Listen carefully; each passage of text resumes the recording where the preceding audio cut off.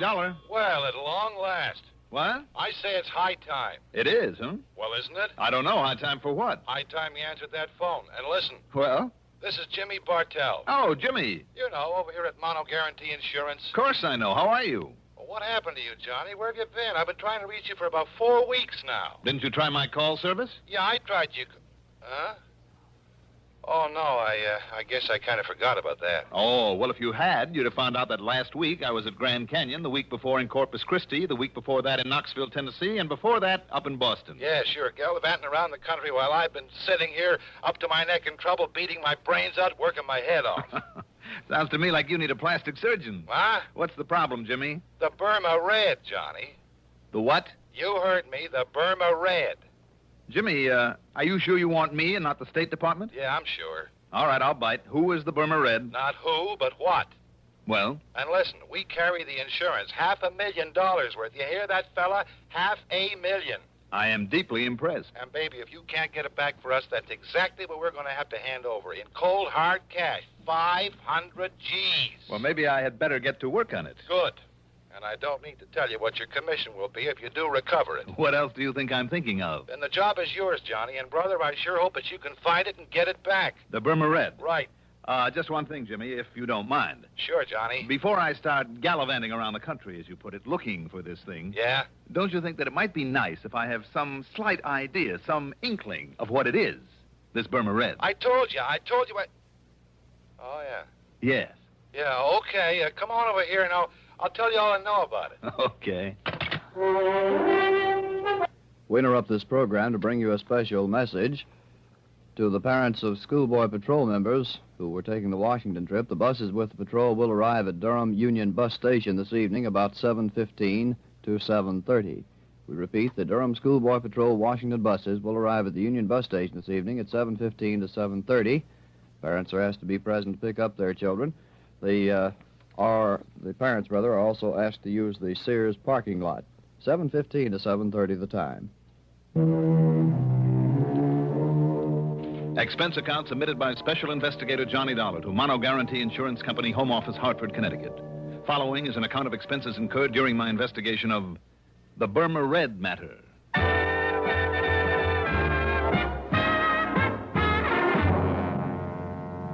Expense account item 1.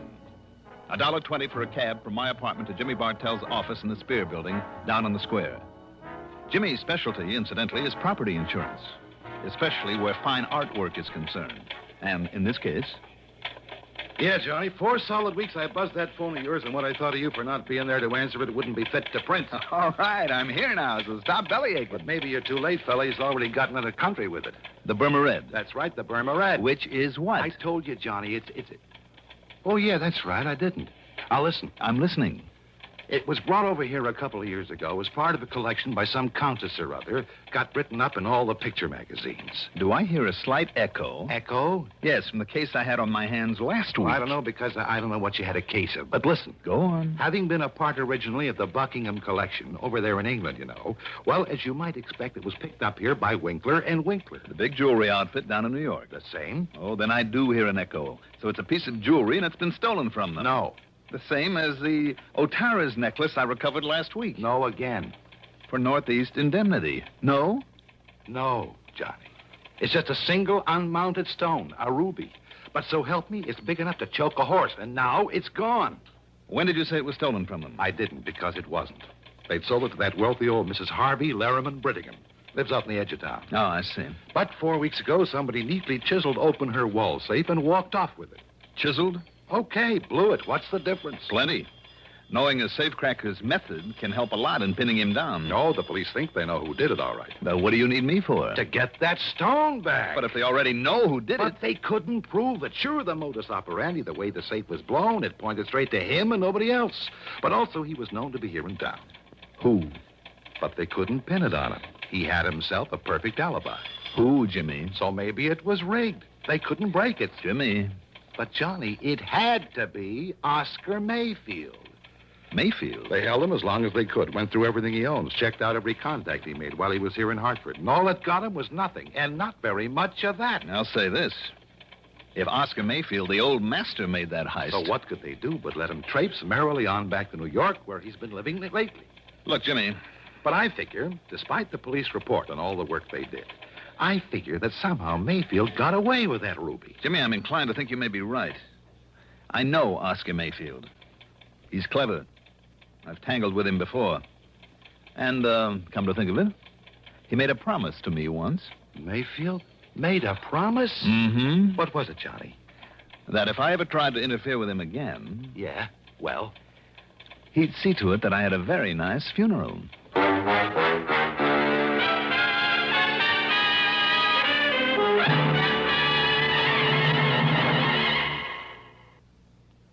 To look neat in the heat, look for Dacron on the label, 'cause Dacron is a man's best friend.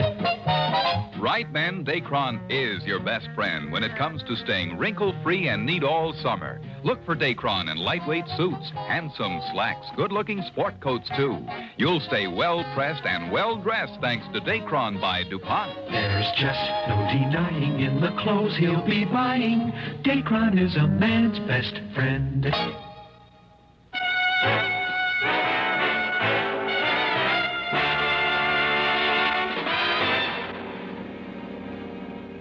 Expense account item 2. 65 cents for a cab to police headquarters where, after some inquiries, I ended up talking with Sergeant Holly Holcomb. He wasn't very encouraging. Sure, Dollar. He was known to be in town. Known to have tried to leave right afterward. Trademark he left on the wall safe was his. Plain as the nose in your face. Mm-hmm. And we pride ourselves on knowing the MOs of all the safe men within 1,000 miles. Yes, I know you do, and rightly so. But we couldn't pin a thing on him. All the direct evidence we didn't have on him because of his alibi apparently checking out all the way, we simply couldn't hold him on nothing more than suspicion any longer. Yeah. Especially with that smart mouthpiece he dragged in. If he tried, he would have sued us from here to Kingdom Come. I mean, if you know Oscar Mayfield. Only too well, Sergeant. And you know what I mean. I suspect him just as much as you do. But till we have something definite, some real tangible clue. Well, anyhow, he went back to New York. Have you notified the police down there? Sure I am. Lieutenant Singer at the 18th Precinct. And, isn't he an old friend of yours? Randy Singer? He certainly is. Well, I haven't heard a word from him, not in over a week now, so why don't you call him? Or better still, go down there and see him. See what goes. All right, Sergeant. Maybe I'll do that.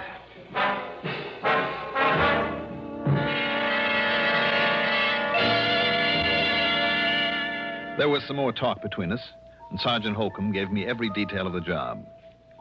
Told me what they'd found and what they'd done about it. And yes, all the completely unconfirmed evidence pointed straight to Oscar Mayfield. Unconfirmed and unconfirmable evidence because of the man's unshakable alibi. Item 3, 85 cents for a phone call to Lieutenant Randy Singer, 18th Precinct, New York Police Department. You mean to say you just now found out about that heist? That's right, Randy. I just found out. You see, Johnny, if you didn't spend so much time gallivanting all over the place, you might be of some use around here. You didn't get a promotion for all the gallivanting I did for you last week. Oh, darn it, I guess I should have worked that case myself. Well, how about this Mayfield? You've kept an eye on him? I've done everything but tap his phone line. And? Nothing, Johnny, absolutely nothing. You just didn't get on this one soon enough. I know what you mean. Unless he's changed these last couple of years, Oscar Mayfield is not one to hold on very long to whatever he's lifted. Right. And if he did snatch that stone, you can be sure he passed it on and collected for it long before this. And yet there's always the chance. So, in the case of a big hunk of rock like that, it means one of two things. The guy who bought it from him is either carting it out of the country and far away, or having it cut up into little ones that nobody will ever be able to identify. I guess Mayfield would have passed it along in one big fat hurry. I know we couldn't find it. Anywhere on or around him. We tried every trick. And I mean trick, Johnny. Until he started to yell at the DA, and the DA started yelling at us. Johnny, I understand. I've just heard this, mind you. Yeah? Well, I understand that one of my boys... Oh, well, he was off duty, of course, so it was completely unofficial, you understand? Yeah. Well, I heard he even went so far as to roll Mayfield one night in the alley back of a nightclub. What? Not a sign of that, Ruby. Randy, if the department ever catches up with these unofficial tricks of Look, yours... I told you, Johnny, I only heard that. But I know myself it isn't hidden anywhere in his apartment. Oh, you do? I do. Randy, didn't you and your clever little boys completely overlook the Otara's necklace that was hidden in the back of a camera just about a week ago? Oh, now that was different. So that I had to get lucky and find it for you? Okay. So you happen to guess right. For once. So maybe I better get on down your way and look around for myself. Tell me, where does Mayfield live? A hotel apartment over at 614 East 49th. But it's no use, Johnny. Why, just because he's always gotten rid of things quickly in the past? No. Or because you knuckleheads couldn't find the ruby? No, Johnny. You haven't been able to hold him on suspicion and make a real investigation? I mean because by the time you can get here, he won't be. All right, then I'll grab the first plane I can and... What was that? Your pal Mayfield has paid up his rent and he's moving out. He's got himself a reservation on a plane to Mexico City this afternoon. Uh-oh. And by the time you get to his place, he'll be gone. Randy. Yeah? Can't a genius like you come up with some excuse to hold him there for me? Oh, flattery will get you nowhere, Johnny. The answer's no. I've run out of tricks. Anything else I might try would only get me into hot water. No, wait, Randy. Yeah? Maybe I know a little trick to hold him over. Well, don't expect any official help from me or the department if you do come down it. What kind of a trick, Johnny? What's the difference? Now, look, if you're thinking of doing something illegal... Oh, Randy, how that you would talk. only get us in order to clamp down on you. Don't worry about it. I'll be in touch.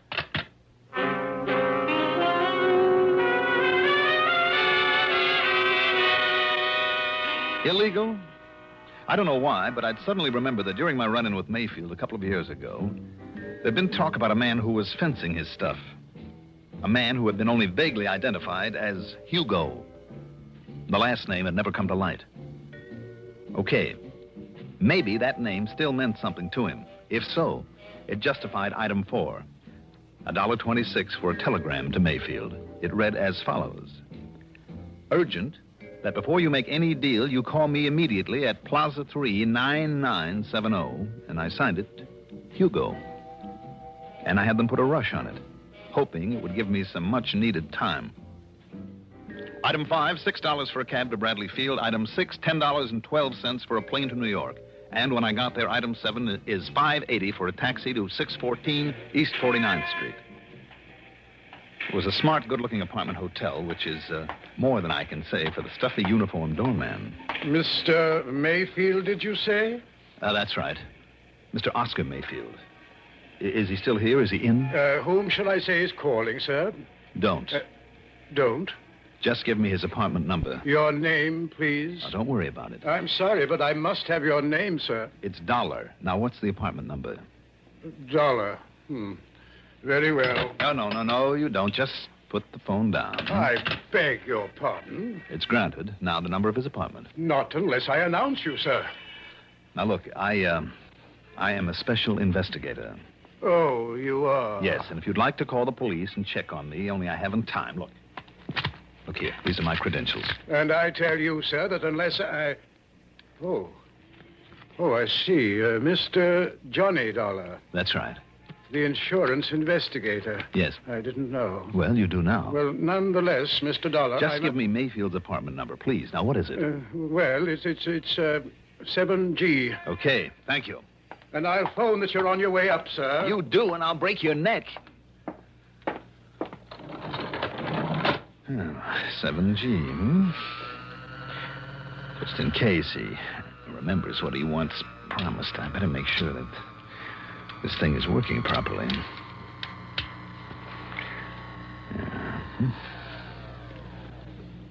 Here we are. Now, let's see. Oh, yes, 7A. 7... Oh, there. 7E, 7F, and 7G. Well, Mr. Mayfield, I hope you are still here. Mr. Mayfield? Mayfield? Doggone it, if he's already flown the coop. He left it wide open. Mr. Mayfield?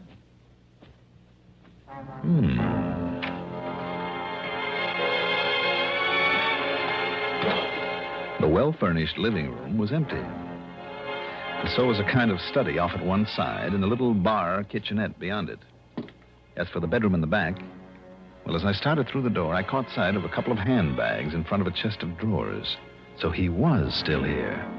What I didn't catch sight of, though, was the gun shoved around the side of the door into my back. Just lift them up slowly, Dollar. Slowly, while I see whether you're armed. Ah. Yes, here it is. Thank you. Okay, Mayfield. Now, over there, next to the bed. Go on. Sure. Sure, why not? Are you happy now? Dollar, I made you a promise once. It's kind of foolish of you, wasn't it? I'm going to keep that promise now. You going to pull off a shot in a place like this? This apartment is absolutely soundproof. One of the reasons I selected it. I see.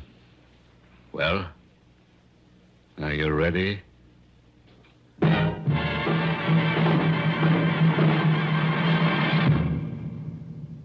Have you tried the mild, kind taste of Kent? You should, because You'll feel better about smoking with the taste of Kent. With the micronite filter.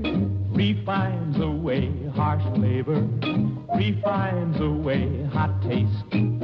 It makes the taste of a cigarette mild as a balmy day in the month of May. Kent is the best for the flavor you like. Kent is the best for the flavor you like. yes, Kent is the best for a mild, kind taste. Smoke a carton of Kent without switching. Discover the kind taste of Kent's blend of the world's finest quality tobaccos. Then try your old brand. What a difference in taste. Kent with the micronite, Kent with the micronite, Kent with the micronite filter. Refines away harsh flavor, refines away hot taste. You'll enjoy the mild, kind taste of Kent with the micronite filter.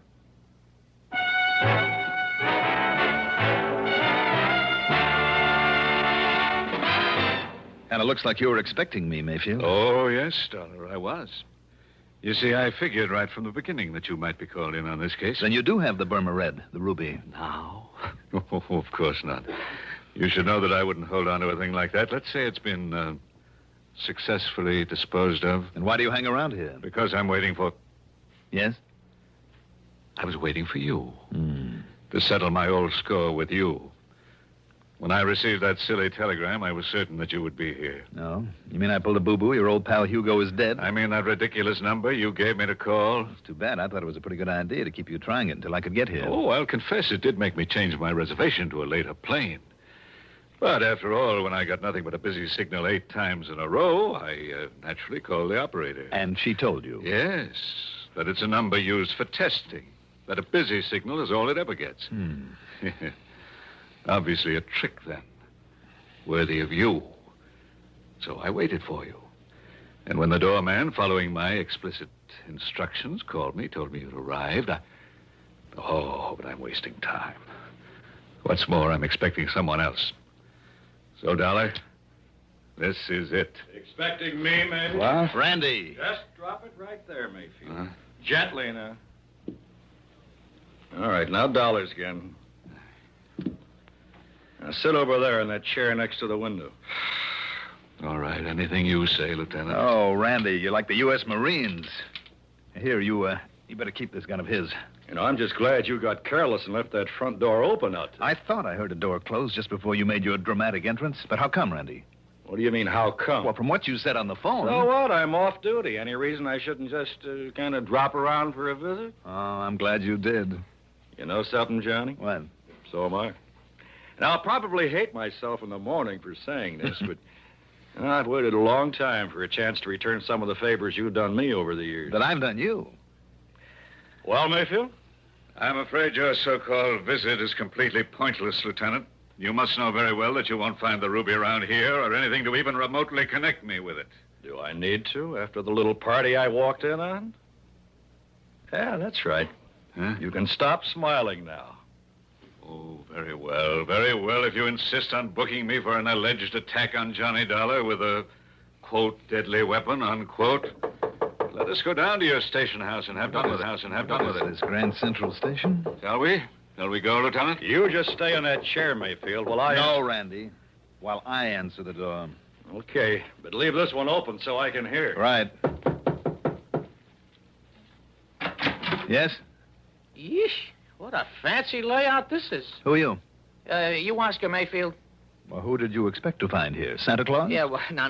Look, Mr. Mayfield, you mind putting down a gun, huh? Not till I'm sure you're okay. Come inside. Yeah, sure. All right, now what's your name? Yeah, Rosie Gilliam. Look, you can frisk me. I'm clean. And that package? Well, it's from the boss. It's from Hugo. It's what you've been waiting for. Oh, it's from Hugo, huh? Yeah, sure, honestly. He said I should deliver it and get a receipt, then maybe you'd hand me a fin or a tenner. Oh, he did, huh? Yeah. Maybe I better make sure that it's, whatever he was supposed to send over to me. Well, you think I'd meddle with it, maybe do myself out of these delivery jobs he gives me and pays me so good? You're on the level? Yeah, honest, if you hit it. Well, this contains, and I think it does. By the way, where does Hugo hang out? Well, how should I know? All I know is he calls me now and then, meets me at some place, and gives me something I should deliver. I guess you're okay, then. Sit down there while I take a look at this. Yeah, sure. We'll just see now. You're the first gent to ever open one of those deliveries in front of me. Am I? Yeah, you're the very first. Holy jumping, look at that loot. Where is he waiting to pick up the receipt, Rosie? Yeah, I don't know. He only hunts me up when he's ready. Look at all that dough. What kind of a receipt, Rosie? He said you'd know what kind. Oh, man, would you look at that? Would you look at it? All right, I'll write you one. Yeah, maybe I could have a 20 for bringing it. I'll give you a receipt to Mr. Hugo. Let's see, how is it now that he spells his last name? You don't know, Mr. Mayfield? Well, don't you know? I should know how to spell Hemperschlag. Hemperschlag. So that's it. Hey, now, wait a minute. Listen, you are Mayfield, ain't you? All right, Randy. Randy who? Lieutenant Singer of the police. Come in, Randy. The police? Oh, no, I've been took. Mr. Hugo will kill me. No, Rosie, I don't think he'll ever get the chance. Just take it easy, Rosie. Oh, no, listen, cop, I was... We'll give you all the protection you need after we sign you in at headquarters. Rosie, whatever your name is, you hair-brained idiot. Just take it easy, Mayfield, and sit down. You too, Rosie. Well, now, look at all this beautiful money. Randy, unless I'm awfully wrong, it's payment to Mayfield for the ruby. And if you can locate a Hugo with the unlikely name of Hemperschlag, or maybe you'll save us the trouble, Mayfield. After all, now that we have his name, and who knows, if you talk, maybe the judge won't throw the whole book at you. Well? Okay, Dollar. I know when I'm licked, I'll talk. Mr. Hugo Hemperschlag, believe it or not, turned out to be a gem setter for the famous jewelry house of Winkler & Winkler, where he couldn't help knowing about all the important stuff brought into this country, and with the know-how to break it up after he'd arranged to have it stolen. Expense account total, well, in view of the commission I'll get on this one, forget it. Yours truly, Johnny Dollar.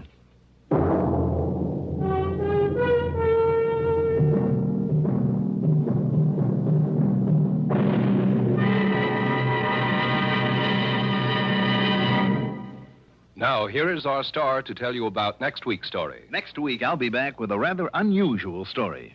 Join us, won't you? Yours truly, Johnny Dollar.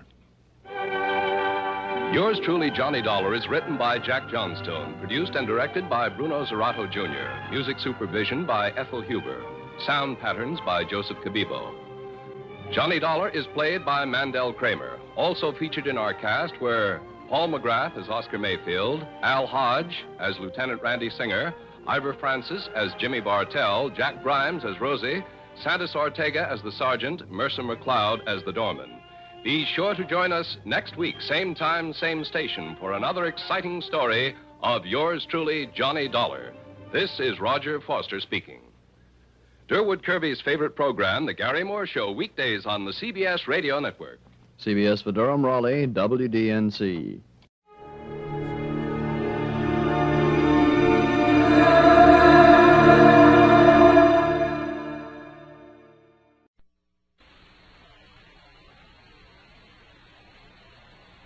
The Adventures of Sam Spade, Detective, brought to you by Wild Root Cream Oil Hair Tonic, the non-alcoholic hair tonic that contains lanolin. Wild Root Cream Oil. Again and again, the choice of men and women and children, too.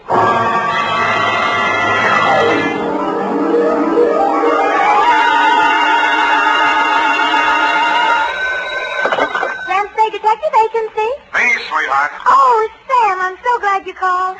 Why? I don't know. I always am. Was it a good case, Sam? I didn't like it. Where are you? Morgue, San Mateo. Oh, was somebody killed? Yes? Well, do you know who did it? Yep. That's good. No, that's bad. Bad? Believe it or not, F, I wish I didn't know who killed who. I don't understand. Oh, Sam, you sound so downhearted. Well, I'm sorry. I'll try to loosen up. Stay where you are, sweetheart. I'll be right down to dictate my report on the champion caper.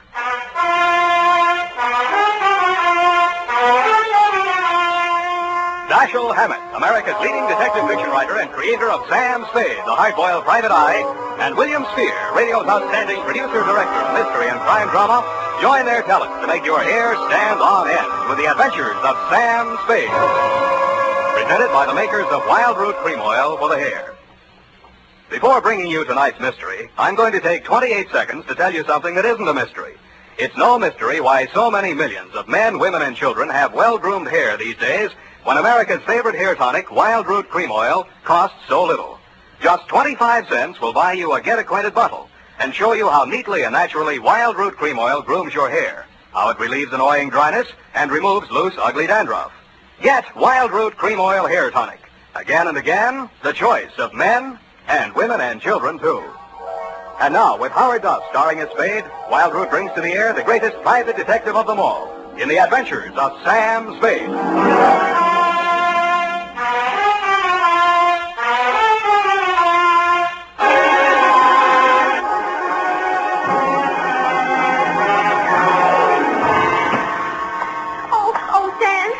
I read the afternoon paper. I don't understand it either. Stop that. Really, after all this time, you'd think I'd be acclimatized to all kinds of human storms. I've got my pencil already. I myself again. I'm ready, Sam.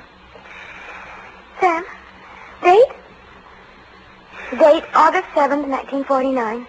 To whom, Sam? Jack Manelli. To Detective Lieutenant Manelli. Homicide Detail, San Mateo Police. From Samuel Spade, license number 137-596. Subject... Are you listening, Sam? Subject, the champion caper. Dear Manelli.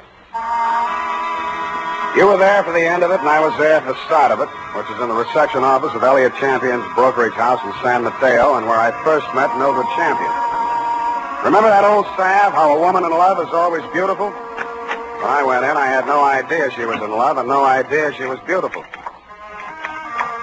Not because she'd lately been crying, but her sallow face without makeup, framed in a wisp of blonde hair, wasn't flattered by the shapeless black dress, cotton stockings, and low-heeled shoes she was wearing. Certainly not the going idea of beauty. Nor did her conversation reveal anything to indicate love. Oh, yes. May I help you? Mr. Elliot Champion, my name's Spade. Spade. S-P-A-D-E? You don't have to write it. He's expecting me. Your business, Mr. Spade? Private. I have to have a little more than that, I'm afraid. Oh, is this hot here? Mr. Champion can't stand fresh air. Obvious. That's what makes it so warm in here. I'm sorry. Yeah, it is hot. Just flip the switch and tell him I'm here.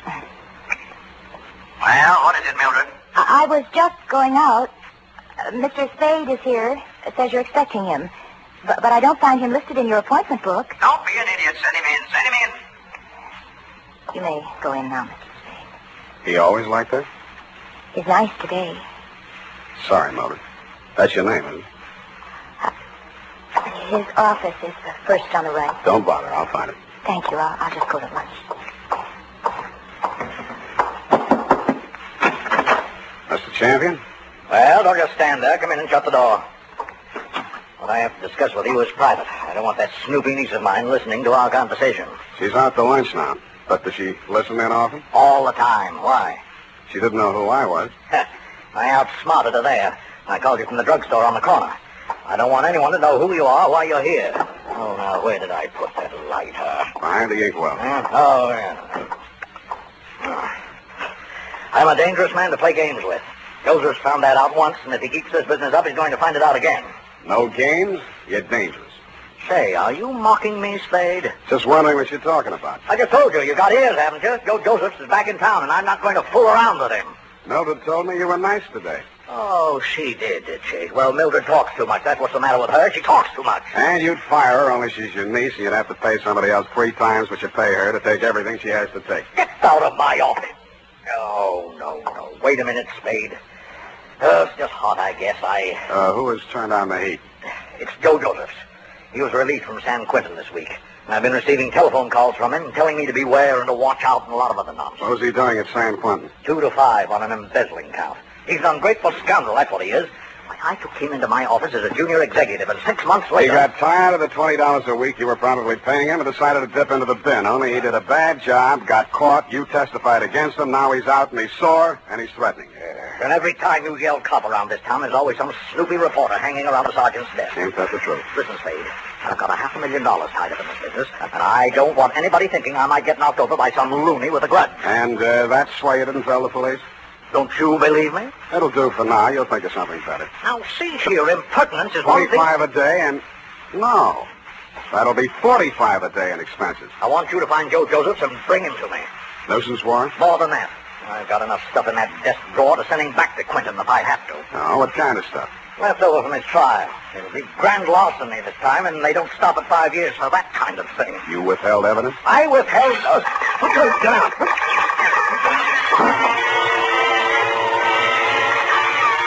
My back was only 8 feet from the window, and it came through from the other building across the court. The silencer either ruined the marksman's aim, or he was just a bad shot, because out of 6 tries, he didn't connect with a thing but the desk lamp and a wastebasket.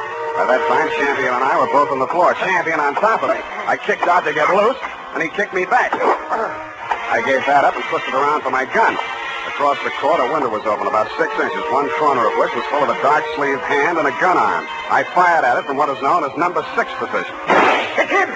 Get him, Spade! Get him, Spade! What do you think I hired you for? I didn't bother to answer him. I went through the window, onto the fire escape, and over to the next building. I did more. I went in that building, which was apparently vacant, down the stairs, and started out the back entrance. Hey, Billy, watch it, will you? What's the big hurry? Hey, he came out of this building. Which way did he go? Who came out of what building? This building, right here, just a second ago. Here? Yes. Who? Him. Who? The guy who just ran down these stairs. Like? Well, he... Oh, what do you look like? I say, what do you look like? Huh? Who? What? Where? Thanks. Don't mention it, Curly, anytime. I couldn't tell her what he looked like because I hadn't seen him. After a careful search of the building, which revealed nothing, I decided my suspect had eluded me for good, and I returned to the office of Elliot Champion. He was sitting on his green leather chair, wearing an expression to match. Missed him, huh, Spade? What does Joseph look like? Oh, I've got a couple of snapshots here somewhere. Yes, here. Let's have a look. I was later to regret having those snapshots of my person. They showed a tall, thin-faced, haunted-looking guy, an old-looking 28, good face, shock of black hair, and dark eyes. I've seen plenty of cons, embezzler type, and he wouldn't have been cast in the part in my movie. There was nothing about him to indicate that he'd embezzled $2,000 or used a silencer on a gun. I dug 238 slugs out of Champion's wall and went down to the street. Spade! Oh, Spade! He was a heavy-set man in a dirty white Panama hat and seersucker suit that didn't fit him around the middle. Just a minute, Spade, just a minute. He crawled out of a black sedan, jammed a cigar in his mouth, and began sweating. He needed a shave. He'd always need a shave. Hot afternoon, ain't it? Yes, it sure is hot. Sure is a hot afternoon. Here, my card. Lemuel Drigger, Confidential Investigations. Guess I should ought to have some new ones printed up, huh? I guess you should ought to, Lem, and change the name while you're at it. Huh? Didn't the commissioner bounce you 9 years ago for rolling a pack before you did the booking? Oh, let bygones be bygones, Spade. I'm in business for myself now. How's business, Lem? Punk. Try another racket, Lem. Spade, you been in to see old man Champion, maybe? Maybe. I was just going to go in to see him myself when I spot you pull up. I recognize you from the pictures in the paper last week. I figure maybe you and me ought to talk. What did you figure you and me maybe ought to talk about, Lem? Oh, you make it tough for a guy, Spade. We're in the same business, you know. What you go see him about? So long, Lem. Hey, wait a minute. I'm an old gumboot, huh? A fat old gumboot who couldn't get a trick as a housekeeper or tail in a punk. Is that it? Okay, Spade, okay. You're full of vinegar now, but just you keep my card. You'll want to see Lem Drigger before it's all tied up. You'll want to see me. True, Lem. But he was right. I did want to see him because when I got down to the Chronicle office and looked up a morgue on the Joe Joseph trial, the first thing that jumped out at me was the name Lemuel Drigger. Lemuel Drigger, private detective who had been employed when Mr. Champion had become suspicious of Joseph's account irregularities, and who, together with Mr. Champion, caught Joseph's red-handed, and who willingly offered his testimony the same at the trial which convicted Joe Joseph to San Quentin for 5 years. The file also gave the name of Joseph's lawyer, a man named Anthony Speezer. The phone book showed an apartment address on Geary. That's you, Aggie? Hold on a minute. I was just trying to get dinner over before you showed up, but I guess I'm late tonight. Who are you? Mr. Speezer? That's right. My name's Spade. I'm a private investigator. I'm trying to locate a former client of yours, a man named Joseph. Come in, come in. I was expecting Aggie, but come in. Thanks. I always fix my own dinner, poached egg and half. Ulcers. Name Spade? Yeah. Want an egg? No thanks. I'm on duty. Mind if I finish? It's up to you. Who's your client, Spade? Elliot Champion. Joe Josephs is back in town, and he's been making telephone threats and throwing 38s around. 38s, huh? Mm-hmm. You know where he is? Joe was a nice kid, but a calendar job. Born with one war going on, a depression on deck, and another war in the hole. Makes a difference. The calendar got him. Everything was against him at the trial, too. I couldn't do anything. He thought I let him down and told me so. He got real sore when they read the book at him. Threatened Champion and that private dick, Lem Drigger. Drigger and everybody else. Said he was railroaded. You were his attorney? I know, but he didn't have a chance in a million of beating that rap. He thought I ratted when I took the guilty plea in court's mercy, all for a lousy $2,000. Well, he's done his time and he's out now. He hasn't gotten in touch with you? Nope. No threats? Nope. Ever write to you from prison? Nope. Any idea where he'd be in town? Nope. Is it possible he has a mother? Nope. Then I guess I leave you to Aggie. We play records. Aggie used to be a violinist. Well, it's up to her. Spade. Yeah? If you find Joe, tell him where I live. I'd like to see him. Why? I don't know. Maybe I just want to see what 5 years in the pen does to a kid like that. Yeah. I'll bet you do.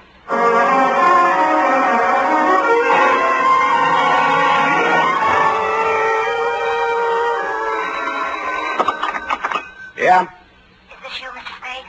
Who's this? This is Mildred Champion. Remember me in my uncle's office? I remember. Mr. Spade, you're looking for Joe, aren't you? I know you are. You don't have to answer me.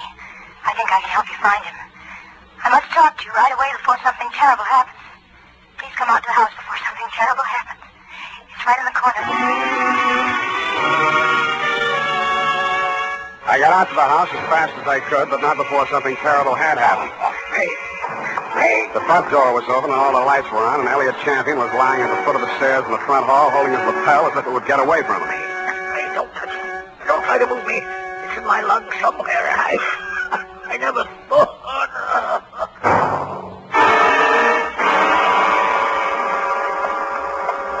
It didn't look like there'd be much use, but I beat it up the stairs with a hall phone to call an emergency ambulance. Hello? What the? This is Joe. So you hired a private eye to look me up, huh? Well, you'll never find me, but I'll find you. Yeah, Mr. Champion, I'll be seeing you real soon. I didn't get it then, but I got it a second later. I grabbed for the banister, missed, and hit the top railing. A pair of hands held me up long enough to go through my pockets and then let me go, and that's the last thing I remember.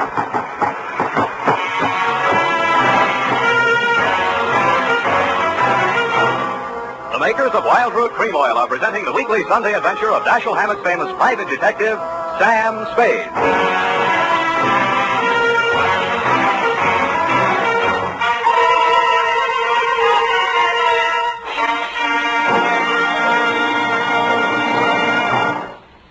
Now, here's important news on good grooming. If you want a well-groomed look that helps you get ahead, socially and on the job, listen. Recently, thousands of people from coast to coast who bought Wild Root Cream Oil for the first time were asked, how does Wild Root Cream Oil compare with the hair tonic you previously used? The results were amazing. Better than 4 out of 5 who replied said they preferred Wild Root Cream Oil. Remember, non-alcoholic Wild Root Cream Oil contains lanolin. It grooms the hair naturally, relieves dryness, and removes loose, ugly dandruff. So if you want your hair to be more attractive than ever before, get the generous new 25-cent size of Wild Root Cream Oil, America's leading hair tonic, on sale at all drug and toilet goods counters. It's also available in larger economy bottles and the handy new tube.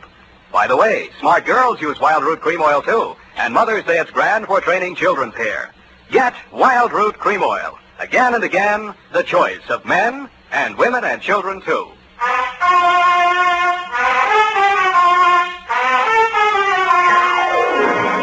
And now, back to the Champion Caper. Tonight's adventure with Sam Spade.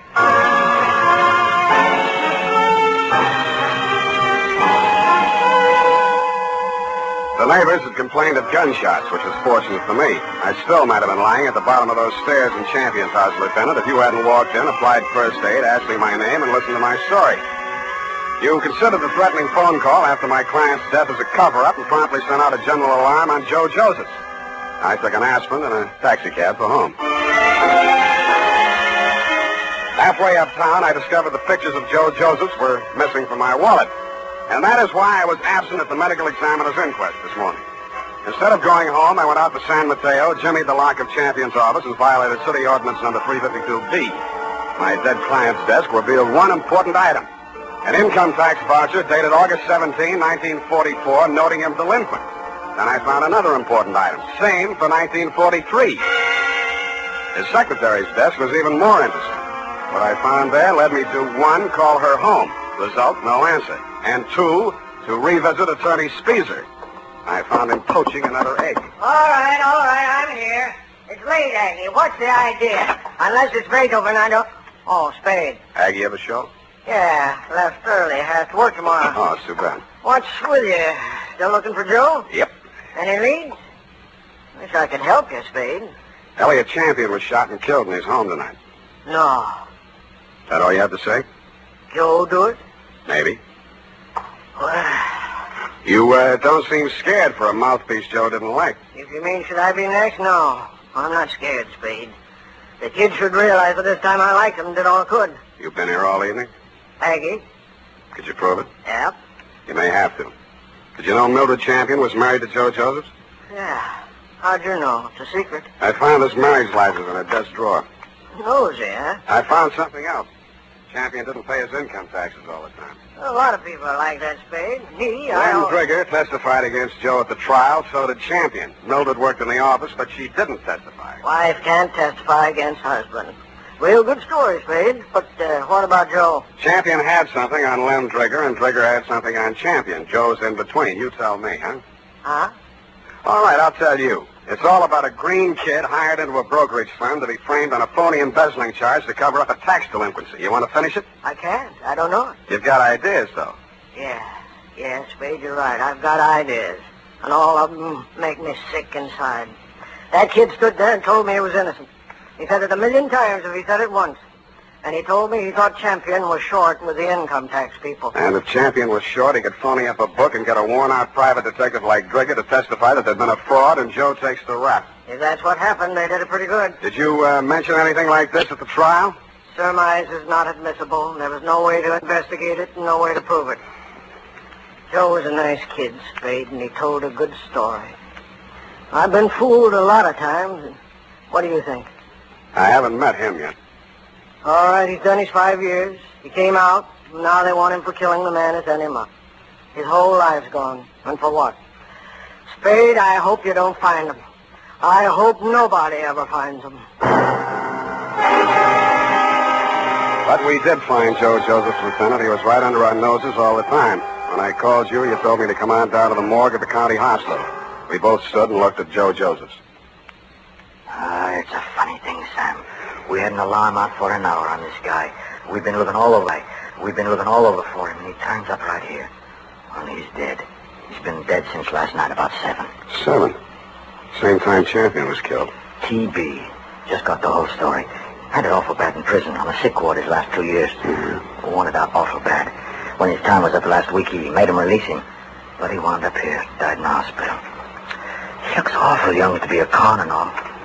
I don't know, Sam, he's just a kid, isn't he? Up until then, you had some kind of case against Joe Josephs. But when the medical examiner reported that my client had been shot with a .32, the rest of it began to fall into place. Len Trigger's office was a dirty room over a shoe repair shop on Mission Street. The glass on the door hadn't been washed in 5 years, and neither had anything else. You can hardly tell where the office left off and Len began. Oh, hello, Spade. I've been waiting for you. I thought you'd get over for some talk. What made you think that, Len? Well, you're here, ain't you? All right, let's make talk. Did the silencer ruin your gun? Huh? Come on, I want it all. Hey, you phoned tonight after Champion was killed. You've been phoning him right along saying it was Joe. No, just a minute, Spade. We're in the same And racket. you shot at him with a silencer on your .38 this afternoon to make it look real good. You can't prove anything. I didn't kill him. One slug out of your gun will match that up. Every cop carries a .38. You were a cop once. Oh, Spade, you got this all wrong, huh? Because you thought he'd called you in for protection. He called you in once on another job. Listen, I know what you're thinking, And but business was so bad you had to drum it up, didn't you? Joseph was released from prison and it was a natural, only it didn't work. Champion called me instead, and you tried to shake me down. Well, I only thought we could kind of work together. Make it a good thing. I told you once you should try another racket. But you didn't take my advice. Now you're going to have to. What do you mean? Because your license will be revoked pretty quick. You got into a lot of trouble about 2 minutes from now. I did? I was right here. What are you trying to do? I swore out a complaint on you for assault and battery. Hey, wait a minute. I ain't done nothing to you. Champion's dead, and Yes, I tell you did, Lamb. You tried to strike me, and I had to defend myself. And I did make out a complaint, Lieutenant. I phoned your office, and 2 of your men were on the way out to pick him up when I heard a footstep outside the door. I knew who was there and what she was there for, and I did the only thing I could think of at the moment. And it was lucky I did it. Her own .32 was in her hand when she came in the door. She looked at me, and Lem's smoking gun in my hand, looked at him stretched out on the floor, then she looked back at me. The gun fell from her hand, and she began to cry. Hello, Mildred. I wanted to do it. I came here to do it. I know. Why? Why did you? To stop you. Why? My bullets went into the ceiling. He's just knocked out. No, he ought to be dead. Dead. No. Not anymore, Mildred. You tricked me. You knew I was coming here. And you know he should die. You know it. That won't bring Joe back. How many real tramps have you met in your life, Mr. Spade? Lots. And some who just thought they were. Well, you met the genuine product yesterday. My uncle, for example. He stole money from himself and made it look like Joe did it. I know about that. And this one? Why didn't you let me kill him, too? Why? Easy. When I went over to see him in the hospital the first time, I knew he was dying. He had that look in his eyes. Helpless. And he knew what they'd done to him, and he couldn't do anything about it. But you figured that you could. So you killed your uncle when you found out Joe died, and you came here to kill Lem. They killed him. They killed Joe, and they sent him to prison. 5 years I waited for him to get out of that awful place. I waited to hold him in my arms and tell him it was all over. 5 years I waited to help him forget his hate, my hate. 5 years I loved him so much every day. Oh, easy. And then he came back to me the way he did. Those pictures were all I had left of him after 5 years of waiting, loving him. Now he's dead. What can you or I or anybody do about what they've done to him? Look at me, Mr. Spade. Go ahead, look at me. I'm not what you'd call beautiful. I'm not even very pretty. Nobody would ever look at me twice. Well, Joe looked at me. And he loved me. Now he's dead. And I'm dead inside. I'm dead inside, and I'll be glad when I'm dead outside.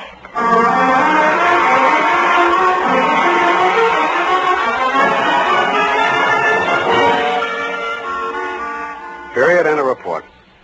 Oh, they were so unhappy. Yeah. Add a notation that I won't be around for the coroner's inquest. Sam, you can't do This it. report, when duly notarized, should be admissible as testimony. I want to get out of town for a few days. Sour racket.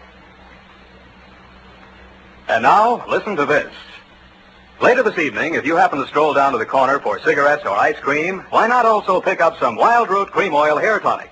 Your whole family will like the way Wild Root Cream Oil grooms the hair neatly and naturally, relieves dryness, and removes loose dandruff. And ask your barber for a professional application of Wild Root Cream Oil Hair Tonic. Again and again, the choice of men and women and children, too.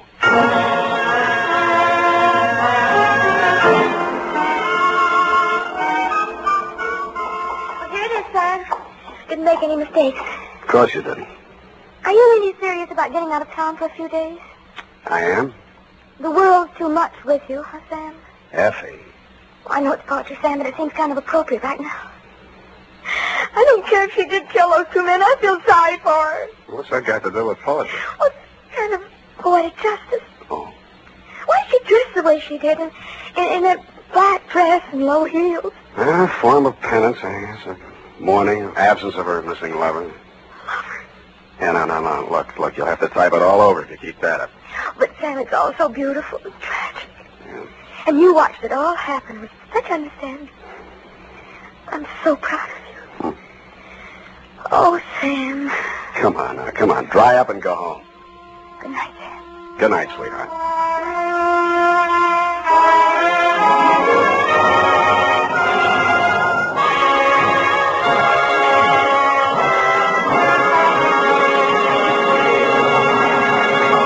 The Adventures of Sam Spade, Dashiell Hammett's famous private detective, are produced and directed by William Spear. Sam Spade is played by Howard Duff. Lorene Tuttle is Effie. Tonight's adventure with Sam Spade was written for radio by E. Jack Newman.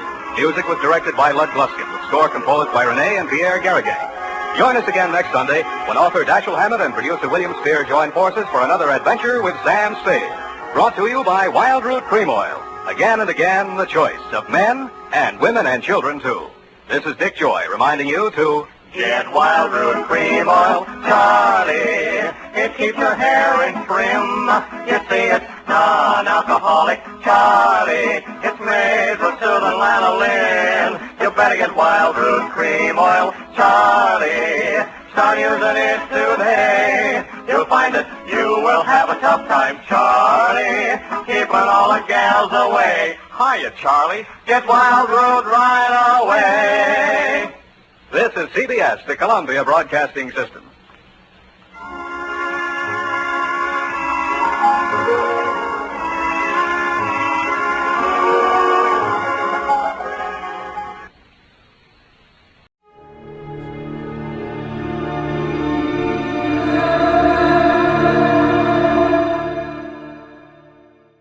Time now for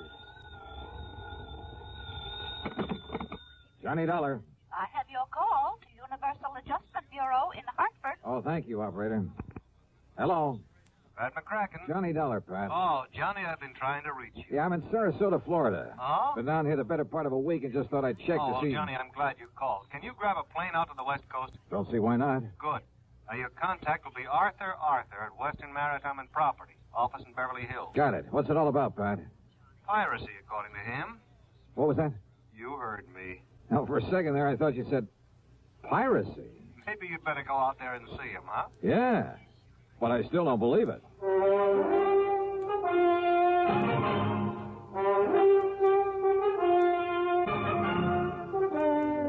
Bob Bailey in the exciting adventures of the man with the action-packed expense account. America's fabulous freelance insurance investigator. Yours truly, Johnny Dollar.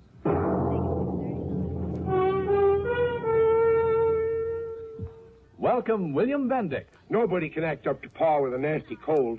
I check my cold distress the fast way, with 4-way cold tablets. Yes, tests of 4 leading cold tablets proved 4-way fastest acting of all. Amazing 4-way starts in minutes to relieve aches, pains, headache, reduce fever, calm upset stomach, also overcomes irregularity.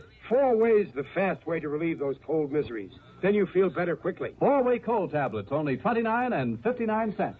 Now, a word about another fine product of Grove Laboratories. Does dandruff dull your hair, leave scalp itchy?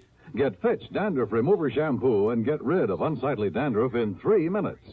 3 minutes with Fitch regularly is guaranteed to keep embarrassing dandruff away forever. Apply Fitch before wetting hair, rub in 1 minute. Add water, lather 1 minute. Rinse 1 minute. Every trace of dandruff goes down the drain. 3 minutes with Fitch, unsightly dandruff's gone. Fitch can also leave your hair up to 35% brighter. Fitch Dandruff Remover Shampoo. And now, Act One of yours truly, Johnny Dollar.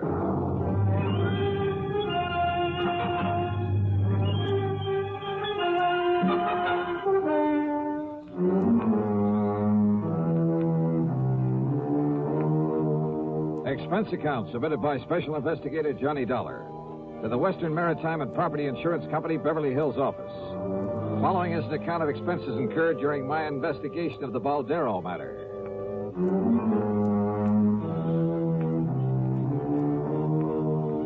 Expense account item 1, $146.85 plane ticket to Los Angeles. Earl Poorman, with whom I just finished working on a case, drove me from Sarasota to the International Airport in Tampa.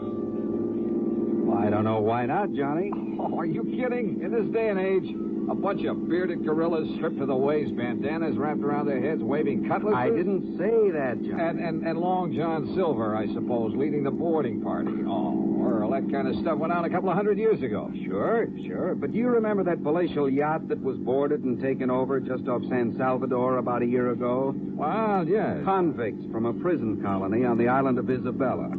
They had control of that yacht for 3 days, Johnny. And when they left, they took along everything of value they could get their hands on. Yeah, I remember. You don't call that piracy? Well, maybe so. You think that's what happened in this case? There's only one way to find out. The flight to Los Angeles was uneventful. Thanks to the time zone differential, it was only 4:30 p.m. when I arrived. Item 2, $6 even for a cab to the Beverly Hilton, where I parked my bags. Item 3, 10 cents for a phone call to Arthur, who, if I remember correctly, was quite a character. Good insurance man, but, a character.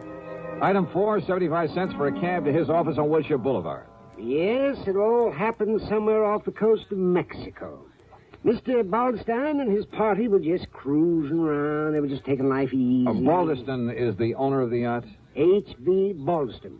Oh, he's a big stockbroker. He lives here in Beverly Hills at 3124 North Roxbury Drive. And what's the name of his yacht? The Baldero. Oh, it is a tremendous thing, John. It's over 100 feet from stem to stern. Wow. 100 Where is it now? feet long. Arthur, where does he keep it now? Where does he keep it? Oh, at his dock. He's down there in Balboa. Oh, you know where Balboa is. Yes, I know. Oh, one of the nicest places by the ocean in all of California. Yes. Now, Johnny, if I ever wanted to retire, that would who be were the guests on board?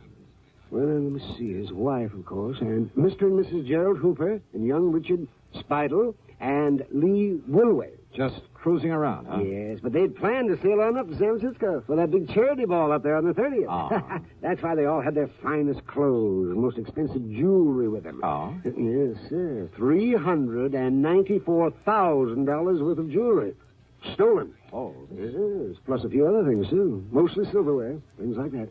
Actually, it was reported to me by one of the guests on the yacht. These pirates simply pulled alongside in the middle of the night, held them at gunpoint, took the stuff and left. That's right. There were two of them. Oh, my, they must have been horrid fellas. Just where off the coast of Mexico did this happen? Well, I'm not quite sure. Mr. Baldeston was, he was kind of vague about where it happened, you know. He's kind of vague. Maybe I better talk to him. Yes, by all means, Johnny. Yeah. Art, I'll see you later. Item 5, $50 deposit on a rental car. I drove to the Baldeston's home on North Roxbury. It was a tremendous place in one of the most wealthy parts of Beverly Hills. A snazzy-looking sports car was parked in the broad driveway, and as I walked up to the front door, another car, a big sedan, pulled in the drive. A heavy-set, well-dressed, rather nice-looking man of about 50 got out of it and came over to me. Are you looking for someone, young man? Well, I believe this is the Baldeston residence. That's right. And I'm Harry Baldeston. Oh, well, my name is Dollar, Mr. Baldeston. Johnny Dollar? The insurance investigator that Mr. Arthur sent for? That's right, sir. Well, come in. We'll have a cocktail or two. I understand it's that time of day, and I'm sure you won't object. Not a bit. Good. And I'll tell you all about the unfortunate affair aboard the Baldero. Happened just night before last, you know. So I understand. But I'm not quite clear as to just exactly where you were when it happened. Down off the Mexican coast, Dollar. Sit down. Thanks. Yes, it took us nearly 12 hours to get back to Balboa. And at 11 knots, well, you can figure it out for yourself. Mary Lee. Yes, Harry? Come on down, dear. I want you to meet Mr. Johnny Dollar. Oh, all right, dear. Now, I'll pour us a drink and tell you all about it. So he poured. His wife joined us, and we talked. But I'm afraid I didn't learn much more than I already knew. They'd both been asleep when it happened. The so-called pirates had come aboard very quietly. Both they and their guests had been held in their respective cabins by one of the men while the other gathered the loot. The men had worn long oilskin raincoats, had nylon stockings pulled over their faces to conceal their identity. Only one of the guests, Lee Wilway, had even seen the boat they'd used. Balderston never did tell me definitely where it happened. And the more I listened, the more suspicious I got. Yeah, suspicious of him. Act two of yours truly, Johnny Dollar, in a moment. There goes a treasure car. There goes another. And another. And one of them may be your car. Yes, folks, you may have a Fram treasure hunt filter in your car worth $1,000 and not even know it. A Fram filter worth 1,000 silver dollars. A filter change is important to today's cars, so important that Fram Corporation, in conjunction with its silver anniversary, is paying $60,000 in cash to get you to check your filters now. Last year, 10,000 secretly numbered Fram filters were distributed all over the United States and installed in cars during regular servicing. These filters are worth from $1 to $1,000. You may have one in your car and not even know it. A Fram filter worth 1,000 silver dollars. Check your oil filter and air filter now. If there's a specially numbered Fram filter in your car, you will win up to 1,000 silver dollars, and your dealer will win the same amount. Get in on Fram's big silver treasure hunt. Check your car filters now. And now, Act two of yours truly, Johnny Dollar and the Baldero matter.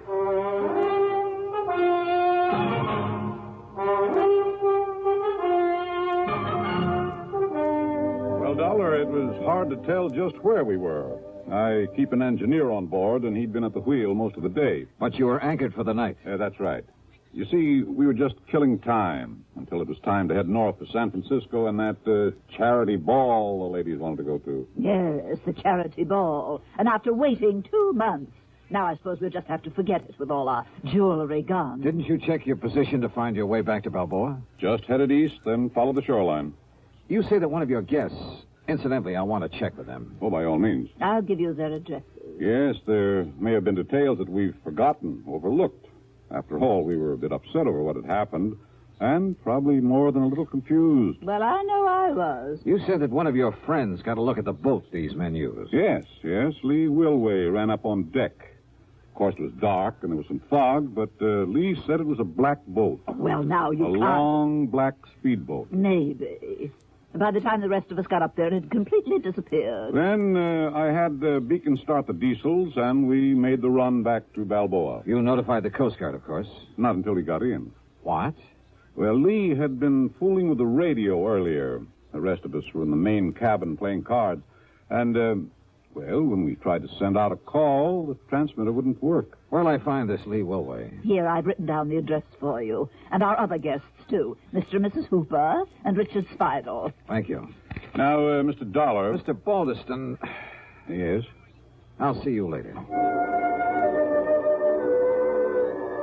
Yeah, there was something very funny about this whole thing. But I wasn't quite sure just what. I checked with Mr. and Mrs. Hooper. Elderly, very quiet and dignified. Their story was the same as the Balderstons, except in one thing. They weren't at all sure it had taken them any 12 hours to get back to port. I drove to the address of Lee Wilway. It was a small apartment below Wilshire. After all, if Lee was the only one awake and alert enough to have taken a good look at the pirates in their boat. Yeah, and what about the yacht's radio that wouldn't work after Lee had spent the evening fooling with it? Yes? Oh, I beg... Well, that is, I'm looking for Lee Wilway. I'm Lee. Who are you? Believe me, Charles of the Ritz would have been proud of this one. A living doll. 23 or 4, she was tall, slim, and her pretty face topped with red hair that looked oh so carefully disarranged. Yeah, she was a beauty. And yet, as we talked, I couldn't quite picture this gal on a yachting trip with the Balderstons. Gee, no, I haven't the least idea where we were when it happened, Johnny. It could have been 1,000,000 miles out to sea, but if Baldy... I mean, Mr. Balderston says it took us 12 hours to get back. It must have taken us 12 hours. And you're sure you didn't recognize either of the men who boarded the yacht, Lee, huh? No, I certainly didn't. But I saw the boat they had. It was a long black one. Solid black? Solid black. Did anyone else on board see that boat? No. At least, I don't think so. What did you do after they left? Went up to the bridge, to the radio. Didn't they tell you? To call the Coast Guard? Well, yeah, sure, only... They said you were at the radio earlier. Yes, just listening. But after it was over and I tried to call the Coast Guard, well, it just wouldn't work. Like another drink, Johnny? The Balderstons and Hoopers were playing bridge earlier. Yes. Look, Johnny, have you had dinner yet? Where were the other guests? Dickie boy? Yes, Dick Spidle. No, I don't know. And what did he do after you were boarded and robbed? He was probably down in his cabin with his head under the covers, scared to death. If he had any nerve, he could have stopped them, too. What do you mean? Well, his was the one cabin they didn't go into. They didn't bother him. And he knew there was a rifle they used for shooting sharks. He knew it was on the rack just outside his door. And if he'd come up shooting with it, why, those pirates would have jumped overboard and run for home. I'll just bet they would. Apparently you don't think much of this Dick Spidle. Would you? I mean, acting like that? I mean, doing nothing when he could have? Incidentally, when I stopped at the Balderstons, I saw a sports car outside. Oh, yeah. Isn't that a dreamboat? It's Larry's. Who's Larry? Larry Balderston. He's my... Oh, gee, Johnny, I'm getting hungry. Why don't we have another drink and then have some dinner? Sorry, but I'm afraid I can't. I'm not used to being turned down, Johnny. Well, I'm sorry, but there are a couple of people I've got to see. Oh, like who? Your friend Dick Spidle, among others. Oh. I'll see you later, Lee. I'll be here, Johnny. I guess I'm not as familiar with the streets of Los Angeles as I thought. It took me over half an hour to find Spidle's apartment. It was one of those ultra-swank affairs just off Sweetser Avenue below the famous Sunset Strip. I parked under a big palm tree. Then, as I backed out of my car, another one roared up and stopped behind me. The glare of the headlights partly blinded me. Just a minute, you. Huh? Johnny Dolar, huh? That's right. Who are you? Here. Oh!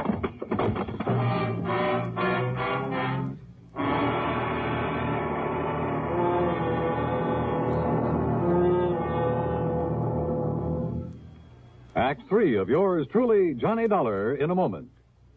Ever have trouble sleeping nights because of acid indigestion, heartburn, or gas? Then remember, for acid indigestion, nothing but Tums works so fast to make you feel so good so long. Tums work fast. Get rid of the burning excess acids that won't let you sleep. In a matter of seconds, you begin to feel better, and Tums relief stays with you. You relax, go to sleep pleasantly, because Tums bring complete relief. Get rid of burning excess stomach acids completely. Nothing but Tums works so fast to make you feel so good so long. So when acid indigestion keeps you awake, take Tums. Keep a handy roll of Tums on the night table, within easy reach. And remember, there's no mixing or fixing with Tums. You don't even need to get out of bed. Get the very best. Get Tums, 10 cents. 3-roll pack, a quarter. Or get the new 6-roll pack with free metal carrier, only 49 cents. Always carry Tums, T-U-M-S. Keep your tummy under Tums control. And now, Act 3 of yours truly, Johnny Dolar. The headlights of my attacker's car had partly blinded me, but I'd seen enough of it to know it was the same one I'd seen at the home of Mr. Balderston. Yeah, his son Larry's. But I came to find myself parked behind the wheel of my own car. And lying on the seat beside me were 5 crisp $100 bills and a note. Take this money and get out of town, it said. You have no case anyway because the things that were stolen off the yacht have been returned. So you may as well leave while you have your health. No signature. There was only one person in the world I wanted to see at that moment, Larry Balderston. But I felt a bit rocky. Since I was at the front door of Dick Spidle's apartment, since I'd really come to see him, and if I was lucky, he might have a good stiff drink handy.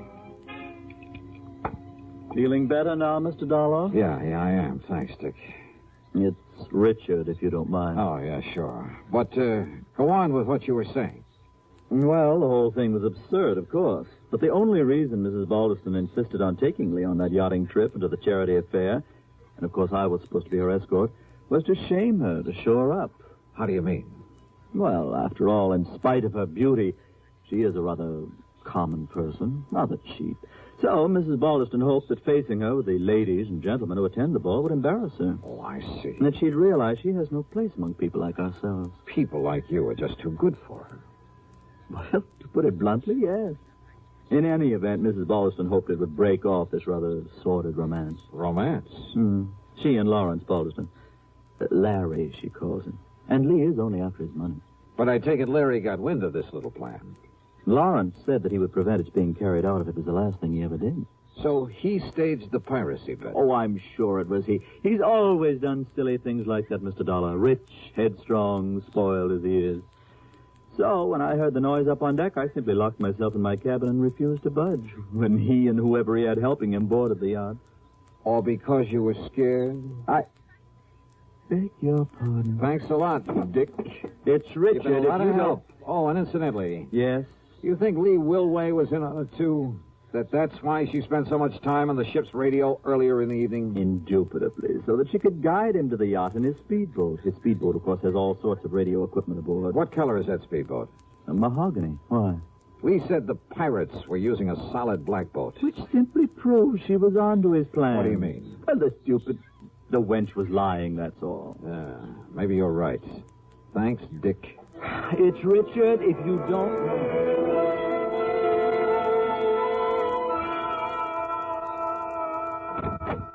Oh, Mr. Dollar, do come in. Thank you, Mrs. Baldeston. My husband's on the telephone talking to the engineer of our yacht down in Balboa. Oh. And what do you think has happened? I think I can guess. That's fine.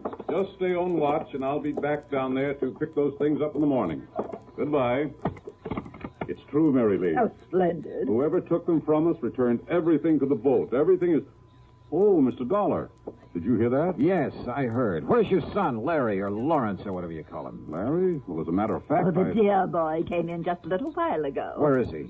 In the study, I believe. He said he had a call to make on the other phone. Thanks. Why, what's wrong, Mr. Dollar? Mr. Dollar? Yes, I saw you through the window, Lee, trying to make up to that guy Dollar. And let me tell you this. Let me give you this. Larry, what is it? Want some more, Larry? Yeah. Now, listen, Dollar. Well, if that's the way you feel about it, you and that family of yours can... Well, I'm fed up. I said, do you want some more, or do you want to start talking? Okay, I did it. I rigged the whole thing, Jimmy Driscoll and I, because I was fed up with the way Mother was trying to run my... Because I was fed up with the way Mother was trying to run my life. Lawrence, dear. Yeah, but maybe she was right about Lee, after all. Of course she was, son. Why, of course, dear. But now, look, Dollar, if you think you can get away with barging in here and slugging me... Oh, you... Yes, why? You want more? Oh, that's terrible. Oh, my God, well, you big brute. Enough, Larry, huh? You had enough? Yeah, okay, Dollar. Okay. Sorry, Mr. Baldeston, but I kind of owed it to him. Dollar, I've been hoping somebody'd do that for a long time. What? Sure, I've spoiled him, too. It's been my fault as much as his mother's. My fault? But I never had any idea he'd carry things as far as he did. Of course, if you like, sir, I could prefer assault charges for his attack on me earlier. No, I don't think it'll be necessary. And I'm much obliged to you. But my poor boy... Just leave him alone, Mary Lee. Oh. And suppose you leave us alone while I settle things with Mr. Dollar.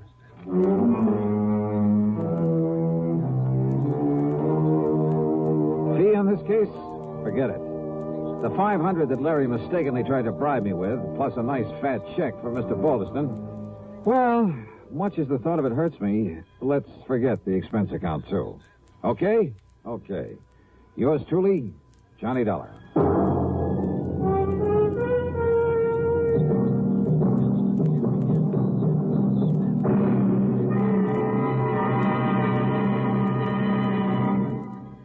Our star will return in just a moment.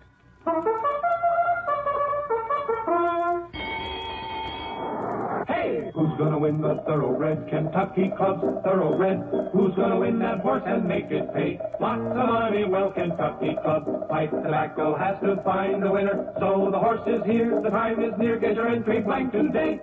Yes, enter the annual Derby Day contest sponsored by Kentucky Club's 9 brands of pipe tobaccos. First prize, a Thoroughbred Bay Colt, son of famous oil capital, who won over $580,000. Jockey Ted Atkinson helped select this prize colt. You name him and he's yours. He could win a fortune for you. Get Kentucky Club Derby Day contest entry blanks free at tobacco counters now. Hey, who's gonna win the Thoroughbred Kentucky Club's Thoroughbred? Who's gonna win that horse and make it pay? Lots of money, well, Kentucky Club. Pipe Tobacco has to find a winner. So the horse is here, the time is near. Get your entry blank today.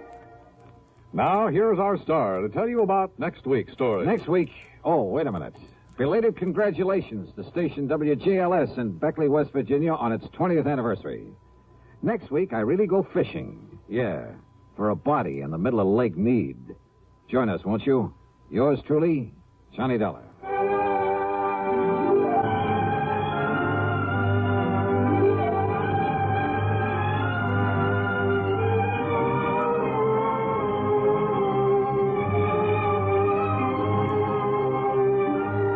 Truly, Johnny Dollar, starring Bob Bailey, originates in Hollywood and is written, produced, and directed by Jack Johnstone. Heard in our cast were Virginia Gregg, Eleanor Audley, Vic Perrin, Howard McNear, Larry Dobkin, Will Wright, Carlton G. Young, and Jack Edwards. Be sure to join us next week, same time and station, for another exciting story of yours truly, Johnny Dollar. This is Dan Cubberly speaking.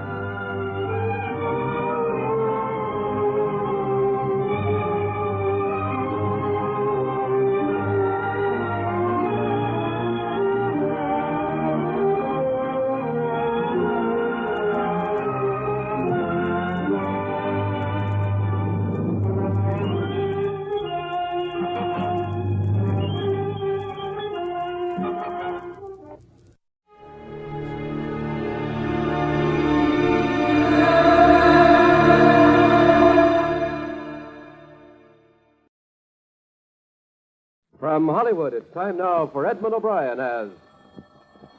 Johnny Dollar?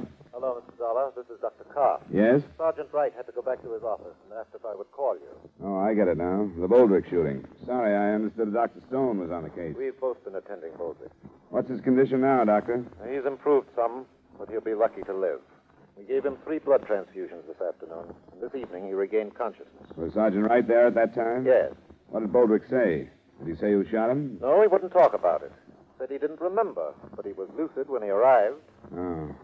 When do you think I can see him? Well, that's why I called, Mr. Dollar. You can see him this evening.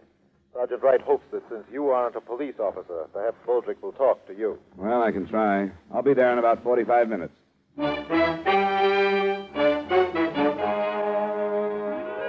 Edmund O'Brien in a transcribed adventure of the man with the action-packed expense account, America's fabulous freelance insurance investigator. Yours truly, Johnny Dollar.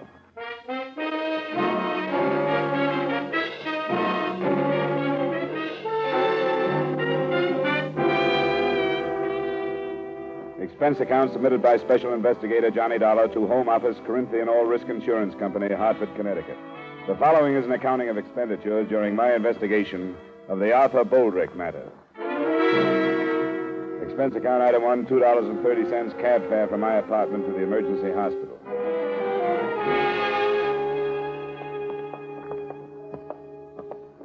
I wouldn't stay with him too long, Dollar. All right, Just Doctor. a few minutes. You'll be able to tell when he tires. This is the room. Well, Boldrick, how are you feeling now? I don't know. You're coming along fine. This is Mr. Dollar. He represents your insurance company. Hello, Boldrick. Sorry about what happened. Yeah. Mr. Dollar wants to ask you a few questions. I've told him not to stay too long, but if you feel tired, you can tell him to leave. I'll drop by and see you later. You think I'm going to die? Is that why you're here? Oh, of course not. Doctor told me you were out of danger. I've just got some routine questions to ask you. You say it was a man that shot you? Yeah. Somebody I never saw before, that I can remember. But I don't know what happened. You remember where you were when you were shot?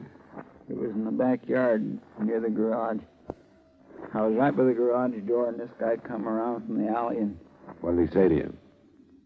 he was after the car keys. I had them in my hand. He made a grab for me. He said, "Give me those keys," or something like that. And I give him a push, and that's when he shot me. After then, I didn't even know he had a gun. You didn't see it when he asked for the keys? No, if I'd have saw it, he could have had the keys. I don't fight no man with a gun. What did he look like? Oh, that's one of the things I don't remember too good. It happened so fast. He was wearing like overalls or something. What color? Oh, blue. It seems like only faded. Could have been shirt and pants too. It was awful fast. There he was, and then it happened. What else about him? That's about all. I think he was sort of dark, but I don't think I'd even know him for sure if I saw him again. Maybe I would. Maybe you'll remember more if you try. I will. I figure this guy, whoever he was in trouble or something, and he just needed a car in a hurry. But he didn't take the keys. Well, I figured he lost his nerve. Wilma come running out when she heard the noise. Will Wheeler from next door. This guy was gone when they got to me. Well, I won't bother you any longer, Boldrick. You will help find this man if you'll think about it as much as you can and try to remember what he looked like. Oh, don't worry, I will. Hey, mister, do you think they'll let my wife come to see me tonight? I'd sure like to see her. I don't know. But I'll ask Dr. Carf on the way out. I'll see you later, Boulder.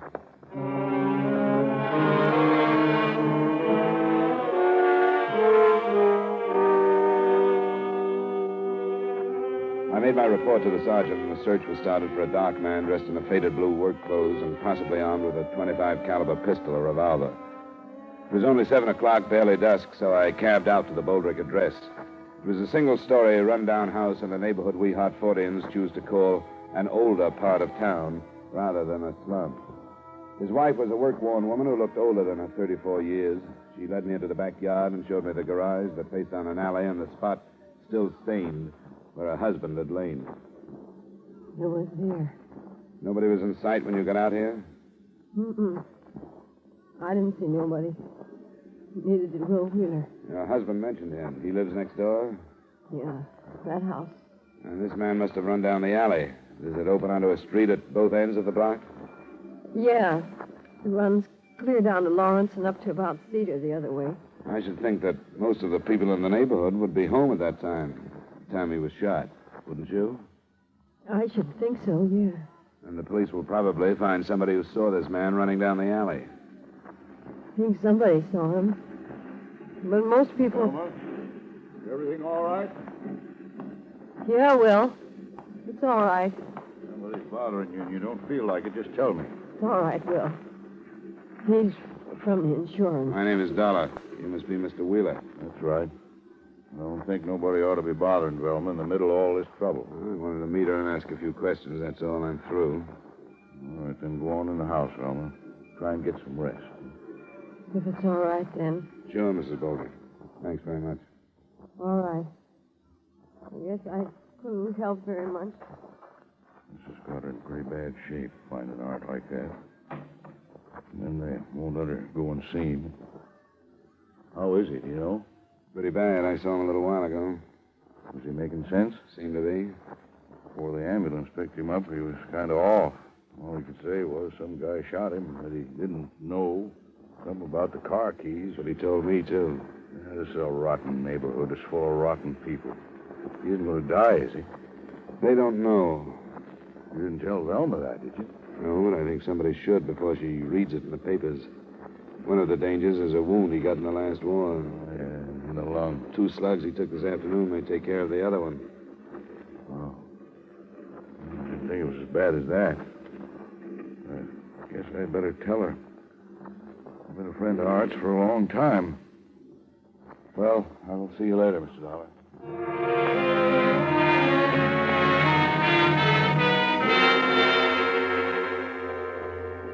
As I left the neighborhood, I noticed 2 police cars, so I knew Sergeant Wright's men were at work.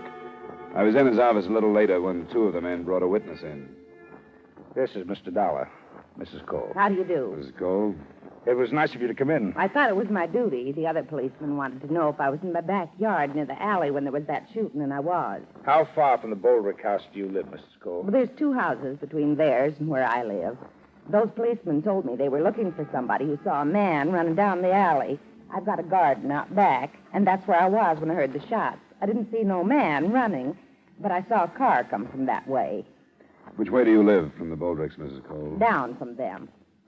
South, that is. And did you recognize this car? No, I didn't. I didn't see the man in it either, but it came from that way. Did you see anybody else in the alley at the time? No. At first, after I saw the car, I thought it was backfired. But then when I heard about the trouble, I remembered the car.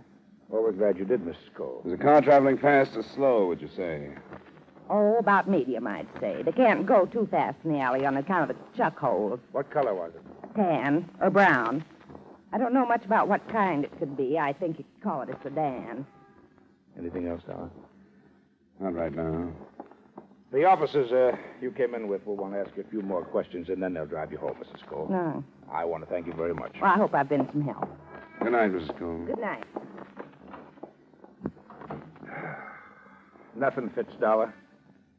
3 witnesses on the other side of Boldrick's place swear they would have seen anybody running in the alley at that time. And this one says she saw a car leaving. Oh, it's still early. I guess we'd better phone the hospital, find out if we can see him, huh? Yeah. Yep. I'll put out an alarm on a brown or tan sedan, and then I'll call.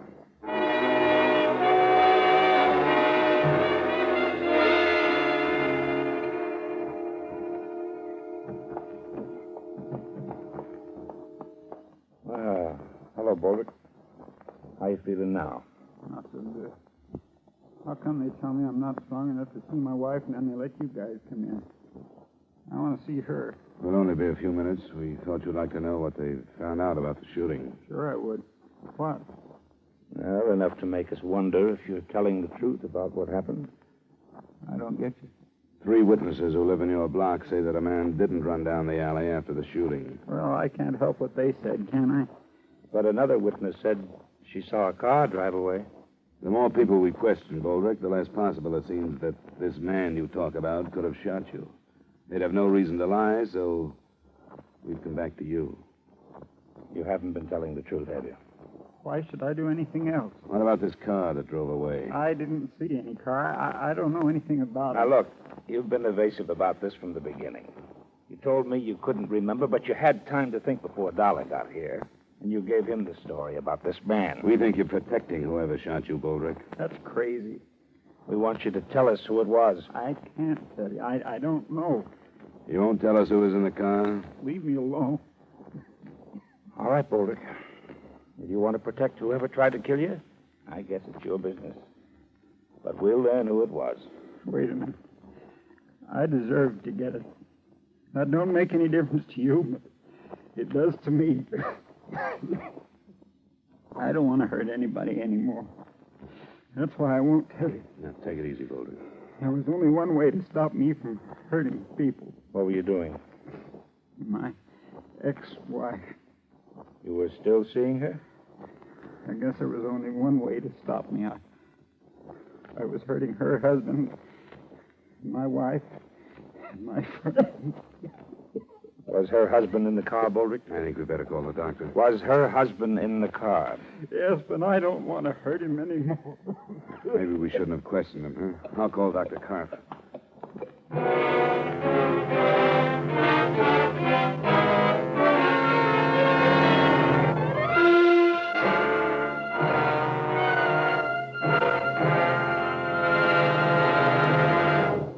We will return you to the second act of yours truly, Johnny Dollar, in just a moment.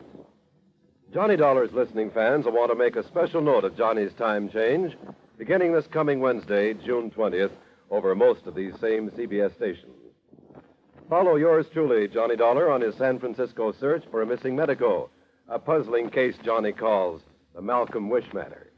Enjoy it when you hear yours truly, Johnny Dollar, moving to Wednesday nights on CBS, starting on the 20th, next Wednesday. And now with our star, Edmund O'Brien, we return you to the second act of yours truly, Johnny Dollar, With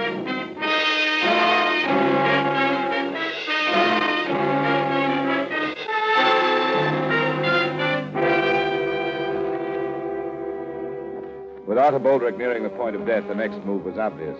To bring in the man he had accused and arrange a formal identification and an accusation. Sergeant Wright called 2 other officers to stand by the hospital and, in case we were too slow, get a deathbed statement. Then Wright and I left.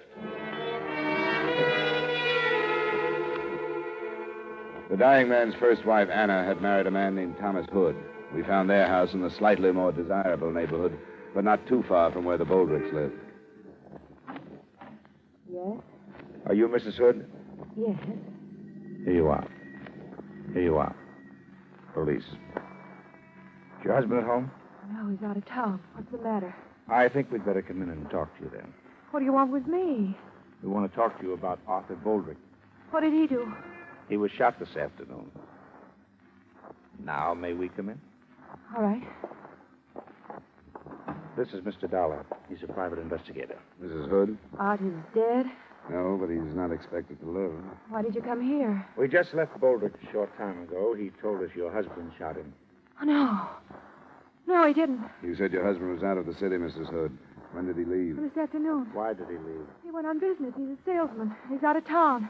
He couldn't have shot him. What time did he leave? It was this afternoon. I think about 4 or so. He left this house about 4? I think that's when it was. Boldrick was shot a little after 5:30, between then and 5:45. Is your husband's car a sedan or a coupe or what? Oh, sedan. What color? Tan. A sedan driven by a man and described as brown or tan was seen leaving the alley near where Boldrick was shot. It was seen a few seconds after the shots were heard. No. No, he didn't do it. You'd better sit down, Mrs. Hood. Come on, sit down. He didn't shoot him. I swear he didn't. I swear. You mean he approved of your saying Boldrick? He did. Oh, don't do that. Boldrick? My husband didn't know. I know I was wrong. I shouldn't have seen him. That doesn't make any difference. Except my seeing him didn't have anything to do with whatever happened. Tom didn't shoot him because he didn't know about it. And he mustn't know. He mustn't find out. In spite of what you thought, it looks like he did know. Now, where is he, Mrs. Hood? We want to reach him tonight. I won't tell you. He didn't have anything to do with it. And I can't let him find out about Art and me. Mrs. Hood, according to the doctors, Boldrick won't live through the night. This is going to turn into a murder case. What we say to your husband about you isn't important in the least. Very few things are when it's murder. He didn't know. He didn't have anything to do with it. When do you expect to hear from him? I don't know. Sometimes he phones, but never the first day out. Usually to say he'd have to stay out longer than he expected to. We'll have to have more than that. We'll get in touch with his company. I wish you'd listen to me once more.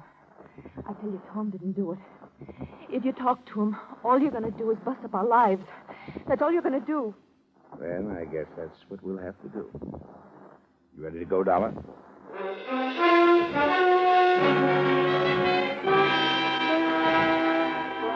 the time we got back to the hospital, Arthur Boldrick was dead.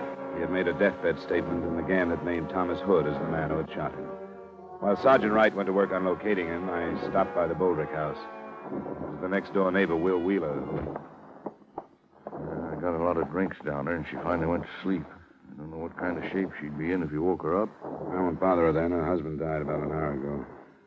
Oh. Well, I sort of knew, I guess, after I talked to you this afternoon. Poor old Art. Sure going to miss him. He had a lot of faults. Everybody knew about those, I guess, but there were a lot of good things about him, too. Hardly anybody knew about them. Was there any more on the guy that killed him? He changed his story. He finally told us Tom Hood had shot him. Tom Hood? Anna's husband? Yeah. Well, I don't get it. What? Well, he's holding to one story and then changing it.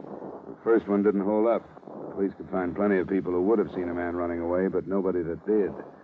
But a woman saw a car that checked with the one Hood drives. I guess you knew about Boldrick and his ex-wife. Yeah, I still don't see why he told the first story and then changed it. I don't either. He said he deserved to get shot, that he'd hurt a lot of people, and there was no other way to stop him. He said he didn't want to hurt Hood anymore. And that's why he didn't say it was him. That's what I mean about the bad side of him and the good side. Did his wife know about Anna? I'm not sure. St. I never talked to her. Oh, you think he told that first story to keep her from finding out? It could be. The police will call her in the morning. When she hears about it, tell her there are some insurance papers for her to sign, will you? I'll leave them now.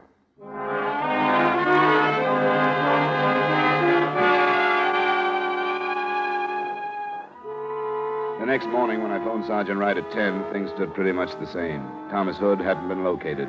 He supposedly had left for Boston, where he was expected to check into the Royce Hotel, but he never reached there. The Massachusetts police were alerted, and we were sure that part of it was covered.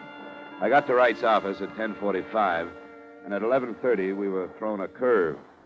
My name is Mandel. I read in the paper this morning about the shooting out north yesterday. Well? My friend said I was a fool for coming in to see you, but I work on radio repairs, and I delivered a set to some people in the next block that afternoon. What time did you deliver it, Mr. Mandel? About 5:30, a little after. I read how some woman saw a tan sedan going down that alley, and you were looking for it. Well, I'm pretty sure that was mine. You drove through the alley? Yeah, I did. You're sure of the time? You can ask the people who own the set. Their name is Olston in the next block. And you followed the alley through the next block? Yes, I did. The same way that dame said. Did you hear the shots? No, but I think I know why. That alley is bumpy, and I got a few loose bolts in that car. It's pretty noisy. But the car that dame spotted was mine. I'm sure of that. Well, thanks, Mr. Mandel. That's very interesting information. It was interesting, especially in the face of Boldrick's deathbed statement. As far as we could see, Mr. Mandel had no reason to lie. Sergeant Wright and I went back over everything we had. When we'd finished, there were only a few points from which to start the investigation again.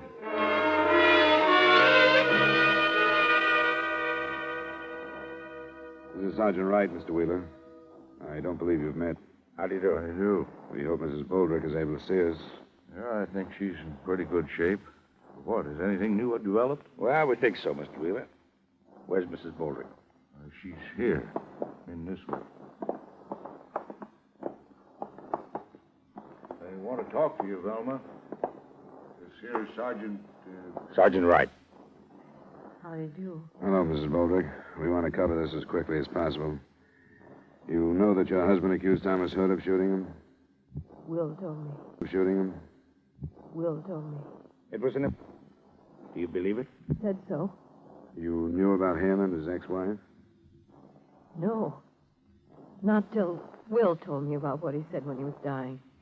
You're sure of that? He never talked about Anna. Well, in spite of the fact that your husband accused Hood right up to the time he died, it looks like Hood didn't shoot him. Why would he say it? Must have been that he was trying to protect someone. But if you didn't know about him and Anna, he couldn't have been protecting you, because you wouldn't have had any reason to kill your husband. So, who do you think he was protecting, Mrs. Boldrick? I don't know. Wait a minute. Art told so many stories. I don't get it. The last one depended on a car. I told you about it. But it turned out not to be the one that Hood drove. What was the matter with it? Well, it looks like he was just trying too hard. Only one or two people could have really seen whoever killed Boldrick. We've covered the alley both ways. We've covered the houses across the alley where the killer could have slipped through. This house and yours, Wheeler, are the only ones we didn't bother to check. I can't do any more, Will. Wait a minute. What's the matter? I can't do any more. All right, I'm all right. All right. It wasn't my idea. I went as far as I could. It was his idea. Was it you he was protecting, Mrs. Boldrick? It wasn't her fault. I mean, anyone would have done it. He's over too far. Because of Anna. Because of Anna. Yes, whatever. She's as much to blame. Art couldn't stay away from her, but she could have made him, and yesterday, with her husband out of town, it reached a peak. We all knew it would someday. You seem to know quite a bit about it, Wheeler. Yeah. I'm in it, too. I lied along with Art and Velma. It's not Will's fault. He did it because he was a friend. He didn't lie. He just... I killed Art. That's what's important, isn't it? Yes, it is, Mrs. Boldrick. He was going to see her. He even told me. And I couldn't help what I did. I followed him out and shot him. But I'm sorry. I'm sorry I killed him.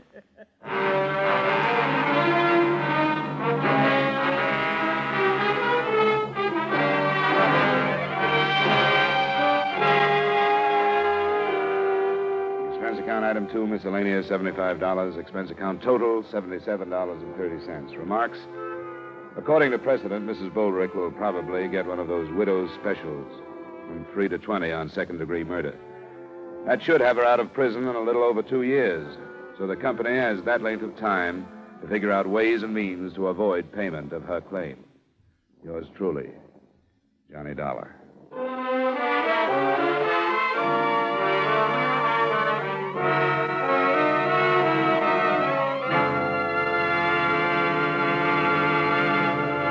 Beginning next week, yours truly, Johnny Dollar, will be heard on Wednesday at 9 o'clock Eastern Daylight Saving Time. Consult your papers for the time change in your area. Yours truly, Johnny Dollar, stars Edmund O'Brien in the title role and is written by Gil Dowd with music by Wilbur Hatch. Edmund O'Brien can soon be seen in the Paramount Pictures production, Warpath. Featured in tonight's cast were Edgar Barrier, Parley Bear, Jeanette Nolan, John McIntyre, Wally Mayer, Virginia Gregg, Gene Bates, and Harry Lang. Yours truly, Johnny Dollar, is transcribed in Hollywood by Jaime Del Valle. This is Dick Cutting inviting you to join us next Wednesday at 9 o'clock Eastern Daylight Saving Time when Edmund O'Brien returns as Yours truly, Johnny Dollar.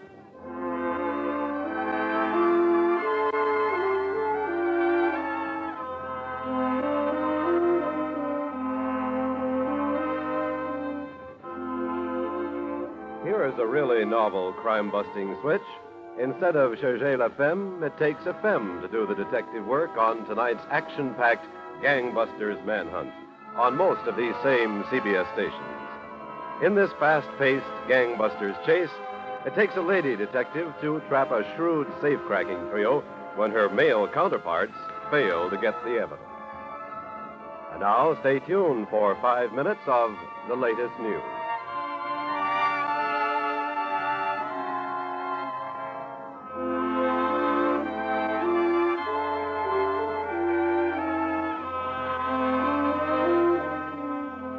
This is CBS, the Columbia Broadcasting System.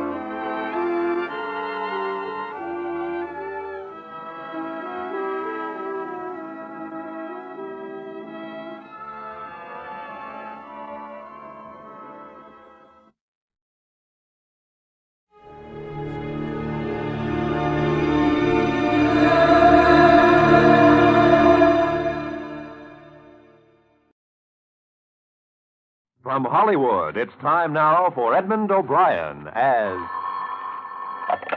Johnny Dollar. Hank Layson at Intercommercial, Johnny. Say, did you ever hear the Caligio diamond? Doesn't strike a chord. Worth about $200,000 on the open market. It's insured and it's been stolen, right? Well, can't say definitely that it's been stolen, but it's gone. The owner's name was Benson, lived here in Hartford. Why the past tense? They found him last night in his study, murdered.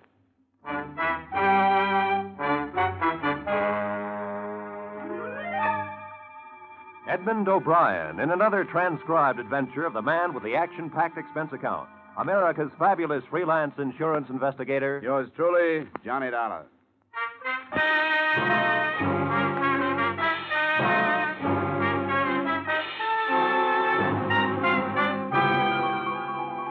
Expense account submitted by Special Investigator Johnny Dollar to the Intercommercial Insurance Companies of America, Home Offices, Hartford, Connecticut. Attention, Henry Layson. The following is an accounting of my expenditures during investigation of the Caligio diamond matter. Expense account item 1, $1.20 taxi fare to the western part of town where the better homes are situated. Mr. Charles Benson's home was back from the street and encircled with a high, well-trimmed hedge. The black wreath was already on the door. A young lady, very pretty, in a black dress, received me in the study. You're Mr. Dolar? That's right. Mr. Layson phoned and said you were on your way. I hate about a matter like this right now. Miss Benson, is it? Yes. It's quite all right. Maybe if I go over it all again, it'll help me realize that it's happened. That Dad's gone. It's still like a bad dream. The beginning was when Dad bought the Caligio diamond. When was that? About 3 years ago in Italy. He bought it from a diamond trader who'd just come into Florence from South Africa. Your father had interest there? No, he was just a tourist. He'd heard about this diamond from a friend of his, a collector. Seems the diamond had belonged to a minor official to the Medicis, a man named Caligio. It was given to him in return for a favor. Since then, it's passed from hand to hand until Dad bought it. What did he pay for it, do you know? About 200,000, or the Italian equivalent at that time in lira. But, Mr. Dollar, the diamond has a strange history. Now, don't tell me there's a curse on it. No, nothing like that. But I guess it amounts to the same thing. Everyone who's owned the diamond has died with it in his possession, died violently. There's nothing particularly mysterious about that. Anything worth as much as that piece of glass is worth killing for. Say, who's living with you here now? My mother. Just the two of us. You have no idea how hard it's been for her, Mr. Dollar. She's hardly been out of her room since Dad died. Can you tell me about last night, Miss Benson? Well, I was out with Bob, might I say. We were out till about 3. Dad was home alone. He had a habit of reading very late. In this room, as a matter of fact. The light in the study was on when we came in. The only light on in the house. Bob and I went in. Dad's back was to the door. Please go on. He was slumped over in his chair facing the window. His book had dropped to the floor. The wall safe was wide open, and on the desk was the velvet-lined box the diamond was kept in. The diamond was gone. Dad had a bullet hole in his temple. I see. He kept the diamond right on these premises? Always. We warned him time after time not to. We told him to keep it in his safety deposit box at the bank, but he refused. Always said that a diamond wasn't worth having unless you kept it in your possession and enjoyed it. Who knew about the diamond, Miss Benson? Oh, so many people. Family, of course. Myself, Bob. The papers were filled with the news when Dad came back with it from Italy. Well, I mean, who knew where it was? Who knew the combination of the safe? Nobody but Dad. And, of course, Mother. Oh, yes, and Mr. Corrigan. Who's Mr. Corrigan? Dad's lawyer. Dad kept the will in there and a few other papers that Mr. Corrigan would come and get every once in a while. Well, Corrigan came into the house and got papers out of your dad's safe any time he wanted to? Anytime he wanted to.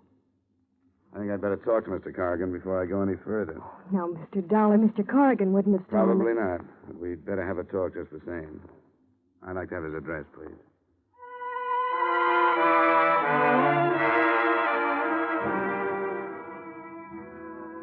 Expense account item 2, 80 cents taxi fare to Main Street where Mr. Corrigan's office was located.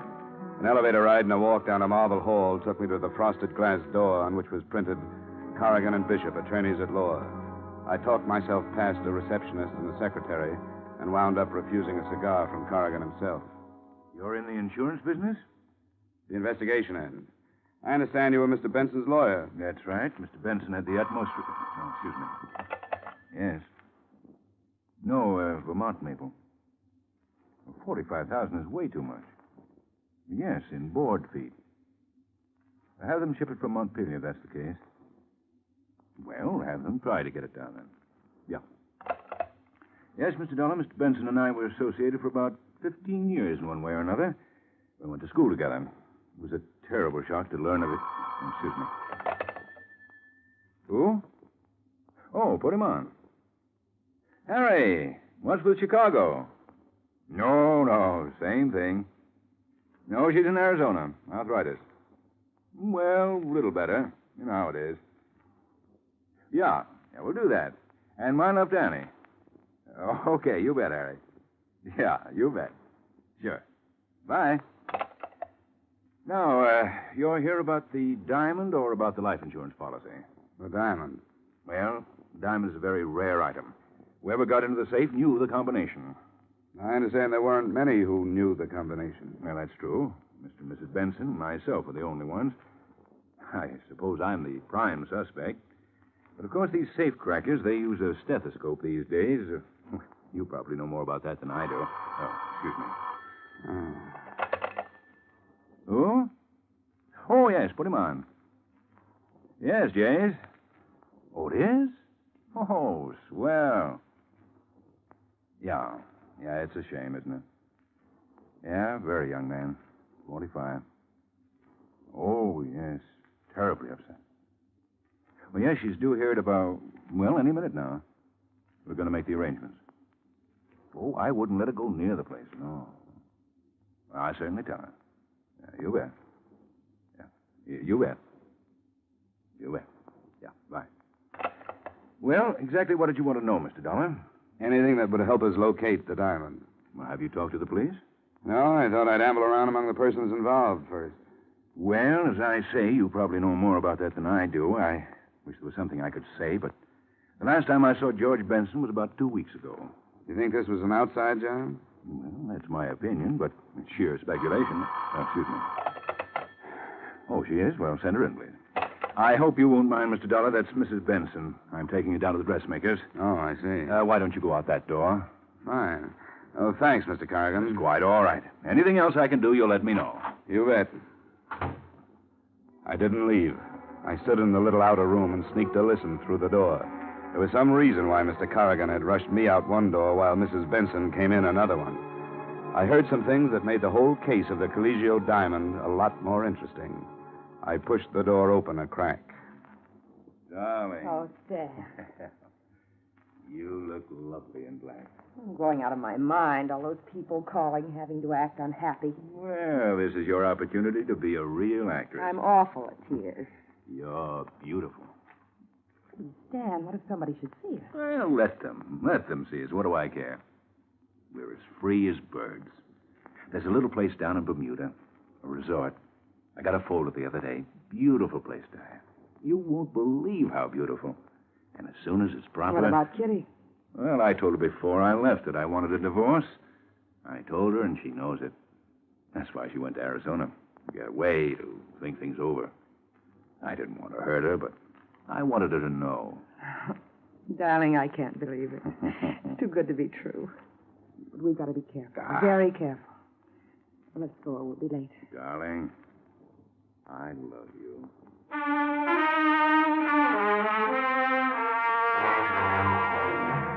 On that somewhat touching note, I quietly closed the office door, turned toward the door that would lead me out into the corridor, put my foot to a rough edge of carpet, and promptly fell flat on my face. This brought Corrigan running. I thought you were gone, Mr. Dollar. I thought so, too. Do you consider it quite ethical listening at keyholes? Didn't you know? Investigation is just a very polite word for snooping, Mr. Corrigan. Who is it, Stan? He's an insurance investigator. You heard everything? Not everything, Mrs. Benson. Just enough to tell me that black is not your color. No, it isn't. I loathe black. Ditto your husband. I tolerated my husband, Mr. Dollar. You don't have to explain anything to him, darling. He's just an insurance man. The police might be interested to know about this little relationship. There are a number of angles here.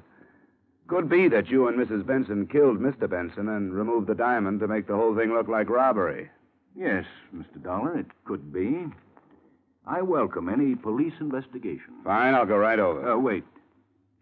I don't think right now would be quite the opportune time. Guilty or not guilty, I have a reputation. In the light of that corny love scene you two just played, I can't imagine why. Mr. Dollar. Sorry. Well, what do we do? All stand around embarrassed? Let's have it. Why did I get the Rush Act out of your office? Well, that's simple, Mr. Dollar. I was afraid that Diane would give away our relationship. He's right. I'm not a very good actress. When did this thing start? Must you know everything? I think so. About 7 years ago. The wool you were pulling over Benson's eyes must be pretty worn by now. We did nothing to be ashamed of. I resent this. I resent the whole thing. I don't think I want to tell you anything more, Mr. Dollar. I don't blame you. And you know, it's all kind of dull anyway. I'll go to the police. They'll probably have something much more interesting. Don't worry, Corrigan. I'm not going to breathe a word of this unless I feel it necessary.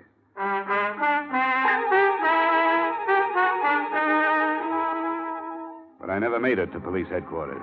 I got out in the street when a very large, very quiet man in a brown and white sport shirt stopped me. Mr. Dollar? Yes? You like some information? About what? The fifth at Tropical. I never play the ponies. These ponies you play. Hop in. Thanks. No. Oh, come on. Hop in. Is that dangerous, that steel thing in your pocket?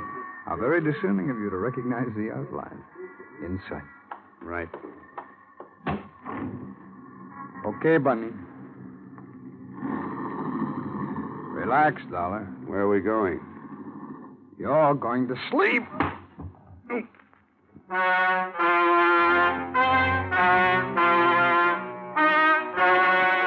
I awoke with a groan in my own apartment. Nobody was there, but nobody. As soon as I could focus my eyes, I tried to lift myself off the floor. After 5 tries, I managed to turn my head. What I saw made me want to go back to sleep again. The place was a mess. There wasn't 1 inch that hadn't been gone over with what must have been a tractor. Every drawer in the place had been turned upside down. The problem was reaching the phone. It was all of 10 feet away, but it might have been 10 miles. I started to crawl. About halfway to it, I grabbed hold of the cord. I pulled the phone toward me until I got my hands on the receiver. Hello? Hello, Johnny? Hello? Hello? Johnny? Yeah, Johnny. Johnny, you sound awful. Yeah, I can understand it. Well, what'd you find out about the Caligio diamond? You were right. About what? It's gone. Well, that's brilliant. Who took it? I don't know. Well, what are you doing to find out? Right now, I'm just lying around. Somebody gave me a tumble. Say, are you drunk? You better send a doctor. I think I'm going to pass out again. Johnny? Johnny? Hello? Johnny?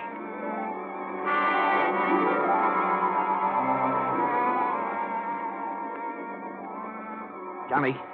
I can't talk to you now. I'm not on the phone. I'm here. Huh? Oh. You look funny with 4 heads. Well, I might as well put this phone up. Oh, come on. Stop that nonsense. Now, look, I hate to bother you with business, but what happened to you? I'll tell it all to the police. You think I want the police in on this? Well, why keep them out? Publicity for the company. I want the public to think Intercommercial is able to take care of itself. Now, come on, what happened? Somebody asked me for a ride. Asked me if I wanted a ride.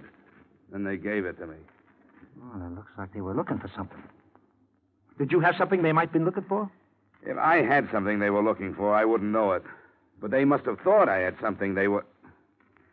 Look, I'm going round and round already. Ask me no questions. Have you got any idea what it might be they were looking for? Maybe the diamond. Yeah, say, maybe the diamond. See, that's right. That could be. Now go away. Well, we'll take you off the case and put someone else on, so you can have a nice rest. Oh, no, you don't. Well, I thought that would pep you up. Yeah, money always does. Now get out of here and let me fasten my head back on. Do you want something? Yeah. Get me an aspirin. Hello? Mr. Dolar? Yeah? This is Betty. Betty Benson. Oh, yeah, sure. How are you? Mr. Dolar, the police have just been here. What happened? They found the gun that killed Dad. Oh, good. Where was it? In my purse.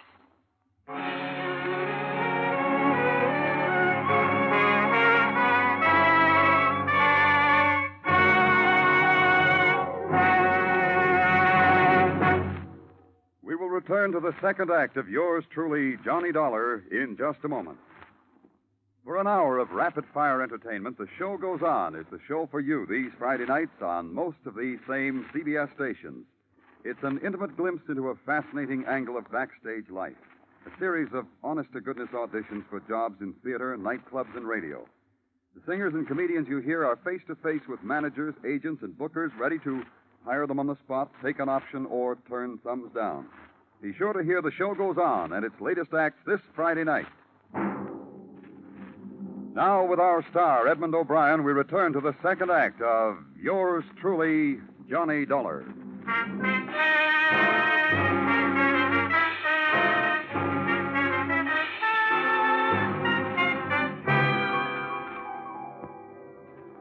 Expense account item 3, taxi fare again. $1.30 to the Hartford City Jail, where an old buddy of mine by the name of Lieutenant Parnell was quizzing Miss Benson with the nastiest bunch of leading questions I've ever heard. Now, why did you kill your father, Miss Benson? Oh, come on. We'll make it much easier for you if Hey, you'll only... hey, Parnell. Come on, give her a break. Oh, the insurance man. I wondered when you'd be over. Hey, what happened to your head? When I find out, I'll let you know. Don't let him talk you into a thing, Betty. Get a good lawyer. Well, for one thing, Corrigan is on his way over. For another, the best lawyer in the world couldn't do it any good.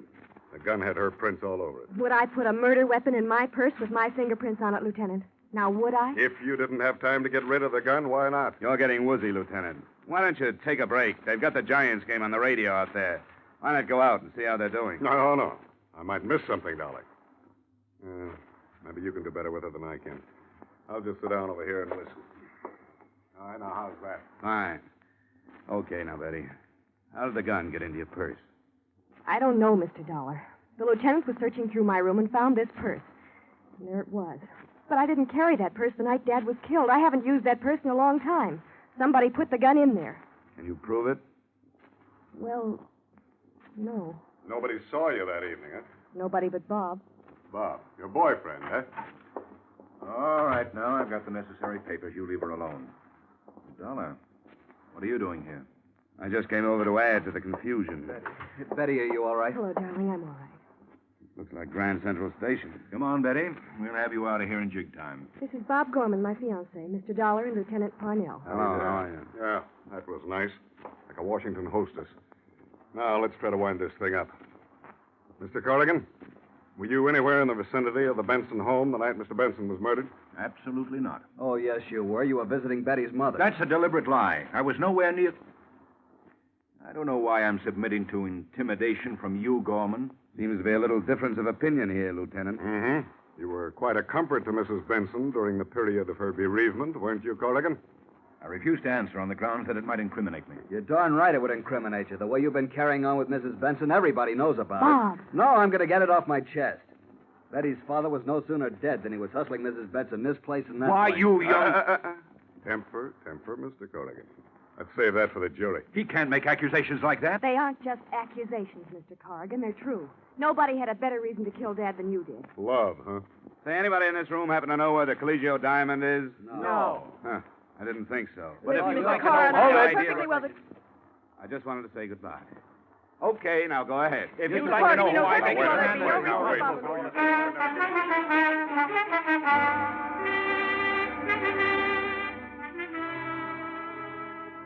Expense account item 4, $12.20 miscellaneous taxi fares all over the place. I went on a little visit to Corrigan's apartment and found something of interest. A little slip of paper on which was written in the highest form of legal language, of course, I owe you $2,000, George Benson. I worked my way into Bob Gorman's apartment. There I found a bill from the Garant Detective Agency. Then to police headquarters again, where I found a picture of a man who was tall and thin and had a little, well-trimmed mustache. Then I went home, where I found a man who was tall, thin, and had a little, well-trimmed mustache. He was drinking my bourbon. You're drinking my bourbon. It's lousy bourbon. Look what you did to my head. It's an improvement. All right, what do you want? The diamond, what else? I don't have it. The diamond, what else? I don't have it. I don't believe it. Well, search the place. I already did. Well, I guess that does it. I'll see you later. Don't go. Out of the way. I said don't go. You crazy... Okay. Drop the gun. Let go. Now, sit down and finish your drink. I didn't come here alone. If I'm not downstairs in 3 minutes, you'll come up. The more the merrier. Who do you work for? Myself. That's right, friend. I want all the excuse I can get to beat the pulp out of you. Go on. Now cut it. Who do you work for? Corrigan. What's the deal? He wanted me to get the gun. So you planted it in Betty's purse? I didn't. And I didn't kill Benson either. I went to get the gun, but it was gone. And I thought you had it, but you didn't have it. So you were working for Corrigan? Yeah. Okay. Now let's start all over again. Who do you work for? I told you, Corrigan. This isn't going to be much fun for you, friend. Now listen, lay off of me. I'm telling you the truth. I tell you the truth, and you keep on hitting me. Now, that ain't fair. Who do you work... Oh, okay. Mrs. Benson. What's the deal? She hired me to get the diamond. Why? She killed her husband so she'd get away with Corrigan. She wanted me to break in and get the diamond so it looked like robbery, see? Robbery and murder, see? Here we go again. Will you leave me be?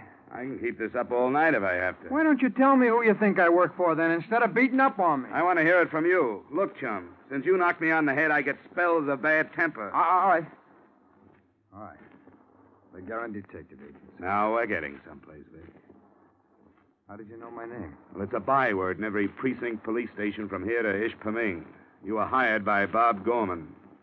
I was hired by Bob Gorman. You killed Benson. I don't know who killed Benson. What were you hired for? To get the diamond. Bob's got it in his apartment. Do I start working on you No, again? don't act so tough now. Now, who's got the diamond? Corrigan. Well, look, if you've got all the answers, what are you asking me for? Vic, my boy, I'm amazed. I've seen liars in my time, but I've never run across anything like you. How can you do it with such a straight face, huh? Years of practice. Now, I'll tell you the truth as you see it. Don't you hit me no more now. Bob Gorman hired you. That's the truth, all right, and he hired you to get the diamond. But you didn't find the diamond there. You found Benson dead. I walked in there. I'm telling you, I was never more surprised in my life. There was Benson in that chair. I hired out to do a lot of things. But murder, that's not for me. There ain't money enough in the world to make me commit murder. Slugging, you do. For good money. Vic, I'm not interested in who killed Benson. Personally, I don't think you know. I want to know where the diamond is. How do I know where the diamond is? It was gone when I got there. I thought you had it. That's why I slugged you. Period. All right, Vic. I'm tired. I got a splitting headache. Finish your drink and get out of here. No, thanks. It really is lousy bourbon.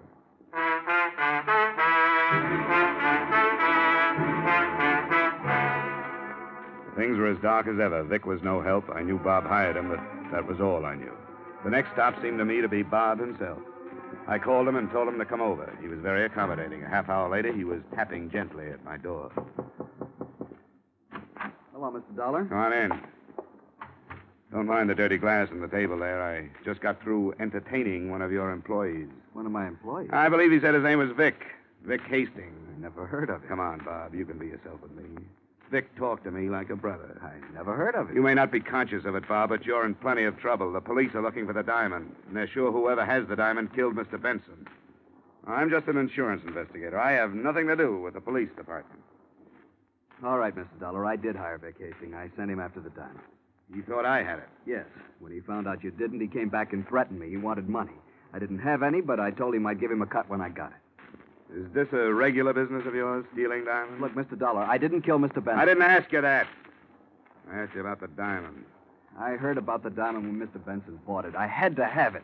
I wasn't going to sell it, not then. I just wanted it. I crashed a party at the Benson house about 4 or 5 months ago. I met Betty, and I started to date her. That's as good a way as any. Oh, you've got it wrong, Mr. Dollar. Sure, I wanted to get at the diamond. That's why I started taking Betty out.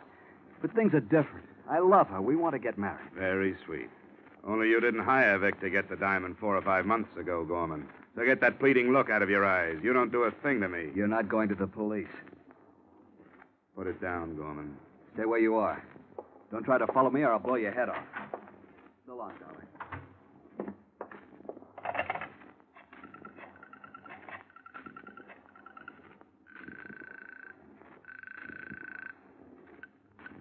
Parnell speaking.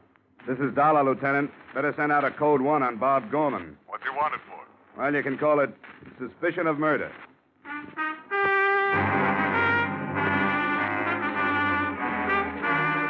Expense account item 5, 120 taxi fare to the Benson home. I found Mrs. Benson in a sad state upstairs due to her husband's death and her daughter's incarceration. Why must you pester me about a thing like this now, Mr. Dollar? Haven't you any consideration? Sorry, Mrs. Benson, but it's a job. The sooner we get over this hurdle, the better off we are. Now, I know all about your relationship with Carrigan. All of that has nothing to do with the case. Well, perhaps not. I know who killed my husband, and I know why, and I know who has the diamond. Who? I can't prove it. I couldn't take it into a court of law. Well, let me worry about that. What's your idea, Mrs. Benson? Bob Gorman. Why do you think he did it? He has a violent temper. He hated George, hated him like poison. George never wanted him to marry Betty. Sorry, that motive doesn't click with me. Now, let me tell you who killed your husband. You and Corrigan. How dare you? You wanted to get rid of him. You two were the only ones who knew the combination of the safe. You took the diamond and killed Benson. Why, you... And you planted the gun in Betty's purse. Do you mean to suggest that I would try to make my own daughter out to be a murderess? That's just what you hoped the police would think. That if anybody were framing your daughter, it wouldn't be you. You knew the police would clear Betty because she was nowhere near the house when the murder occurred. And you thought they'd assume that Bob Gorman planted the gun in Betty's purse. That's a lie. Come on, Mrs. Benson. It's all out in the open now. Stay where you are, Dollar. Corrigan. I was expecting it. You're pretty good at this business of investigation, aren't you? It's a shame to have to end such a brilliant career. Well, that's the way it goes. Here today, gone tomorrow. You aren't going to mess up Mrs. Benson's pretty bedroom, are you? Not at all. We'll just go out the back way. Open the door, Dollar. Glad to. After you. He's all right, Mrs. Benson. Come on, get up, Corrigan. The lieutenant is waiting.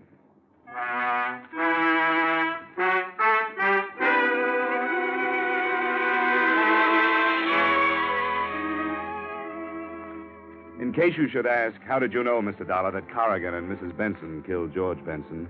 The answer? I took a big guess. I told them my guess, and with the authority of an Illinois judge, they swallowed it and they confessed. To wind it all up, I might add the following. They got Bob Gorman. He's being sent up along with Vic Hastings. His police record makes Vic's look like a bad report card, which means Betty is going to have to look for a new boyfriend. The insurance company has saved a good deal of money. Everybody bad goes to the penitentiary. Everybody good stays free, which proves that bluff is better than logic. This time, anyway. Expense account item 6, doctor bill and miscellany for my sore head amounting to $25. Expense account total, $65.34. And that's pretty cheap. Yours truly, Johnny Dollar.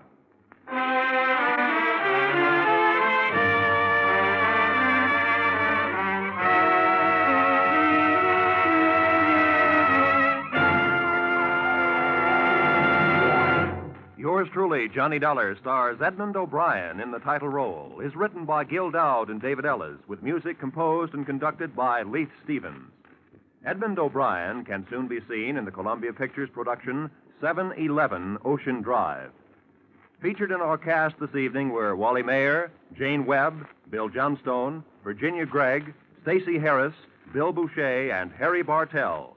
Yours truly, Johnny Dollar, is produced and directed by Jaime Del Valle.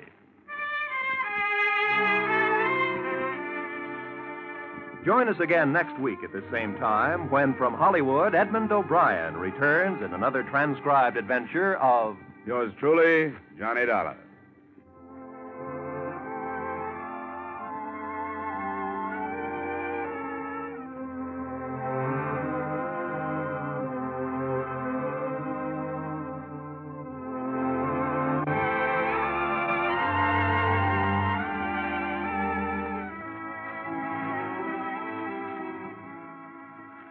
Crime goes down for the count on Friday night with two of CBS's top thrillers. Broadway is My Beat and Up for Parole, heard over most of the same CBS stations.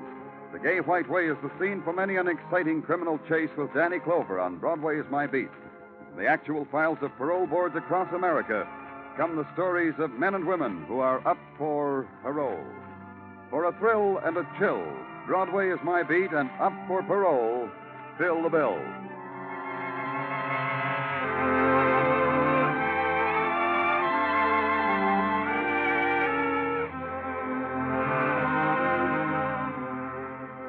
This is CBS, where you thrill to gangbusters every Saturday night, the Columbia Broadcasting System.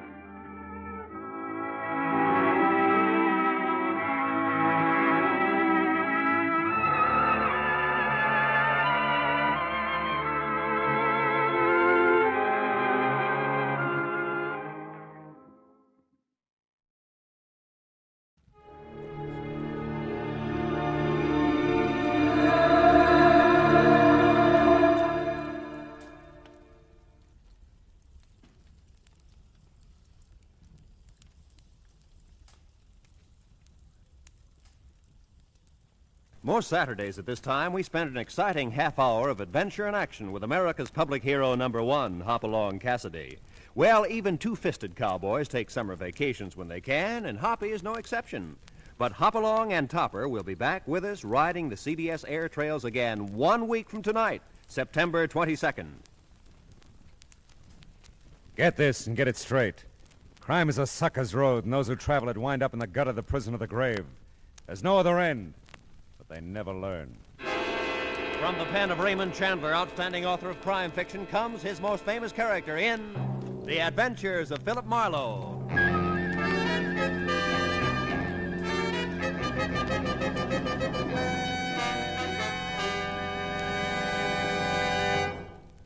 Now, with Gerald Moore starred as Philip Marlowe, we bring you tonight's exciting story, The Sound and the Unsound.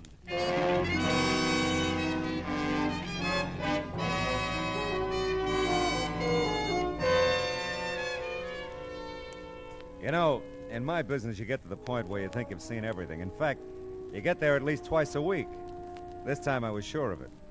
It was 10 o'clock at night, and stretched across my apartment door was the settee that customarily covered the frayed carpet about 10 paces down the hall. And stretched across the settee was a sturdy female in her twilight years. She was sound asleep. Hey, lady. Hey, lady, come alive. Huh? Madam, you're sleeping in my doorway. Oh, evening, Mr. Marlowe. Well, I must have dozed off. What time is it? About 10. May I ask, what's the idea? Oh, 10 o'clock, you don't say. Yeah.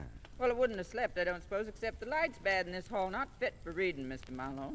Yeah, well, I'll speak to the landlady. Now, what Well, is... I guess I'd better put this settee back where it belongs. I hauled it up to your door so I wouldn't miss you. I can haul it back just fine. Yeah, I know, but you... Now then, you remember me, don't you, Mr. Marlowe? Lucille Bellows? Well, Letty Parmley's friend, remember? She introduced me to you one day in the supermarket. We all began to talk. Oh, sure. We had fun, didn't we? Oh, we sure did. Yeah. Oh, by the way, before I forget it, Homer's gone now, you know. Is he really? Mm-hmm. 4 months tomorrow. Thought you'd want to know. Oh, I want to know that, sure. Don't really suppose I'd have to bother you if he was still around, but since he isn't, I just came right to you the moment I couldn't stand it any longer. Yeah, well, I'm glad you did. Might as well go into my apartment and talk about it, huh? Well, now, that's mighty nice of you, but we'd save a lot of time if we'd just drive right over to the court now. That way you'd be there when it happens. Drive over to be there when it happens. I own that nice little bungalow court just off Fountain and Franklin, you know. Won't take us no time to get there if you've got a car. I've got a car. How did you get here? Walked. Do it every evening. Take a nice, brisk constitutional. Keeps an old lady like me in fighting trim. How much do you weigh, Mr. Marlowe? About 190. Why? Bet I can lift you.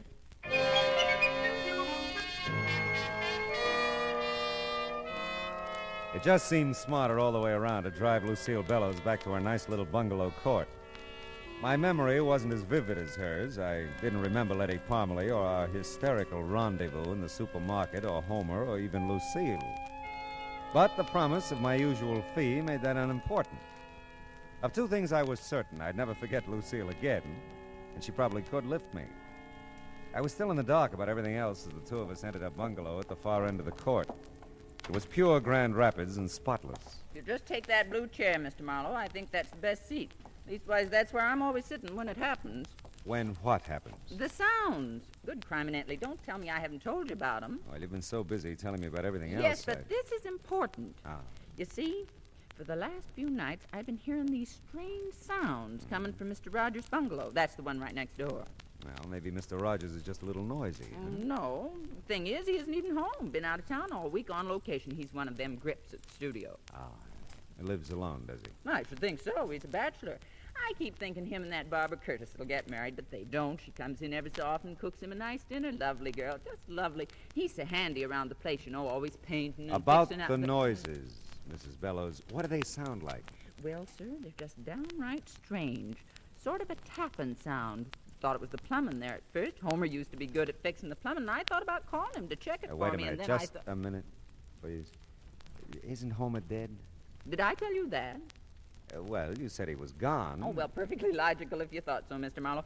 Sometimes I tell folks he's dead and gone. Sometimes I tell them he's sicker than a horse and I got him in a sanitarium. But the plain, bald-faced truth is, Homer just up and walked out on me 4 months ago tomorrow. Oh, well, I'm sorry. Well, you know, sometimes I am, too. Most time I'm not, though. But don't think I don't realize I might be imagining these sounds, Mr. Marlowe. I'm getting along in years, and it's just as possible it can be... There she goes.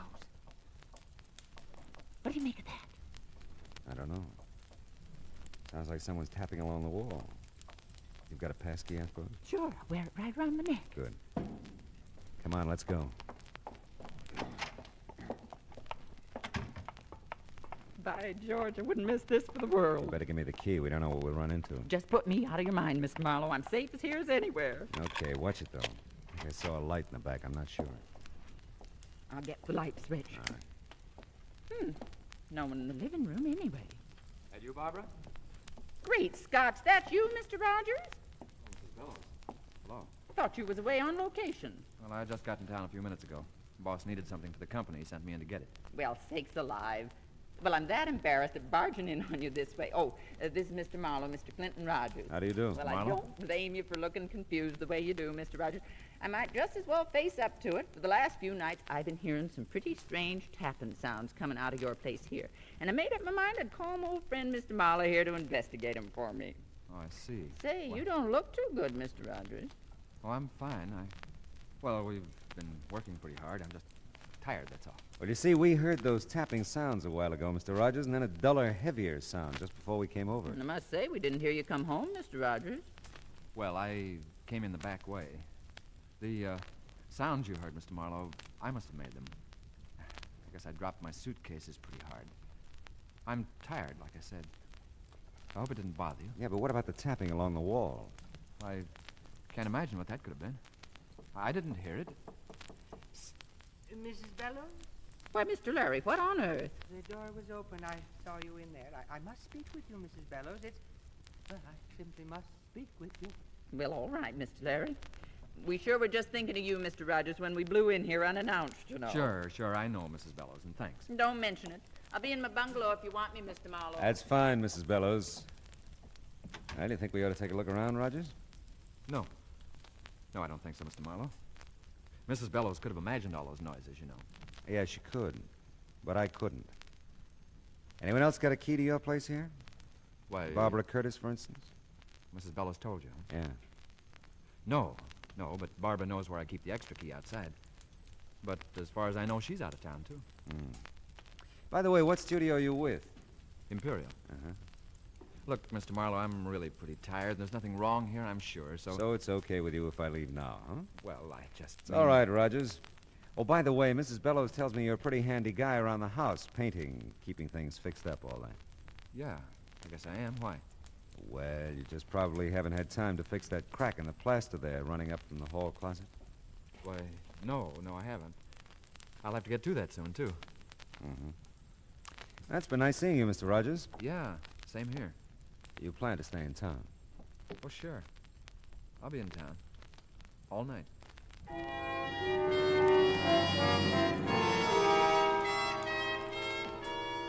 There was something eating at Clinton, Rogers. Something pressing, but he wasn't talking about it, not to me, anyway. I knew one thing. He'd never seen that crack in the plaster until I pointed it out to him. It was on the wall next to Lucille Bellows' bungalow, and it was the kind of crack that could be made if someone tapped along the wall looking for something. So much for deduction. I went back to check in and out with Lucille. I'm just real sorry, Mr. Marlowe. Maybe it's all been over nothing at all. Well, Mr. Rogers will be home all night, so if you hear anything, just pound on his wall. Well, if he's going to be here, I'll feel better. I really will. Say, how about your friend who called you out of Mr. Rogers' bungalow a while back? Mr. Larry? Yeah. Well, now, he's a nice soul. Not the protective sort a woman usually sets her cap for, but Lord Almighty, I'm strong as an ox, you know. Yes, I know. Of course, I don't think he makes a dime. Mr. Larry's in women's hats, you know. No, but I could have guessed. Just why I'd hold out for a man who could support me, I couldn't tell you. Well, you look as though you've done all right by yourself. Well, I have, matter of fact. Got myself quite a little nest egg. Want me to show it to you? No, I'll take your word for it. Hey, wait a minute. You don't keep any amount of money here in the house, do you? Sure, keep it in the cigar box right up in the storage part of that hall closet there. Oh, safest place in the world. Yeah, well, it's your money. Well, I guess could take it to the bank, maybe tomorrow, if you'd feel better about it. Yeah, you do that. Oh, before I go, are all the bungalows alike? Just like. All have that storage space in the hall closet. Huh? That's right. A little trap door thing at the top of the closet. It's like a little attic, you know. You can stash a lot of stuff up there if you're of a mind. Yeah, I guess you can. Well, I think I'll go now, Mrs. Bellows. Give me a call tomorrow, will you? Yes, sure will. And I'll have your pay for you then, if that's all right with you. Oh, sure. It's just fine. Good night, Mrs. Bellows. Good night, Mr. Marlowe, and a million thanks. Just a million. My pleasure, Mrs. Bellows.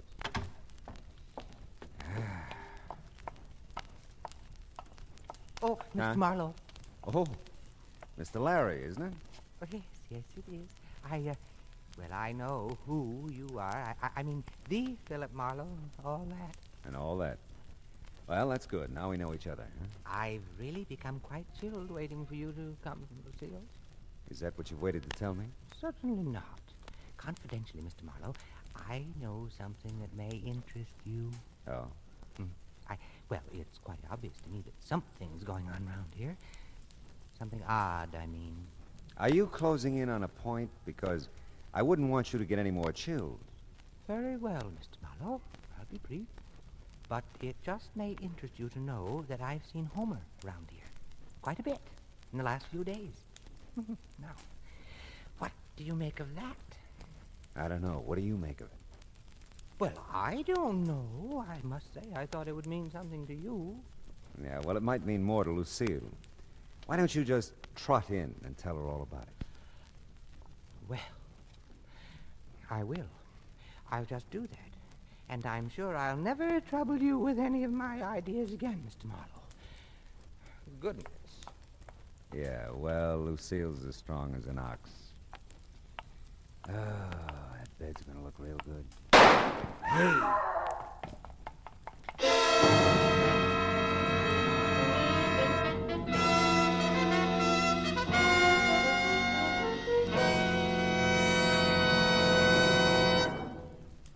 In just a moment, we'll return to the second act of Philip Marlowe. But first, CBS Radio puts out the welcome mat for 3 of its greatest stars tomorrow night.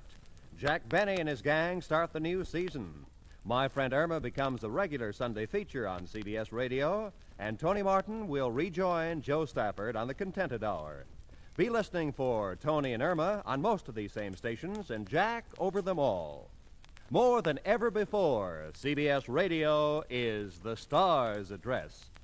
And now with our star, Gerald Moore, the second act of Philip Marlowe, and tonight's story, The Sound and the Unsound.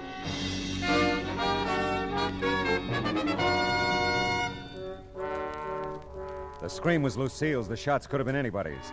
The little bungalow court came alive as I raced back up the sidewalk to Lucille's bungalow. The lights came on in every unit except one. Clinton Rogers' bungalow was dark. Lucille bolted out of her front door to meet me. Oh, Mr. Marlowe, thank the good Lord you heard me. Where'd the shot come from? Mr. Rogers' bungalow. Here, take my key. Oh. I've got to tend to Mr. Larry. What's with him? Fainted dead away when he heard the shot. Oh. I'll come in as soon as Mr. Larry comes to. Okay.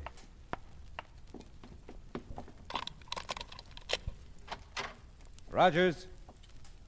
Rogers, where are you? Hey, Rogers! Here. Huh? In the kitchen. Hey, you really caught one, didn't you? Yeah. My shoulder burns like fury. Who was it, Rogers? Let's say I did it, huh? All right, what'd you do with the gun? Ate it, of course. Oh, now, look, I'll have to call the police. It'll be a good idea if you tell me what happened. Listen, there's a bottle in the first cabinet there. Get it, will you? I need a drink. Okay. Just uncap it. I don't need any glass. Here you go. It's great. Burns, too. Everything burns. Here, have a drink. Thanks. Well, okay, Rogers, I gotta call him now. Yeah, okay. First, though, listen. Will you call the studio? Yeah, I'll call him after we get you to a hospital. I'll tell him you had an accident. No, tell him I quit. Quit? Yeah. What, look... No, don't argue. Just tell him that. Okay, it's a promise. Now... And listen. Tell Barbara to... Tell Barbara to... Yeah, Rogers, tell Barbara what? Tell her to...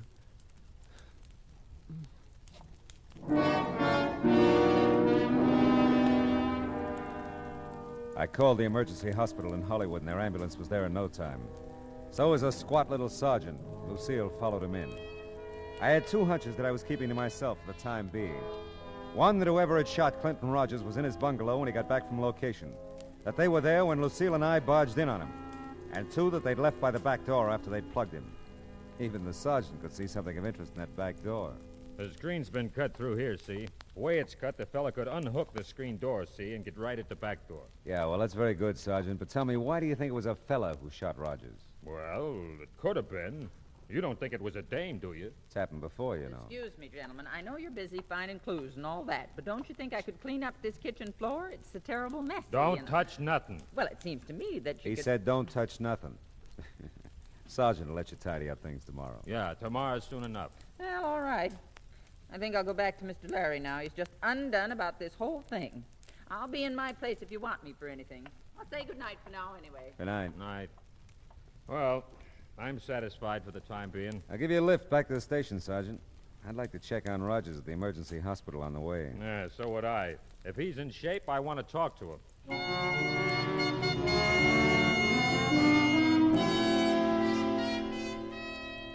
The news from the emergency hospital wasn't too good. They'd taken a slug out of Rogers' shoulder at 38. He'd lost a lot of blood and was still out. I left Rogers' phone number as the place I could be reached if his condition changed. And before I left, I checked the city directory, which made my next stop a very interesting one.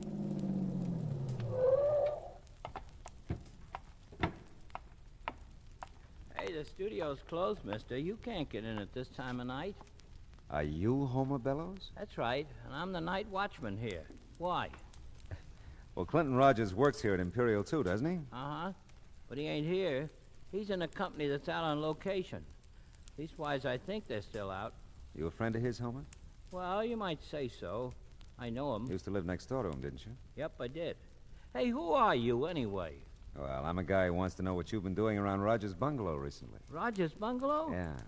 Been doing nothing, except passing it on my way to my wife's. What infernal business is it of yours? Well, none, really, but I'm a friend of your wife's, Homer, and Oh, you are you? Well, if you're such a friend of hers, why don't you ask her what I've been doing around there? Does she know? Does she know? I've been asking her for a divorce since you're so nosy. I want to marry me someone else. Oh, won't she give it to you? Oh, she's agreeable to the divorce, all right.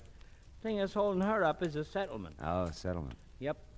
You see, I lived with that one almost 40 years. I think that entitles me to a nice little wad of her money. Lucille, don't see it that way. Yeah, well, some women have next to no understanding about things like that. But my visit with Homer served its purpose. I went back to Rogers' bungalow in case the call should come from the emergency hospital. And this time I wanted a good look at that crack on the wall, the storage compartment in the hall closet. I'd kept Lucille's passkey, and this time I didn't bother with the lights.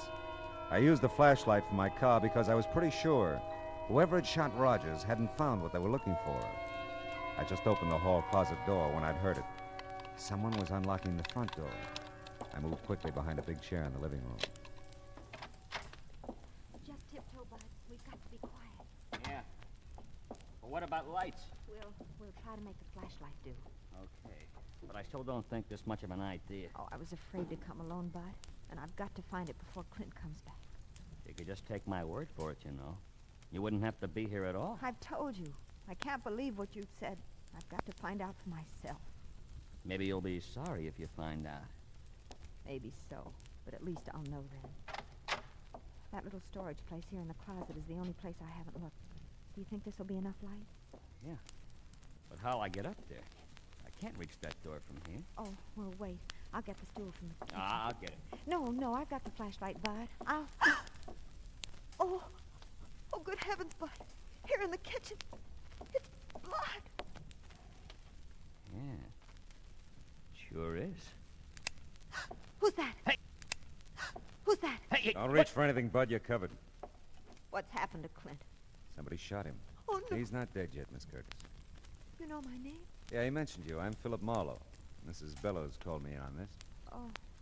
Why don't you put the gun down, mister? I will when I find out a few things. Where is Clint? I want to go there. Police took him to the emergency hospital. Police? But... Yeah, they're going to call me here and tell me how he is. He was still out when I left a while ago. Come on, Bud. You've got to take me there. Why, yeah, Barbara, sure. Yeah, not yet, kids. Not till you two tell me what you came to find here tonight. And the other nights you've been here.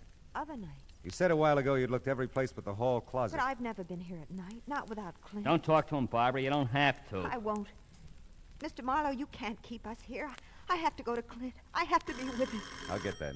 And don't forget you're still covered, Buster. Yes? Marlowe? Yes, Sergeant. How's Rogers? He's over the hump okay. They gave him a sedative a while ago. He's out like a light, but he's gonna be all right. I see. Did he say anything? Were you able to talk to him? I was able, but he wasn't. Sort of delirious, I guess. Mumbled something about Barbara. And then just after they gave him the shot, he said over and over, "Don't be a fool, Bud. Don't do it, Bud." He did, huh? Well, that's something. Is it? Sure is. Thanks, Sergeant. I'll call you back. What did they say about Clint? Well, it looks like we're looking for a murderer now. Oh, no. Take it easy, honey. We had one break, though. Clint! It'll interest you, Bud. Will it? The police know who shot him. Clint told them. Bud! What are you doing? Just protecting myself, Barbara. You want to use that gun now, Marlowe? I'm keeping it right here in front of me. Yeah, I see. I thought you'd have a .38, Bud. That kind of clinches it, doesn't it? Not yet, it doesn't. Bud, please, don't. Stand still and shut up. Drop your gun, Marlowe. Let her go, kid, and we'll talk about this. She won't get hurt unless you hurt her. Drop your gun. Bud, someone's coming. Mr. Marlowe. Look out, you two! Mr. Marlowe. Oh, my... Thanks for the souvenir, Bud. Oh, my goodness. Good work, Mr. Marlowe. Barbara, honey, are you all right? Yes, I'm all right, Mrs. Bell. How about that, Mr. Larry? Coming in when you did, you're nothing but a bloody hero. Oh, my. I feel so. Good Lord, there he goes again.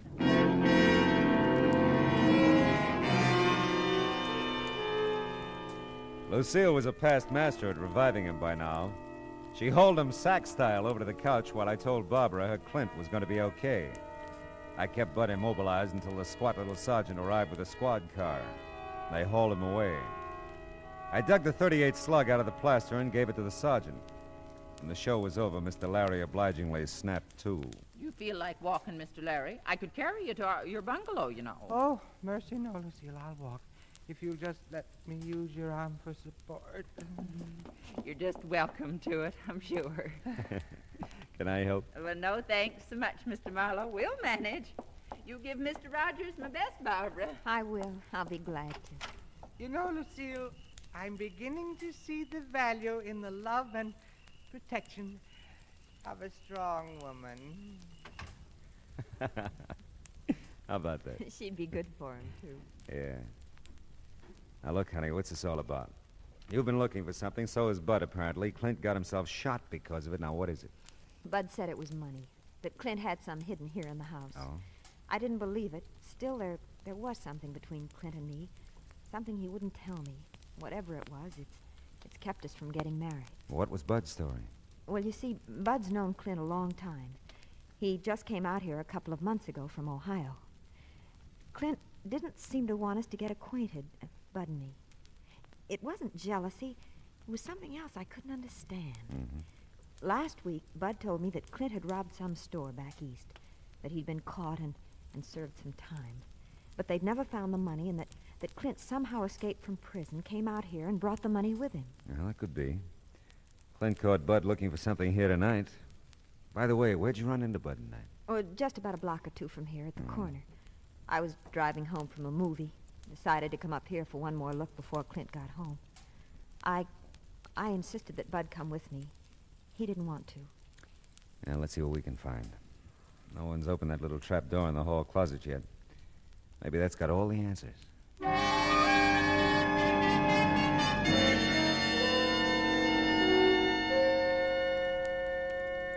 Why, it's a strong box, isn't it? Yeah, it's not very heavy, though.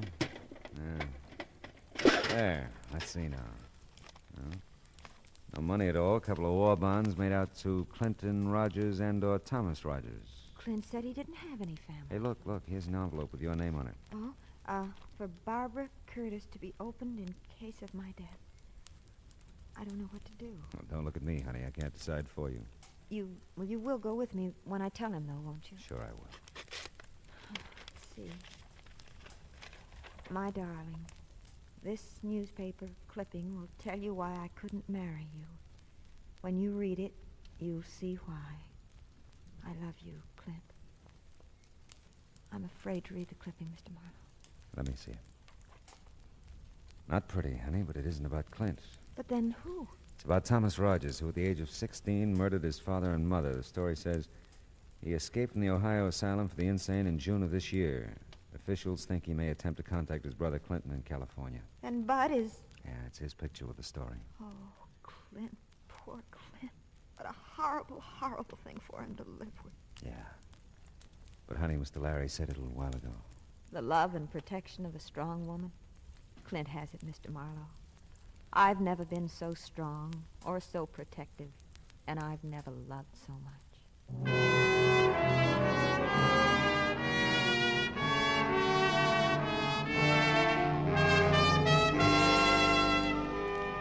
It was almost dawn now. I drove Barbara over to the hospital in Clint. We didn't say anything. There wasn't anything to say. Nice girl, that Barbara. All woman. You know, I never could understand the guys who pronounce woman as wool man. What would we be without 'em, huh?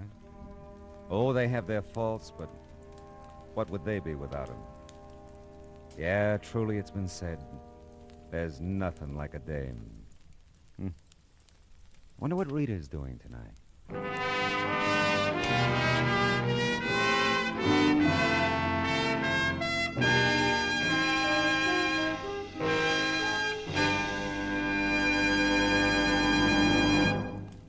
The Adventures of Philip Marlowe, bringing you Raymond Chandler's most famous character, starring Gerald Moore, was produced and directed by Cliff Howell and written for radio by Kathleen Height.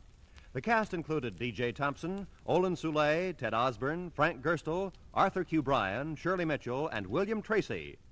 Gerald Moore may currently be seen in the Santana production Sirocco.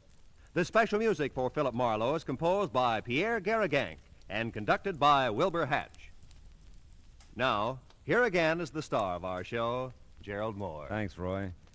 Ladies and gentlemen, boys and girls, tonight's broadcast concludes our current series of the adventures of Philip Marlowe. I understand it won't be very long until we meet again. So until we do, we won't say goodbye, but just so long. See you soon. I still wonder what Rita's doing tonight.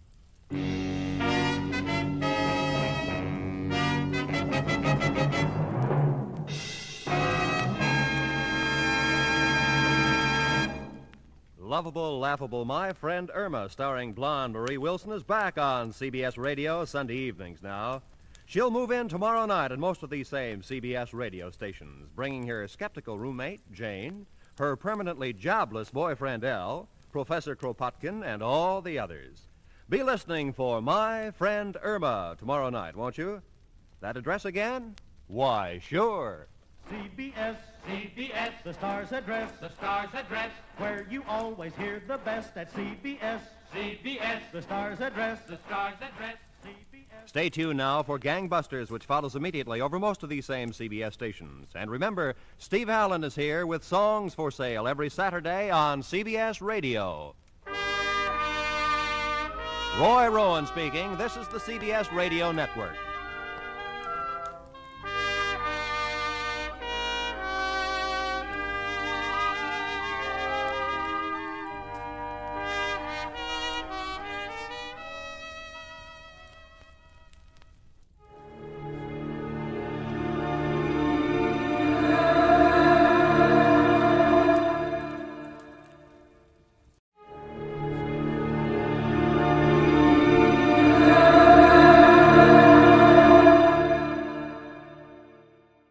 The Adventures of Sam Spade, Detective.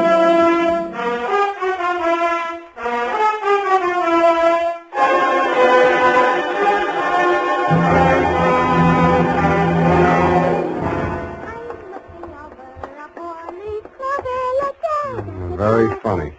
Certainly took you long enough. Oh, thank you, Sam. Well, do you like them? My curls?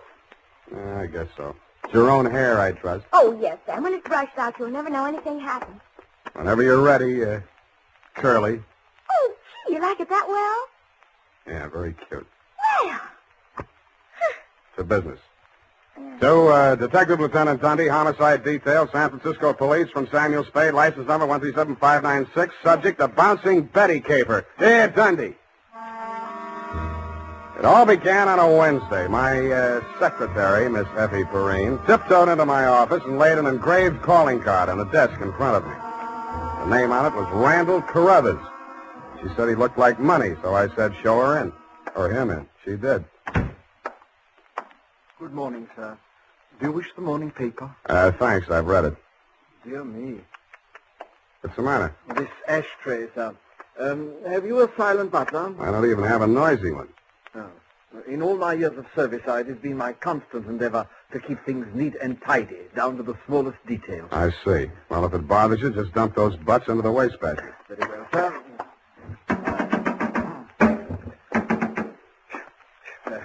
If you will pardon the presumption, sir, you could use a well-trained servant in this establishment.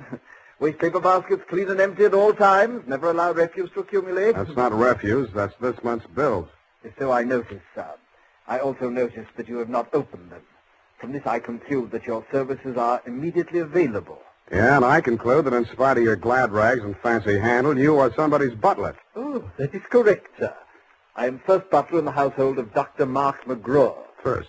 Bleakcliff is the name of the estate. It's near the village of Squid Beach, some 50 miles in a southerly direction on the Pacific coast. You know, I think I'm going to like you as a client, Mr. Carruthers. I mean, it's refreshing to get a few accurate facts without, shall we say, priming the pump. Thank you, sir. You're welcome. To continue, not counting the staff, there reside at Bleakcliff 3 persons. Dr. McGraw, master of the house since the death of his wife, his stepson, Mr. Anthony McGraw, of whom more later, and Mr. Anthony's sister, Miss Cathy. It is on her behalf that I've come to you, sir. What is her problem, Mr. Carruthers? The correct form of address is Carruthers, sir, not Mr. Carruthers. Check. Yes, thank you, sir. Now, as to Miss Cathy's problem, sir, someone is attempting to murder her. Specifically, she has upon several occasions been shot at from ambush.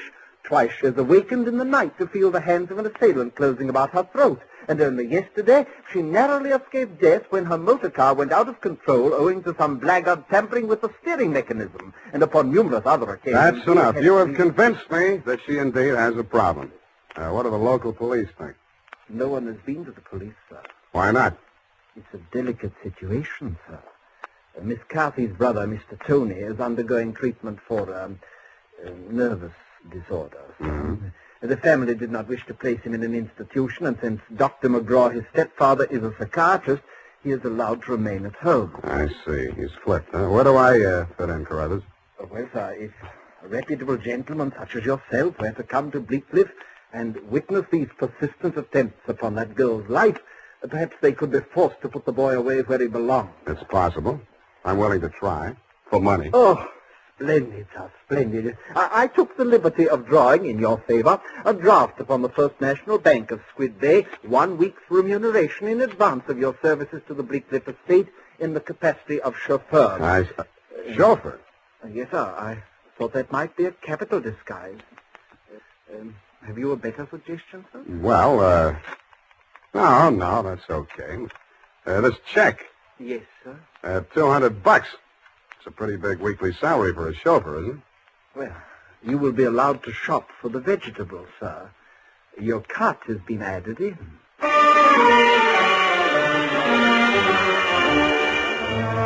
I told him I didn't know one vegetable from another, that I was a lousy driver, and in more time than it takes to tell, I was installed at Bleakcliff, in a room above the garage, and told to wait there until summoned. I put on my pearl gray uniform with the brass buttons and leather puttees, looked in the mirror, and decided I had missed my calling, but not by much. Nothing happened for nearly an hour, and then I got my first buzz. Yeah, I mean, garage. Philip, the car, quickly. The main entrance. Keep your motor running. I have him locked in the living room, and he's breaking out. Okay. Yes, miss.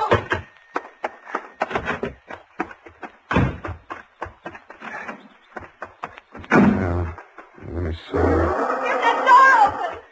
Open that door. Why didn't you have the door open? I'm sorry, miss. Well, get going, please. Darn it, miss. Where's the spark on this? What's the matter with it? Well, it's flooded. The house, you know. He's got the meat cleaver. The door. Well, I'm trying. Get out, I tell you! Stop it! Stop it! You're hurting him! All right. Put it down, Chris. Put it down. Come on. Give it to me. What's going on? I say, who are you? Haven't you been instructed not to disturb my patient? I'm sorry. I'm new here. When I saw him coming at Miss McGraw with that meat cleaver, I naturally thought... Oh, well, no harm done. Come along, Tony. Come along now. Come along, boy. We'll have a nice long talk. What shall I do with it now? We'll put it back. You all right? Oh, sure. I should be used to it by now. By the way, you're new here, aren't you? What's your name? Sam. Sam? That's nice. Turn to the left outside the gate, Sam, and drive straight out to the shore road. Well, if I can just... Hey, I just turned that little key. Look, Ma, I'm driving.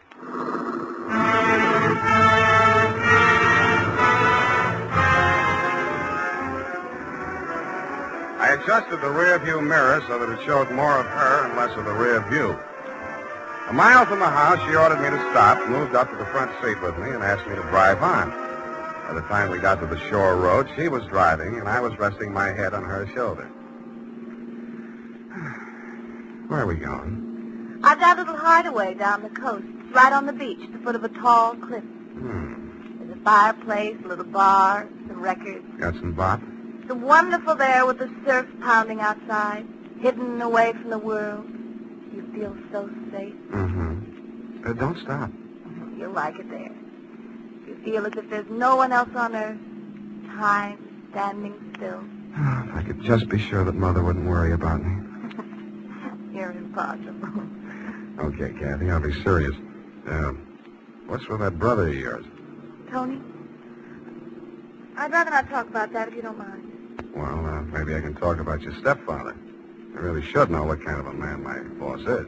I go for these drives to forget all that. Please don't spoil it for me. Okay, Kathy, okay. Please. The sharp turn into this driveway. Now, we get out here. Yes, ma'am. Down this path. Uh-oh. What's the matter? You afraid of high places? Yeah, you just pushed me off of one. Oh, Sam, don't be like that. You're pouting like a little boy. Come on, I want to show you my little house. What's so special about your little house? Oh, Sam, if you only knew what my life is like. You only know what mine is like. I need someone so much to talk to, Sam. As long as you can steer the conversation, you mean. Come on, Sam. I'll show you the house. The path led to a flight of wooden steps that clung to the face of a sheer cliff. There was something like the stairs you find yourself falling down in nightmares. They dropped maybe 200 feet to a crescent of white sand. Watch out for that one stair that's broken. Yeah. You have to make your dream house this hard to get to? Because of Tony. He has vertigo. What? When we were kids, he used to chase me, and I'd run down here, and he was scared to follow me. Afraid of heights. He still is. Well, you light us a fire, Sam. The wood's there in the box. I'll go make us a drink. Fire? Who needs a fire? I'm hot. What'd you do before you took up driving? Oh, I was a private eye for a while. Oh, how exciting. Nah, it's a sour racket. Tell me about it. Nah. Let's talk about you. Here's your drink. Thanks. Well, what do you want to know about me? Oh, me? Come here.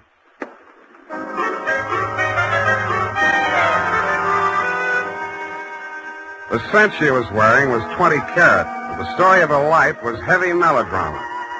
It seemed that Dr. McGraw, a handsome fortune hunter, was a folly of her mother's middle years. But she had come to her senses shortly before she died and cut him out of her will. But that was not the end of it. When Kathy's brother had been faced with the alternative of entering an institution or remaining at home under his stepfather's care, she had begged the doctor to remain in spite of his warnings that her brother might take a notion to kill her. But get this, Dundee, it's real deep. In spite of visible evidence to the contrary, she was convinced that her brother was not out to kill her, but that the doctor was. I couldn't sell myself on that part of the yarn, but she looked so awfully pretty while she was telling. And suddenly she didn't look so pretty. An expression of terror was on her face. No! Get down! I rolled her onto the floor and kicked the lamp out. By the glow of the embers in the fireplace, I could still see the gleam of the gun barrel shoved in through the broken window. I hoped he couldn't see so much. I knocked over a chair to give him something to shoot at. I was already halfway up the face of the cliff in those rickety wooden stairs. At the top, he turned and looked back. Who was it? It was Mark, wasn't it? The doctor? You know it better than that. It was Tony. Thought you told me he was afraid of heights, couldn't come down those stairs. He never did before. Don't you believe me? Yeah, Kathy. I may wind up believing the rest of your story.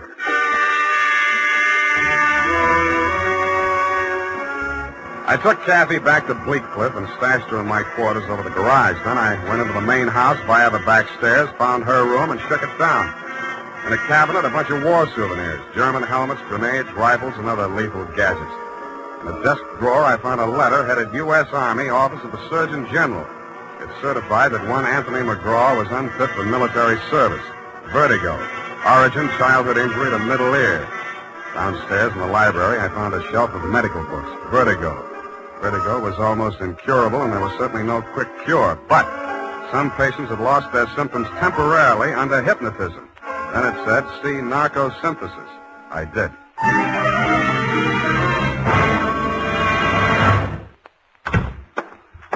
Spade. I beg pardon, sir. Mr. Spade. Yeah, whatever are you doing in the butler's pantry, sir? Looking for a butler. Namely you, Carruthers. May I serve you, sir? Yeah. How do I get an interview with Dr. McGraw? Well, sir, Oh. Strange, after all my years of service, I still start as a master summons. You did it again. Well, I'm sorry, sir. I'd better see what Dr. McGraw wants. Forget it. I'm answering this one. You're not going to drop your disguise, sir. Why not? Who am I kidding, anyway?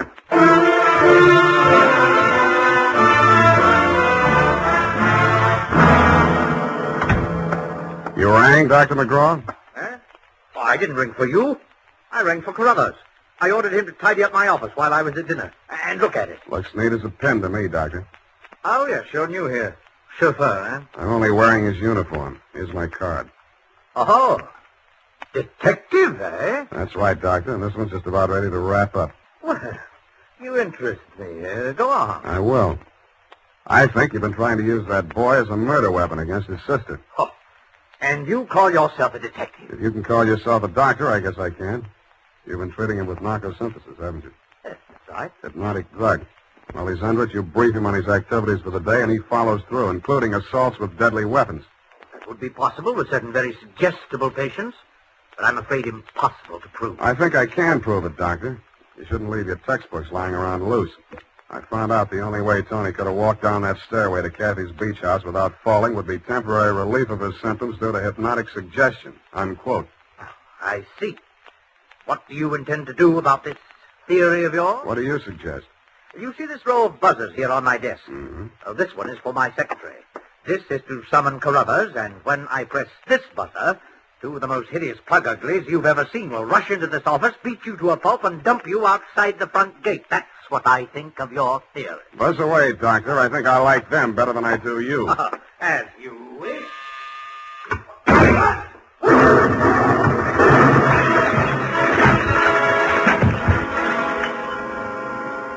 From where I was on the other side of the room, I didn't know what had happened at first. All I saw was a lot of paper gushing out of the wastebasket. The doctor sure was dead. His midsection was perforated like a shower drain. And on the walls, fanning out around the end of the room, about a yard up from the baseboard, there was a straight line of holes. I dug into one. What I took out wasn't a bullet. It was a perfectly round steel ball. Then I remembered the wastebasket, the paper flying out of it just before the explosion. In the bottom of it, I found the answer. The base of a steel mechanism with German lettering on it. It was a wartime anti-personnel mine that the GIs called the Bouncing Betty. The United States Armed Forces Radio Service is presenting the weekly adventure of Dashiell Hammett's famous private detective, Sam Spade.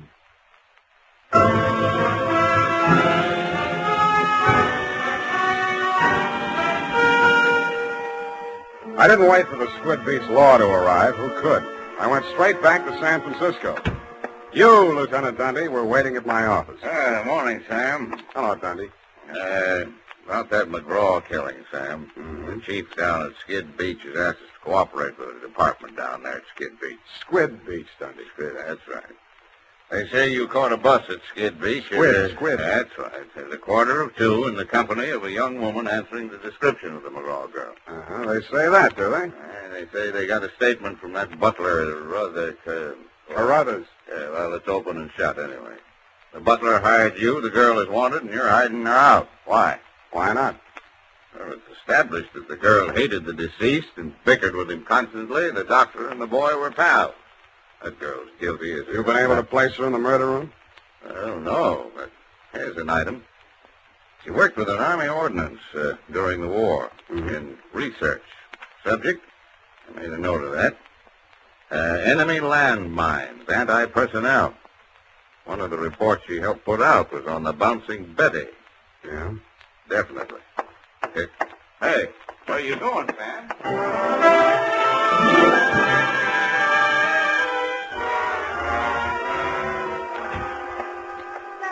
Oh, Sam, it's been so lonesome cooped up here all day. Why didn't you tell me you were with Army ordnance during the war?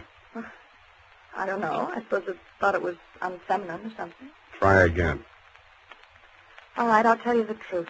I had a copy of that report with instructions for the operation of the bouncing Betty in the desk in my room. What the devil are you doing with a thing like that? I don't know. I was proud of it. It was the only report I worked on with the general. Should have got rid of it. I did.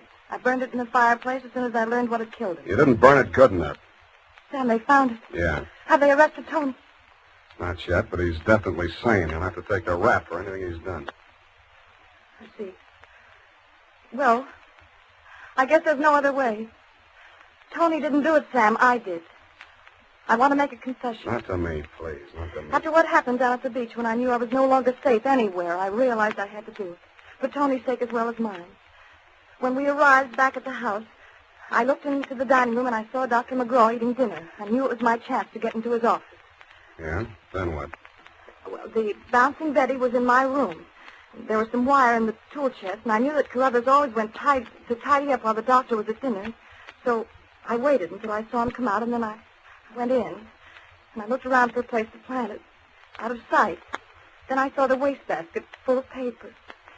It was the perfect hiding place. The whole thing didn't take more than 5 minutes. Well, say something. I guess I don't know what to say. Go on, say you hate me. Say it. I don't. Wish I did.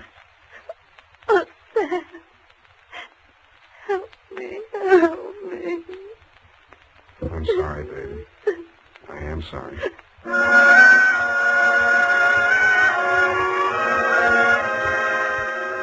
I don't know how long we sat there. I held her in my arms until she cried herself out, then we just looked at each other. I knew if I put it off another minute, I wouldn't call you at all, Dundee. So, with my arms still around her, I reached for the phone. Homicide. Lieutenant Dundee, this is Sam Spade. Lieutenant Dundee. Hello. Hello. Give me that.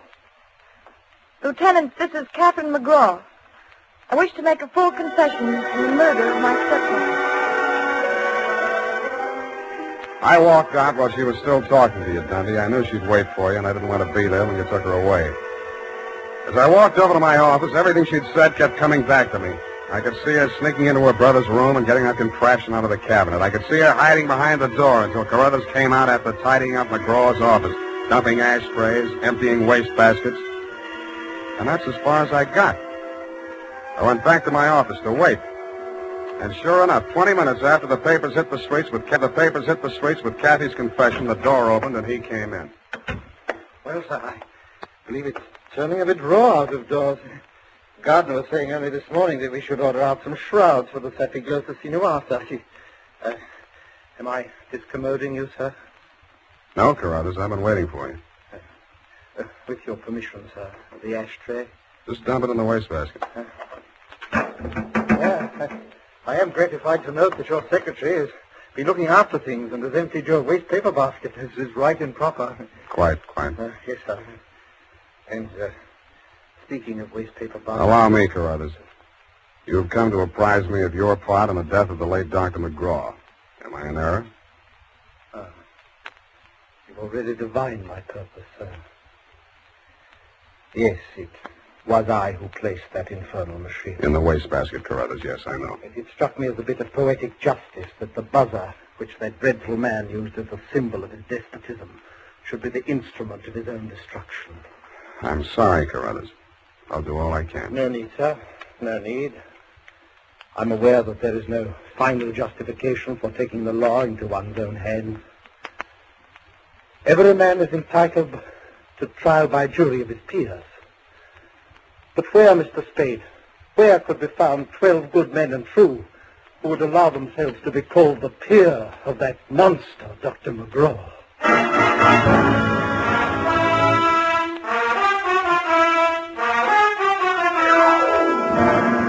Period. End of report. Sam! There must be some mistake. Mistake, Effie? Mistake? No? Well, the butler can't be guilty.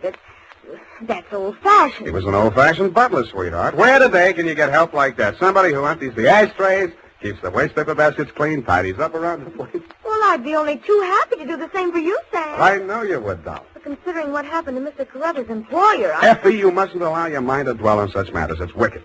Sam! Who emptied an ashtray in that wastebasket that I just finished cleaning out? Pay it no heed, sweetheart. I'll buy you a silent butler. I'll go type that up. Here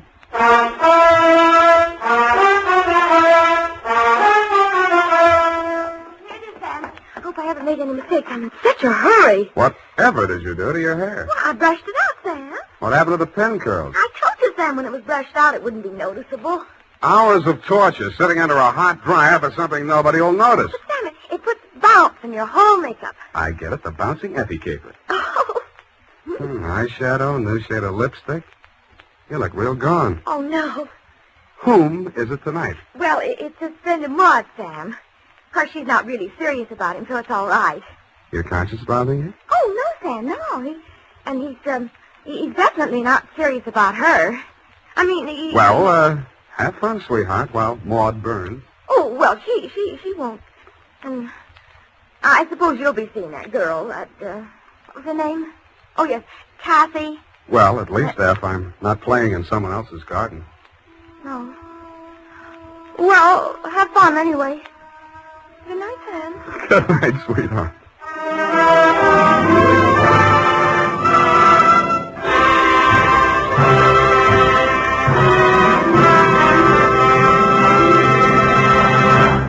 The Adventures of Sam Spade, Dashiell Hammett's famous private detective, are produced and directed by William Spear. Sam Spade is played by Howard Duff. Lorene Tuttle is Effie.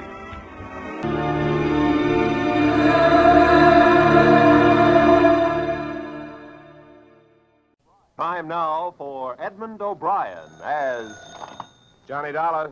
Dollar, thank goodness I found you. Why, what's up? You've got to leave for New York, Dollar, immediately. A policyholder, he's afraid for his life. Here we go again. Who's he afraid of? Well, he wouldn't say over the telephone. All I know is, to us, he's worth $100,000 alive. Well, that makes it simple. He must be afraid of somebody to whom he's worth $100,000 dead.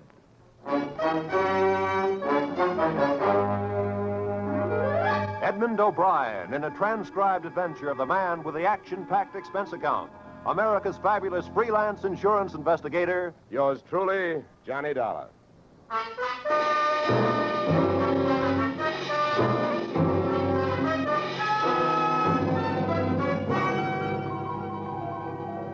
Expense account submitted by Special Investigator Johnny Dollar to Home Office, American Continental Life Insurance Company, Hartford, Connecticut. The following is an accounting of my expenditures fulfilling your assignment as a bodyguard. The body being that of your late policyholder, Robert W. Perry.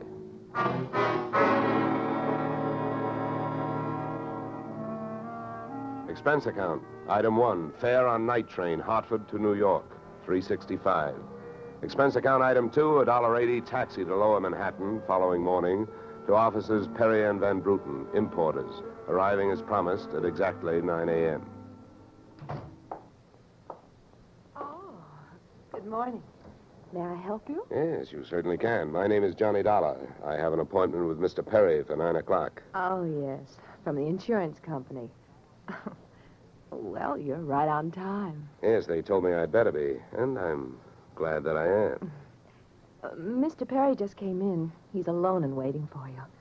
I'll buzz him that you're here. Thanks. Come on!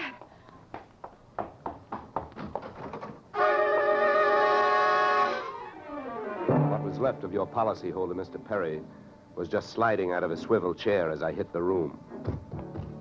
The top of his desk had erupted, and splinters of mahogany pointed their sharp fingers upward through lazy circles of smoke, swirling toward the ceiling.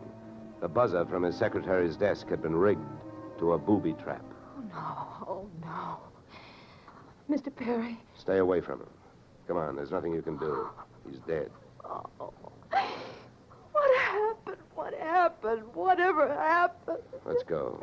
Let's get back out of here. Here you are. Sit down. I'll get you a drink of water.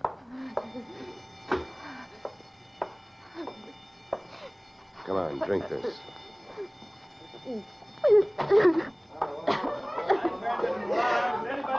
There's a doctor on the third floor. Shall I call him? Never mind the doctor. Go call the police. Nobody gets in here till they arrive. Now, the rest of you, go on, run along, beat it, will you? And have the building superintendent turn off that alarm. Okay, miss. Now take it easy. It was all so sudden. What happened? Well, that's not hard to figure out. Somebody wanted to give your boss, Mr. Perry, a shortcut through life. So whoever it was figured out that a secretary would never buzz a boss unless he was at his desk. They rigged up a bomb somewhere in his desk that would go off when you buzzed him. Oh, then I killed him. Now, wait a minute, will you? Wait a minute. Don't go hysterical on me. There's excitement enough, and there'll be more when the police get here, so you keep cool. But I did it. You saw me do it. Look, honey, the way you put it, I killed him by coming in here and giving you my name so you would buzz him. And I was here to protect him. So drop it, will you? I'm sorry. Now tell me, what about yesterday? Was Perry here? Yes, all day. What time was it when you last used the buzzer? Why, right up to the last minute, about 5:30. Who left the office first? Oh, Mr. Perry, he always leaves first. I lock up. From the looks of things, you should have used more locks last night. Somebody got in here to do some wiring. Oh, I forgot that fire alarm. Look, before the police arrived, do you know why I was sent here? Oh, yes. Mr. Perry felt that his life was in danger. He thought that, well, with a $100,000 policy, the insurance company would do everything they could to help keep him alive. Oh, we didn't have much of a chance, did we? What was he afraid of? I don't know. Okay. Tell me, what were his other appointments for today? Well, he only had two. His partner, Mr. Van Bruten, at 11, and later he No, had one at a time, please. Van Bruten. Anything special about their meeting? Oh, yes, Mr. Van Bruten arrived just yesterday from Holland. Oh, you mean there was a branch of this firm in Holland? Oh, huh? yes.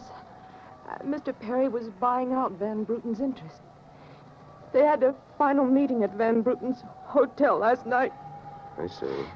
Van Bruten was coming by this morning to pick up his money. Cash? No, a cashier's check. The bank is to deliver it here at 10:30. Well, Perry's other appointment, who is that? Christine, his wife. Now she tells me. Christine, the beneficiary. Yes, she wouldn't have been the beneficiary in about another 2 weeks. They were getting a divorce. Thanks for the motive. You don't like her. Well, I didn't mean it that way. Well, how about Perry? Did you like him? Okay, here's an easy one. What's your name? Susan Gates. Now, isn't that about enough? Okay, Susan, you better save your voice. During the next few hours, you're going to have to do a lot of talking. I've been everywhere else. Is the fire in here? Well, you'll have to stick around. When the cops get here, somebody will get burned.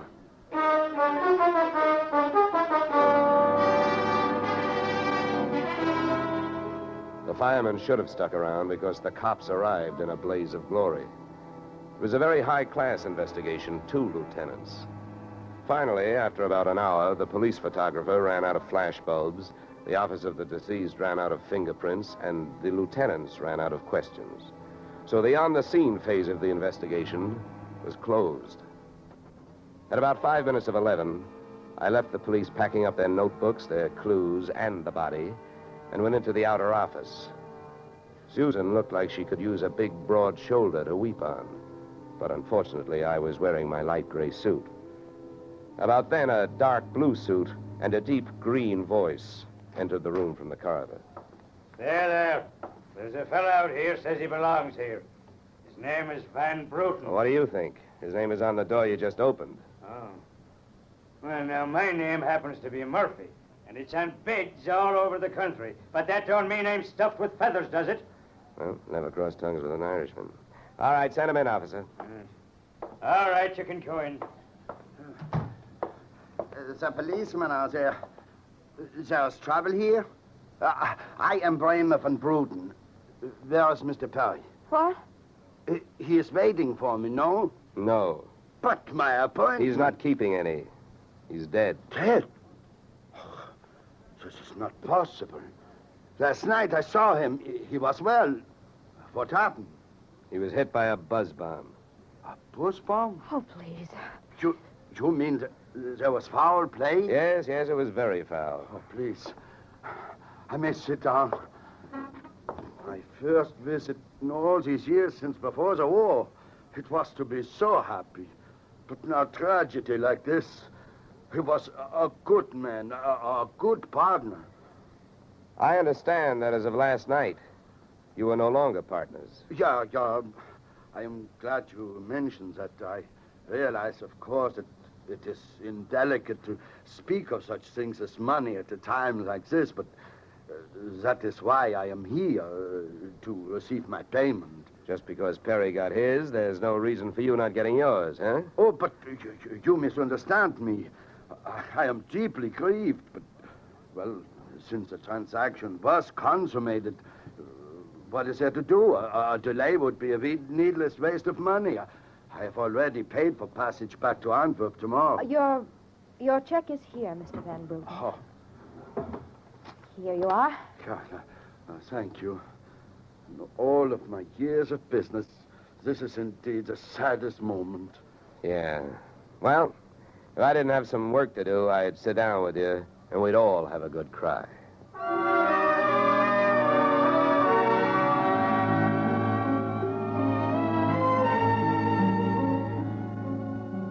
Expense account item 3, 90 cents. Phone call to the home office.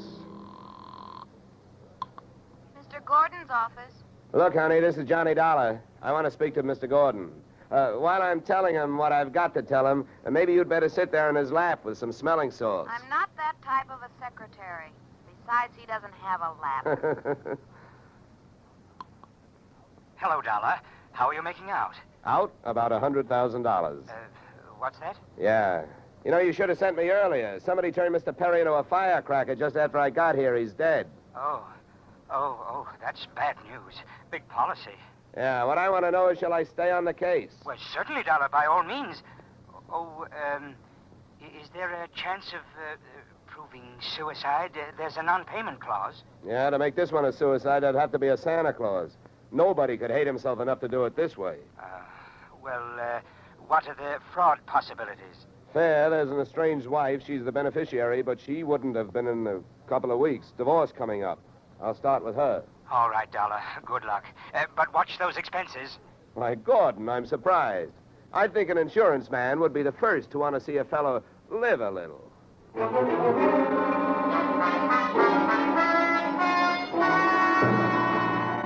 Christine Perry's apartment was on Sutton Place overlooking the East River.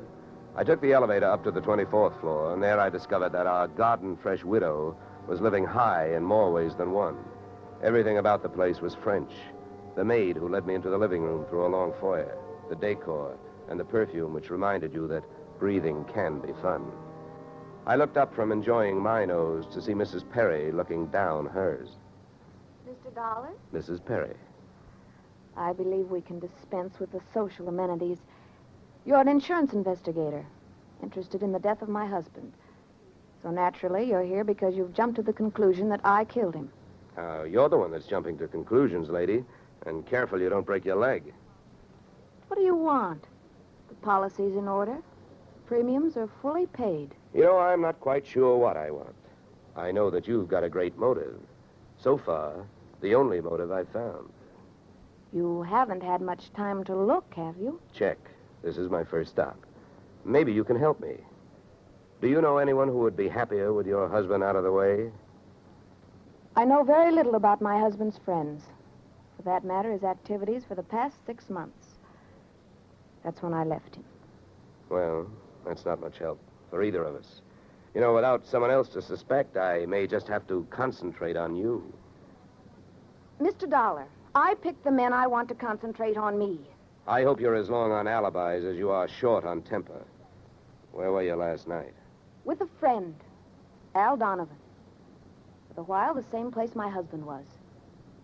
But I have witnesses to prove who was with him. Anybody at the Clover Club can tell you. Save me a trip. I can't afford the prices they get over there. Certainly. A pleasure. My husband was with his beautiful little secretary, Susan Gates. Well, I wouldn't be more surprised if your late husband walked through that door and said... All right, mister, that's enough. Al! Yeah. How much did you hear? I'm a big guy, baby, 6'4". I've got big ears to match. Al, please. Would this be Mr. Donovan, your companion of last evening? I'm getting you out of here, Christine. Al, you don't know what you're saying. You lie to me. How can I help you if you lie to me? You call me stupid. The way you're playing this, you'll alibi yourself right into a cell. Now, I'm getting you out of What are here. you doing to me, Al? You're crazy. Come on. She's right. You are stupid, Donovan. She was doing just fine till you dropped in. Mister, you've been asking a lot of questions. Now I'm going to give you one answer. All right, Christine. So much for the wise guy. Now, about you and your alibi. You wasn't with me at the Clover Club last night. And if it's so easy to prove that your husband was there with his secretary, who were you there with? Remember, baby, you told me you were going to be with your husband. When Al measured me for that swing, I measured my chances with him. To me, he looked like one of those corporate assets of Murder Incorporated. So I rolled with the punch and kept my eyes closed and ears open. What I heard was Christine's alibi flying out the window, Mr. Donovan giving her a few loving cuffs, and finally, the pair of them flying out the door. Just then, the noon whistle blew somewhere in New York, and I decided to allow myself the luxury of 1 full minute for lunch.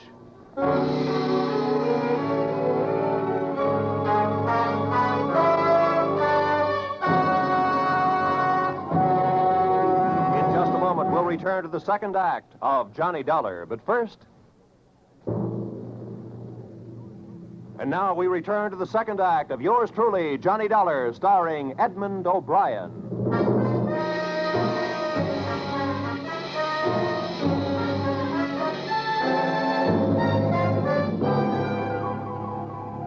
I spent the minute I took out for lunch eating a handful of Mrs. Perry's bonbons on the run. I hit the street just in time to see Donovan pushing Christine Perry into a cream-colored convertible.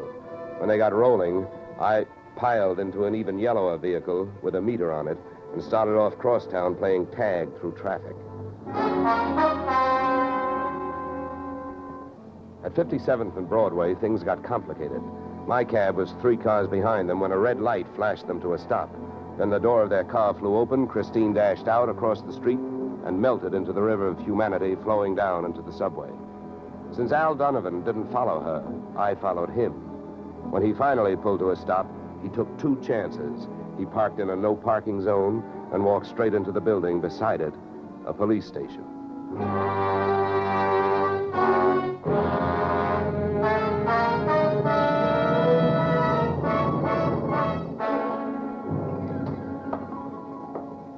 This is Mr. Dollar, Lieutenant. He's been waiting for you. Well? My name is Johnny Dollar, Lieutenant. Here are my credentials. Insurance, huh? Yeah, the Perry murder in particular. You've come to the right place, Dollar. A man named Donovan just walked in here and made a full confession. He what? That's right. My clerk's just typing it up. In the meantime, the gentleman is down in the tank having a bite of lunch on the city. He confessed. Well, does his story add up? As far as I know, I haven't heard too much about the case myself. It's not in my precinct. Yeah, but what did he use for a motive? Jealousy. Says he's in love, wanted to marry Perry's wife. Did he say how he managed it? Yeah, he stole a key to the office from the wife's apartment, entered the building last night, and wired the bomb to the buzzer system. Well, I guess guys do a lot of strange things in the name of love. It looks like Donovan did. Yeah, he either killed the man or he's trying to cover up for someone who did. Say, Lieutenant, don't execute him for a couple of days, will you? I spent the rest of the afternoon downtown in the offices of Perry and Van Bruten, importers. The partners' correspondents told me 2 things. They had been extremely friendly, and Van Bruten was extremely bald. Perry had been sending him toupees from a famous Hollywood makeup firm. At 4:30, I got to the employment files, which rocked me with 2 minor explosions of their own. First, I learned that Al Donovan had been employed over a period of years as Perry's bodyguard, and that he had been canned the day before the murder. That confession of his, which had been a little hard to swallow, was suddenly more digestible. On top of this came blast number 2. The employment application of Perry's secretary, Miss Susan Gates, informed me that during the war, she had worked in a munitions plant, her specialty, wiring bomb fuses. When Miss Susan Gates reached home at 8:30, she found a visitor, me. Oh. How did you get in here? Professional secret. Oh, you scared me. What do you want? Why did you come here this way? I wanted to bring you the good news. I heard on the radio that Al Donovan confessed to Perry's murder. Al? I can't believe it. Why not? Who do you like for the spot? Why, Christine. Al is covering up for her. Well, I'd like to agree with you. If it turns out that Christine wound up her husband's life with a bang, the company that hired me saves $100,000. But I don't know. She claims she has all kinds of alibis. One of them is you. Me? Yeah. Did you see her at the Clover Club last night? Well, yes, Yeah. I know who you were with. Your boss. There's nothing wrong with that. No. I'm not preaching a sermon. I want to know who she was with. I don't know. A man I'd never seen before. Mr. Perry knew him, but he wouldn't tell me who he was. Why not? I don't know. He said I might get the wrong idea. About what? I don't know. We didn't sit there and talk about it all night, so why should we sit here and talk about it all night? All right. Good heavens, when a census taker shows up and asks a lot of questions, people answer them. When an investigator tries to do his job, they make the proverbial clam look like a blabbermouth. Look, Mr. Dollar, believe me. This has been a greater shock to me than to anyone else. Yes, excepting, of course, your late employer, Mr. Perry. How long did you work for him? 4 years. Where'd you work before then? Well, I worked... Let me help you. Bombs, huh? Wiring fuses. Remember? All right. I remember. Good. Maybe you'll remember a little more. Let's go back to last night. The guy with Christine Perry, who was he? I tell you, I don't know. Was it Van Bruten? I don't know. You don't know? No. I'll get that. No, I'll go. Just make sure you don't keep going. Susan! When Susan snapped the spring lock to open the door, the gun outside opened up. The first slug caught her in the left shoulder, spinning her out of the way of the rest of them. It was getting monotonous. Every time a buzzer went off, things started booming. Susan was sprawled out on the floor in front of the door, and to open it, I had to move her. By the time I did, the hallway outside was empty. Okay, now take it easy. Come on. Don't start hurting for a couple of minutes. We'll have a doctor here by then. He'll give you something. Please, try to keep calm. Here, what? I'll throw my coat over here. Now, try not to move. You're going to ruin this rug. Never mind the rug. What we want to worry about is who tried to ruin you. What'll they do to me? What'll who do to you? They'll arrest me. They don't arrest people for getting shot. You have any idea who it was? That man in the office this morning. The one who picked up the check. Van Bruten? No, he wasn't Van Bruten. He was a phony? Yeah. And you still gave him that check? Yes.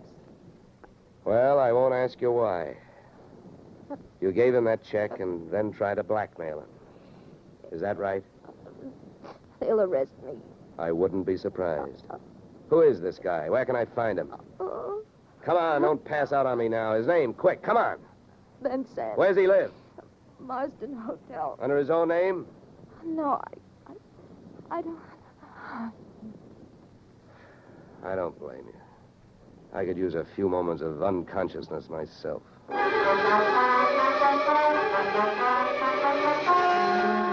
Marsden Hotel didn't have a Dutch name on the register, so I got a hold of the housekeeper and found out how many rooms her staff hadn't been able to make up all day because of no disturb signs on their doors, and then I went a-calling at those particular rooms. On the 9th floor, I wakened one old maid. On the 7th, I startled a bunch of poker players who thought they were being raided. And on the 4th, I struck the door of 427 and the jackpot. Who's there? Don't you see the sign? I do not wish to be disturbed. Sorry, I must have the wrong room. I started up the hall after the fire axe. When I got to it, I changed my mind. Out of the few things I learned about this guy, Van Sant, was that he loved to shoot people through doors. So I decided against trying to chop his down. Then I remembered the way those people came pouring out of those offices earlier in the day when they heard that fire alarm. So I picked up the little red hammer next to the big red fire axe, broke the little glass window, pulled the little brass hook, and set off a big brassy noise. And then I rushed back to 427. Fire! Fire! Hey, fire! Fire! There's the fire. Right here in my eyes, sweetheart. Why you come here, you wish you don't? Never mind the dresser. You're through shooting guns. What do you think, Van Sant? You want to try some more? You cannot make me stay here. It's a fire. We will all die. You'll look good barbecued, but I'll make a deal with you. You talk, and if I like what I hear, I'll show you how to get out of here alive. How I know this? You don't think I'm going to stay here and fry, do you? And if you don't start flapping that tongue in a hurry, I'll probably just tie you to a chair and run. So first, where is the real Van Bruten? You will find him in the bedroom. Yeah? He'd better be alive. He's out cold. What's the matter with him? He will be all right. He's under sedatives. Where did this identity switch start? Come on, hurry up, talk. I smell smoke. I knew Van Bruten from Antwerp. I know about the sale of his interests. I know the girl in the office here had never seen Van Bruten. Look, we go now. Don't get up. Come on, keep talking. I can feel it getting warm in here. Oh, it's a firefighters. We will be saved. Don't be too sure. They always start at the top floor and work their way down. Come on, I can hear those flames crackling. You know the rest. Last night, when the transaction was all finished with Perry, I gave to Van Bruten some sedative in his cocoa. So you set up that bomb so Perry would get it before you showed up to pick up the check, huh? Yeah, I told you that. How the girl knows I am an imposter, I don't know. Well, let me tell you.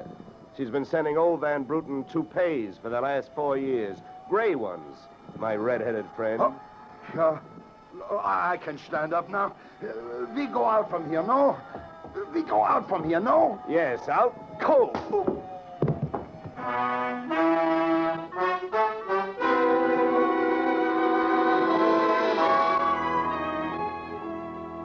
Expense account, item 4, $1.40. Night letter informing you that American Continental would have to meet payment of claim to Mrs. Christine Perry, innocent widow of the insured. The only thing she was guilty of was trying to stay on the right side of a hot-tempered boyfriend. She lied about who she was with at the Clover Club, not to fix herself an alibi, but to keep Al Donovan from learning that she'd been out with another man. That man being the real Mr. Van Bruten, who had only taken her out to try to talk her into reconciling with his friend, her husband. Expense account item 5, $100. Fine for turning in a false alarm, which, since you're paying it with me, is just fine. Expense account total, $463. Yours, truly, Johnny Dollar.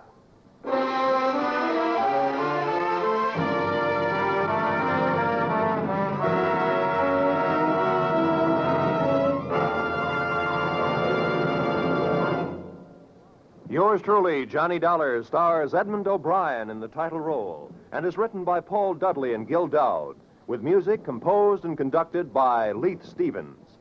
Featured in our cast were Walter Burke, Gene Bates, Joe Duvall, Ted DeCorsia, Joyce McCluskey, and Raymond Burr. Yours truly, Johnny Dollar, is produced and directed by Jaime Del Valle. Beginning next week, we are moving to a new time and day, and we hope you'll join us on Tuesday evenings when Edmund O'Brien returns in another transcribed adventure of Yours truly, Johnny Dollar.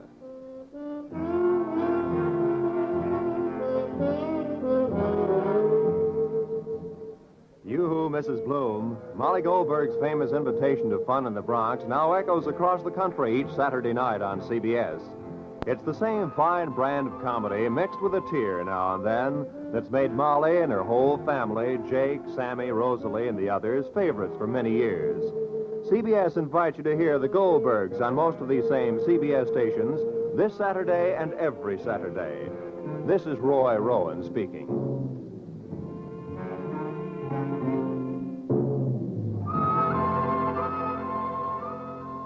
Disaster is no respecter of persons, and it can strike any time. But your Red Cross never sleeps. It has to be ready constantly in case of an emergency. This is your protection. Keep it strong. Now is the time to support Red Cross for your sake. Remember, for every dollar you gave before, this year add a quarter more. If you gave Red Cross $10 last year, this year give it $12.50. Give gladly. Join Red Cross.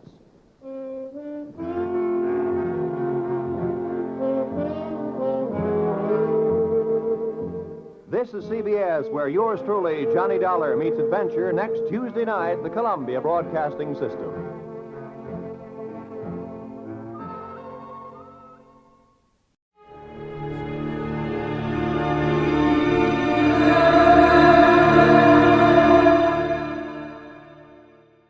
Now, Roma Wines present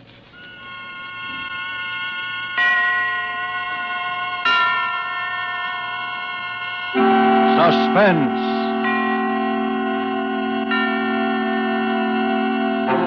Tonight, A Thing of Beauty, starring June Dupre. Suspense is presented for your enjoyment by Roma Wines. That's R-O-M-A, Roma Wines. Those excellent California wines that can add so much pleasantness to the way you live, to your happiness in entertaining guests, to your enjoyment of everyday meals. Yes, right now a glassful would be very pleasant as Roma Wines bring you Suspense.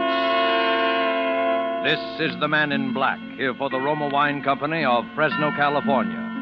Tonight, in the absence of Ida Lupino, who was prevented from being with us because of illness, we are fortunate in being able to bring to you as star the actress whose performance in the RKO production, None But the Lonely Heart, has recently won her an award for one of the 10 best of the year, Miss June Dupre. Miss Dupre appears tonight in a drama of crime and passion and punishment, as unfolded in a narrative of a celebrated actress of yesteryear. And so with A Thing of Beauty, and with the performance of June Dupre as Madeline Tremaine, we again hope to keep you in suspense.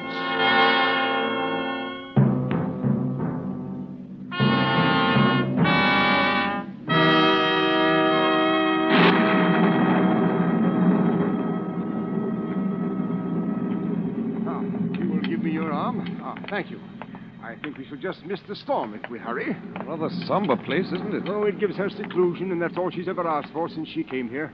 That and what little spiritual comfort I've been able to give her. How long ago was that, sir? That you came here, I mean. 9 years ago in March. But it was long before that she left the stage. Oh, she was nearly 10 years in an institution. A mental disorder. Though it's not her mind that was ever sick, unless I'm mistaken. I do say she's a bit on the eccentric side. Oh, I don't believe in gossip. You'll be her spiritual advisor soon enough when I've retired. And I want you to meet her without prejudice. And one day I'll tell you what I know, which is little enough, and what I have reason to believe, which is something more. Oh, it seems we'll just about escape a drenching. She lives completely alone? The one servant, that's all. Father Bentham. Oh, Suzette, this is my new curate, the Reverend Mr. Sedley. We are here to see Miss Tremaine. Well, does she know you are not alone? My good Suzette, I haven't any idea. But you might let us in out of the rain while you so inform her if you will. But if... Very well, come in. If you will wait in the study, I will ask if Mademoiselle is able to see you. What in the world got into the woman? She knows Miss Tremaine's been seeing me every fortnight at the same time for 9 years. There's a picture here. Is it of her? Probably. My word, she was a beauty. Your father could have told you. She was a legend of 2 continents. Must have been a very tragic thing to make a woman like that shut herself away. Is it true, sir, that she sees no one but you? As far as I know, she has never set foot outside this house in all the time she's been here. Nor has she ever had a single visitor beside myself. But why? I think because she hopes that somehow, someday, a man of God will help her to find peace. And she doesn't care to face the world until she's found it. Mademoiselle will see you now, Father, in her parlor across the hall. Oh, thank you. Well, Father Bentham, come in. Come in. I do hope you don't mind my receiving you in the dark. But I have a mortal dread of lights during a storm. Not at all. You'll find two quite comfortable chairs just there by the window, I think. Thank you. Madeline, this is my new curate, Mr. Sedley. Oh, yes, Mr. Sedley. It's a great pleasure, Miss Tremaine, to meet such a famous beauty. Even in the dark. Ah, so you've heard of my beauty, of course, Mr. Sedley. You know, as you came in, I was looking at this little gold mirror. Engraved on the back are the words, "A thing of beauty is a joy forever." Ah, Keats. Yes. Oscar gave it to me. He said it was a magic mirror. Was that Oscar Wilde, Miss Tremaine? Yes, dear Oscar. Dear dead days. I suppose you've already heard all the wild tales of my lurid past, Mr. Sedley. Oh, no, Miss Tremaine, I assure you I don't believe that Father Benson has ever caught me in a reminiscing mood, have you, Father? But since you will one day be vicar here, Mr. Sedley, perhaps it would be better if you heard the truth from me. Miss Tremaine, don't think I... Oh, the truth is wild enough. It all began, I suppose, when John Gaylord got me my first speaking part. That was, far too long ago to tell. John and Nell Garrett were the leads, and my part, well, it was one of those obscure little parts that no one pays any attention to until some obscure little actress comes along and makes a start of a career with it. It was then I first experienced what will always be to me in all the range of human feelings, the supreme exaltation, when you hear the full, frenzied applause of an audience for you alone.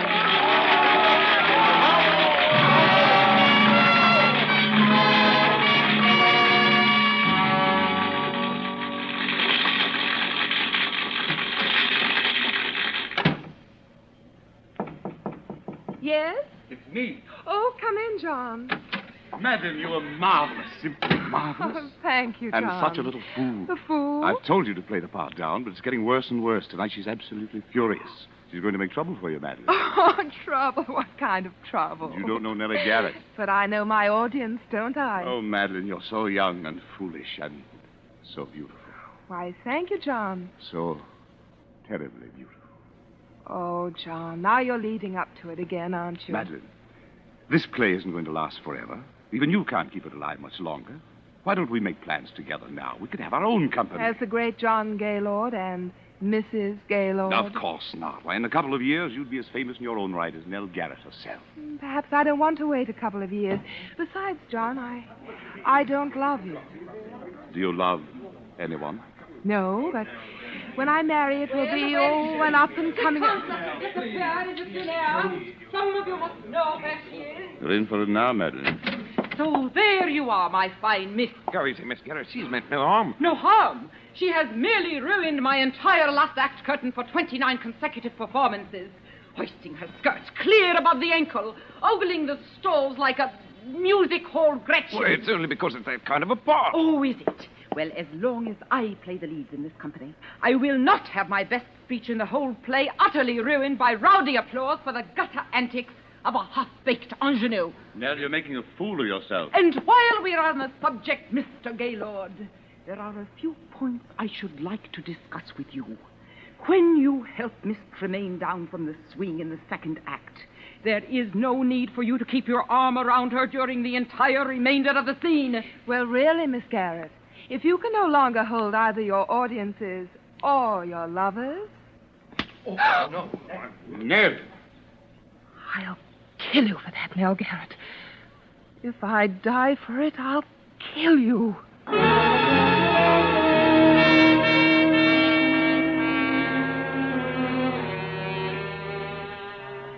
I left the theater and walked aimlessly out into the night, my eyes blinded with the tears. Young, oh yes, and foolish as I was, I believed my poor little heart was truly broken. For I knew that Nell Garrett could ruin me with every theater manager in London. And I knew she would. How long I wandered through those misty streets, or where, or even what I did, I shall never know.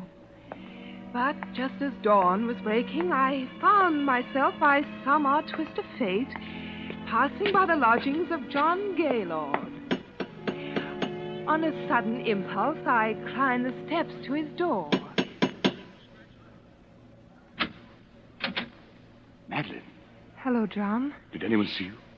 See me? Come in. Where have you been? Just walking. Oh, good Lord, alone? Yes. Why? Don't you know? Yes, John, I'm afraid I do. My career... Your career? Oh, my poor child. John, what's the matter? Don't you know that Nell Garrett's been found dead with a knife in her back? Dead? Murdered.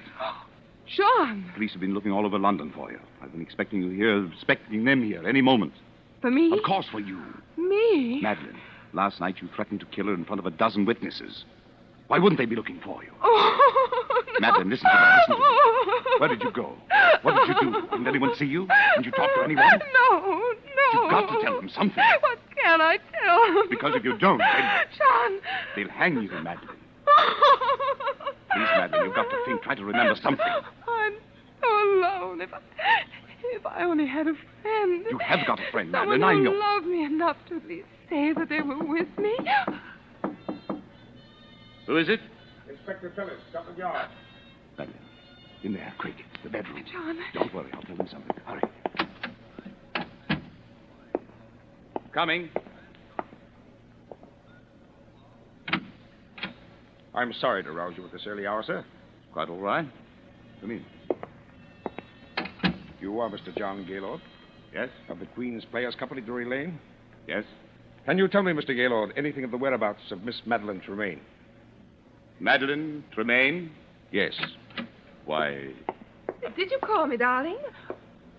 Oh, excuse me. Who is this lady, Mr. Gaylord? Well, who are you?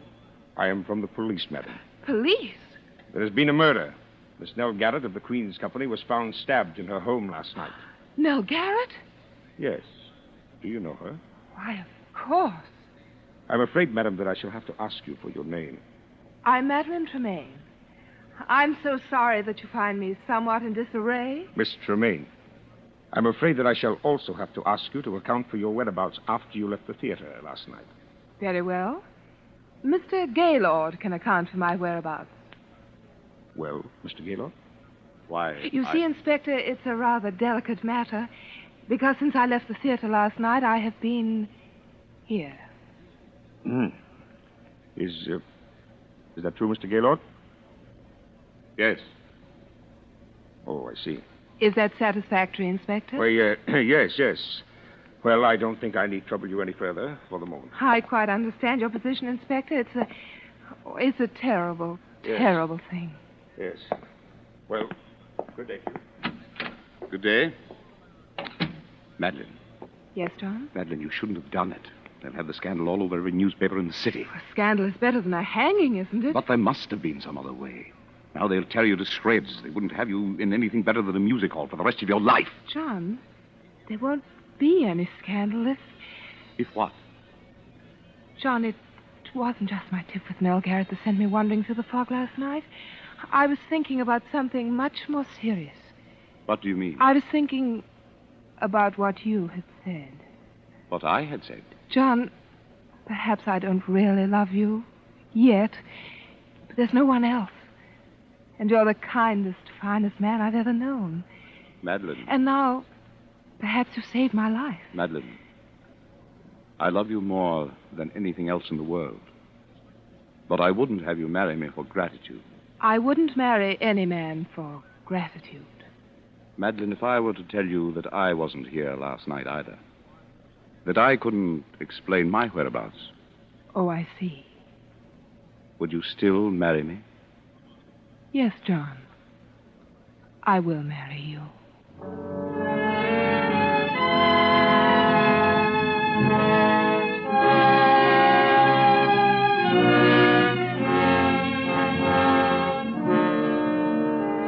Tonight for Suspense, Roma Wines are bringing you as star Miss June Dupre, whom you have heard in the first act of A Thing of Beauty, a radio play by Robert L. Richards from a story by Elizabeth Heaston.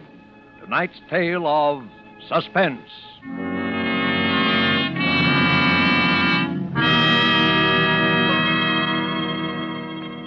This is Truman Bradley for Roma Wines, and I should like to tell you about a most interesting woman who extracts all the simple pleasure and happiness possible from living. She is Elsa Maxwell, international authority on hospitality. She offers you some friendly counsel.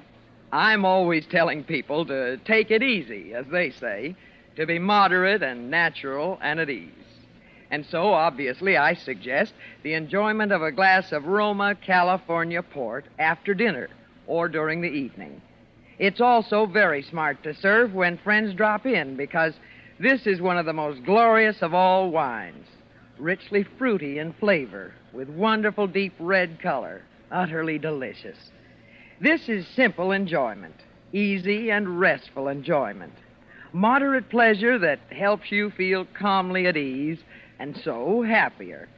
Don't bother about special glasses. Just use whatever glasses are convenient and enjoy your wine. You really should act on Miss Maxwell's suggestion. Roma Port, as all Roma wines, is the best that California's magnificent sun-ripened grapes can provide. In glorious flavor, color, and aroma, is unvaryingly good, always enjoyable, protected for you by the ancient skill of the noted Roma wineries, located in the choicest vineyard areas of California. Yet, all this delight costs you only pennies a glass. Remember, more Americans enjoy Roma than any other wines. Roma, R-O-M-A, Roma wines. And now it is with pleasure that we bring back to our sound stage Miss June Dupre as Madeline Tremaine, who resumes the recital of her brilliant and stormy career. It is a tale told to two clergymen in a darkened room, a tale well calculated to keep them and you in suspense.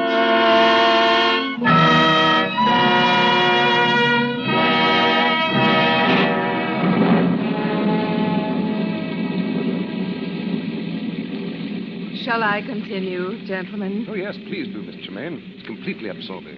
Indeed it is. Really? I hope you don't mind the lights turned off. It's the storm. I suppose perhaps I'm a sort of elemental creature, but I always love to sit here and have it dark when it's stormy outside. Not at all. Well, then, our marriage was a very happy one. Perhaps not entirely in the high tradition of grand passion, but a thoroughly comfortable, civilized relationship until something happened which is so often a tragic feature of wedded life between two stage personalities. For the first 2 seasons, John and I always played together. And then managers began to ask for me, alone. What could I do? I was young and just reaching the peak of my career. John was past his prime in popularity. And so at last he no longer even tried to have a career, but lived along on false hopes and idle dreams and tiresome reminiscences, and took up little hobbies to pass the time away, and grew a little stout.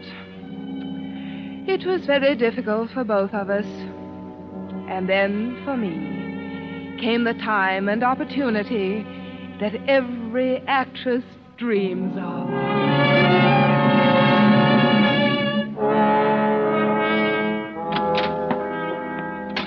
Ah, mademoiselle. Hello, Suzette.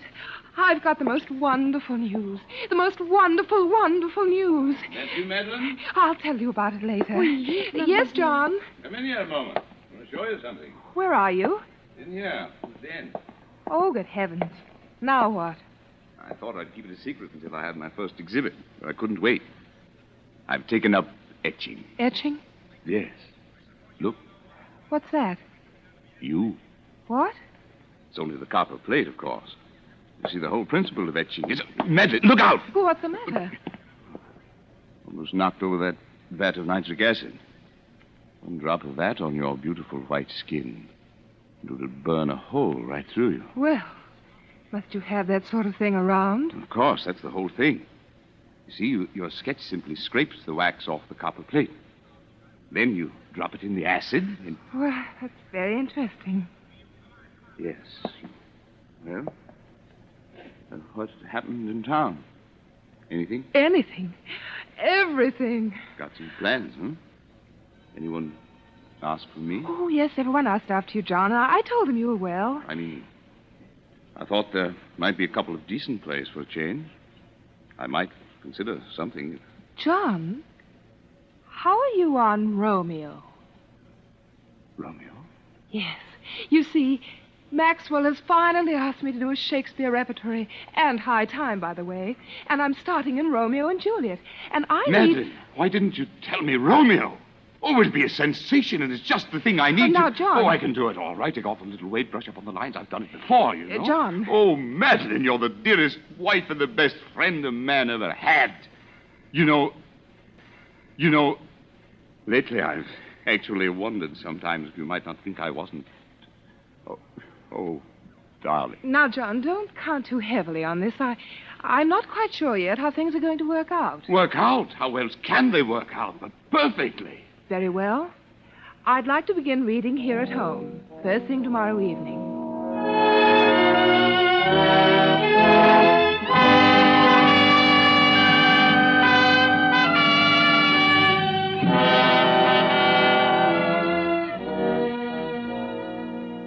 Now, shall we take it again from, yet I should kill thee with much cherishing. Yet I should kill thee with much cherishing. Good night, good night. Parting is such sweet sorrow that I shall say good night till it be morrow. Sleep dwell upon thine eyes, peace in thy breast. John, you see, on those last lines, you should already be moving off stage. You don't want to make too much of them. After all, the scene really ends when Juliet leaves the balcony. But you can't just throw them away, Madeline. Those are famous lines. But, John, we mustn't think so much in terms of lines as of performance. Excuse me, mademoiselle. Yes, Suzette? Mr. Alexander Duncan is here. Oh, yes. Show him in. Yes, mademoiselle. Alec Duncan. What's that young ham coming around for? Well, John, I've been meaning to tell you... Hello, Madeline. Hello, Alec. You know my husband? Why, yes. How do you do, Mr. Tremaine? The name is Gaylord. Oh, yes, of course, Mr. Gaylord. Well, say, aren't I the luckiest fellow in the world? Are you? John. To be playing Romeo opposite Madeline Tremaine? Why, Madeline, when I got your cable, I could hardly believe it. I jumped on the boat without even packing...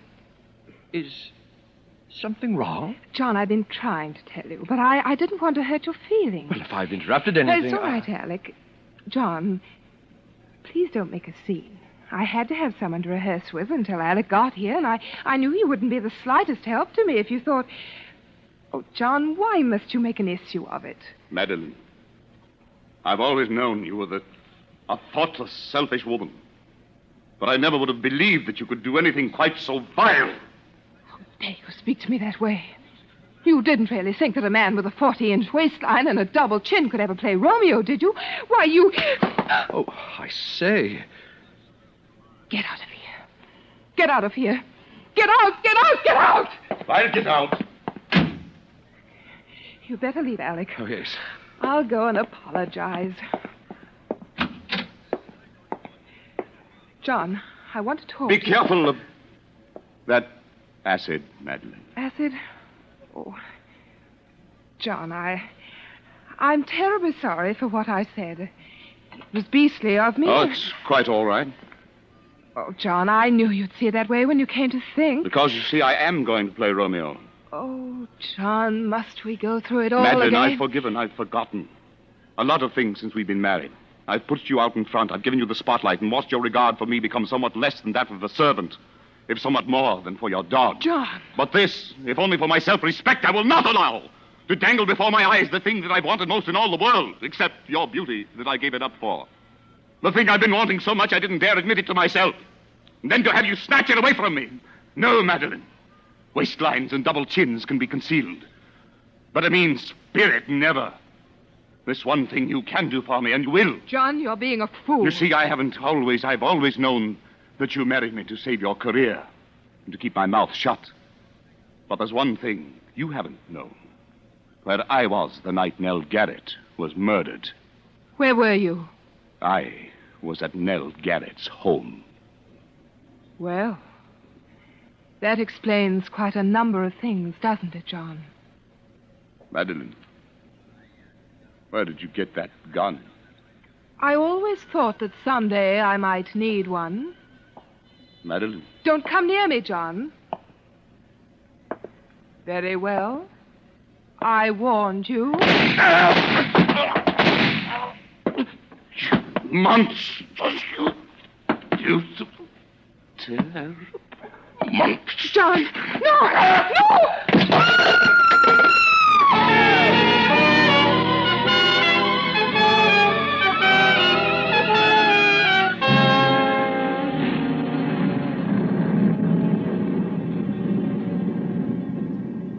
You see, as he sank to the floor, he hurled a bowl of acid at my face.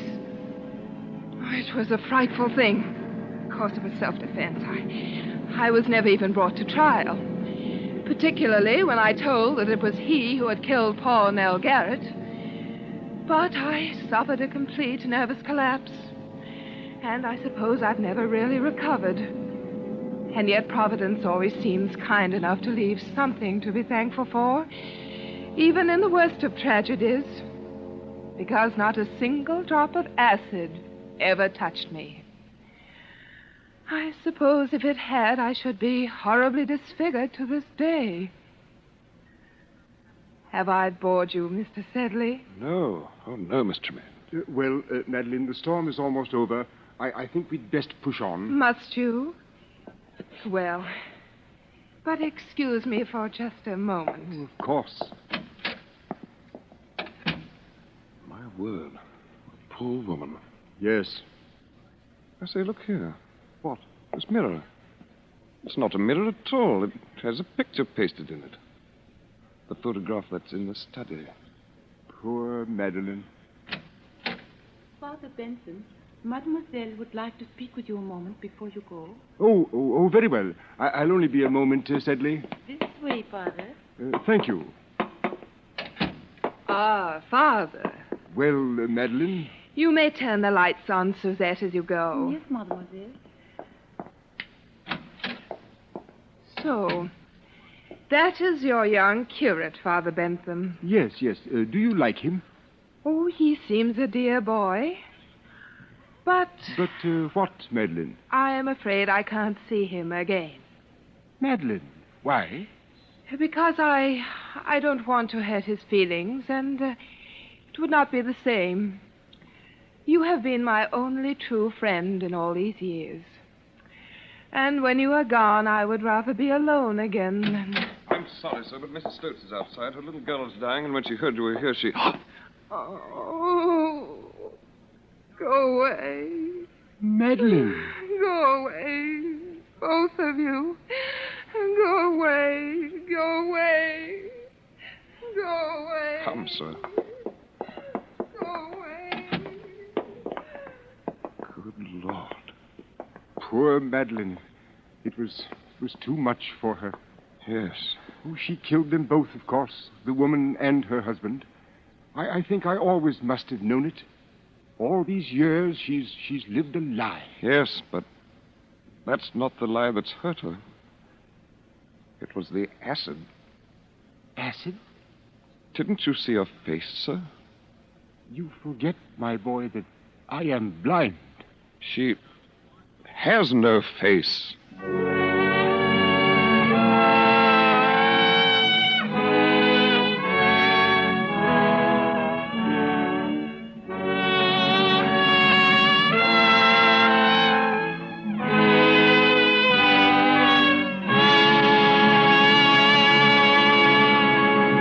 And so closes A Thing of Beauty, starring June Dupre, tonight's tale of Suspense. Suspense is produced, edited, and directed by William Spear. Probably no woman alive has been hostess to so many famous and distinguished people as Miss Elsa Maxwell. This is what she says about Roma wine. When you entertain friends, you do everything you can think of to add to their enjoyment. And that is why I say, when you serve your guests Roma wine, you not only delight them, you also smartly and genuinely flatter them. These delicious wines add so much to hospitality and to enjoyment of everyday meals. Yet it's such a simple, easy addition to the joy of living. So wholesomely moderate and so inexpensive. Miss Maxwell gives you good advice. Enjoy Roma wine regularly. It's California's finest. Always good, unvaryingly fine in flavor and quality. Remember, more Americans enjoy Roma than any other wines. Roma, R-O-M-A, Roma wines. Next Thursday, same time, Mr. Keenan Wynn will be your star of Suspense. Presented by Roma Wines, R-O-M-A, made in California for enjoyment throughout the world. This is CBS, the Columbia Broadcasting System.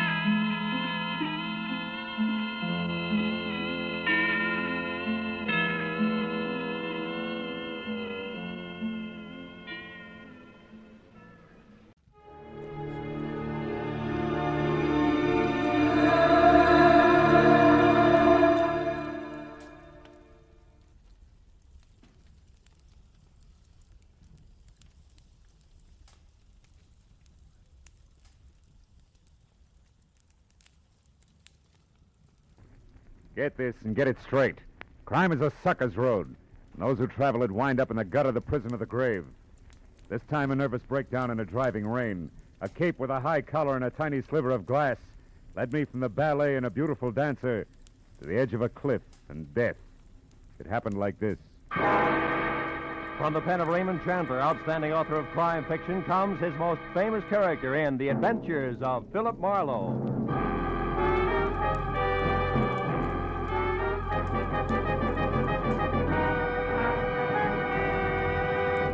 Now, with Gerald Moore, starred as Philip Marlowe, we bring you tonight's exciting story, The High-Collared Cape.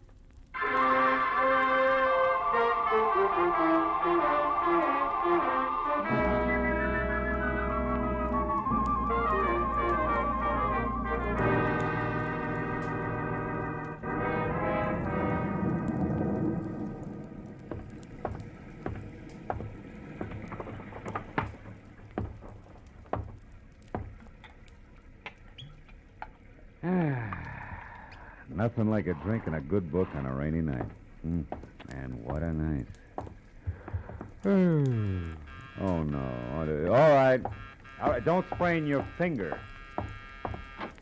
I'm most sorry to intrude on you this time at night, but I may have waited too long already. Yeah, well, look, miss, my office hours are 9 to... Poor Andre. I felt something dreadful was going to happen to him, and now I'm sure of it. You must find him for me, the poor man. Lady, wait a minute. Hold it, will you? Who is Andre? And for that matter, who are you? I am Vivian Ordway, prima ballerina ballet du monde. Prima ballerina? The impresario of the company, my dear, dear old friend, my teacher, the man who's been like a father to me. That is Andre Ledoux. We must help him at once. Well, listen, Miss Ordway, why don't you... Mr. Marlowe, I feared for some time that Andre was on the brink of losing his mind. Yeah, I can understand it. He's a genius. Tormented by 1,000 frustrations. He will never dance. He isn't crippled, but he is consumed with a passion for dancing and drives himself to express his genius through the clumsy feet of Otto. Yeah, well, that's very interesting. You've no idea, but I don't see why you came to me tonight, Miss Ordway. What can I do? Help me to find him. Yesterday, something else happened to Andre. I don't know what, but it upset him. Then today at noon, when this awful rain started, he disappeared and... Oh, good heavens. Huh? 8:05. Yeah, what about it? I'll be late for the performance. Here, take this ticket and please come to the theater, Mr. Marlowe. I beg you. I'll pay you anything you ask. Only promise me you'll come. Well, please. Okay, Miss Ordway. I'll be there as soon as I can.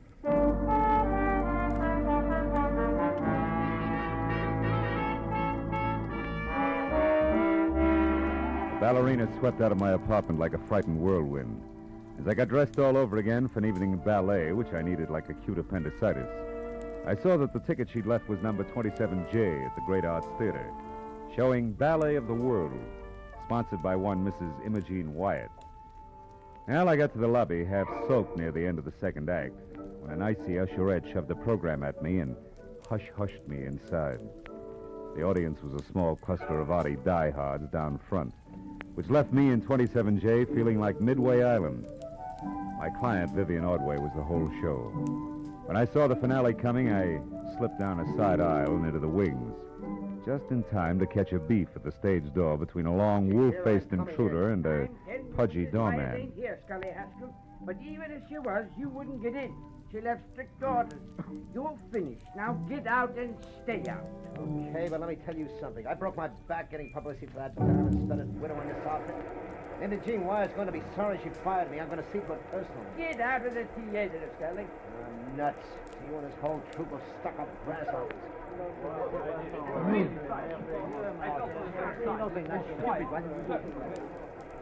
Oh, Mr. Marlowe. Yeah. Here. Come this way to my dressing room. Tell me, have you heard from Andre Ledoux, Vivian? No, nothing. But I did remember something that may help. Oh? Andre once mentioned that he had a friend here in Los Angeles, a Mr. Baker who lived at the Winthrop Arms, the Winthrop Hotel, the Winthrop something. Come in, Mr. Marlowe. Thank you. Andre may be there. I'm grasping at straws, I know, but if his mind is gone and he is lost, oh, I'm so afraid for him. Oh, now take it easy, honey. Take it easy. Vivian, is there news of Andre? Oh, no, George, nothing. Mr. Marlowe here is going to find him for us. He's a private detective. Oh, I see. Wonderful. I am George Melikov. Glad to know you. Vivian, I'll be at the hotel. If I can help, please do call on me. And, oh, my dear, you shone as beautifully tonight as the full moon. Как красивая луна. We mere stars were hardly visible beside you. До свидания, душа. Fast man with a compliment, huh? He's very sweet. Yeah, what hotel did he mean? The Wilshire Gardens. Most of the ballet stay there. Oh. How about you, Miss Ordway? I have a house, a studio on Lookout Mountain, 857. 857. Yes. Can I reach you there? No, I'm going to wait here in the theater. If Andre should remember and come back, I'd want to be here. He's a very sick man.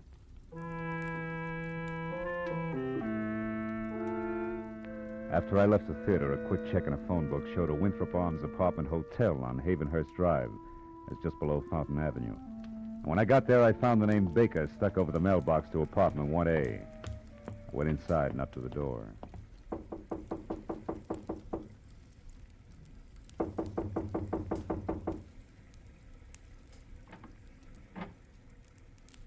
Yes?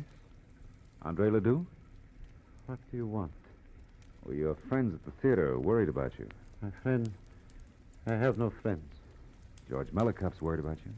George Melikov, my friend, worried.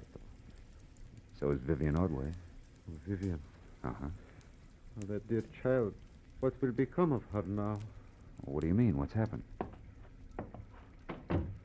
Who are you? Miss Ordway sent me to find you. She's waiting for you at the theater. Waiting at the theater? Why? Why? The ballet is finished. What's that? Mrs. Imogen Wyatt withdraws her support completely. There is no more Ballet du Monde. I'm penniless. And all our work has been for nothing. I tried to reason with her, but it was hateful. Afterward, I drove here on the dark street, the rain splashing, clawing at me. Rain. Andre, where's your friend, Mr. Baker? Hmm? This place is packed in mothballs. He is in Europe. It is all right that I am here. He sent me the keys long ago, said I could use his apartment in this car. I came here to be alone, to think. My head aches. Andre, what time was it when you left Mrs. Wyatt's yesterday? Do you remember?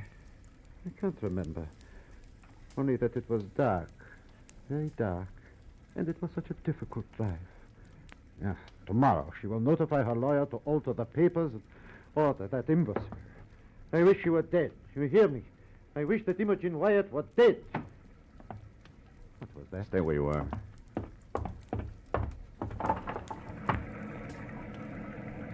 What is it? Do you see anything? No. Now, look. Andre, about your headache. Wouldn't you like to see a doctor? Doctor? No, I'll be all right. I am all right. Understand? Yeah, sure. Well, do me a favor for your own sake. Stay here tonight, inside. I want to check a couple of things, and then I'll be back. Yes, I'll stay. Where else would I go now?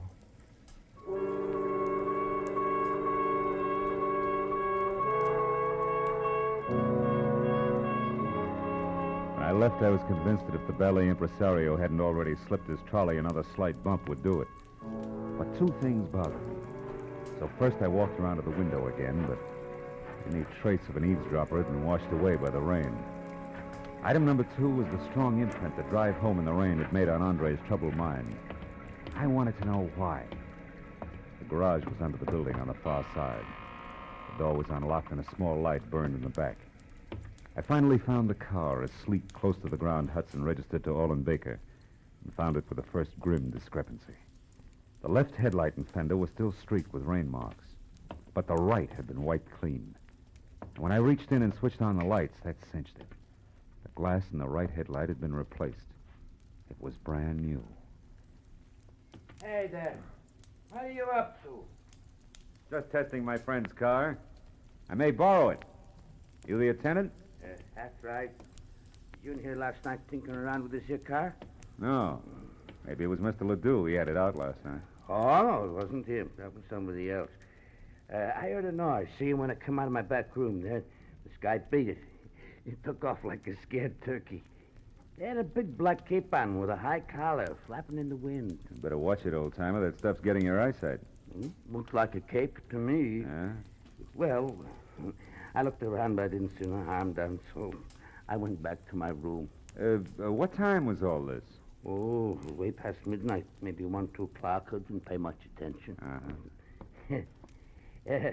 By the way, mister, careful of the nip. No, thanks.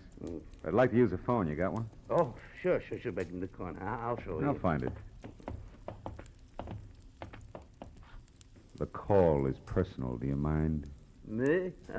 Should say not. Help yourself, Sonny. I'm too old to even be curious.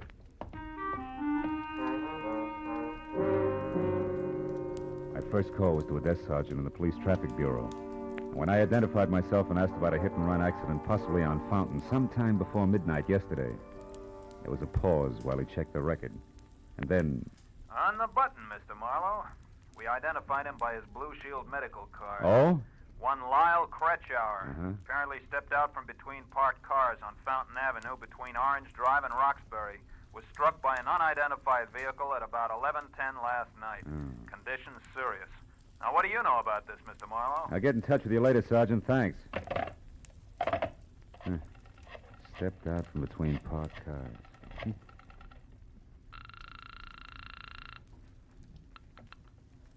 Great, that's the It's Philip Marlowe. I want to talk to Vivian Ordway. Oh, hang on a second, Mr. Marlowe. She's right here. Okay. Have you found him? Is Andre all right? Yeah, for the present. But listen, Vivian, I got to talk to Imogene Wyatt. Where does she live? Mrs. Wyatt. Yeah. Beverly Hills. Let me think. It's 21 Cameo Terrace. 21 Cammy. Meet me there right away, will you? I may have a couple of rough answers for you, baby. But, I'm still in costume. That doesn't matter. Okay, all right, I put something on over it. I'll be there just as soon as I can.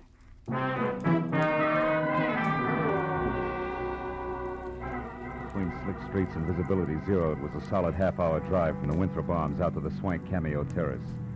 But when I pulled up at number 21, I wondered what the wealthy widow had spent her money on. The house was so small, it must have been shingled with $20 bills to meet the zoning restrictions. I just started up the soggy gravel path toward the door when it came. As I started to run for the house, a green convertible I hadn't noticed before roared to life suddenly and disappeared down a side street. But I didn't have time to worry about it. Inside, I found Mrs. Wyatt on the dining room floor, fighting a losing battle with the distance to the telephone. Last night, I was going to ruin it all. Now, Andre let me.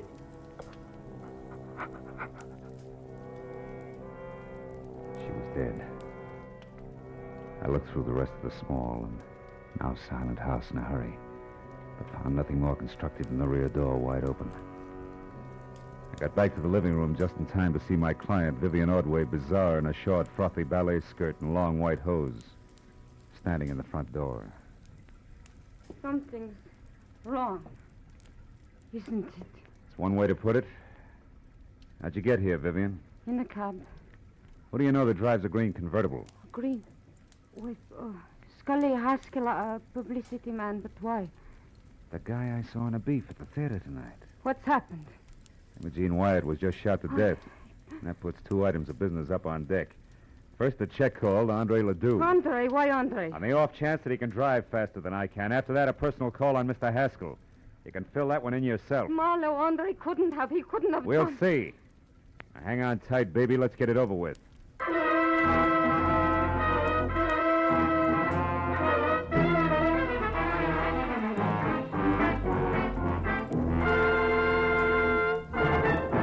In just a moment, the second act of Philip Marlowe. But first, the great international comedienne Beatrice Lilly will be Bing Crosby's guest on CBS this Wednesday night.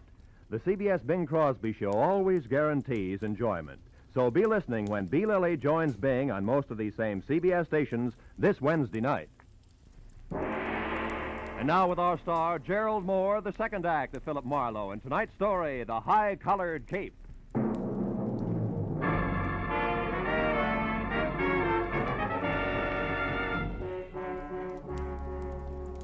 It made a cockeyed picture. A beautiful ballerina miles away from the stage, yet in full color-drenched costume and gaping through tear-streaked grease paint. Sudden death. It's a good time for me to start checking up. Andre Ledoux, the high-strung impresario, was first. If he was still at the apartment, I could cross him off as having done it personally.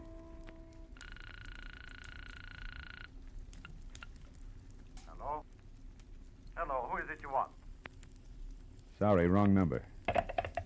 Marlowe, he was home, wasn't he, Andre? I mean, you couldn't suspect him. Marlowe, why, Andre's the sweetest man in the world. Take it easy, honey. I didn't say Ledoux did it. And his being home doesn't say he didn't. People sometimes pay other people to do their dirty work for them, you know. Just what are you trying to say? You hired me to find Ledoux, and I did. But also I found he was suffering from shock, and has been since last night when Mrs. Wyatt told him she was going to fold the show. For the show. Yeah. And that Vivian would ruin him. And half a dozen more I could name. You're so right, so you've all got plenty of motive. But what about Haskell? We know he hated Mrs. Wyatt. Isn't revenge motive? Revenge and the fact that you saw his car. Why do you insist on defending him? I don't. Only there's another angle. It's called hit and run. And I know that it ties in tight with Ledoux, Mrs. Wyatt, and the actual killer. Hit and run. I don't understand. Well, neither do I yet. Now, look, do you know where Scully Haskell lives? No. Where does he hang out? Sometimes at the bar at Wilshire Gardens Hotel. Okay, I'll try it. Now, you go back to your place up in the hills. I'll find it when I got some answers. Now, hurry up and get out of here, will you? Somebody might have heard the shot and called it... Somebody did hear the shot. Go on, get out. Yes, but Marlowe... No buts. Go on, Vivian. Get in the cab and go straight home. Do your crying there. All right. Good. I'm trying to... Hey, Vivian, you forgot your coat. Vivian, you... Oh, no, baby. You forgot your cape.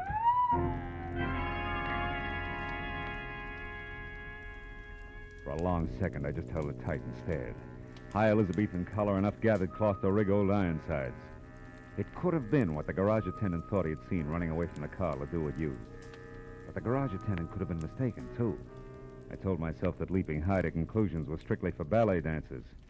I jammed the cape into a small bundle and leapt via the service entrance just as the police sirened up. I took the Great Circle route back to my car, tossed the cape on the seat next to me, and drove fast to the bar at the Wilshire Gardens Hotel.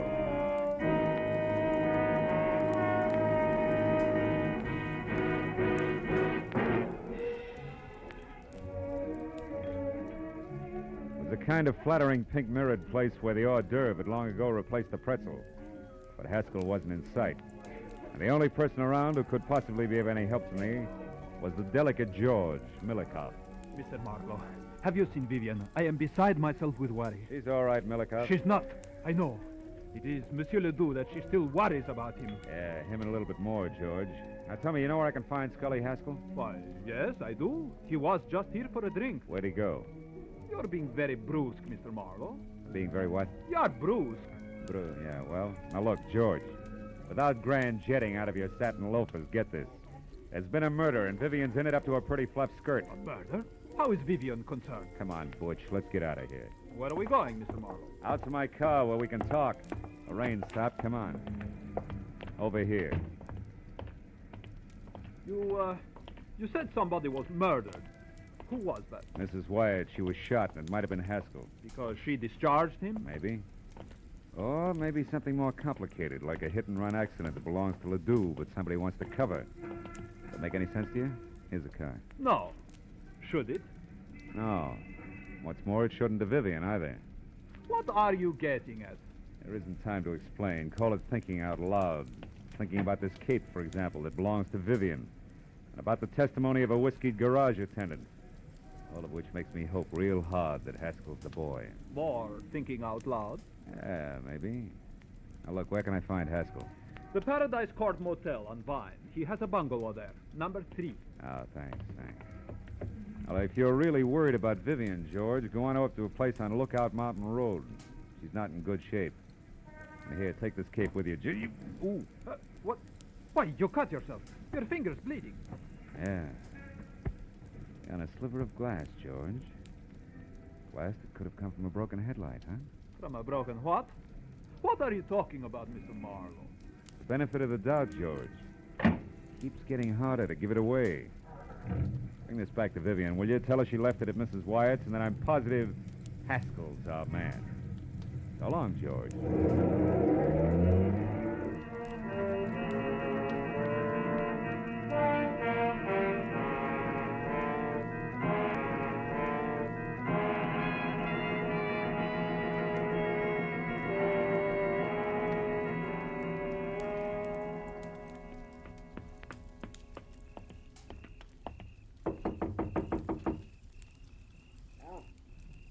Nancy? Not quite. The name's Marlowe. I want to talk to you, Haskell. Don't waste your breath, Skip Chaser. I'm broke, and I'm going to stay broke until the 1st of next month. After that, you can get in line. Who are you funny for, the finance company? Imogene Wyatt's dead, Haskell. What did you say it? What's a gun for? You lousy temper. Get back. Hey, wait a minute. I saw you at the theater tonight. Yeah, and I heard you, which puts me out in front. Now, do we talk, Haskell? About what? Mrs. Wyatt's murder. You were sloppy. And you're off your nut. I didn't shoot her. I didn't even... Slips, huh, kid? Oh, I know she was shot.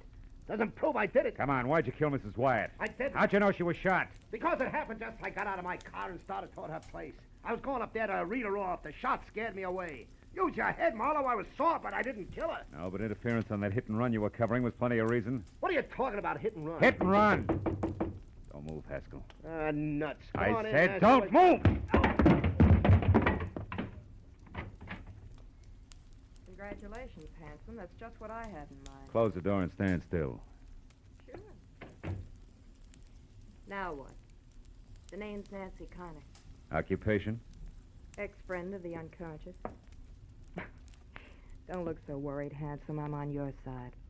I had something in mind exactly like that left cross you just threw. Is that cold, Yeah.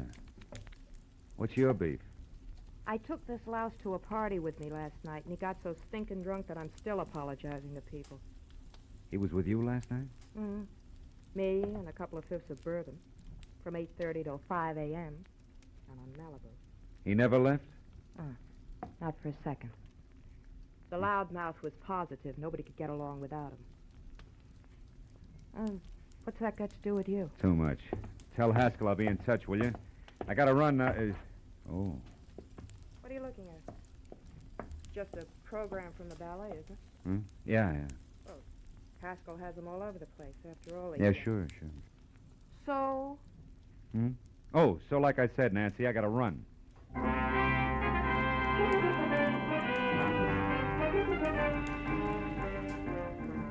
It was 15 stop-and-go minutes from Haskell's place to the Hollywood Hills, and another 5 screeching up the paved snake that was Lookout Mountain Road. Finally, I was there out of my car and running toward number 857, which was a collection of windows and a rustic log frame half jutting out into space. And around in the back, there was a wooden sun deck. Below it, on either side, huge rocks that lined the edge of the cliff.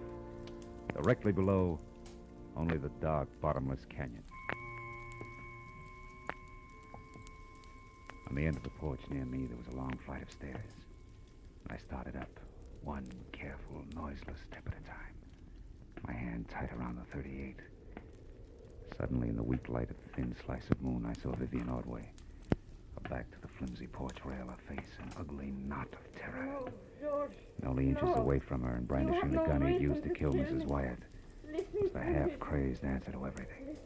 The delicate jaw, Melikov. It's too late, Vivian. Marlowe knows this cape was what the garage attendant saw. And do you know how? Because of a stupid little thing. A sliver of glass that was caught in it, which came from the broken headlight that the wearer of the cape replaced. The wearer who was covering up Andre Ledoux's hit-and-run accident so that he could have the pig where he wanted him. You're wrong, George. Marlowe was after Haskell. He thinks Haskell killed Mrs. Wyatt. He only hopes that.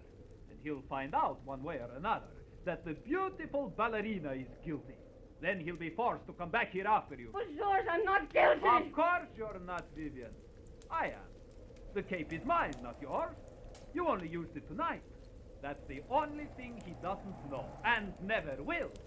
Because you will have killed yourself after confessing to me. No. It's the only way, Vivian. You or me. But it's always been that way, hasn't it? Even in the ballet, where one or the other of us had to be stars. Too bad it wasn't I. Yeah, crying shame, Melicott. Get away from that rail, Vivian. He's going to the other end of the porch, Marlowe. He's going to jump at the ground there. Melicott, no!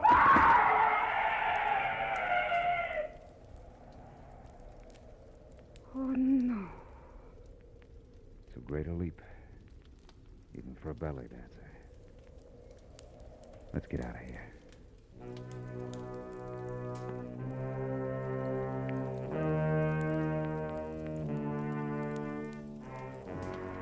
A long time at police headquarters, but finally all concerned had made their statement.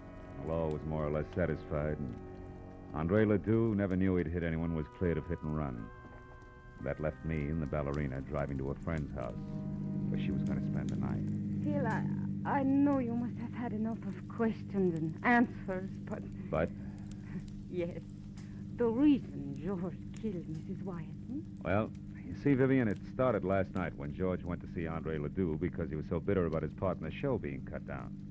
And that was when he saw Andre returning from Mrs. Wyatt, shaken up and half-dazed. And with a broken headlight and other signs of having hit someone, huh? Yeah. And from there, George thought fast, covered it all up, found out exactly what had happened from this morning's paper, probably, and waited. When you hired me tonight, he must have followed me to Ledoux's and overheard Andre tell me that Mrs. Wyatt was going to pull out. Oh, so he went to her, tried to stop her, and couldn't. Yeah. Anything else? Oh, yes. Oh, one thing. Oh, that's the house there, Phil, the white one. Oh, okay. What made you hurry back to my place from Haskell's motel when time meant so much? A hunch, honey. As I was leaving Scully Haskell's, I saw a stack of ballet programs on a table in his living room. The cover on it was very interesting. It features you and the picture of George, majestic in his high-collared cape. So that was it. Yeah, that was it. Good night, Phil. Oh, will you call me tomorrow sometime, please? I'll call you. Tomorrow, Vivian. It's a nice night, Phil. It's so good to be alive. Well, good night. Well,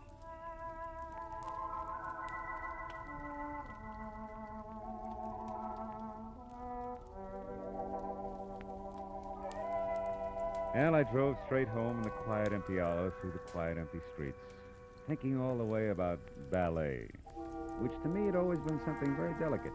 You know, for the long hairs, strictly the arty side. And I thought about the people I'd met who were connected with it. The ballerina with a lot of courage when courage counted. The high-strung Andre Ledoux, Haskell the muscle man, and George. As vicious as anything I'd ever met on Skid Row.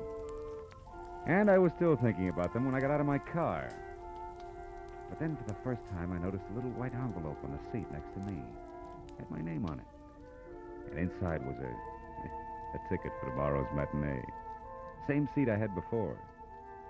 Yeah, well, I figured I'd go. You know, those leaps they do, they're pretty good. What do you call them?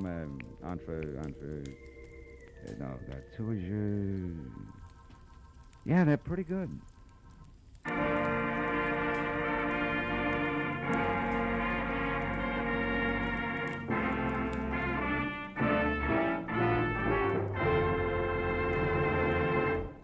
The Adventures of Philip Marlowe, bringing you Raymond Chandler's most famous character, star Gerald Moore, are produced and directed by Norman MacDonald and are written for radio by Robert Mitchell and Gene Levitt.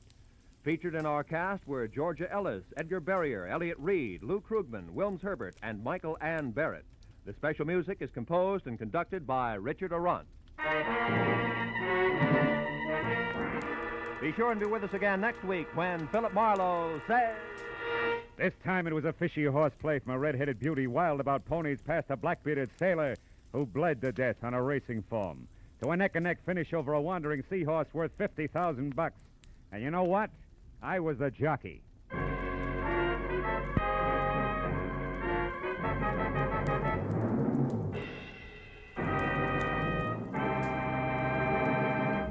Remember, every Wednesday night, CBS brings you Groucho Marx with his wonderful quiz, You Bet Your Life. It's one of the brightest, most spontaneous, most genuinely funny shows on the air, so be listening this Wednesday night on CBS. This is Roy Rowan speaking. Now, stay tuned for Pursuit, which follows immediately on most of these same CBS stations. This is CBS, where Burns and Allen are heard every Wednesday night, the Columbia Broadcasting System.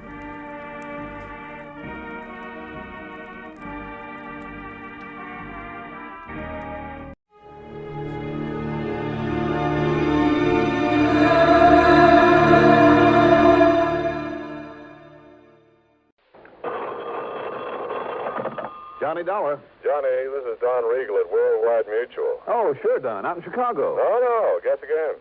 You've been moved? Yeah. Where? I hope it's been a promotion. Well, Johnny, I'm sitting here looking out the window of my office at the vast blue expanse of the mighty Pacific.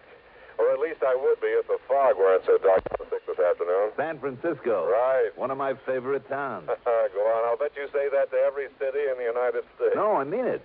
I have some real fond memories. Oh, yeah? Who is she, Johnny? I mean memories of nice, big, fat fees. Uh-huh. You know, Don, every case I've handled in that fair city of yours over the years has paid me very nicely. How about this one, Don? Let's wait and see, huh? What's the problem? Man missing. Anybody I might know? Well, I doubt it. His name is Harvey Lehman. And, Johnny, I find we have the gentleman insured to the tune of exactly $250,000. Wow. Yeah. Okay, Don. I'm on my way.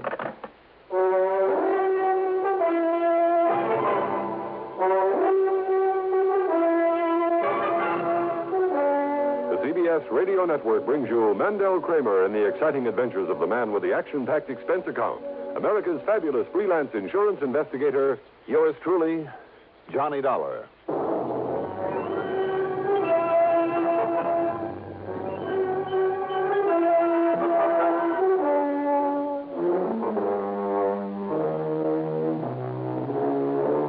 Expense account submitted by Special Investigator Johnny Dollar to the Worldwide Mutual Insurance Company San Francisco office. Following is an account of expenses incurred during my investigation of the buyer and the seller matter.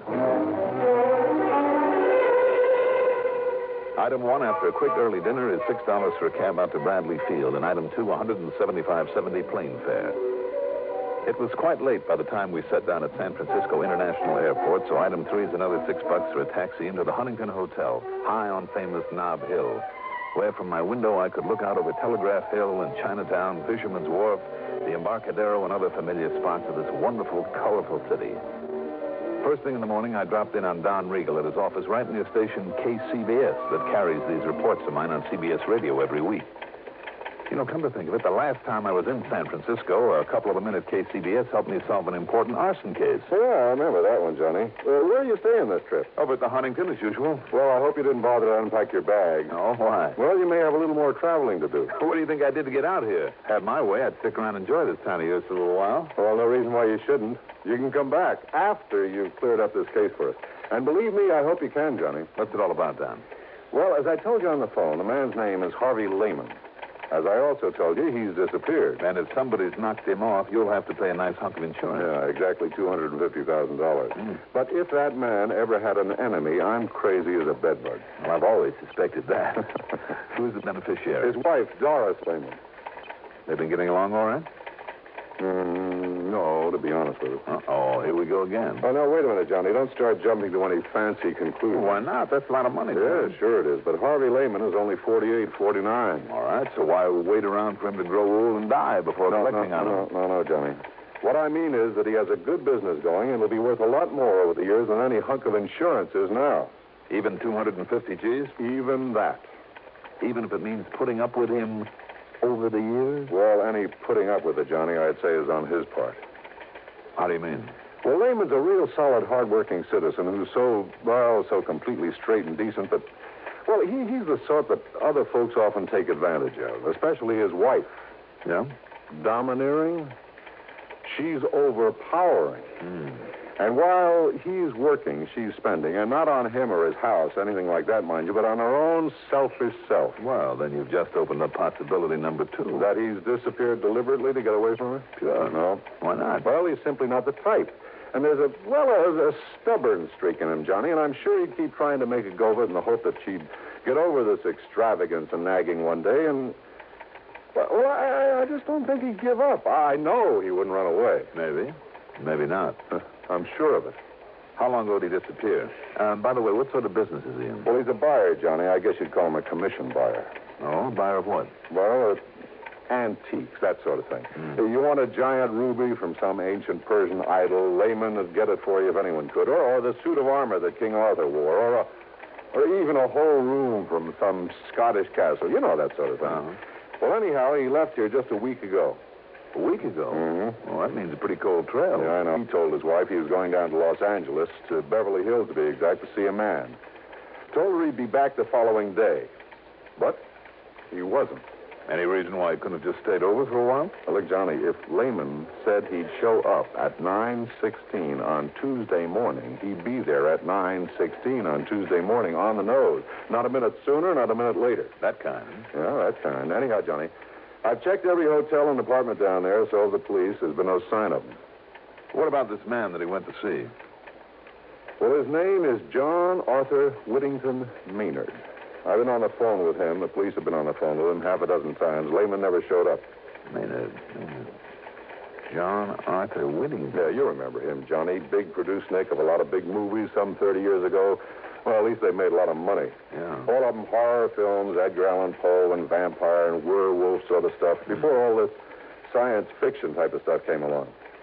The old screwball made himself millions. Well, why did Lehman say he was going down? Well, like I said, Lehman was a buyer of some pretty unusual stuff on commission. And I understand Maynard has a house full of it. Oh, wait a minute now. Don, isn't he the one who had an old movie set, an old capsule moved onto some property to use for a home? Yeah, that's the one. You've probably seen it in one of the picture magazines. But now, to get back to Lehman. You better give me his description. Let's see. Here's the dope on him, Johnny, all scribbled out for you. Thanks. And if you want a picture without having to go to the police, his wife has promised to have one for you. Good. Because she's the one person that I want to talk to about this. Now, have you got a car I can use? No, sure, you can have mine. But listen, Johnny, so far as Mrs. Lehman is concerned, I thought I made it clear a couple of minutes ago Okay, Don, okay. Let's just wait and see. The Lehman house was up in Marin County over the Golden Gate Bridge, and it was quite a mansion. From the minute I stepped inside, it was plain who dominated this household. The rugs, every piece of furniture, every bit of decoration, everything was in the unmistakable taste of a woman. Even Lehman's so-called study would have done much better as a sewing room. There was certainly no place where a man could open his collar, take off his shoes, put up his feet, and relax. And the more I talked with Doris Lehman, the more I became convinced that one of two things had happened. Either he, in spite of what Don had told me, either he'd skipped out simply to get away from her, or she had done him in for that insurance.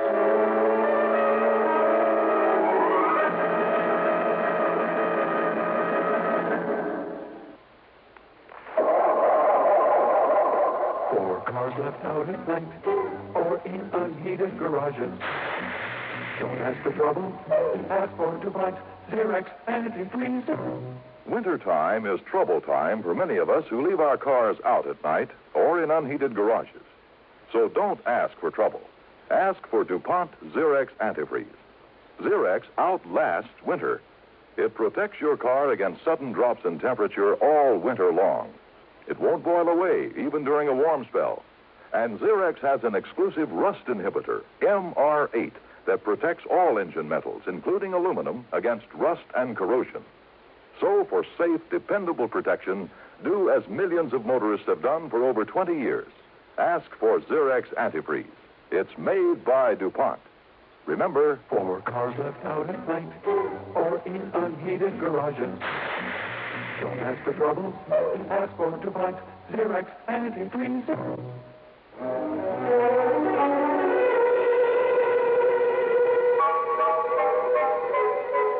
Now, just a minute, young man. If you came out here to insult me... I'm sorry, Mrs. Lehman. You very well should be. But in my job, we have to consider all the possibilities. Ridiculous. Do you think for 1 minute I'd dirty my hands with such a low act as murder? It's ridiculous. Even for $250,000? Make no mistake about it, Mr. Dolar. Harvey is worth a great deal more to me alive than he might ever be dead. He's done very well for me and will continue to. If you can find him and bring him back to me... I'm sure he will. Of course he will. Have you considered that he might have just wanted to get away from you for a while? I beg your pardon. Harvey just run off and leave me? Well? He wouldn't dare. I wondered. Well, you can stop wondering right here and now. Harvey would no more... He would no more... Yes? Go on, Mrs. Lehman, or if I hit a sore spot. Mr. Dolar, if I thought for 1 minute, if it were possible that you were right... No, I refuse to believe it. And if you have no better theory, I suggest you get out of here and forget the whole thing. If he's to be found, the police can do it. Have they accomplished anything as yet? No. Big, talking, do-nothing men. They haven't accomplished a thing. And those bumbling, movie-struck police down there in Beverly Hills are just as bad. Now, just a minute. It just happens that Beverly Hills is a mighty fine police department. I know. I've worked with them. Then why haven't they found him? That's where Harvey went. Well, how do you know? How do you know that he ever got there? Because he telephoned me from Mr. Maynard's home. If you can call that atrocity a home. He said that's where he was calling from? The night of the morning he left here. Harvey always calls me when he gets to a destination, wherever it is. I insist on it. And naturally, Harvey obeys. I'm sure he does. Did you tell that to the police? Of course I... Yes? No, I guess... I was so confused. These stupid police annoy me so with their endless questions and insinuations. They're even worse than you are. Thank you very much. What? Don't you realize they're only trying to do a job for you? Well, then why don't they? Why don't they know that Harvey got there? Because you didn't tell them. Why did he go to see Mr. Maynard? To collect the money due for a lot of junk he bought for him. $10,000. Junk? Oh, chunks from some ancient Roman ruin. Artifacts out of the temple of some old pagan god. And a lot of other nonsense that castle is stuffed with. Maynard simply refused to pay. He told Harvey he should feel honored for having been able to contribute to the decoration of that silly place. And that if he didn't stop dunning him, he'd what, Mrs. Lehman? Oh, I don't know. All I know is that he threatened Harvey, and more than once. For simply trying to collect a bill? Well, you don't know that crazy old Maynard. Oh, I guess I don't. Anyhow, I got fed up with it. I told Harvey to go down there and collect that money or else. Why should I tell you this? I don't like you. It's none of your business. So just leave and forget about it. Goodbye, Mr. Dolar.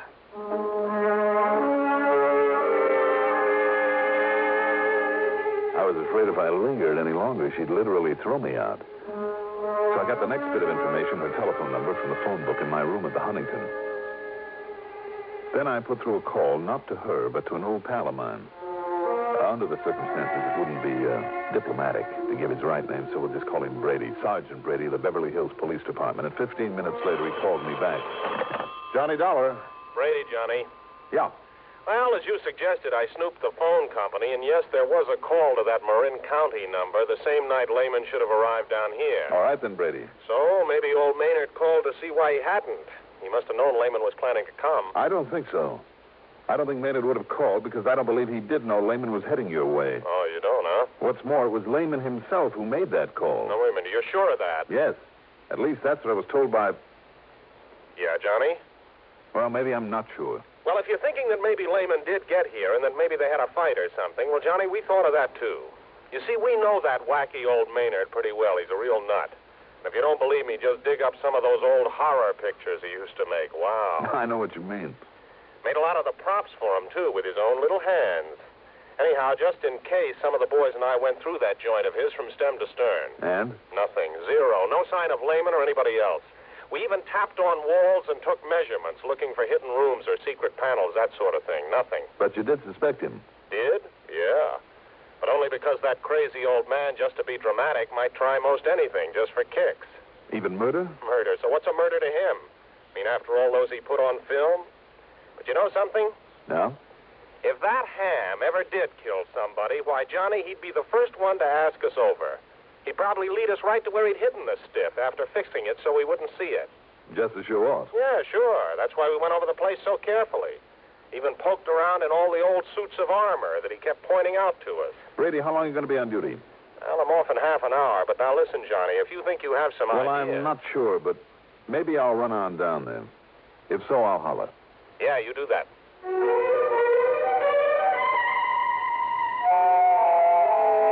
Item 3, $83 even for a cab to the airport, a jet to Los Angeles, and a deposit on a rental car. I drove into Beverly Hills to police headquarters.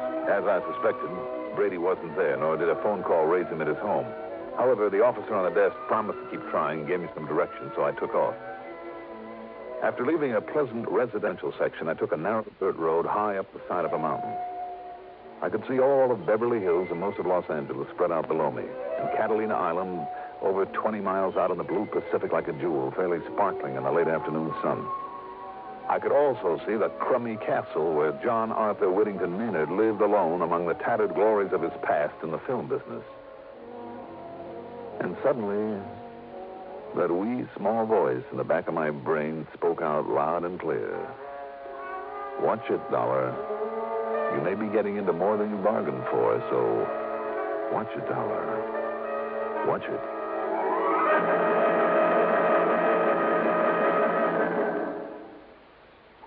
In thousands of communities throughout the nation, this is the time of year when we strive to help our less fortunate neighbors. Not that we don't try to help all year round. It's just that now many health, recreation, and welfare agencies band together in a common fundraising campaign. When you give just once to your United Fund or community chest, you help many people in your city, the sick, the needy, the aged, the serviceman, and veteran. So give the United Way, and please give generously.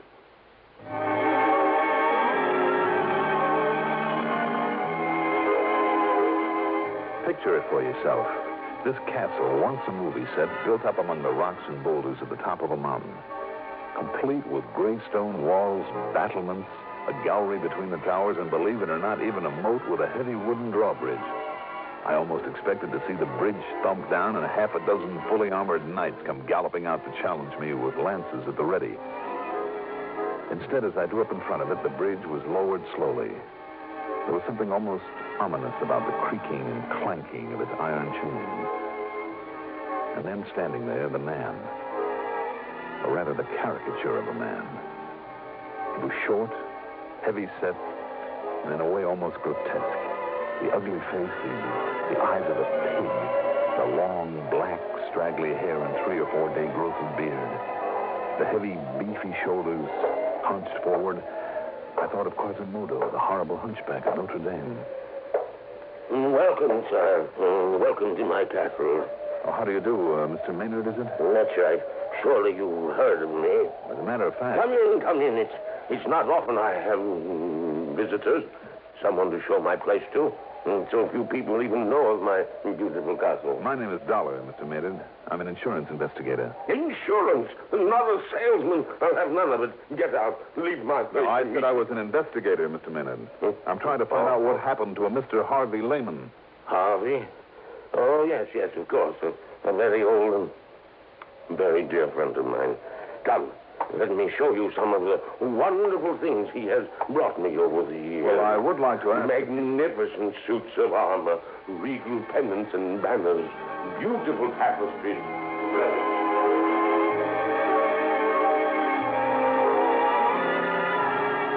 Pinning him down to talk about Harvey Lehman was almost impossible. But I must confess that the trip around that phony castle was interesting, to say the least. Much of what he showed me deserved a place in a museum. Real collector's items.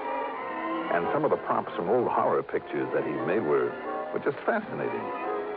Especially down in one of the dank, Dark, dirty dungeons, ancient instruments of torture, the rack, the wheel, the Iron Maiden, a metal boot to be filled with boiling oil.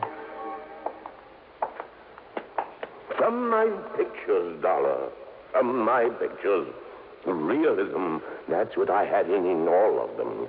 Because I was the greatest plotter of them all. When it came to mystery and torture and murder. To get back to Mr. Lehman. And can you think of a better place to keep them than down here in this dusty old dungeon, eh? Yes, very fitting. Now, in here, I must show you my wine cellar. There are still a couple of questions, though, that 29 years ago, I laid down the wines in here. That's all that time they've been aging in here. Cases and cases of them, rack after rack. Do you see them under the dust and cobwebs?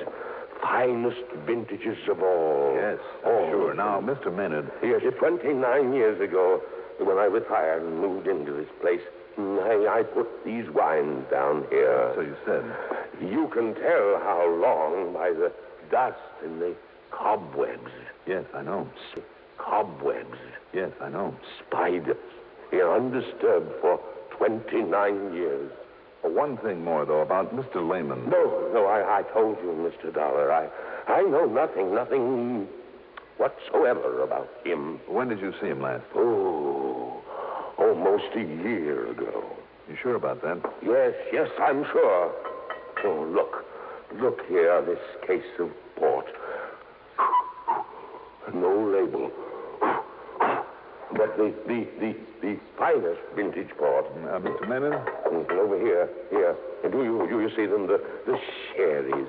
Magnificent sherries. And the longer they lie there, undisturbed, the finer they'll be. You never drink them? Drink them? Such treasures. Drink them indeed. Look at this one. The color of this ancient sherry. Hold it up to the light. There. Do you see? Yes, I'm afraid I do now. What? I see. Realism, you said. Didn't you mean what looks like realism? By the time it was shown on a movie screen? I don't understand, Mr. Dolar. Tell me the truth, Mr. Maynard. These torture machines, for instance, in the other room, and some of that armor upstairs. Well, some of that armor cost me a fortune because it's genuine. Maybe so, some of it. But how about the rest? You mean you could tell? That it's only imitation? Stuff that was made up for some of your old movies? But I made it myself. I have a skill in such things. I thought it was perfect. It would have fooled me, all right. Well, then I don't understand. Even as the dust down here and the cobwebs fooled the police, too, didn't they? What? When they came around here a few days ago for a look. Now, just a minute. I'll bet by way of showing off, you dragged them down to this wine cellar, too. You were so sure of yourself. Dolar? Phony cobwebs are almost like the real thing. Phony? All the dust. What is it, Maynard? Fuller's earth that you've scattered around? You don't know what you're talking about. The whole setup would have fooled me royally if you hadn't picked up that bottle of wine and held it up to the light. I'm going to take a look under some of these cases, Mr. No! You leave them alone. Why? Because they cover up something you don't want me to see? No, don't do that. What was the name of that gruesome old picture in which you had a man buried under a cellar floor? I said stop it. If you don't, I'll pull this trigger. Oh, I see. There. That wild, silly guess of mine paid off. That's right. Harvey Lehman is buried under your feet, and you will join him there. Now, put down that gun, Mr. Maynard. Stand back, Dolar. You heard him, Maynard. What? Put it down. The police. I'll kill you. Watch him, Brady.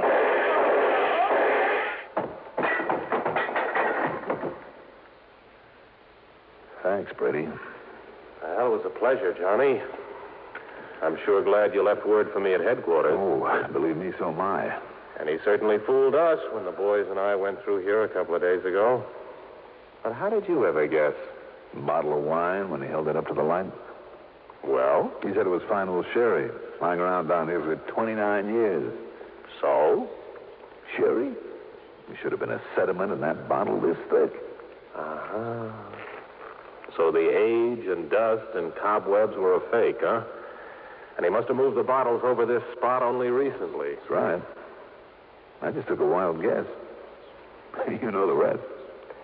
Pretty smart, Johnny. Pretty smart. Needless to say, wild as the whole thing may seem, they found Lehman's body buried there in the cellar. Expense account total, including the trip back to Hartford by way of San Francisco to pick up my clothes, $477.30. Yours truly, Johnny Dolar.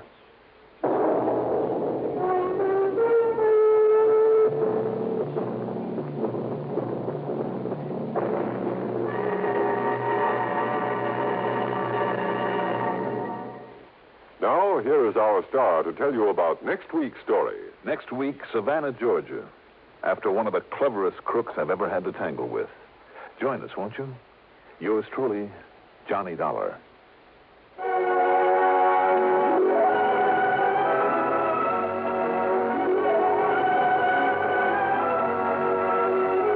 Yours truly, Johnny Dolar, is written by Jack Johnstone, produced and directed by Bruno Zerato Jr., music supervision by Ethel Huber. Johnny Dolar is played by Mandel Kramer. Also featured in our cast were Leon Janney as Maynard, Gertrude Warner as Doris Lehman, William Redfield as Brady, and Carl Frank as Don Riegel. Be sure to join us next week, same time, same station, for another exciting story of yours truly, Johnny Dolar. This is Art Hanna speaking. Don't just stand there. Enjoy the Gary Moore Show weekdays on the CBS Radio Network.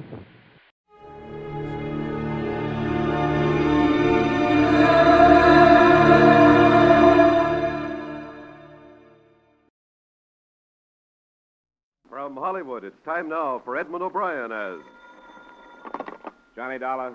The insurance investigator that's working on the Byron Hayes killing. That's right. Who's this? I got a few things to say about the shooting. I can't say them to the police, but if you level with me, maybe I can say them to you. All right. But I've got to be sure of you, too. Who are you, and how'd you find out about me? One of the papers mentioned that you'd come to New York. I guess you've read about me, too. I'm what they call the chief suspect, object of a widespread search. Roy Corona? That's right. Now, do you want to talk to me? Sure, Roy. Anytime you say. I thought so. I'm going to give the phone to a friend that's with me. He'll tell you where to go and what to do so he can pick you up.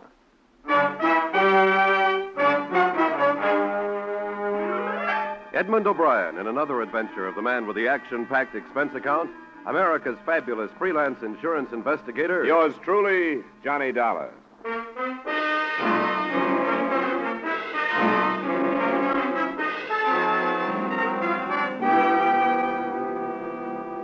Expense account submitted by Special Investigator Johnny Dolar to Home Office, Corinthian All Risk Insurance Company. The following is an accounting of expenditures during my investigation of the Byron Hayes matter. Expense account item 1, $12, transportation from Hartford to New York. There wasn't much to be done that first day. The police had their theory on who had killed Hayes, and I hadn't had time to form mine. And then that evening, I received a phone call from a man who called himself Roy Corona, the basis of the police theory.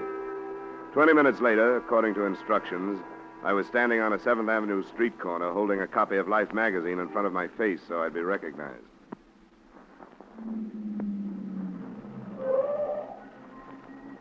Hey, you. Yeah? What's your name? I'm your man, all right, Dolar. Come on.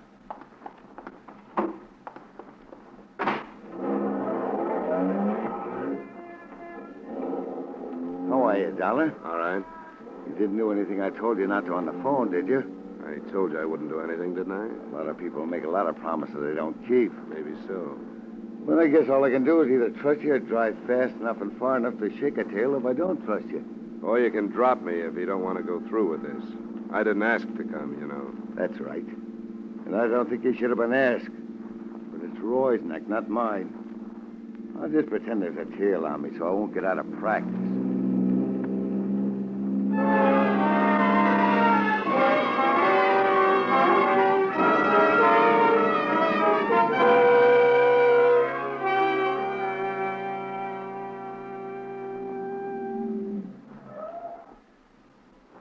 Doorway next to the poultry store there. Thanks for the ride. It's on the ground floor, second door back. Tell Roy I'll sit out here for a minute and then park the car. Sure. Tell him I'll be in a little while. Yeah.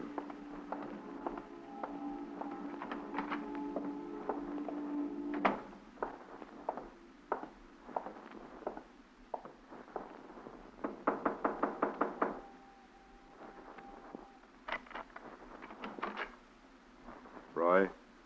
Yeah. My friend stay outside? Yeah, he said he was going to park the car. I'm not so sure I did the right thing calling you, but I guess they couldn't make things worse by doing it. I guess not, Roy. They want you real bad. Sure they do, because I'm a natural. Once you've been in prison, you're a natural for anything. There's more to it than that, isn't there?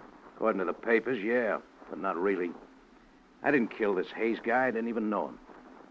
The police don't seem to think that's important.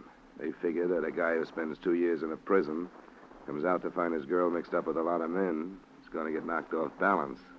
Yeah, I guess that part of it's true. It did hit me pretty hard, but not hard enough to make me kill anybody. They think it did. Hayes was one of the men you lost your girl to, so they figure you wouldn't have to know him to kill him. That you were waiting outside her apartment when Hayes came out, you blasted him. Sure, they got it all worked out. The only thing wrong with it is that it ain't true. They don't care about that, but I do. If you can prove they're wrong, you got nothing to worry about, have you? My proof that I was someplace else is a couple of ex-convicts like myself. Statements from guys like that are broken down before they even make them. Isn't that right? I guess there could be better alibis. Why did you bring me here, Roy? Try out your alibi on me or to tell me who killed Byron Hayes? I don't know who killed him. But it would help if you believed that the proof I was someplace else would stand up. If you have something else to back it up, let's assume that I do believe it. It's something the police won't find out. Rita was blackmailing Hayes. How do you know that? I heard him. Right after I came out, when I was having a bad time over Rita. I was in the hallway one night, and I saw him go into her apartment. I listened at the door, and I heard him talking about it. That would make it pretty careless, wouldn't it? Oh, it was him that was talking so I could hear. He told her he couldn't afford to pay her anymore, but it had to stop. It wouldn't do you any good to make this up, Roy. I know that. And if she was taking him, she must be taking the others. A cop wouldn't get the truth out of anybody, but you might be able to check it if they'll trust you. All right. I'll look into it. What about the police? You gonna tell them? That I got it from you? Yeah. They'd either toss me into a cell or laugh me out of town if I did, unless you'd like to stick around and back me up. No, I don't think I will. I gave it to you, and by the time my friend gets you back to your hotel, I'll be out of here and holed up someplace else. Sure, Roy. I thought you would.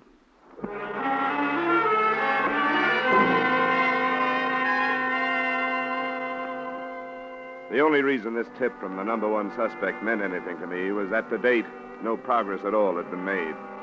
Rita Cobb, outside whose door Hayes had been killed, said she'd known him only casually, that he'd just dropped in. Nobody else could be found who knew about the association, and even the widow, Agnes Hayes, said she had never heard of Rita Cobb.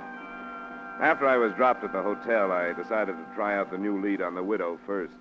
I've told the police everything I know, Mr. Dolar. I'm afraid it wasn't very much, Mrs. Hayes, and I wondered if there might not be something you didn't tell them because you didn't want to. What do you mean? I'm not a policeman. There are no reporters around. Everything you say to me will be kept in confidence. Mrs. Hayes, didn't you really know that your husband was seeing Rita Cobb?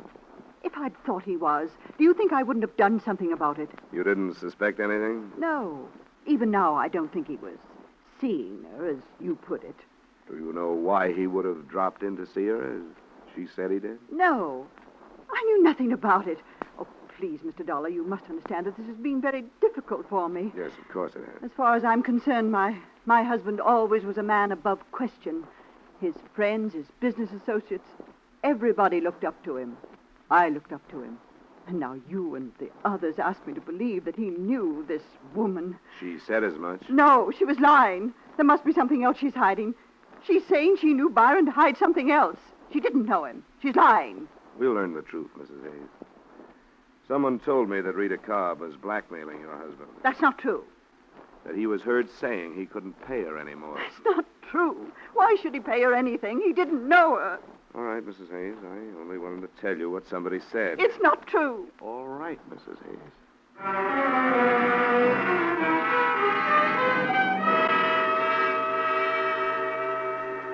I thought a little more of Roy Corona's lead after I got the widow's reaction. nobody can deny so vehemently and not be doubted. I wondered how the beautiful blonde in the case would take the bait.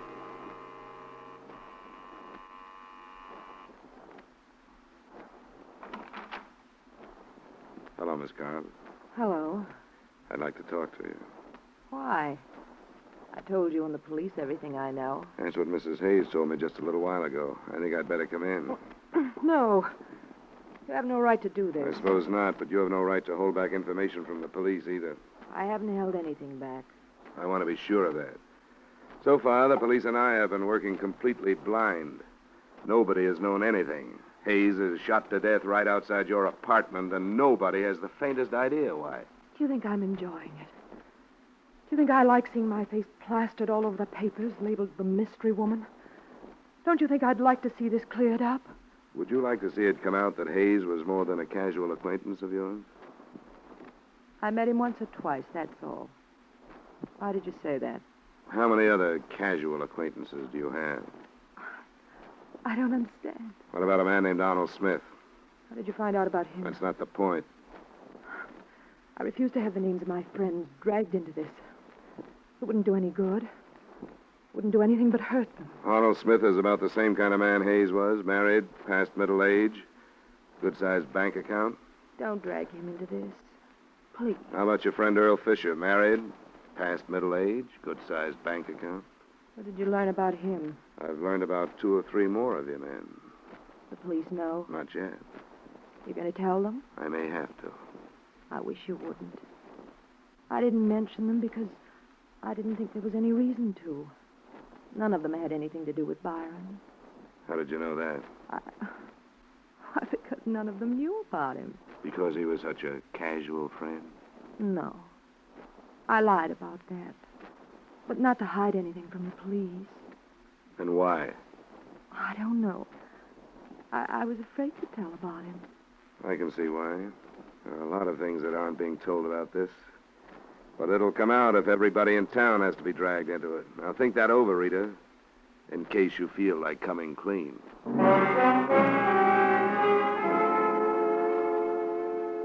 She didn't feel like saying any more to me anyway. It was about 10 p.m. when I left her. And my first stop was a phone booth a half block away from her apartment building. I dialed her number and got what I'd expected, a busy signal. It was nothing definite, but I would have staked my expense account total on the hunch that she was warning somebody. To bear me out, the phone was ringing in my hotel room when I got there.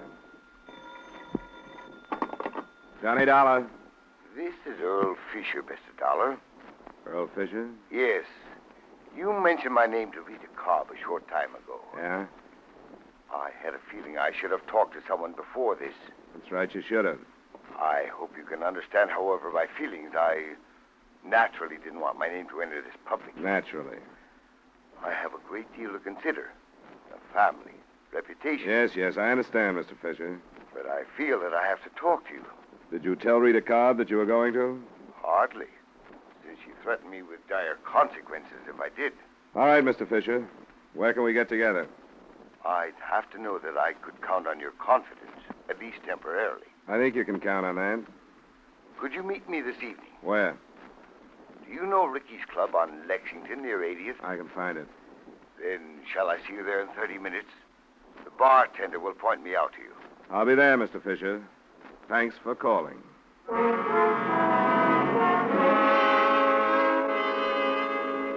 That was the first real result of the lead given to me by Roy Corona. The second was quick to follow.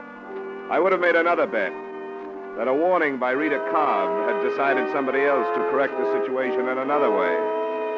It happened when I left the lobby and called for a cab. Hey!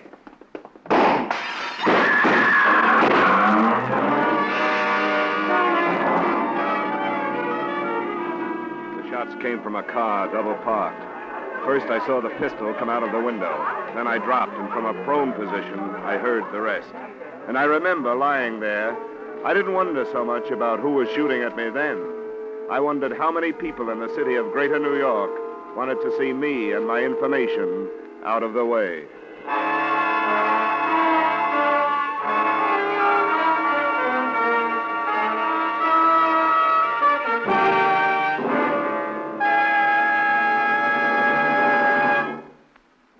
return you to the second act of yours truly, Johnny Dolar, in just a moment. For another great crime-hunting drama, spend a half hour with CBS's Gangbusters every Saturday evening. On Gangbusters, sheriffs, police chiefs, and district attorneys from American cities and towns tell the story of their manhunts. Fine cast of top actors join them to reenact these real dramas of crime-busting in action. Gangbusters is heard every Saturday evening on most of these same CBS stations. Be listening this Saturday, won't you? And now, with our star Edmund O'Brien, we return you to the second act of yours truly, Johnny Dolar.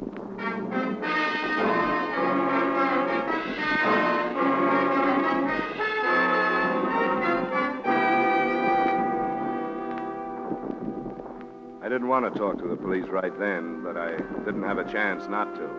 A patrolman was on the scene almost before I could get up off the sidewalk. And 25 minutes later, I was in my room with the sergeant of detectives I'd met earlier in the case. What's going on, Dolar? Who's out after you? I think I was mistaken for somebody else. Now, you know better than that. I've got witnesses that for 10 minutes a car was double parked in front of this hotel. And that time, 4 or 5 men came out of that lobby. But the minute you step out, they open fire.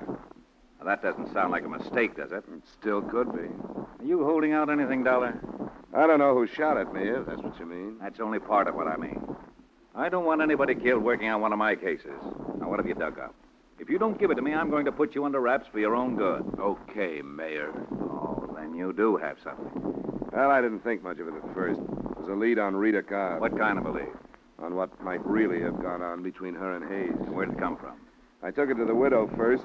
She still denied knowing her husband was acquainted with the Cobb woman, but she may have realized that by admitting it, she'd be giving herself a motive. That's not new. No, but the possibility of blackmail is. And she could have known about that, too. Blackmail? Where'd that come from? I can't tell you, but I think it's worth something.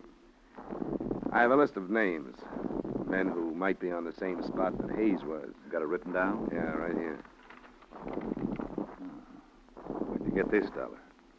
Names, addresses, and occupations. Sorry, I can't tell you that. You're going to refuse to answer police questions? Just that one. I'm not trying to hog your case, Sergeant Middleton, or trying to be hard to get along with. But you've got to understand. You must have given your word to an informer somewhere along the line. All right, we'll let it pass for now. Thanks. And I guess you understand, too, that you're probably holding the names of some potential suicides if you break this publicly right now. What about a potential killer? Do these men know you're onto them? I'm not sure how many. I tossed a couple of names at Rita, generalized the rest. Then one of them phoned me. When I was leaving the hotel, I was on my way to meet him. He probably baited you out onto the sidewalk. It could be. I couldn't tell where he was phoning from. Maybe right downstairs. Which one was he? This one, Earl Fisher. Married, family, fairly big gun on the stock exchange. Motive enough to make a try on you? No proof that he fired the shots, but I'd pick up Rita Cobb as a material witness or something. Somebody might think of putting her out of the way if they haven't already. No, not if they know you have their names. Well, I guess you're right. But I'll pick her up anyway. Let me get on the phone. Just try a check on Earl Fisher.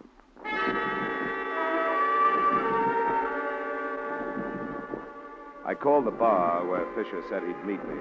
The answer I got didn't do much to alibi him for the attempt on my life. The bartender told me that Fisher not only hadn't been there that night, but that he, the bartender, had never heard of him.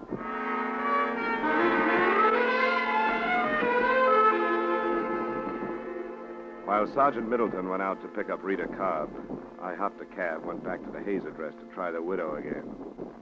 Is it absolutely necessary, Mr. Dolar? I'm so distraught. I'm afraid it is necessary, Mrs. Hayes. A number of things have happened since I left you. Very well. I hope you won't stay long. I'll try not to. Would you like to sit down? Yes, I think we'd better. All right. Come in here. I hope you'll forgive the appearance of the apartment. I haven't had the servant in. Might have been better if you had, rather than staying here alone. I couldn't face her. I don't know how I'll be able to face anybody ever. We've been not what you'd call prominent people, but certainly quite acceptable. And then to have Byron killed in that sordid place under these circumstances. What circumstances, Mrs. Hayes? That girl. No one will ever really believe that Byron didn't know her, no matter what the truth is. I think you know what the truth is, but you've had reason to deny it. Now, what reason? What are you trying to save? save? What is there to save now? I can't think of anything except what's left of your pride, Mrs. Hayes, if you'll excuse my saying so. You're a cruel young man. I don't like to be, but sometimes it's worse to be too kind. You've taken advantage of the police and me by holding back the truth for purely selfish reasons. Mr. Dollar. You're less interested in seeing a husband's death cleared up than you are in what your neighbors will think of you when the truth does come out. And it has come out. Mr. Dollar. And you're in danger of having to answer impeding the investigation of the death of your own husband.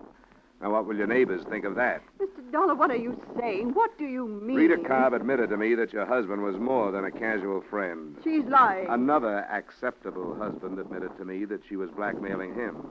There are others. So it's only logical to assume that she was blackmailing your husband. That's not true. How do you know? It can't be true. The state will spend a year looking into Mr. Hayes' money transactions if they have to. And there's something else. I'm convinced that you knew about it. I was convinced by the way you reacted when I told you earlier tonight. I'm so confused. When I told the police how you acted, their first thought was that possibly you'd killed your husband. Oh. Your motive would be that you knew about Rita Cobb, so naturally you wouldn't want to admit it. Oh, don't think that. They can't, my own husband, no matter what he did. Police minds go that way when people don't cooperate with them. I was wrong. I thought it didn't make any difference. I thought nothing did but difference. I thought nothing did but Byron's death. You knew about Miss Cobb, didn't you? Miss Cobb. Yes, I knew about Why her. didn't you tell us? Don't know. And you knew about the blackmail. Yes. Oh, I know why I didn't tell you. I've been trying to spare myself, as you said, but for far worse reasons. I'm responsible for Byron's death. How, Mrs. Hayes? Because I was a righteous wife. It wasn't enough that I found out about her and her blackmail, but I wasn't big enough to forgive him or even think calmly. If I had been, it would have ended. Then there would have been no reason to consent to blackmail. You learned just recently, then? Yes. I made him go to this woman. I made him go and tell her that he was through and that he was going to report her to the police. That's why he was killed. I sent him, and I was afraid to admit my responsibility. He was killed night before last. You must have learned that day. A man came here. He said Byron knew that woman. I didn't believe him. But when I faced Byron, then I knew. This man, did he give you his name? No. What did he look like? Was he dark? Not quite as tall as I am? Yes. Oh, please go. I've told you. I've told you. Now I want you to go.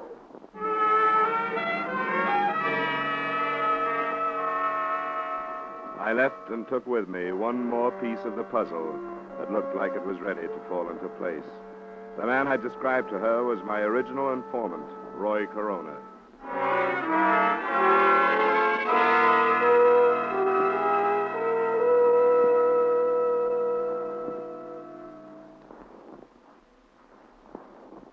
Now, this is serious, Dollar. You shouldn't have met with Roy Corona without telling us about it. I don't think your best squad car could have tailed the guy that drove me, Sergeant.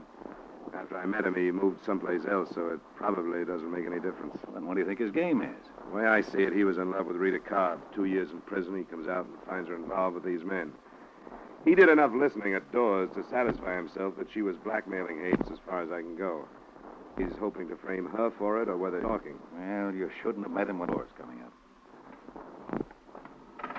There. What did you bring me down here for? Still witness, but looks like you're... What's downstairs? Some fast explaining, Rita. And Hayes. I told For you. blackmailing Hayes. I found that out. It wasn't blackmail. I borrowed some money from Byron once in a while. That isn't what Roy Corona told Mrs. Hayes. Oh? I should have known. Well, I don't care what he told her. Go through just what happened the other night again. It's the same as before. Byron left, I heard some shots and ran out. Byron was lying there. You ran right out and didn't see anybody. That's right. You're sure you didn't see anybody? If I had, don't you think I'd say so? You didn't see Roy Corona? I wish I had. I don't care what you've got on me. I'm not changing my story. I heard the shots, ran out, and Byron was lying there. Have you seen a lawyer? Is there a law against that? Are you sure you didn't run out first, then hear the shots, and then see him lying there? Are you asking me if I killed him? If you didn't, who did? I heard the shots, ran out, and he was lying there. We've figured out a motive for you now. Byron's wife got after him, made him come down and tell you he was going to turn you in. Didn't he say that? Turn me in? For what? Byron and I were good friends. He dropped in. So you prove that's what he said. We've got pretty good proof that you were blackmailing 5 men at least. Oh, I don't think you'll find anybody who'll say that's what it was. Yeah. You had enough, Dollar? I've had enough.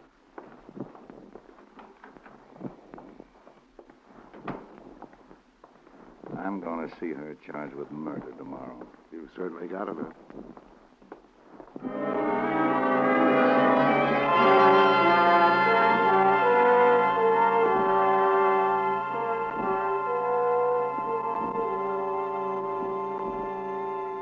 That's the way things stood that night, and until my hotel room phone rang in the morning.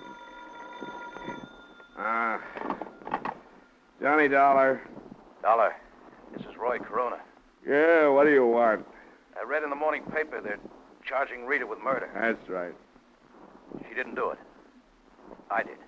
What are you talking about? What's the matter with you? Nothing's the matter with me. Only she didn't kill him, I did.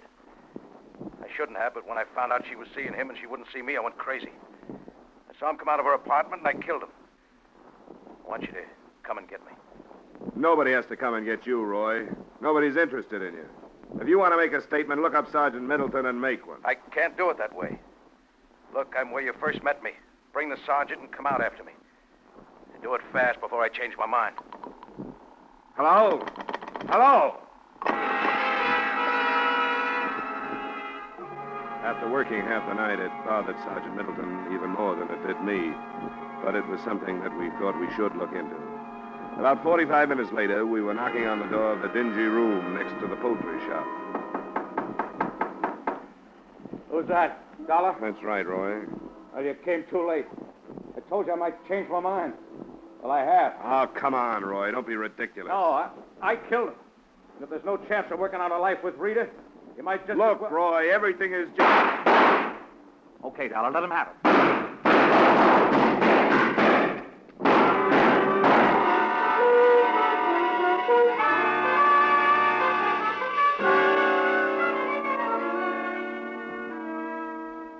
Roy Corona made a good try. As well he might have, since he went to Mrs. Hayes and started the whole thing. But his shots went wild, and the sergeant's mine did too. When we dragged him out, he was still telling the same story. He didn't stop trying to save her until he heard about the confession made by Rita Cobb after I'd left her, about her motive and about the murder gun that turned up in her apartment. Find enclosed his reaction to that. I'm sorry. I started it. I wanted to get her away from these men. I thought I could scare her away from the things she was doing. That's why I went to Hayes' wife. I never thought it'd lead to this. And I'd take the rap for Rita if I could. I wanted to get her to come back to me. Now look.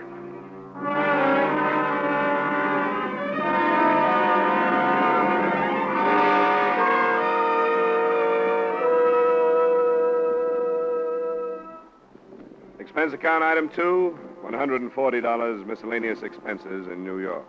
Item 3, same as item 1, transportation back to Hartford.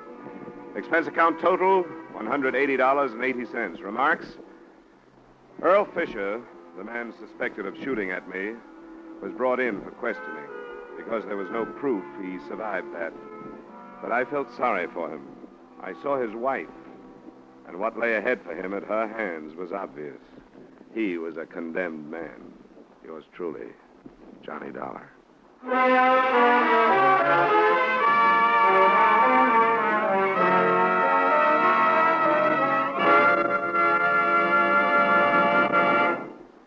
Yours truly, Johnny Dollar, stars Edmund O'Brien in the title role and is written by Gil Dowd with music by Wilbur Hatch.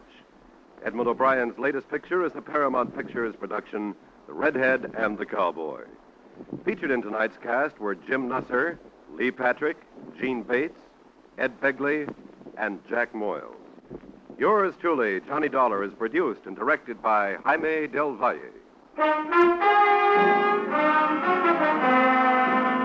This is Dick Cutting inviting you to join us next week at this time when Edmund O'Brien returns as... Yours truly, Johnny Dolar.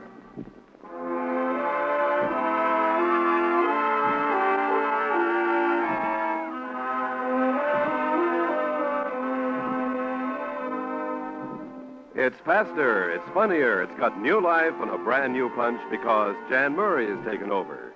It's CBS's Saturday night musical quiz, Sing It Again, an hour of mirth, melody, and money that's heard on most of these same CBS stations. Yes, Jan Murray is your new host. Alan Dale, Judy Lynn, the Riddlers, and Ray Block are your music makers. And there are still loads and loads of cash for identifying the new Phantom voice. Be sure to hear the new Sing It Again, starring Jan Murray, tonight on CBS. Stay tuned now for Von Monroe's Caravan, which follows immediately on most of these same stations.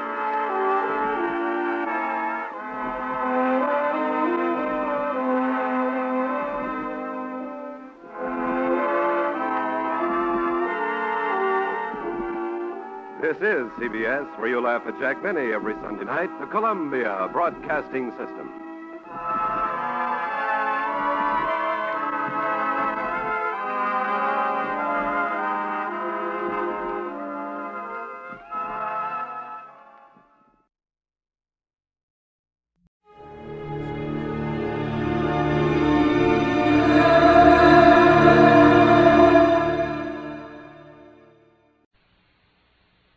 The National Broadcasting Company presents The Adventures of Sam Spade, Detective.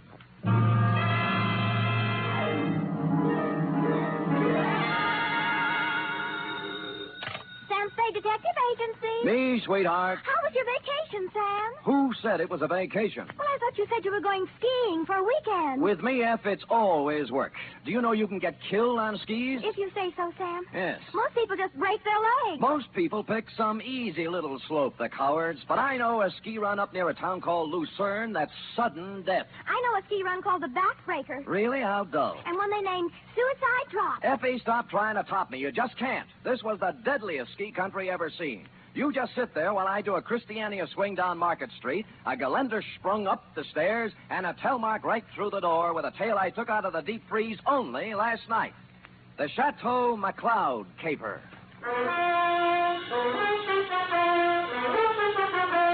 For NBC, William Spear, radio's outstanding producer-director of mystery and crime drama, brings you the greatest private detective of them all in The Adventures of Sam Spade.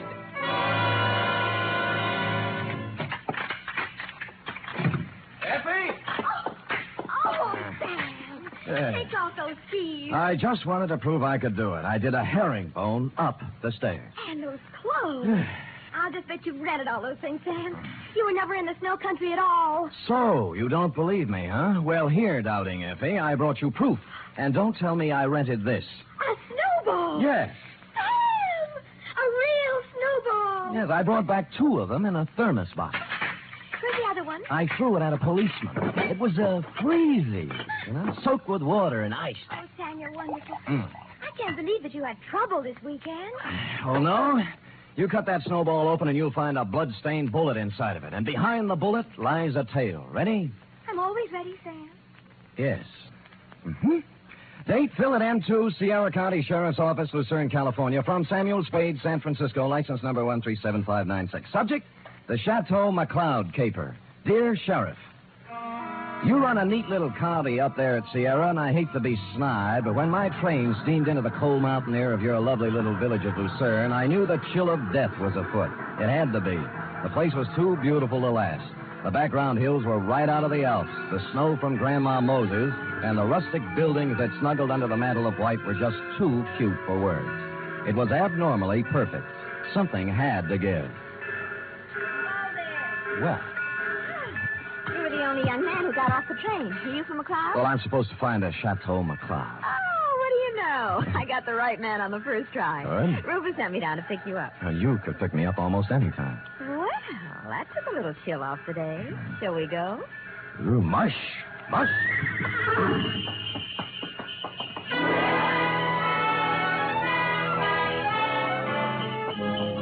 We glided out of the station, runners squeaking on snow, the soft pat of hooves, and the jangle of Marya bell. We had a bearskin lap robe. It was a short bear, so we had to move close.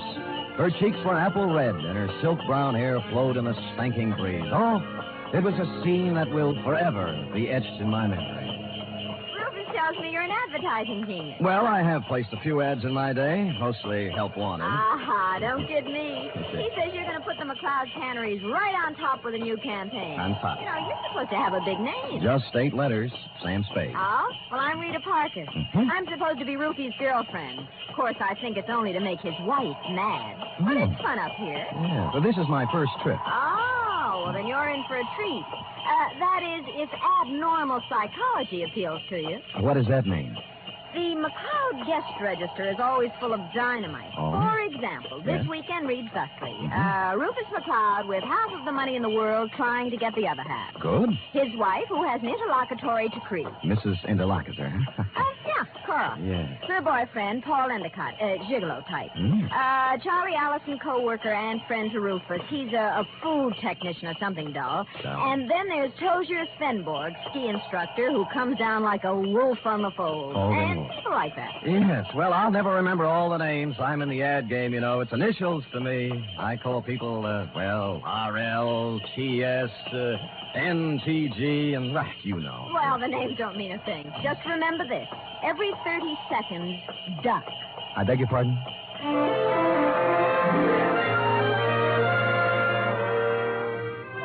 The McCloud estate was 8 miles out of town, and it seemed we were there in no time at all. Rita Parker hustled the Alpine buckboard and mare into a stable while I went up to the Chateau to meet my employer, Rufus McCloud. It was more of a Swiss chalet, you know, where the second floor is larger than the first, and I guarantee that no one in Switzerland could have afforded this chalet, even with the second floor the same size as the first. I walked in and found Rufus, big and red-faced, standing in front of a fireplace that could easily have roasted a brace of oxen, rump to rump. Of course, you're Sam Spade. I am, Mr. McCloud. Well, you came at an opportune time. There's no one around to overhear our conversation. I suppose you wonder why I hired a detective for a place like this. Well, not especially. I go where the people go, and the money. You'll be paid well for your time and trouble. I must be quick. In essence, this is my situation. Yes. Earlier this week, I received an anonymous letter saying that if I invited the guest list I'd planned for this weekend, there might be serious trouble. Here's the letter. Keep it to yourself. It's a Los Angeles postmark. I see. Well, we might start by tracing down this typewriter through an L.A. detective agency. Every one of my charming guests is from Los Angeles. One of them wrote it, if you ask me. Very likely. I want to know who wrote it, if I can, but more than that, I wonder what serious trouble the writer is referring to. The girl you sent to pick me up said you had a very volatile group of people assembled. Yeah, perhaps they're high-strung individuals, but they're civilized. I'm sure their conflict would never get beyond a cutting phrase or two, or perhaps a punch thrown here or there. Well, then you really don't believe you'll have any trouble? Yeah, I don't know. I thought it would be advisable to have a man like yourself around. Yes. One who deals in trouble professionally. Perhaps if things do get out of line, you can help repair the damages or even prevent things from occurring. Well, I'll do my best, Mr. McCloud, but it's not easy to look for something when you don't know what you're looking for. Oh, here they come, Spade. Oh. Back from the ski runs. Oh. I told them you were handling an advertising campaign for my canneries.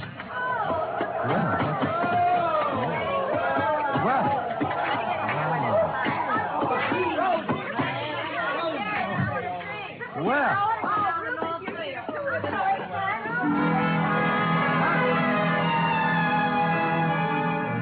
They came stamping in, pulling off gloves, unzipping parkas, and if it hadn't been for the grown-up dialogue, looking all the while like a group of carefree children, it was hard to believe that the chill of death was also in them even then. I couldn't keep my eyes off one of the particular members of the group, Mossberg ski boots, Chinese vermilion downhill pants, and a candy-striped parka, which she now pulled over her lovely head. The sweater she wore underneath was, I'm sure, designed for someone much smaller. A dachshund, perhaps? Is this the advertising man you've been telling me about, Rube? Oh, Mr. Samuel Spade, my half-wife, Cora. Half? Well, how do you do? Glad you came, Sam. We can always use another sport in the crowd. Hey, everybody, shut up! Introducing the incomparable, fabulous Mr. Samuel Spade. Hiya, Sam. I'll give me a pass, Sam. Me, Paul Endicott, Rita Parker, Charlie Allison, Tosia Svenborg. Charlie's the one who doesn't ski. I'll take snowshoes any day. I can't get anywhere in snowshoes. You've heard, perhaps, of the tortoise and the hare? Rufus, ring for some drinks. Tom and Jerry's, hot toddies, coffee, God, something. Yeah, we're having hot buttered rum. The stuff's warming in the kitchen. Well, get it up, get it up. Right away, Cora. And as for the rest of you, ready? A 1, a 2, a 3. What? Oh, yeah. Oh, May, shout till the rafters ring. Stand and drink a toast once again. Let every loyal May man sing. Oh, bo-de-do-de-do. They took up the song with a gusto, lifting imaginary drinks into the air, and it was all very jolly. For a party that was supposed to be fraught with danger, this one certainly started out in just the opposite direction. The drinks came, and things got even merrier. Lunch was served, and afterwards I slipped into some outdoor gear and strapped on some skis. Everybody scattered different directions. Rufus McCloud and I skied to a place 3 miles away called the Halfway Cabin. Between the chateau and the cabin was a small lake called Royal Lake, completely frozen over. Rufus stood in front of the cabin, firing a .30-30 at a target set up down in the woods to the east. What do you see through the glasses, Spade? 2 bullseyes and nothing outside of the 8-ring. That's great offhand shooting at this range and standing on skis. Well, I can do much better than that. What's this? See that silver tip on that big Norwegian fur over there? Yeah? I'll cut it off. Hey, look out! What? Well, he came swooping out of nowhere, Spade. I swear he did. Well, I think he hit him. Who is it? It's Paul Endicott. No, he's up. Good. There's Cora with him. You told me nobody was supposed to be skiing in that area. Yeah, they're not. Well, here he comes, and he looks plenty mad. What do I care about him? He's just after Cora for the money I give her, that's all. You're going to kill me, you stupid fool. You weren't supposed to be skiing there, Endicott, and it was an accident. Yeah? Well, that was no accident. All right. Knock off the punches. You keep out, or I'll throw one at you. Oh, that I'd love. Paul, now stop it. And the rest of you, quit acting like children. Your boyfriend threw a sucker punch at me, Cora, and even if he is my guest, there's a limit to hospitality. I don't call one punch an even trade for a 30-30 bullet. You aren't hit, so don't start crying. Rufus, I have the feeling you wouldn't mind if he were hit. You wouldn't mind at all. Paul, I've just decided I don't like you without a mustache.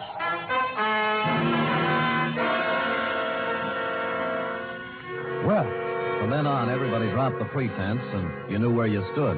And it was chilly, too.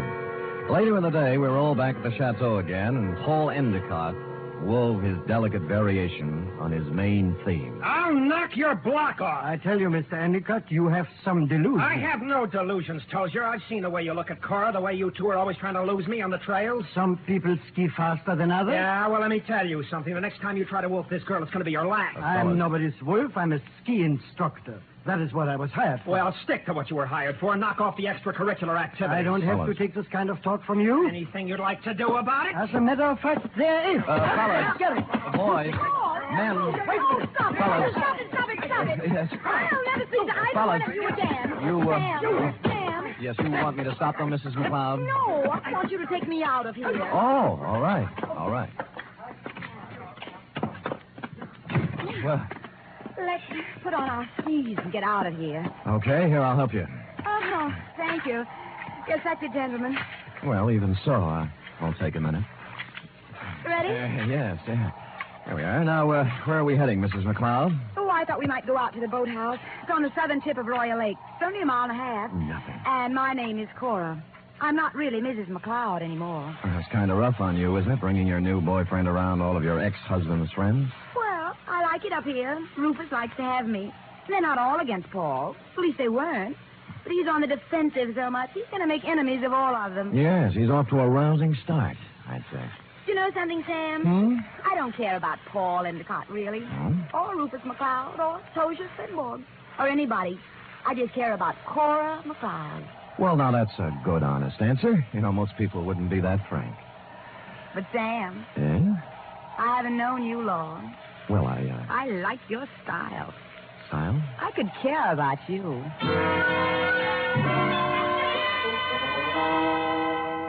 It broke my heart not to stop right there on the trail and kiss her because that's what she wanted me to do. So that's why I didn't do it. And I'll never turn down anything better.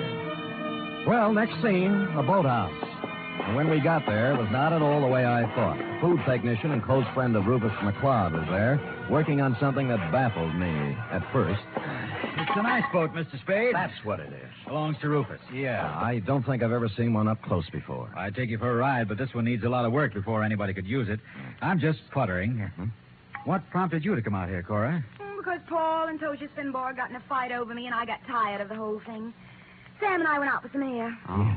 Well, glad you did. I was getting a bit lonesome.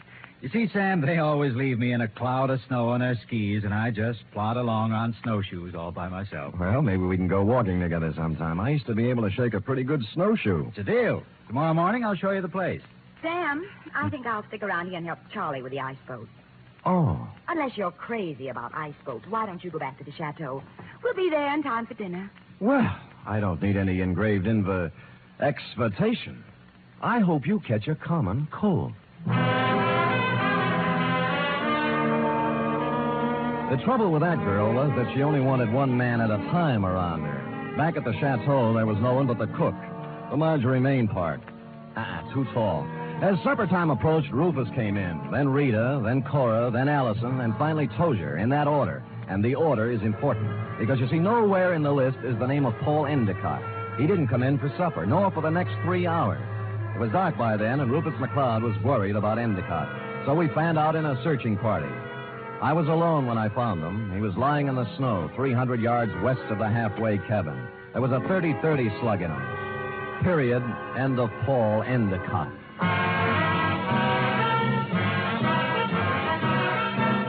You are listening to the weekly adventure of radio's most famous detective, Sam Spade.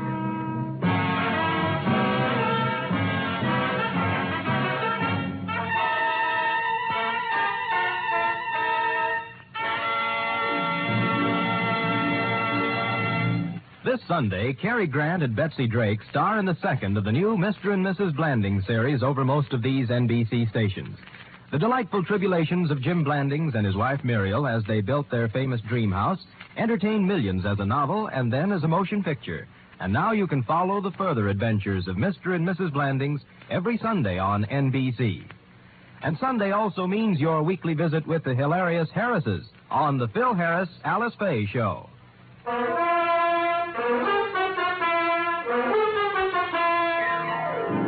And now back to the Chateau McCloud caper, tonight's adventure with Sam Spade.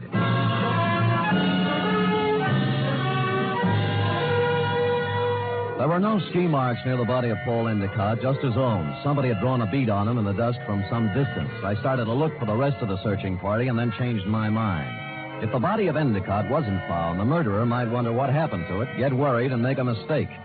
So I picked him up, carried him to a small cave I found, covered the entrance with snow, brushed over the ski marks, and went back to the chateau. One by one, they all showed up, discouraged. We can't give up. We have to keep looking. I know how you feel, Cora, darling. It's too dark. We'll try tomorrow. Oh, don't worry about him. Paul can take care of himself. How can he take care of himself, Miss Parker, if he got lost? Who said he got lost? I am assuming. I think we're all assuming too much. I'm sure that it's nothing to worry about. If I know Paul, he'll show up tomorrow with some tall tale to tell. What do you think, Mr. Spade? What does an advertising executive know? Cora, your manners. A sponsor might be listening. Oh. Well, I'm sorry, Sam. I'm upset. Okay. Frankly, I don't know what to think. But if I were a detective, I'd hazard a guess that Paul met with foul play. Oh, nonsense, Spade, nonsense. Come on, everybody, let's have a drink and have some fun. Paul will be back, and even if he isn't, who really cares? Scotch for me. And I guess nobody cared. Rufus was a little more jolly than usual, and the drinks began to dispel the gloom. It was as if Paul Endicott never had existed. It began to get late, and the bizarre wake broke up. Everybody went to bed, including me. I lay there fully dressed, looking up at the beamed ceiling for an hour. About then, my doorknob turned, and the door slid open and shut. Someone moved quietly to my bed as I was sliding my .38 out of its holster. Sam, me, Rita. Oh. Are you awake? Yeah, I wasn't even under the covers. Mind if I sit down here? Not a bit. Sam, I'm scared. I wish I could leave here. Oh, what's the matter? Paul's dead. I know he is. He didn't mean anything to me one way or the other, but I know he's dead. Anything to back up your feeling? I guess not. It's just something I'm sure of. Why'd you come to me? Because you're really a detective, and I know it. Oh, me? Oh, now, you handled a case for my father once. You just don't remember me. All right, I'm a detective. Rufus hired me because he expected trouble. Sam, I'll tell you something about Paul. Yeah? Cora didn't really like him. They were always fighting. She only cares about herself, so she said. Tell me, what kind of a car does Paul drive? It's a yellow convertible, but it's still in the garage. I checked. Any other cars missing? No, they're all there. Oh, and I found out something else. What? Before supper, there was a gun missing from Rufus's gun rack. It's back now. Mm-hmm. Anything else? That's all I know, Sam, except that Paul's dead. I know it. I wish I'd never come up here.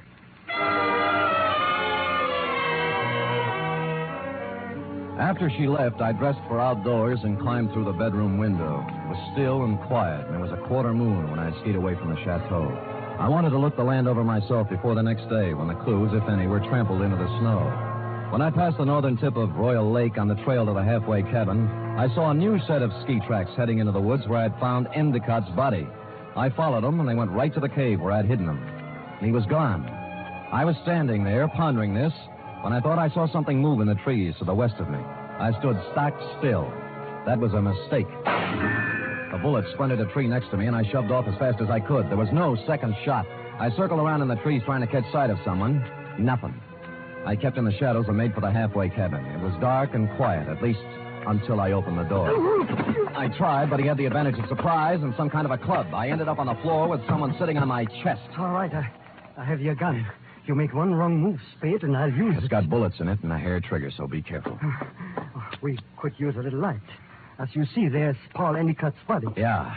How did you find him, Tozier? You're only putting a noose around your neck. You're a very perceiving man, Mr. Spade. How do you figure I did it?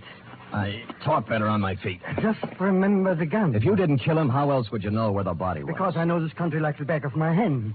He had to be somewhere. You are the killer, Mr. Spade. Me? Why I do Spade? Me? Why I do not know. You found the body before anyone else could. Hid it, then clumsily tried to hide your tracks. Don't be silly. Why would I come back? A murderer always worries about his crime. Did he forget something? Was something left undone? It's a natural. It sounds good, except it isn't true. You couldn't pin it on me in a month of Sundays. But somebody might just tie it on to you. That's what you think. Do you know what I'm going to do now? I wouldn't want to guess. The shots came pouring in through the window, and Tozier Svenborg went down. I saw the flash of a face outside and was gone. I kicked at the lamp, threw the place into darkness, and lay on the floor. Then I crawled over to Svenborg and took my gun back. Well, that was a surprise. It hurt quite a bit. Where'd you get it? Oh, somewhere in the back. Let me see. It's at the shoulder level. Then he won't die anyway. I'm afraid I misjudged you, Mr. Spade. Go after him. Go after him and catch whoever it was. I can't leave you here. I'll take care of myself. Just leave me your gun for protection. No, I'll stay. Go, please, while there's time. Or are you afraid? I was, but I gave him my gun and left. Outside, there were many ski tracks, but a fresh set led left from the halfway cabin down. They went right to the edge of Royal Lake and then stopped. There were no marks of ski poles on the ice, so I followed the shoreline, looking for some kind of a clue. It wasn't until I reached the southern tip of Royal Lake that my effort was rewarded. Leading up from the ice were a set of footprints, then a set of ski marks. They led to the boathouse. Inside, I found two interesting items. One, a dismantled ice boat with fresh ice on the runners. Two, a pair of skis with snow in the grooves. I made my way along the beaten path back to the chateau. Circled it once, found interesting item number 3, and went in. Well, what were you doing up, Spade? Did you hear the shots, too? Yeah, I thought I'd look around. It's cold. Woke me out of a sound sleep, Sam. What was it, you know? Well, I didn't find out about the first shot, Mrs. McCloud. That was fired at me. But the next 3 were fired at a man named Tozier Svenborg. Oh, no. Tozier? How did it happen, Spade? What's it all about? He found Endicott's body in the woods. Dead? Very. I told you, Sam. I told you. Told him what? What do you know about it? Nothing. I just had the feeling, that's all. You know something. Now tell us or I'll slap the rents right out of your head. I don't know anything. Anything at all. I just had a feeling. Who shot Tozier, Spade, and why? I don't know. I was standing with him in the halfway cabin. Somebody shot through the window. Didn't you see them? Don't you know who it was? I was too busy ducking to look. Just answer me one thing. Have any of you been out? Of course not. No. I haven't, and Mr. Allison's in bed. Of course, they all lied. McCloud's shirt was stained with sweat. He'd been moving fast somewhere. The ski pants sticking out from under Cora's robe were wet, and Rita Parker was now dressed when she wasn't before. I was trying to figure out something to say when Charlie Allison came out from his bedroom, rubbing sleep out of his eyes and pulling a robe on. What's going on here? What's all the excitement about? They found Paul, dead. And somebody shot Tozier. No. Where is Tozier? In a halfway cabin. Well, let's get him to a doctor. I'll call one from town. Why don't you go up and get Tozier? I'll have a car ready and we'll take him right into the Lucerne Hospital. Wait a minute. What about the murderer? Who did the shooting? Nobody's getting out of my sight. It had to be one of us. Why, Cora? Oh, it wasn't just anybody. We're the only ones left walking. Why don't you ask Sam? He's the detective. Detective? Yes, I hired him because somebody sent me an anonymous letter saying there'd be trouble. You knew there was going to be trouble, Rufus. Somebody else knew. Then why did you let people come up here? So what's the big Why did you do? Wait a minute. Spade, what did you find out? Well, if you'll all wait here a minute, I'll tell you. When I circled the chateau before I came in, I'd seen footprints leading to a window, not mine. That meant somebody else used the back way in and out, too. I wanted to find out whose window it was, and of course, while I was looking, I remember the apparently dismantled ice boat and the fact that a set of skis were in the boathouse. It took me about a minute to find the right room, but somebody knew it. All right, Spade, stand where you are. Allison, you might be a great food technician, but you're a lousy killer. Yeah, well, at least he didn't get her. And neither will you. I've got him, Spade. All right, come on, stand up. Come on. You sap. Cora, huh? You think you could get her by killing somebody? Shut up, leave me alone. I'm sorry for you. Sorry for anyone that ever knew her. I'm sorry for myself. She loves me, you fool. What's the matter? I was sound asleep. We found our killer, Mrs. McCloud. Charlie? Yes, baby, Oh, Rufus, it's been a long day. I need a drink.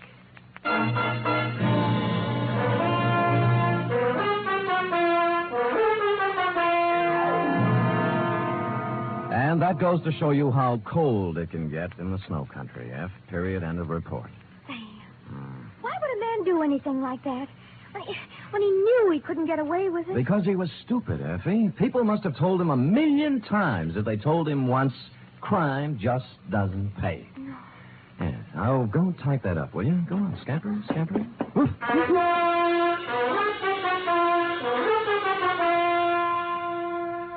3 chimes mean good times on NBC. Here's news of 2 important musical events.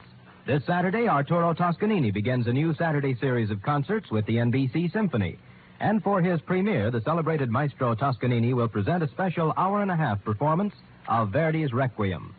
And beginning next Monday, you can hear the first in a new series by the Boston Pops Orchestra.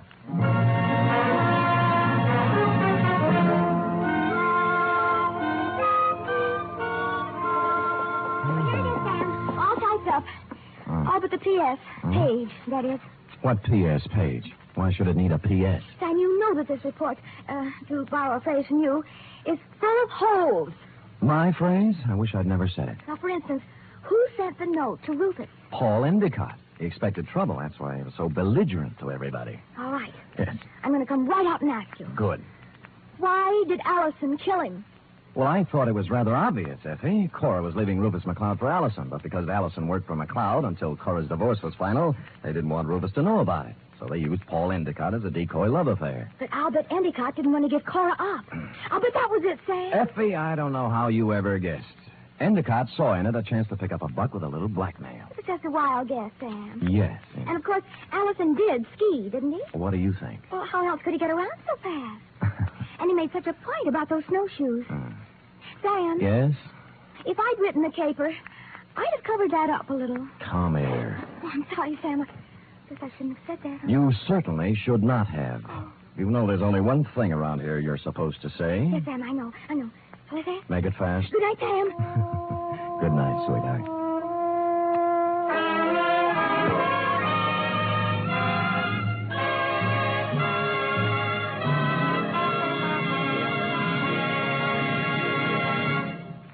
The Adventures of Sam Spade are produced, edited, and directed by William Spear. Sam Spade was played by Stephen Dunn. Lorene Tuttle is Effie. Script for tonight's adventure by John Michael Hayes. Musical scoring by Lud Gluskin, conducted by Robert Armbruster.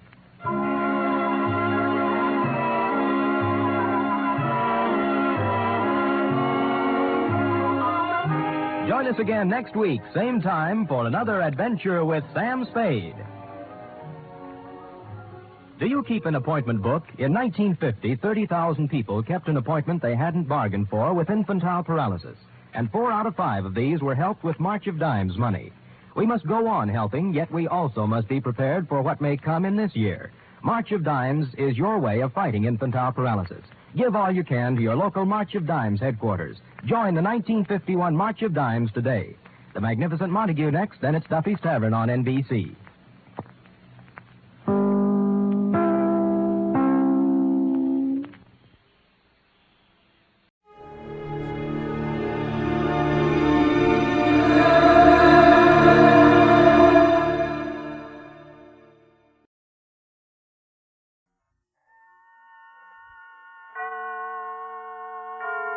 And now, tonight's presentation of radio's outstanding theater of thrills, Suspense. Tonight, the story of a pleasant young Englishman and his wife who encounter a murderer and a parson. They can't tell which is which, not for the life of them. So now, with Lawrence Dobkin as Edward and Paula Winslow as Joan, here is tonight's suspense play, A Little Matter of Memory.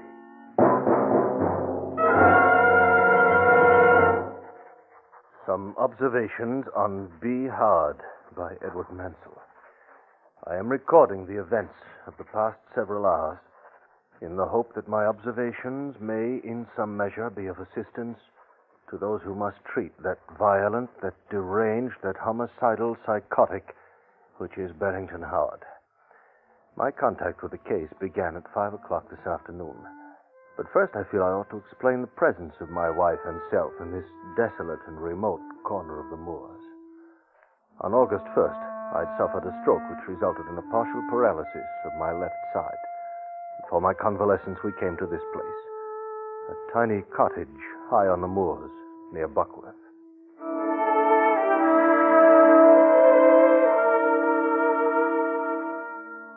These moors have been to me a revelation and a delight. Or rather were so, until 5 o'clock of this afternoon.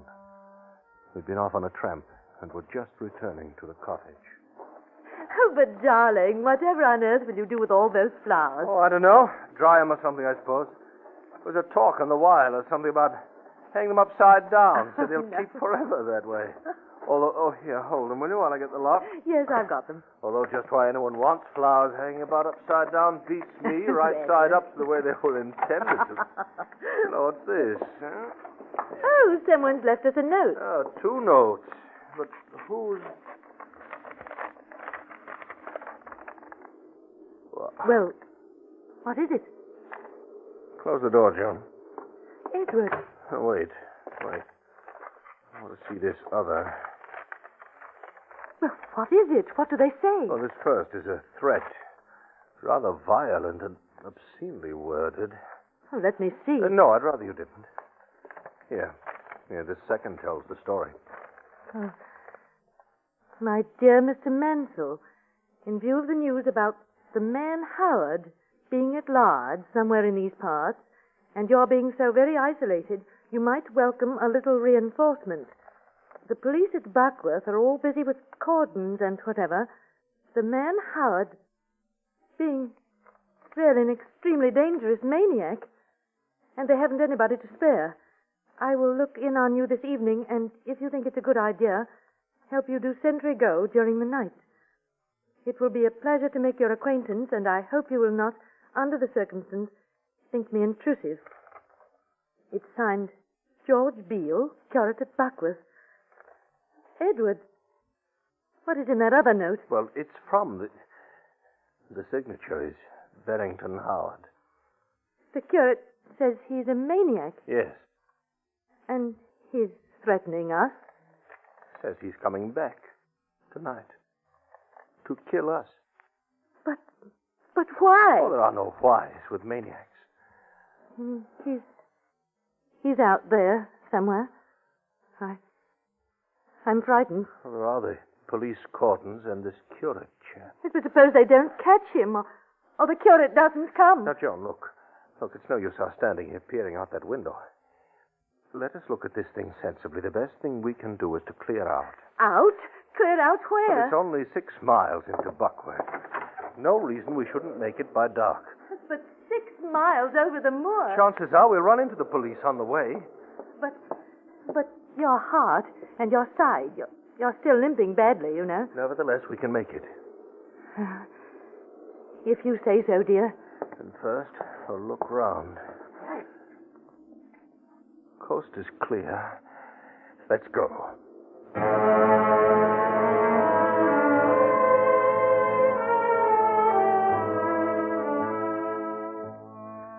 "6 miles. A man in good health could walk it in an hour and a half. A man in good health, which I was not. And with each succeeding step, the dusky pale horizon, violet and smoky in the soft mist of the sinking sun, seemed ever more distant, more inaccessible. The heady musk of the moor grasses and the gorse, these we had delighted in until now, became choking. I could feel my eyes tear and my throat constrict, and the heart in my chest thumped and shuddered with each painful limping step I took. And then we topped a rise. Edward! Oh, look down there. A constable. Hello there. Hello. Wait there. I'm coming up. Oh, what luck. Yes, you see, I told you. Oh, well, I must say we're glad to see you. You know, you people really hadn't ought to be out here. Oh, you mean about the maniac? Yes, sir.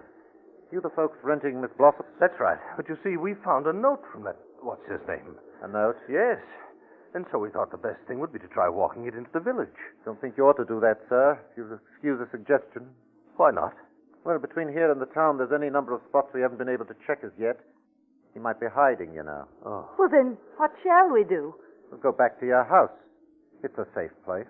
Well, now look here. Why don't you walk to the village with us, It's only 3 miles. It shouldn't take long. Well, I would, sir, but I'm due to join the search party over at Darket Woods.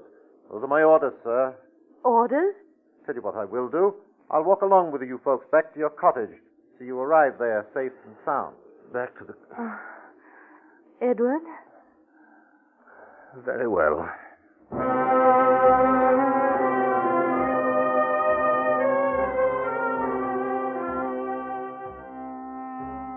As we walked, we told the constable about the letter from the curate, and he gave us background on the man Barrington Howard. Seems that Howard had been a sort of small-time actor and ex-acrobat. Nothing worse in his police record than a couple of parking offenses. And then one night, out of the blue, he had murdered 5 people. 5 in a single night. And each had received a notification in advance. A short, obscenely worded, threatening note. Just like yours. But didn't they take any precautions? No, miss. Or at least not enough. But you know better. And what with the curate coming to help, a good man, the curate, used to be a commando. Well, about this man, Howard, how'd you catch him before? Oh, that was odd, that was. It was what you might call psychological. He was very clever at disguising himself, an actor. He might have got clean away if it wasn't for this psychological thing. What psychological thing? Well, it was kind of a joke, sir. Some folks, you know, you bring up certain topics, they grab the conversation, and away they go. You follow me? Oh, yes, I know the type. That's how Howard was. Ah, compulsive. Yes. And on this one topic, he had what they call total recall. Total recall? He could remember everything he'd ever heard or read. Facts and figures and dates. We used to get him on his topic down at the pub just to hear him go. It was sort of a joke, you see. And so after the crime, he was in disguise, but someone touched on his topic. Exactly. He started to talk, gave himself away. We nabbed him. Well, what was his topic? Germany. Germany? Mm-hmm. Germany. He had a compulsive total recall about Germany. All about Germany. Well, here we are. Well, I wish we could persuade you to stay. Your orders, Mum. Now, just you make sure your shutters are bolted on the inside. Yes. Put a bar across the door. You'll be snug and safe. Mind you keep that door tight till you know who it is that wants in. Oh, don't you worry, officer. We shall. Good night. Good night.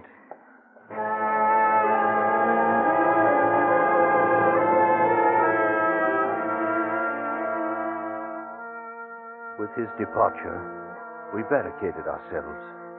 This cottage is very old and built in the days of highway robbers, ideally suited to our situation.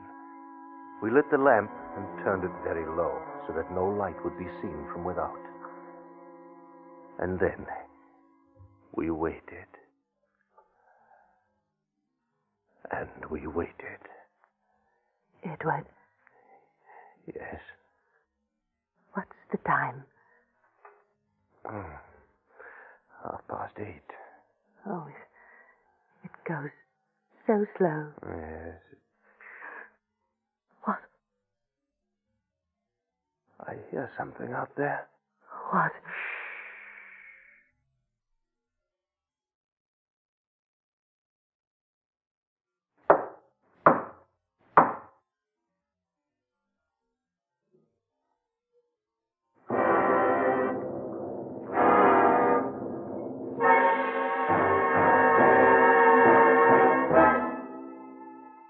You are listening to A Little Matter of Memory, tonight's presentation in radio's outstanding theater of thrills, Suspense.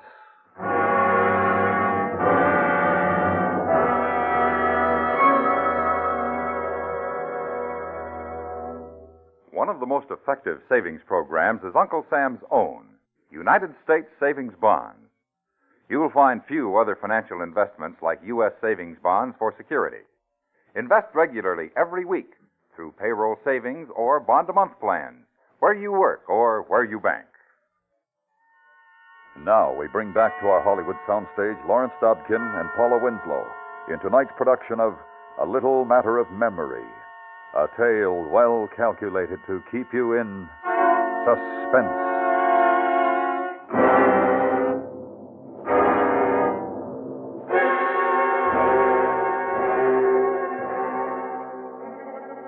Crouching there in the dim light of the lamp, we watched the heavy oak door. Hello in there. Mansell? Who is it? George Beale, the curate. Oh. You got my note, didn't you? Oh, but how do we know it's not a trick? Yes. Got a torch? Yes. Stand back from the door and shine it on yourself. Excellent idea. Can't be too safe, you know. I'll just look out through the slit. Ah, yes. And she's got one of those collars on, you know, clerical. Oh. Oh, come in, sir. Mr. Mansell? Yes. This is Miss Mansell. Oh, I'm so glad to see you. I'd have got here sooner, but you know, every last person I saw wanted to talk. Well, we were a little worried, Dr. Beale. We thought you just might have met with some accident. Accident? Oh, let's not quibble. You mean you thought I might have run into him, don't you? Yes, I suppose so. Oh, but you're here now. That's what matters. Yes. And now let's see. Excellent place you have here. Yes, they really built them in those days. Would you like some tea, Doctor? Oh, bother tea, Joan. I have a bottle of scotch in my bag. Edward. What's wrong? Well... Oh, you mean on my account? Oh, my dear lady. Oh. My collar may be clerical, but my throat is British, and at the moment quite dry. You see, Joan, there, fetch some glasses, huh? While I find the here we are. Yes. Good whiskey, a warm room, pleasant companions, and I'll turn up the lamp a bit if I may. Oh, yes, do. Dispel the gloom. Well, here are the glasses. There's little to fear about making light now, you know. I've got a gun, and I know the three of us should be a proper match for any man, crazy or not. I should say. Well, then, a toast, eh? To safety in numbers. Well, I really think we ought to keep clear heads tonight. Joan's the careful one in our family. Proper feminine trait. So, here we are. And I can't tell you how much better I feel now that you're here. Yes. Oh, dear. Constable told us that you were in the commandos during the war. Oh, yes, hardly the sort of thing you'd expect from the village curate. Still, there was a job to be done, you know. Edward was in the air ministry. Joan. Desk job. Bad ticker. Never really got to see it like you chaps. The big do, I mean. Oh, don't be sorry. There are a lot of things I'd give my teeth not to have seen. Like Dunkirk? Like Dunkirk. Sticky, wicked Dunkirk. Seems so long ago now that... would you like to hear about it? Here, have another drop.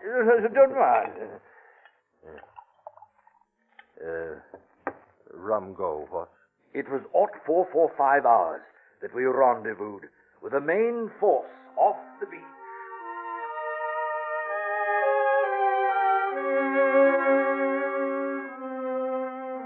We sat there in the now snug little room and listened. He was a superb storyteller. And as he talked, the scenes of the war unrolled smoothly and excitingly and almost hypnotically. On our way clear. And ahead of us at long last lay the Rhine. And after a while, what with the scotch and the warm room, I began to lose track of what he was saying. And then with startling clarity, I was wide awake. We entered Germany on the Cologne Autobahn at 3:45 on the morning of May the 20th, 1945. I remember it as if it were yesterday.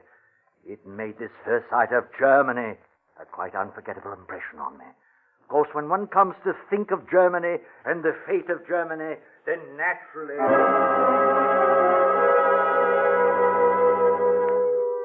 I looked at him as he chattered along. His eyes were glazed, and he spoke with a curious intensity. And I knew.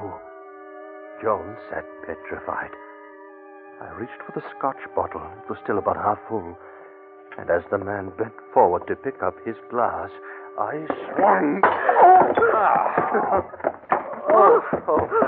I should have known. I should have seen through him. Oh, is he dead? No. He's just out so quickly. Get some rope, belts, anything. We must tie him quickly, Joan, quickly. I've never tied a man before, and Joan's knowledge of knots is limited to Christmas wrappings, but we used what was at hand.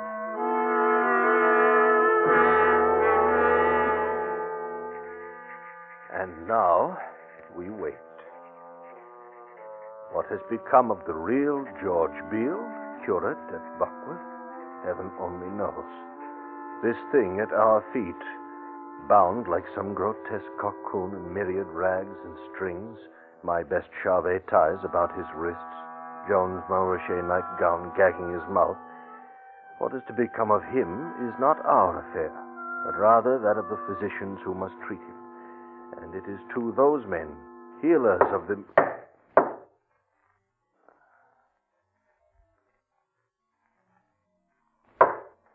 Hello in there! Mansell! Hello! Oh, Beale? Is that you, Beale? Edward Mansell? Wait, don't open the door. Beale? Yes, but hadn't you better take a look at me first? Oh, not now, man. Oh. There. Oh, we thought you'd been killed or Yes, something. come right in. No longer any need to fear. What do you mean there's no... Great Scott. Yes, meet Barrington Howard. It's amazing. How on earth did you do it? Man's a giant. Oh, matter of luck, I suppose. Really didn't see through the beggar for ever so long. Hey, look at the collar, too. Yeah. Quite an actor, what? Indeed he was. I knew he wasn't a curate when he kept reaching for that bottle. There is a rather strong air in here. I had to use the bottle to subdue the man. Ah. Pity. Scotch whiskey. Oh, dear me. Now then, let's take a look at these knots. Well, we did the best we could. Mm-hmm. This one's not too good, but we'll just redo it so it's really strong. And look at his legs. Oh, what's wrong? You only really tied the ankles. Ought to be careful of the knees, you know. Oh? And I'll give you another tip. If you really want to tie a man so he's helpless, fasten his ankles to his wrists. From the back, like this. Edward, isn't that clever? I must say. So, was he armed? Good Lord. He had a gun. And told us, and we forgot. Look in his pocket. Here we are. Nasty little weapon. The filth. Think what this might have done to your wife, Mansell. Would have blown a hole through her, you could stuff a grapefruit. Oh, please, old man. She's been through quite a lot, you know. Sorry, Mansell, but I believe in being realistic. Oh, that's quite a gag you've made for him. Yes. Don't think he'll do much talking until we're ready to take it out. We used a silk nightgown of mine from Paris. Splendid. I just want to make sure this bar is in its place. Ah, there we are. Snug, what? Safe. Safe? But there's no longer anything or anybody to be safe from. Oh, you never know. Now, what other weapons did you have? Oh, just the bottle. Oh, I dealt him a good one with the bottle. Oh, and there's this carving knife. And the gun, which I have in my pocket. Well, it's really been quite a little adventure, eh, Mansell? Oh, should say so. Yes. Yeah. You know, I kept this little record, something for the physician. Oh, Mary? Oh, please. Mm-hmm. Some observations on Bihar, but I am recording the events of the past several hours in the hope that my observations may in some measure...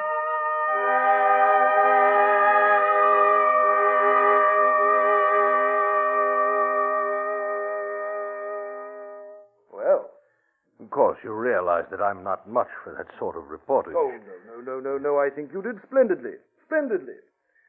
I wonder who else may read these notes of yours. Look. His eyes are open. I never realized. Madmen really do roll their eyes. Ugly beggar, isn't he? Yes, I must say. But about your report, this stuff about Germany, did he really say this? I wish he'd close his eyes. He's trying to say something. But about Germany, I mean, how could anyone say what was it? When one comes to think of Germany and the fate of Germany, etc., etc., etc.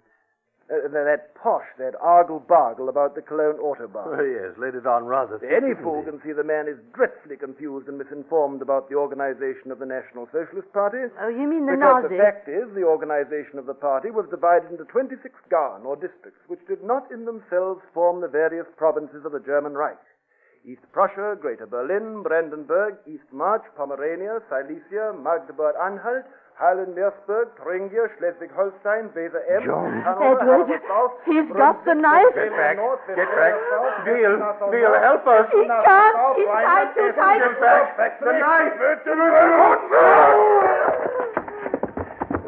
Doesn't this interest you, No. Mrs. Mansell? No. As I was saying. No. Württemberg, Hohenzollern, Baden, Hamburg, Mecklenburg, Lubeck. Tell me, my good curate, just there on the floor, does this interest you? The division of Bavaria is even more fascinating, you know. Bavaria was divided into 9 Gauern: Swabia, Upper Palatinate, Upper Franconia, Middle Franconia, Lower Franconia, Rhine-Palatinate.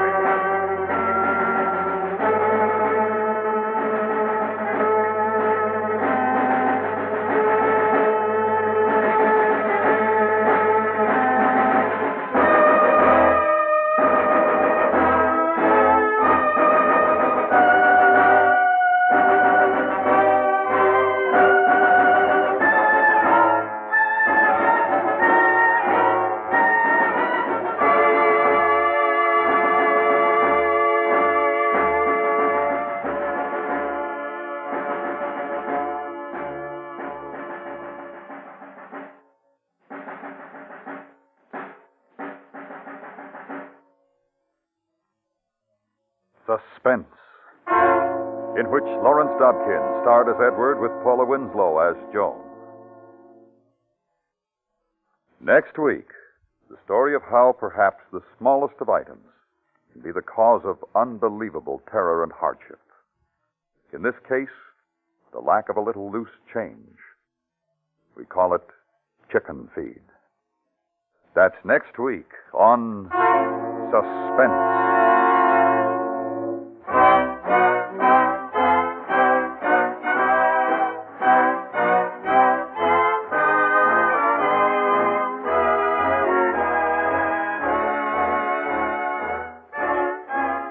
Suspense is produced and directed by Norman MacDonald, with music composed by Lucien Morawick and conducted by Lud Gluskin. James Heldick's story, A Little Matter of Memory, was specially adapted for Suspense by James Poe. Featured in the cast were Edgar Barrier, Joseph Kearns, and Richard Peel. Follow the serial adventures of Mr. Keene evening times on the CBS Radio Network.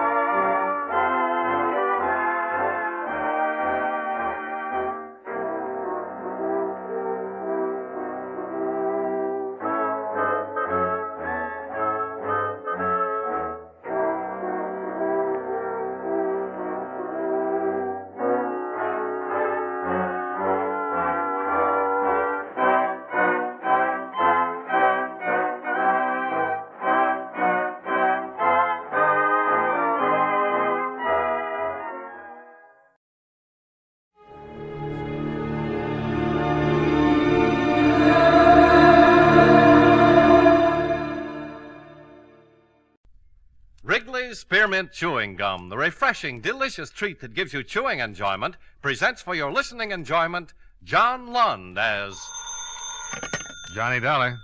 Philip Shaw, Johnny. Oh, fine. What have you got for me?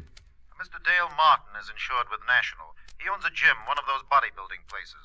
Man was killed there. When did it happen? This morning, about an hour ago. Now, we don't know if it's an accident or not. The police are over there now. Anything to work on? Nothing. That's why I called you. Better get over there right away.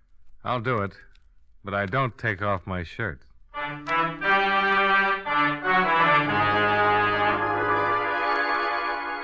The makers of Wrigley's Spearmint Chewing Gum bring you John Lund in a transcribed adventure of the man with the action-packed expense account, America's fabulous freelance insurance investigator. Yours truly, Johnny Dollar.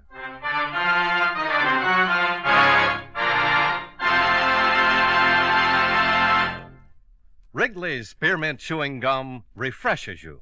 Wrigley's Spearmint Chewing Gum gives you real chewing enjoyment. Yes, for chewing enjoyment plus refreshment, it's Wrigley's Spearmint Chewing Gum. The lively, delicious flavor of Wrigley's Spearmint cools your mouth, helps keep your throat moist, and gives you a nice little lift. The good, smooth chewing of Wrigley's Spearmint helps keep you feeling fresh and alert, adds enjoyment to whatever you're doing.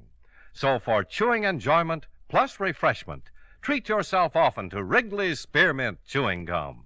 Healthful, refreshing, delicious.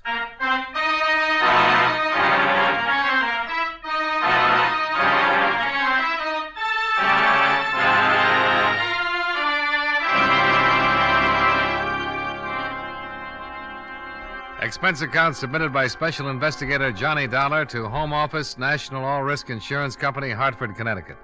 The following is an accounting of expenditures during my investigation of the Blackmail matter. Expense account item 1, $1.40. Cab fare and tip for ride from my office to Martin's gym. After receiving what little information there was from you by phone, I arrived at 1215 at 1084 6th Avenue in the heart of downtown. On the second floor, I found Dale Martin, a very nervous Adonis, seated at a desk in his office.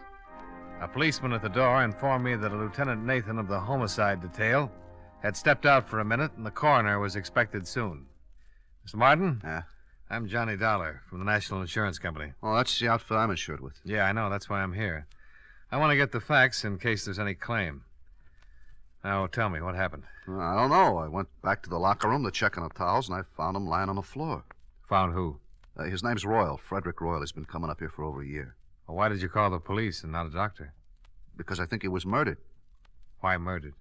I've seen a lot of accidents around this gym, but never saw anything like this. It wasn't an accident. What makes you so sure? Well, it looked like his neck was broken. I don't know how it happened, so I called the police. That publicity's going to ruin what little business I have. Murder always ruins something. You got any idea who might have done it? No. Who was in the place when you discovered the body? My 3 assistants and 3 fellas working out. They all still here? Yeah, all of them. Nobody else left or came in? Just the cops. Business is real slow. Does everybody know about it? No, I took the body and put it back in the rub-down room. Haven't even told my boys. Well, the officer at the door won't let anybody leave, so let's have a look at the body and see what we can find out.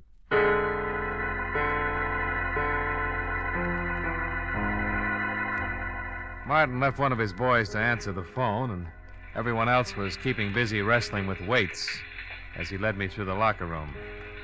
The one man was taking a shower. At the end of the room, he unlocked the door, and we walked in. The smell of rubbing alcohol was strong enough to give you a hangover. There were white curtains separating two rubbing tables. The first one was empty. In back of that curtain, Mr. Dollar. Okay. Not very pretty. Circus rubber man would need vulcanizing if he turned his head that far. Busted neck, all right. I wish the coroner would get in and take him away. It hurts me seeing his head hanging like that. Why don't you move it? Oh, no, sir, not me. I caught it good from the lieutenant for moving him in here. Well, don't worry about Mr. Royal. He can't feel a thing.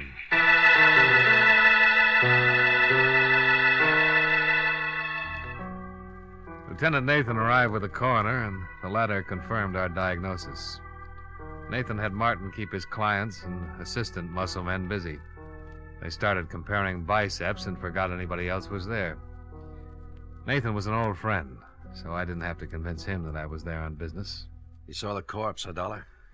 Yeah, it took a pair of pretty strong hands to do a job like that. Yeah, that makes everybody around here a suspect.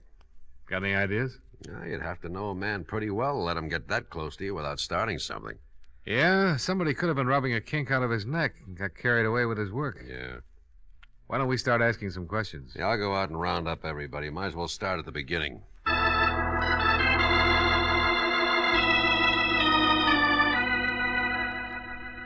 Nathan herded everyone together, and the questioning started. The men were very unhappy. This bad publicity that couldn't be helped. Mr. Robert Wells, songwriter, Mr. Michael Darling, car salesman, and the third and last, Mr. Patrick Mullins, jeweler.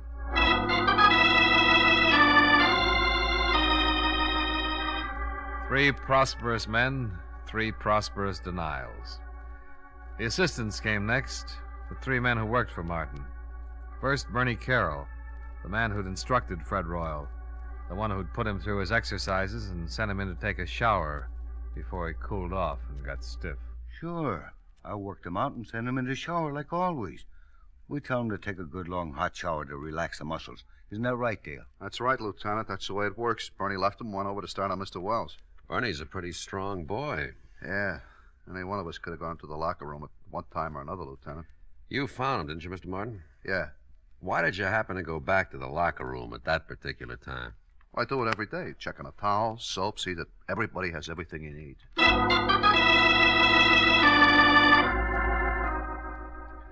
Question after question, trying to nail down alibis, trying to make them stick or tear them apart. According to everybody so far, it was a big mystery. Next man, Jack Olson. Yeah, I went back by the locker room several times. Why? Well, there's an electric coffee maker on a table against the wall back there. I wanted to get some coffee. Mm-hmm. The other times? Well, once to look at the appointment board to see what's coming in, later to get some chalk for my hands. Chalk for your hands? Yeah. Keeps your hands from perspiring and making blisters, you know, when you're working with heavy weights. You're fairly new here, aren't you, Jack? 3 weeks. How'd you know that, Dolar? Well, the other boys all have heavy calluses. They don't use chalk. You know quite a bit about this weightlifting stuff, huh? Oh, sure. I used to lift candy bars when I was a kid. All right. Call in the last one. The last man, Johnny Morgan, and his story was no different than the others. Yes, he'd walked back past the locker room. No, he had not slipped in and popped Mr. Royal's neck while he was preparing to take his shower. The coroner removed the body, and all the rest went down to the precinct to sign formal statements. They were all released and sent home, pending further investigation. I hailed a cab and rode home with Dale Martin. Would you like some apple or carrot juice? Well, I'll try anything once. Good for you. Yeah, I figured that. You didn't kill him, did you, Martin? Don't be silly. He was the best customer I had. I wouldn't kill off my business. Here. Thanks. You have any ideas, Dollar? Nope.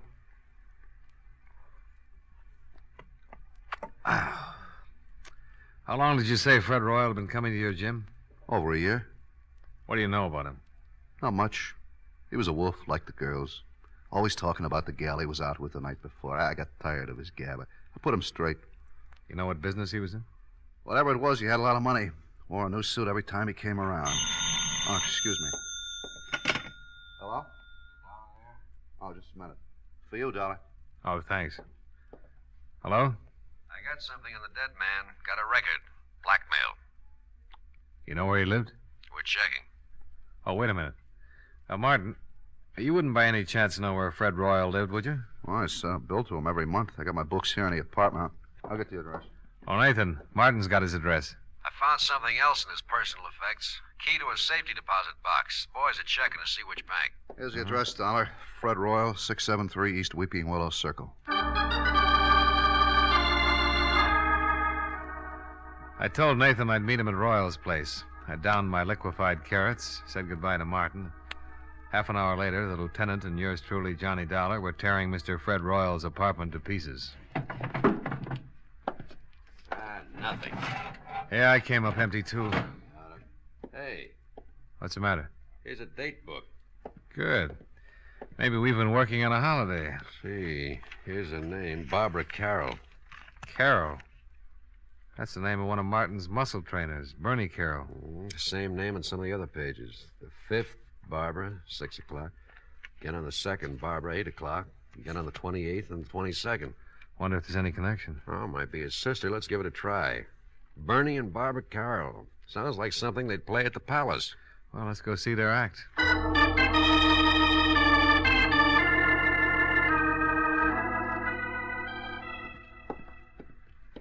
Here's the apartment. They live with that new fella. Jack Olson. Yeah, the quiet one. Police. Yes? I'm Lieutenant Nathan, homicide. This is Johnny Dolar. How you do? How do you do? We'd like to talk to you, Miss Carroll. Certainly, Lieutenant. Come in. Thank you. I was just making some lemonade. Would you like some? Yeah, thanks. It is pretty hot out. Maybe you'd like something stronger. No, thanks. The lieutenant's on duty. I guess you've heard about the accident. You like your lemonade sweet, Lieutenant? Medium, please. Here you are. Oh, thank you. Your brother didn't mention anything about your going out with Royal. He was probably protecting his little sister. The lieutenant found your name written in Royal's date book. I've been out with him 6 or 7 times. You know what his business was? He never discussed it. Did you ever meet any of his friends? No. Did he ever mention any of the other fellows at the gym? At the gym? I don't think so. Mm-hmm. Jack Olson lives here, doesn't he? That's right. Whose picture is that on the piano? Oh, that's Jack's father. You don't have any idea why anyone would want to kill Royal, do you? No. How did Jack Olson happen to move in here with you and your brother? Bernie asked him to. When he went to work for Martin, he was living in a terrible place. One small room. I told Bernie he could move in here if he shared the rent. Mm-hmm. How well did Olson know Royal? He'd seen him at the gym. Seen him here when he came to pick me up. Where's Olson now? Working, I think. Well, thanks, Miss Carroll. We'll be talking to you again. More lemonade? Later, maybe, Miss Carroll.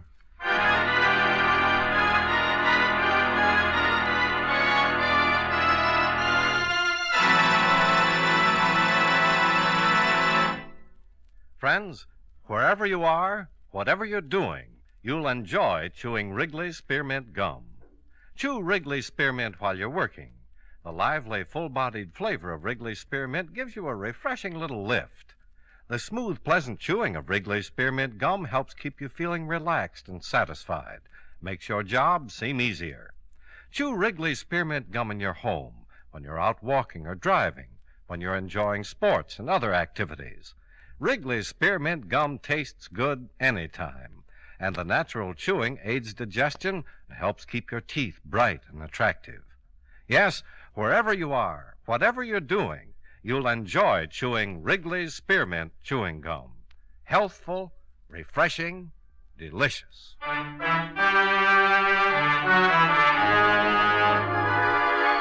And now, with our star, John Lund, we bring you the second act of Yours Truly, Johnny Dolar.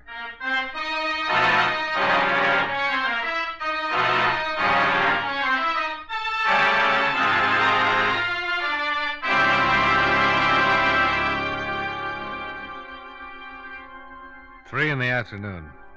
Out of Barbara Carroll's cool apartment and down in the blistering street. The thermometer crowding 90, and the humidity sticking to us like a steaming blanket. I feel awful. Terrible day to solve a murder. I want to go look through some newspaper files. What for? That picture on the piano.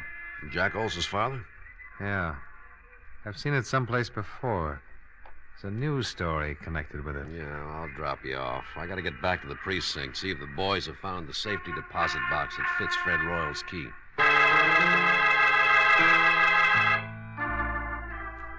Nathan dropped me off at the newspaper, and I went down to the morgue to do some hunting. The air conditioning made the job easier, and by 4 o'clock I was headed for Nathan's office. We found the bank and the safe deposit box. Oh? Anything turn up? Yeah. Royal was doing some pretty fancy blackmailing. Here's a bundle of evidence and a list of names. Mm-hmm. Well, I can understand why someone would pay to keep these out of circulation. Yeah. Lousy photography. What'd you find out? Here. Newspaper clipping. Oh, picture of Jack Olson's father. Same as the one on the piano. Prominent banker leaps to death. William Barrett. The boy's name is Olson. That's what he calls himself. William Barrett. Give me that list we got out of the deposit box. I've just been looking at it. William Barrett's name is on here, all right. Ooh. That article you've got on his suicide mentions that he left a son and a wife. Yeah. Well, let's go pick up Jack Olson, or Barrett, or whatever his name is. Well, it might not have meant a thing, but at least we had found one person who had a strong connection with Frederick Royal other than socially. The boy who called himself Jack Olson was the son of one William Barrett, deceased, and one of Fred Royal's blackmail victims. Barrett had jumped off a tall building, and according to the newspaper, he had left no reason for his actions. There was a possibility that Fred Royal's blackmail had driven him to it. And if that was so, his son would have had a very strong reason for wanting to break Mr. Fred Royal's neck. We climbed into a squad car and hurried back to Barbara Carroll's apartment, where Jack Olson lived as a boarder.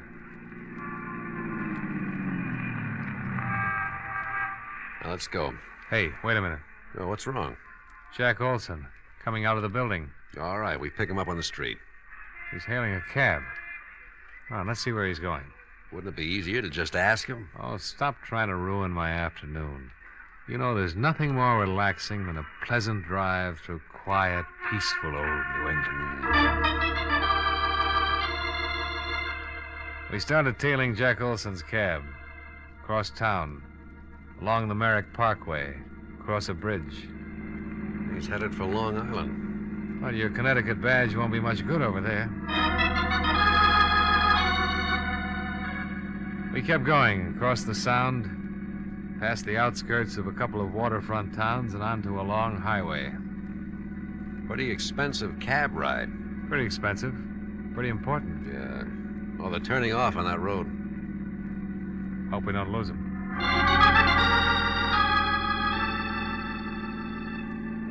We took the road to the right off the highway and spotted the cab up ahead, pulling into the entrance of a large white building. The sign over the tall iron gate read, Lakeview Sanitarium. We waited for him to go in.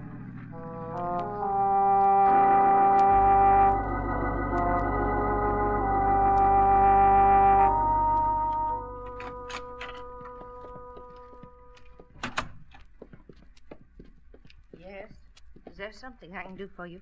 I'm looking for a man. Oh, any particular man? Oh, who's in charge of this place? Dr. Feder. Well, run him out, please. I want to talk to him. Which one of you is the patient? Patient? Can't you tell? Look, just go get Dr. Fodder. Feder. Oh, Feder, okay. Go get him and tell him Lieutenant Nathan wants to talk to him. Lieutenant Nathan? Of the cavalry. What? Oh, well, I'll get him right away. Lieutenant. You think that's funny? Oh, well, I liked it. Let's see what kind of a reaction it gets out of Dr. Feder. Cavalry. Nice thing to say in a place like this. Lieutenant Nathan? Yeah, that's right. I'm Dr. Feder. Oh, this is Mr. Dolar. How do you do? How do you do? Now, are you related? No, but we've been friends a long, long time, haven't we, Nate? Yeah, I'm a police officer, Doctor. Oh. We've been following a man. He came in here a few minutes ago. Is that right? The lieutenant thinks he might be a killer. I can handle this, Dolar. Doctor, I'm with Central Division Homicide. This isn't my territory, but I'd appreciate it. Which one of you is the patient? Now, look, this is getting a little ridiculous. Here are my credentials. Oh. The man we want came in here a few minutes ago. Well, Mr. Barrett is the only one. And his real name is Barrett. Who's he seeing? His mother. What's wrong with his mother? Mrs. Barrett is seriously ill. Have anything to do with her husband's suicide? Everything to do with it. I doubt if Mrs. Barrett will ever recover.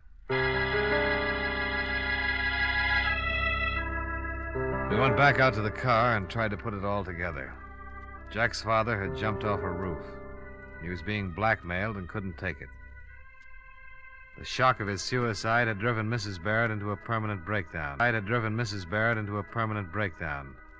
And Fred Royal had been responsible for the whole thing. Motive enough for Jack to get a job with Dale Martin so he could get his hands on Fred Royal's neck. Cavalry. Oh, stop groaning.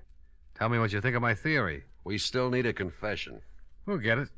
Mind if I make a pest of myself and ask how? Let's ride back to town and see Dale Martin.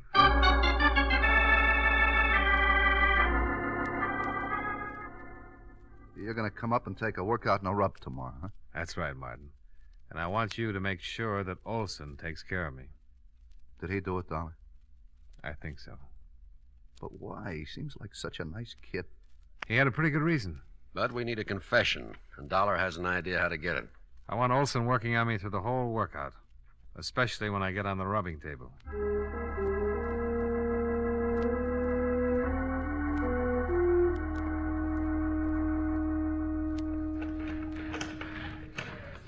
You're in pretty good shape, Mr. Dollar. Well, I'm carrying a few extra pounds. I will knock that off of you in a hurry. Don't try to talk while you're using the pulleys. Hi. Hi, Martin. He's in pretty good shape, Mr. Martin. Now, let's see. Better not do too much on his stomach the first day. I'll see you later, Mr. Dollar. Nice fella, Martin. Yeah, very nice. Tell me, have you found out anything about Mr. Royal's death? Oh, the police have got a few ideas. Lieutenant and I went up to see your roommate's sister. Yeah, Barbara told me. I hope you don't suspect her. She kind of liked Mr. Royal. She wouldn't have any reason to kill him. All right, let's go back to the rub table before you cool off. Huh?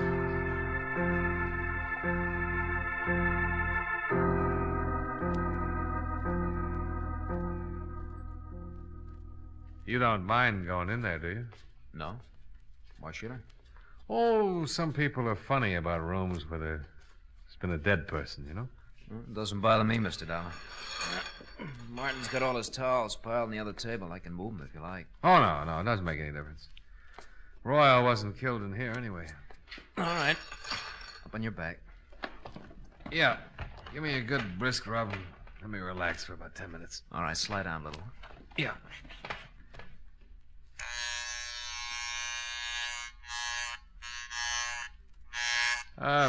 What'd you do before you came to work for Martin, Jack? Oh, not much. Went to school, finally decided to look for a job. Found this one. You ever study this sort of thing? No, there's really not much to it. Martin shows us how to use the machines, help the clients, and rub the neck and back. Well, then all you need is a good build, a strong pair of hands, huh? Yeah, I guess so. Your family live in Hartford? No. I noticed the picture of your father on Barbara's piano. Fine-looking man. He's dead now. Oh, sorry. So am I. Your mother still living? No. Oh! Oh, I'm sorry. Am I rubbing too hard? Oh, no, it's okay. Well, you certainly got the strength for the job. Yeah, I'll turn off the vibrator and just use my hand. Did the police find out anything about Mr. Royal? Yeah. He was a blackmailer. Ow! Oh, I'm awfully sorry. I'm a little nervous today. Maybe I better get one of the other fellows to finish your rub. Oh, no, that's all right. I'm just a little tied up. The neck is stiff. Try and relax. Guess I keep thinking about Royal and his broken neck. You think I might break yours, Mr. Dollar? Well, wouldn't be hard. If I was good and relaxed, you could snap it in a second. Yeah. Guess I could. So Mr. Royal was a blackmailer, huh? Yeah, had a record. They're the foulest people on earth. Yeah, they certainly are. Could ruin a lot of lives. Probably why he was murdered. You think he was blackmailing someone here in the gym? Oh, not necessarily. Well, if he wasn't, then no one in the shop would have a motive for killing him. Well, I've got a theory about that. I think someone in this gym hated him so much that they waited until no one was looking and Royal was all alone. And they slipped in on him and twisted his neck until it broke and he strangled. Oh. Why would they hate him so much if he wasn't blackmailing him? He might have been blackmailing someone very close and dear to the killer. Maybe the person Royal was blackmailing couldn't stand it. Committed suicide. It's an interesting theory. Take your family, for instance. Ouch! I'm sorry. You weren't relaxing. Supposing Royal was blackmailing a member of your family. Your father, for instance. I can't rub your neck unless you relax more. Maybe your father couldn't take it. Maybe he couldn't pay him anymore. And instead of disgracing his family, he committed suicide. Just turn your head a little to the side, Mr. Dollar. That better? Much. Well, if that happened to my family, Mr. Dollar, I guess I would kill Mr. Royal, not mind a bit. How does your father die, Jack? He jumped off a roof. Now, if you just turn your head a little more, I'll try to pop your vertebrae, huh? We followed you out to Long Island yesterday, Jack. I'm going to adjust your neck, Mr. Dollar. It's better if you relax so it won't hurt. Well, if you wanted to, you could pop it anyway. I couldn't stop you in time. No, I don't guess you could. There, now the other side, huh? Did you kill Fred Royal? Yes. Relax. All right, Mr. Dollar. Let's go down to the police station. Lieutenant's outside with Martin.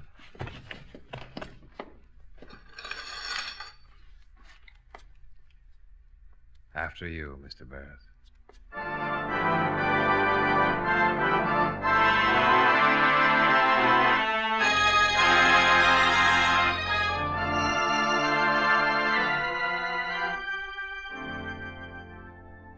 Nathan took Jack Barrett down to the station and got from him a signed confession. I went with Martin. And with every drink, I saw another Barrett. So finally, I gave it up and came up here to my office. Expense account. Item 2, $4.53. 1/5 of very dry gin. Martin forgot his health and hygiene for a couple of hours and finished what I didn't drink. Item 3, $16.75. Cab fare for a ride up through the country, all by myself. Expense account total, $22.68. Yours truly, Johnny Dollar.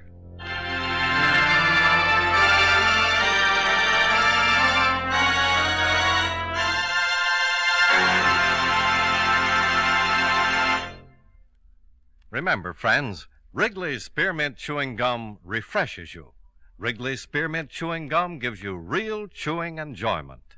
The lively, full-bodied flavor of Wrigley's Spearmint cools your mouth, freshens your taste, sweetens your breath. The smooth, pleasant chewing of Wrigley's Spearmint helps keep you feeling relaxed and satisfied, makes whatever you're doing more enjoyable.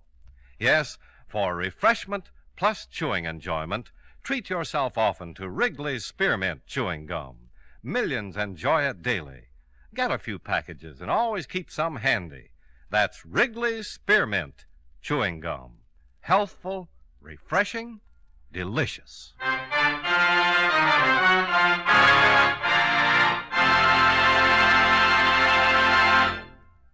Yours truly, Johnny Dollar, brought to you by Wrigley's Spearmint Chewing Gum, stars John Lund in the title role and was written by Blake Edwards with music by Milton Charles. Featured in tonight's cast were Edgar Barrier, Hy Averback, Hal March, Jim Nusser, Tony Barrett, and Virginia Gregg. Yours truly, Johnny Dollar, is transcribed in Hollywood by Jaime Del Valle.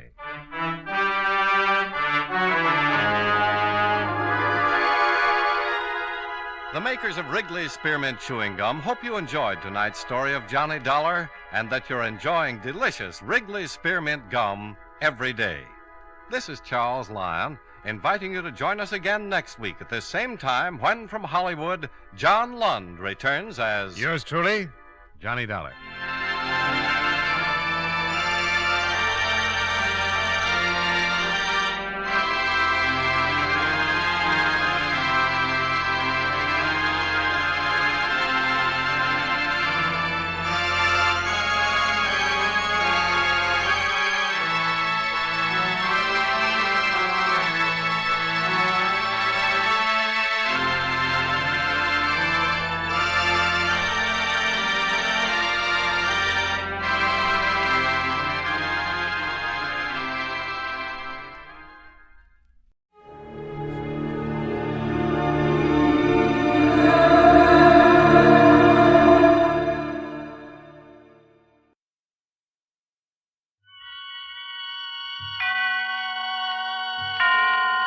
Autolite and its 96,000 dealers present Suspense.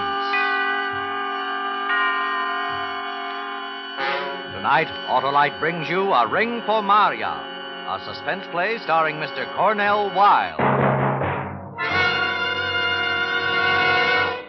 Oh, John, it's a beautiful ring. So you like it. A nice diamond, huh? John, I can't tell you how much. Oh, Marya, I would have done more for you and long ago, but for my business troubles, like a stone around my neck hangs that. I know, John. The store. Yes, the store. That's why it's necessary to do this thing tonight, for both our sakes. Oh, John, it was crazy of me, I know, but I was worried the way things were between us that perhaps you didn't love me anymore. But now After tonight, Marya, there will be other moments like this, many of them. When we get our money from the fire insurance company, we needn't rush back into business again. After all, we have been working hard for nearly 10 years. We'll go someplace, enjoy ourselves first, together. I can hardly believe it. Only I wish that tonight was over with.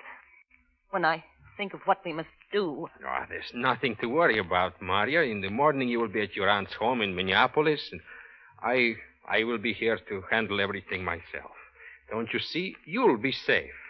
And if I wasn't sure of everything, would I be willing to stay alone and face all the questioning? Oh, John, you're willing to do this? For both of us, Marya.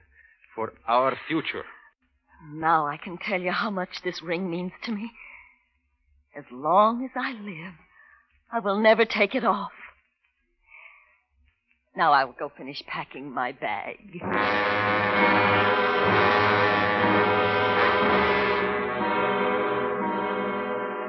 She kissed me before she went, and then I sat there on the couch and rubbed away at my mouth. She always smelled like laundry water, I thought. She was so big, older than I was. No, she had never appealed to me as the kind of woman I should have.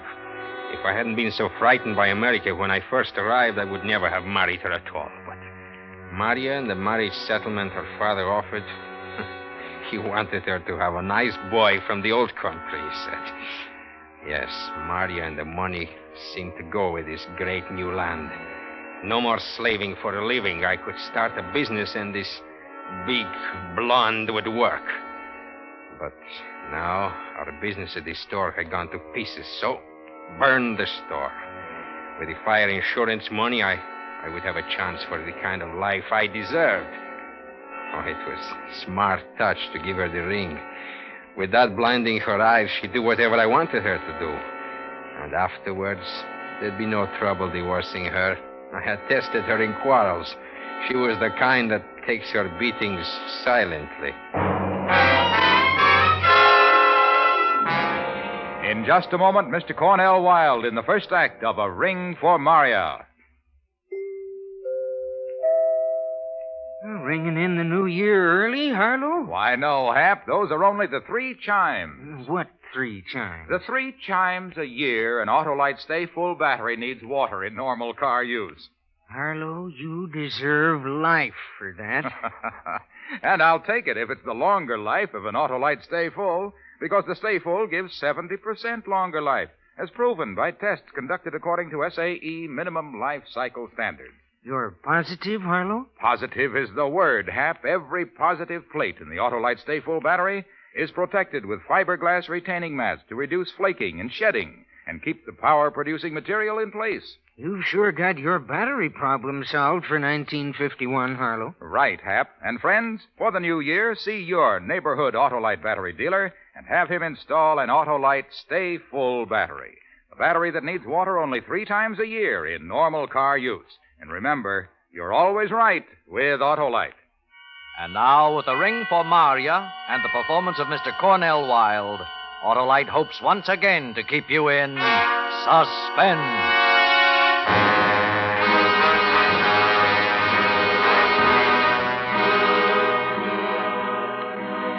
Before I left the house, I told Marya to be sure and telephone her aunt in Minneapolis that she was coming. Then I stopped in at a bar and ordered a whiskey. When the bartender wasn't looking, I spilled this whiskey all over my shirt front. Next, I telephoned my friend, Frank Laszlo, and told him to stop in at my house at 11:15 on his way home from his restaurant. He would be my alibi. I was getting ready for the part of the plan I hadn't told Marya about yet. And I wasn't going to tell her. That part she was supposed to guess.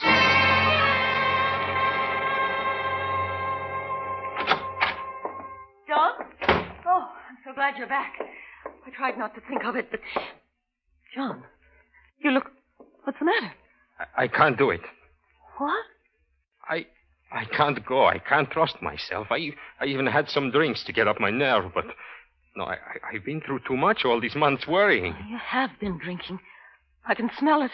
You never drink. I told you, I had to do something. I tried to pretend that I was brave, that this thing tonight, because it meant so much to us, I would go through with it, but I can't. I can't. It takes a stronger person than I am. Oh, but, John, if you mean the fire, burning the store, I'm glad we're not going. It was a terrible thing anyway. I'm glad. What are you glad about? The insurance is our only hope.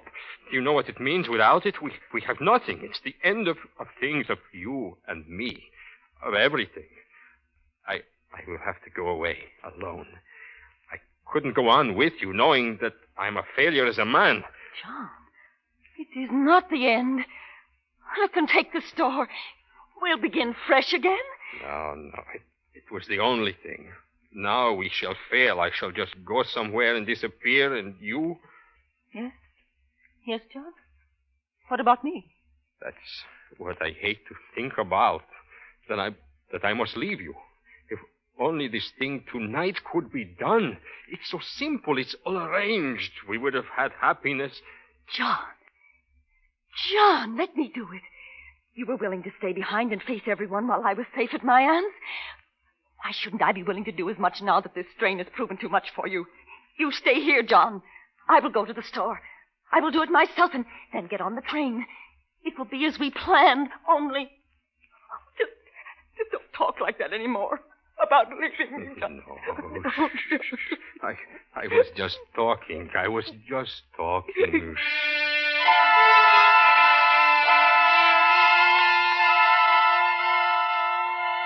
It was 11:15. Marya had been gone 20 minutes when I heard Frank's ring at the door. Good. I would keep him a half hour, and by then the fire should have been discovered, and someone would call me. Hello, Frank. Come in. Good evening, John. It's so nice of you to let me come so late.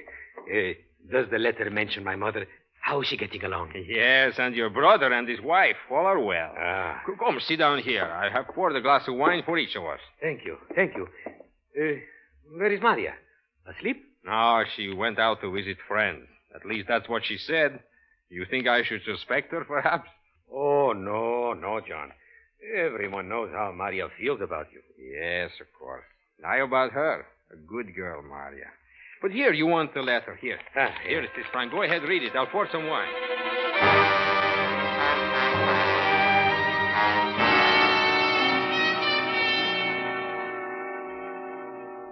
John, a whole bottle of wine we put away. I'll never be able to sleep. And it's nearly midnight. Don't be foolish. It's wine, not that ink you sell for coffee. You'll sleep. Well, I'm off. Thanks for calling me about the letter. Don't go, Frank. I don't get to see you often. Your phone, John. Answer it. I will find my way out. Oh, well, all right, Frank. It is nearly midnight, eh? 7 minutes to. Good night. Good night. Hello? Hello? Hello, is there someone on the line? What is that? Who is it? John. What did you call for? John, I'm burned. What happened? I fell afterwards in the dark, in the fire. I don't understand. If you were burned. I beat at them. I beat at the flames on my dress and put them out. I got up the stairs and ran from the floor. Did you remember to lock the door? I don't know. I was in pain, I tell you. I walked and cried. I didn't know what to do. And then I saw a little bar. I waited till it was almost empty, and that's where I am now. In the telephone booth. Oh, John, please come. Do something for me. But if you're in a bar, the people, can they see? No, I took my coat off when I went into the store before I went down to the basement. That's why the fire burned through my dress so quickly. Now I have my coat on. I can't tell. Marya, do you hear me? Yes, John. I'm coming with the car. Where is the place? A little bar. Clock Street. Near the railroad yard. Yes, I know. Leave the place and wait for me behind the freight loading platform where it is dark. I'll be there in 20 minutes. Don't talk to anyone. Don't let anyone see you too closely. You understand? Yes, John. Hurry.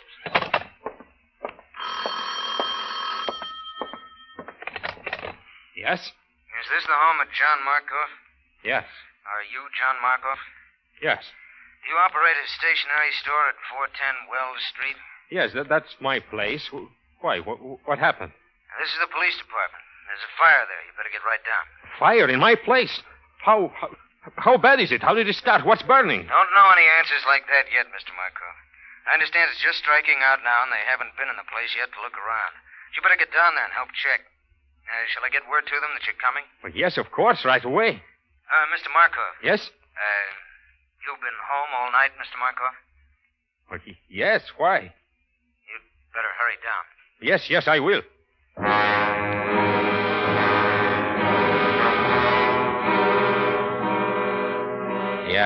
Yes. But which would I go to first? To Marya, who sounded in such pain she might tell everything to the first person who found her?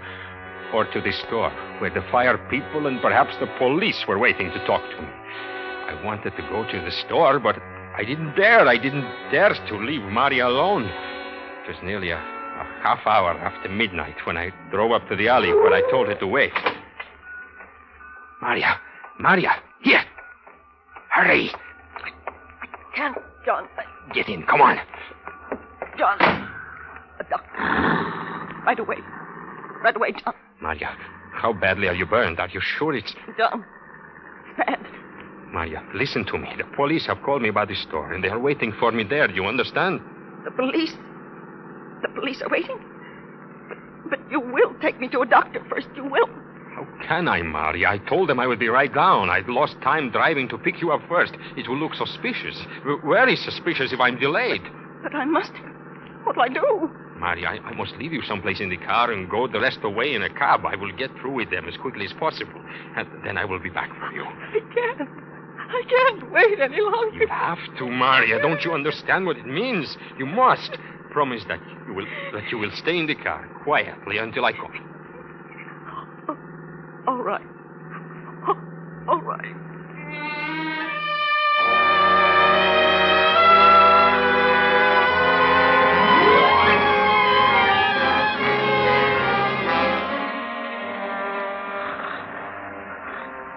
So, you wouldn't know anything at all about how the fire got started, eh? No, I would not, sir. And you were home with this friend from 11:20 until nearly midnight? Yes, that's right. I was home with my friend Frank Laszlo. He owns that restaurant right on the corner there. He always closes up by 11, and tonight he stopped in to read a letter I received from friends of ours in the old country.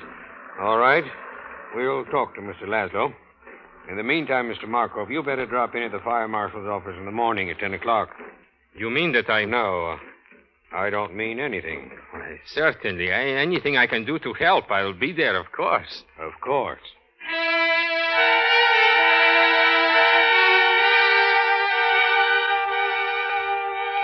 It had taken a half hour of the talking. I knew from their manner that they had found the kerosene, or smelled it. Then I was back at the car looking at Marya. She appeared unconscious, but when I started to drive away... You were gone so long. I couldn't help it, Marya. It wasn't pleasant, you know. Now, Dr. John, so he can do something for me. All right, all right. John, how are you talking to me? You frighten me. Frighten you? What about me? Don't you think I am frightened? What do you suppose will happen if I take you to a doctor? He'll want to know everything, and he will have to report it. But somewhere, John, I must have treatment. Where? Name the place where taking you won't be the same as going straight to the police. Well, then, the police. Anybody who will help me. John?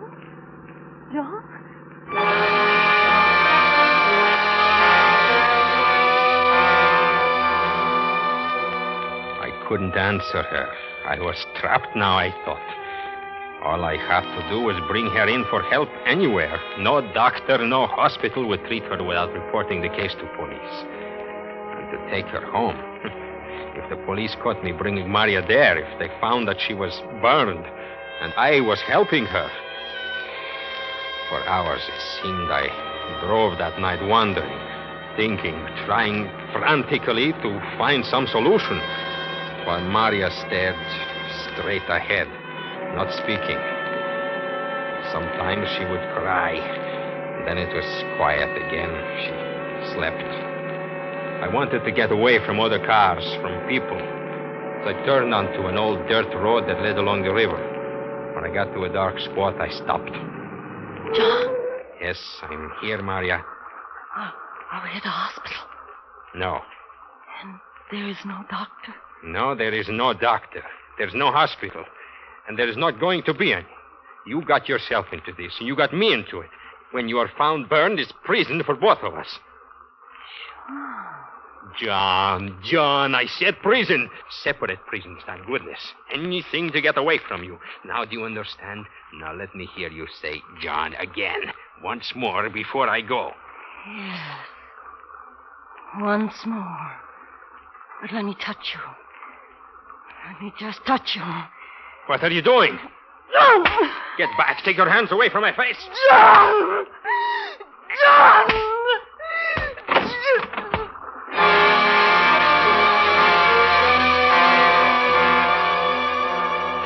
Somehow, I got out of the car and away from her. It must have been with her last strength that she attacked me, because she fell back. But then when I stopped to look back, she was out of the car, standing unsteadily on the ground. I called, but she didn't hear. She turned, and I saw that she was trying to reach the river edge. She was weak, sagging under her weight, but she kept on and made it almost. At the very edge of the river, she slumped to the ground in a kneeling position.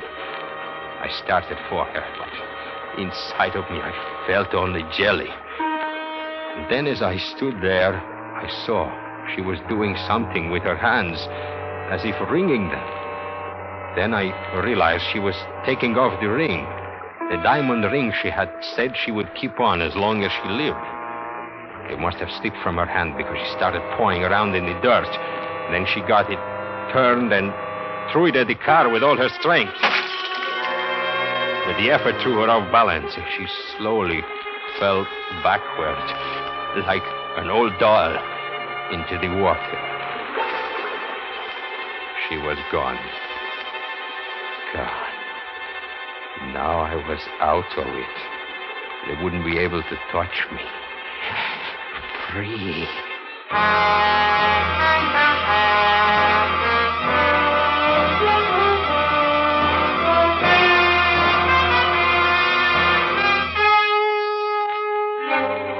Autolite is bringing you Mr. Cornell Wilde with Irene Tedrow in A Ring for Marya, tonight's production in radio's outstanding theater of thrills, Suspense.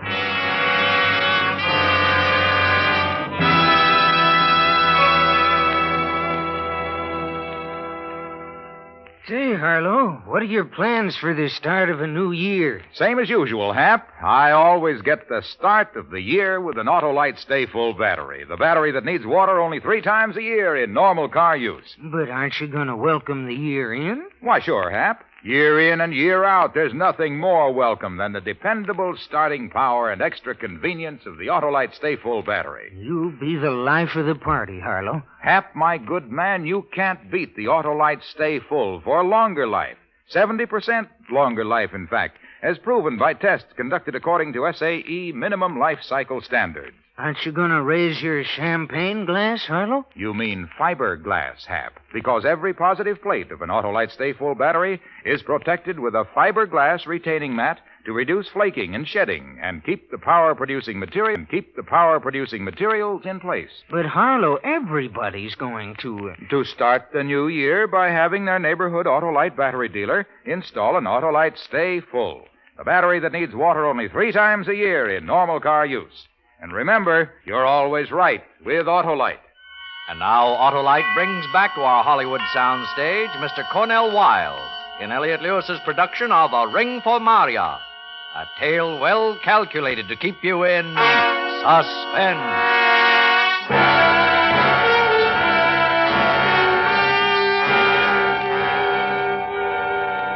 Early in the morning, I went to a police station. I had decided it would look odd when Marya's body was found if I had not reported her absence. They took her description and then... How about jewelry? Did she have any she might be wearing? Only her wedding ring and earrings. Gold earrings shaped like a hoop. Nothing else? Nothing. All right, Mr. Markov. We'll call you the moment we hear anything. Well, I think she'll be walking in on you soon. That's our experience in these cases. I breathed easier when I left the station. I had almost told him of the diamond ring. I didn't want to because I had failed to find it when I made a hurried search before leaving the river's edge. But I knew the spot, and when things quieted down, I planned to go there in daylight and search again. It was worth too much to let go. Just now, the only thing ahead of me was the visit to the fire marshal's office at 10 o'clock. But I wasn't worried about that. Let them ask their questions. I had an alibi. I was home when the fire started. And the only person who could implicate me in any way was dead. Yes, I had to admit things had turned out not bad. Not bad.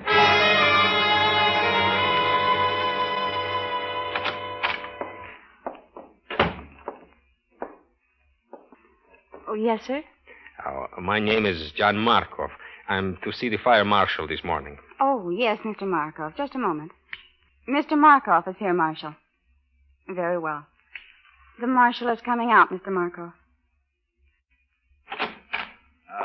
Morning, Mr. Markov. Had a lot to think about. Yes, I've heard. The fire, and then this morning early you reported your wife missing, didn't you? Yes, I was going to tell you about it, too. I was already informed, and I'm afraid I have what may be bad news for you, Mr. Markov. The police think they found her. Found her? How? Where? Very unusual. You reported her as alive only last night, yet this morning, a half hour ago, her body was found floating in the river. The description tallies exactly. Floating? You mean she was drowned? Marya? I don't mean anything of the kind. Come along, Mr. Markov. Police are waiting for you to make positive identification at the morgue.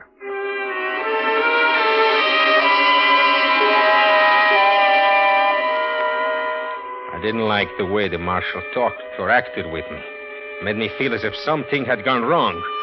But I told myself to stop worrying. They could know nothing, especially if Marya was dead. But what did he mean talking as if she wasn't drowned? I was still thinking about this when we got to the undertaker's. 2 men were standing outside. They nodded at the marshal, and something told me they must be detectives. Then one of them spoke to me. You're Mr. Markov? Yes. I'm Sergeant Holbrook with the Homicide Bureau of the Police Department, Mr. Markov. We'd like to take a look through your car. Is it here? Why, sure, go ahead. Let me have your keys, you mind? We might have to move the car, one reason or another. Yes, all right. Come along Here. this way, Mr. Markov, for the identification.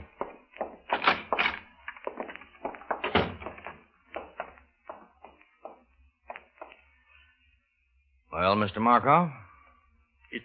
It's her. It's Marya. But how? What happened? What happened was a tragedy, Mr. Markov. But do you see those marks on her body? Yes. Those marks are burns. And there was a fire in your store last night. But I don't understand. You think Marya? Marshal, can I talk to you for a moment? Oh, yes, Sergeant. Look over here.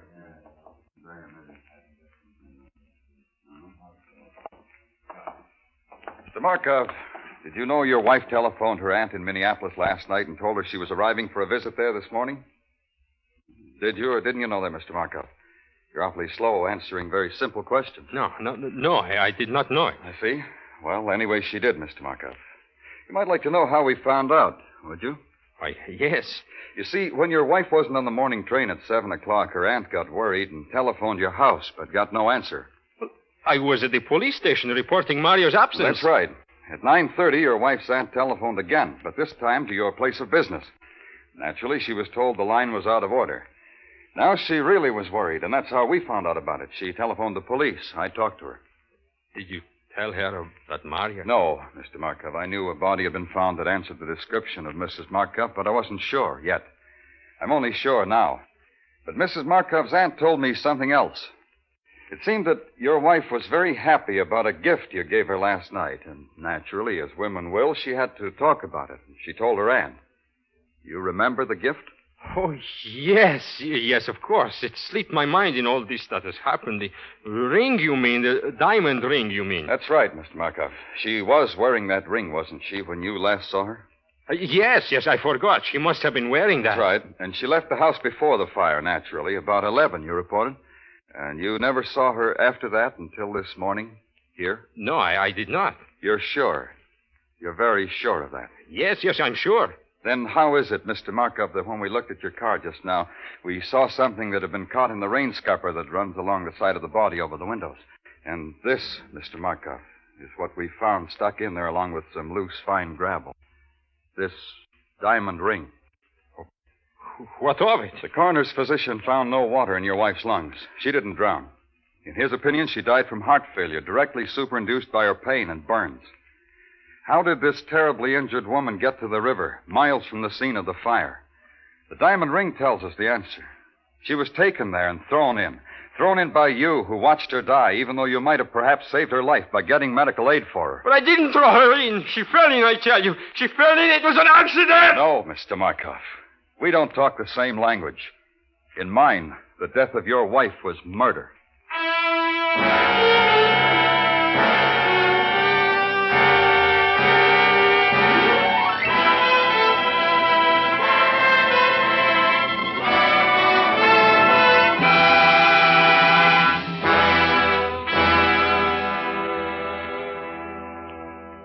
Suspense, presented by Autolite. Tonight's star, Mr. Cornell Wilde. Well, see you next year, Harlow. Okay, Hap, and in the meantime, don't forget. Don't forget what? That Autolite makes over 400 products for cars, trucks, planes, and boats in 28 plants coast to coast. These include complete electrical systems used as original factory equipment on many leading makes of America's finest cars. Electric windshield wipers, starting motors, voltage regulators, coils, distributors, wire and cable, generators. So, friends, don't accept electrical parts supposed to be as good. Ask for and insist on original factory parts at your neighborhood service station, car dealer, garage, or repair shop. And because all Autolite parts are original factory parts, you can be sure you're right. Because you're always right with Autolite. Next week on Suspense, Mr. Mickey Rooney as star of Alibi Me. And in weeks to come, you will hear such famous stars as Ginger Rogers, Eve Arden, and Ezio Pinza, all appearing in tales well calculated to keep you in suspense. Suspense is produced and directed by Elliott Lewis, with music composed by Lucien Moraweck and conducted by Lud Gluskin. A Ring for Marya was written for Suspense by Louis Pollock. Cornell Wilde is next to be seen in the new RKO Technicolor production, Sons of the Musketeers. And remember, next week on Suspense, Mr. Mickey Rooney in Alibi Me.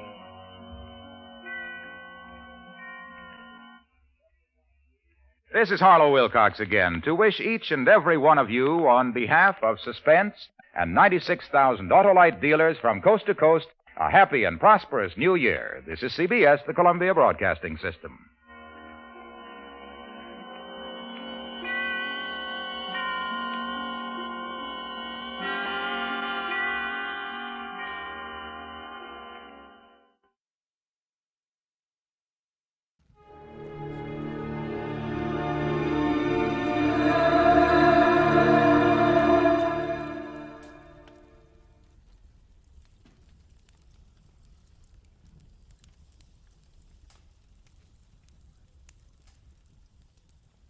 Get this and get it straight.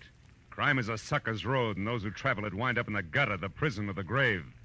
This time, inside of 2 hours, a lavish mansion seethed with suspicion, a sealed cabin filled with gas, and an artist's retreat had a corpse on the floor. All because one man was too good-looking to be true to anyone. From the pen of Raymond Chandler, outstanding author of mystery, comes his most famous character and crime's most deadly enemy, as we present The Adventures of Philip Marlowe.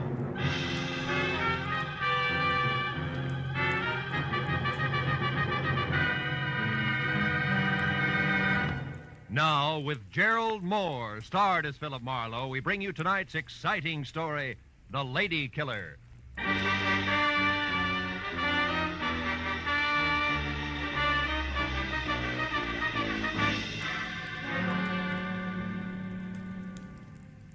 The longer I sat in my office with my feet up on the desk and thought about it, the more convinced I became.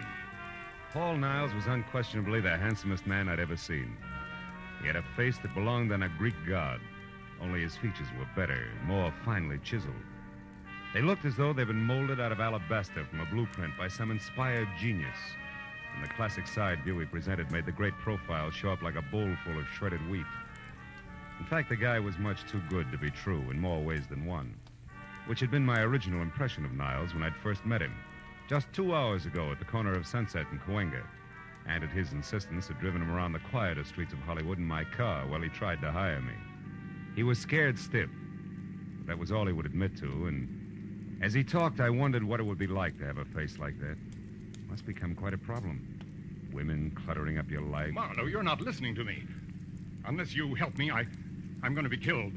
Soon, tomorrow, tonight, maybe in the next 10 minutes. I must have protection. From what? Who's after you? A girl. Her name is Nora Kirby. She's threatened my life, and now she's here in town. She actually intends to go through with it. I found out where she's staying. I went there to talk to her, but she was out. Why is killing you so important to her? Well, I don't even know for sure. It's something ridiculous. Nora Kirby obviously doesn't think so. Let's have it, Niles. Why? I can't tell you that. I see. Also, I suppose you don't want to take this to the police where it belongs, and you can't give me the reason for that either. Yes. I came to you because I need private help, and I'm willing to pay well for it. Now, you don't have to concern yourself with the reasons. Simply see that Nora doesn't get to me. Now, here, as a starter, here's $200 for just that. Keep it. I only accept money from the people I work for. You mean you won't help me? I just want to know where I'm going before I start. Now, wait. You can get off here. Don't you understand? My life's in danger. I'm scared. Not enough to loosen your tongue any. Here, this is as far as I go. But tell me one thing first, just for laughs. What business are you in? Why, I'm a composer. I write music. Mm-hmm. The way you said it, it's either a front or a hobby. How do you get your dough? I have friends, wealthy ones, who have faith in me. And that's more than I can say for Marlowe. So long, Mr. Niles. Go on. Out. All right. But here, at least take my card, and please call if you change your mind. I'm desperate, Marlowe. I'll pay you even more if you'll only... Goodbye, Mr. Niles.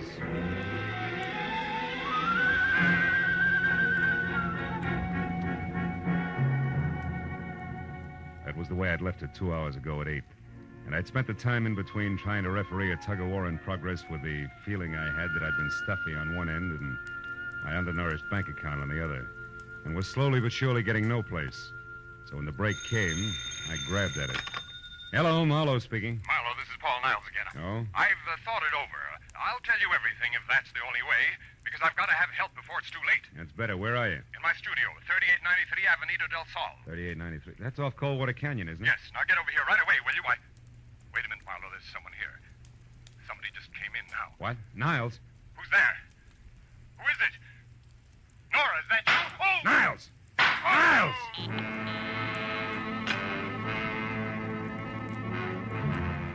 When Niles' phone went dead, I hung up, ran to my car, and was headed for Coldwater Canyon before I stopped to think of what I'd heard on the telephone could very easily have been bait for a patsy routine. Because I had nothing more to go on now than before except Niles' promise to tell all. And that had got no further than gunshots. But I was already well on one easy way to find out, so I corkscrewed my way over the mountains to Avenida del Sol and followed it to number 3893, which was a straight-up driveway etched narrowly into the hill face that ended on a gravel shelf just big enough for the redwood and glass studio, a generous helping of imported jungle for landscaping in a circular parking space. As my headlights slashed across the tangle of overhanging trees in the center, they trapped the figure of a woman running. She stopped, crouched, and looked back into the glare like a cat does, then darted for the darkness again. But I caught her at the corner of the house. Just a minute, baby. Not so fast on the curbs. Let me go. Let me go. Not until we've been properly introduced and had a chance to talk a lot of things over, Nora. Nora. Yeah, Nora Kirby, girl with murder on her mind. Oh, no, you got the wrong person. My name's not Nora, it's Lynn. I don't know anyone like that. Lynn what? Lynn Horton. Lynn Horton. Mm-hmm. Okay, Lynn Horton. What's inside that got you so panicky you can hardly stand up? Is it Paul Niles? Yes. I gotta get away from here. And it actually happened, huh? He was shot. Is he dead? I don't know. I think so. How did you know about it? Who are you? Name's Marlowe. Come on, Lynn Horton. Let's take another look. No, I couldn't bear it. Can't see him through the window. Means you must have been inside. Inside? No, I wasn't. Now, look, baby, you're too jittery to try to lie. Let's have the key. Come on, give. Oh. It's better. After you. Go on inside. Now, where is it? Yeah. Paul. Come on, Lynn. Come over here away from me. I can't believe it. I can't. What's your connection with him? I was just a friend. I tried to help him with his music. Mm-hmm. The price on the merchandise you're wearing, you must be one of those mentioned. What do you mean? But you got dough and it shows. Well, we'll skip that. Assuming you didn't kill him, you must have had some reason for showing up here tonight. What was it? Well, I only wanted to... Did you hear that? Someone's outside. Yeah, get the light. Yeah. There. On the terrace. Something moved down there. I'm going out to see who it is. And listen, there's no such thing as welcome visitor just now, baby, so you stay here, understand? And don't budge. I felt my way out the door, down the stone steps toward where we'd seen the movement, and along the wall to the far end of the terrace. But there was no sound. Nothing moved. Whoever had made the noise had gotten away clean. So I headed back for the house, and that's when I heard it. I started after it with my shin against the first rock garden. Stop me cold! Ooh. Instead, I listened to her drive away. Called myself a few unpleasant names and concluded that Lynn Horton, or whatever her real name was, had been quite as scared as she acted. After I limped inside, turned on the light, and reached for the phone, I stopped at the word Nora above a pretty girl's picture on a newspaper clipping sticking out of Paul Niles' pocket. It carried a New York dateline and said that Nora Kirby, convicted of manslaughter in a traffic accident, had been released after serving 3 years. At the bottom of the story, scrawled in ink, was the message: 3 years for something I didn't do, to get something I couldn't have. It's not fair, Paul. I'll be seeing you. It was signed Nora. I picked up the phone again, and a few minutes later, Detective Lieutenant Matthews at Homicide was up to date. Okay, I'll be right out. Now, you say this girl, Nora Kirby, did it, Marlowe? I said Paul Niles was expecting her to, and it looks like she did. Say, look, there's another angle, though. The woman who just beat it away from here. The one who called herself Lynn Barton? Yeah. That's somebody else who was snooping around outside, too. Who also got away from you. You're doing real well, Marlowe. Oh, now, wait a minute. Wait till you see this joint, you'll understand. Besides, I'm in this for curiosity only now. My paycheck got murdered, remember? And furthermore, I never have matches when I want them. What'd you say? I said I'm looking for some matches. No. Here's some. These are the strangest matches I've ever seen. Well, what about them? I got a velvet cover on them. So what? A velvet book of matches. Hey, Matthews, did you ever hear the name Negrotto? Negrotto? Yeah. Sure. Abel Negrotto. Yeah? He's a big name in the music publishing business. Made most of his fortune on records. Lives in Beverly Hills. You know, I got a dandy hunch. I'm going to go have a talk with Mr. Negrotto, Lieutenant, okay? On one condition. Be careful what you say, Marlowe. And keep in touch.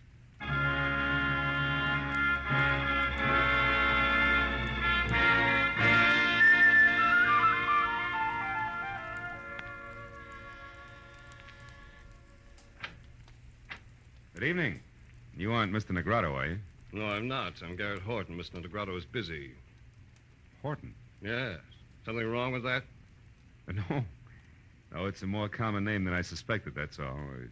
Will you tell Mr. Negrotto I'd like to see him for a few minutes on an urgent matter named Marlowe? Perhaps you didn't understand me. Mr. Negrotto and I are in the middle of a business conference. We can't be disturbed. No, you can't be disturbed. Well, No. look, Mr. Horton, a man was murdered tonight, and one trail leads from the co-op straight to this front door.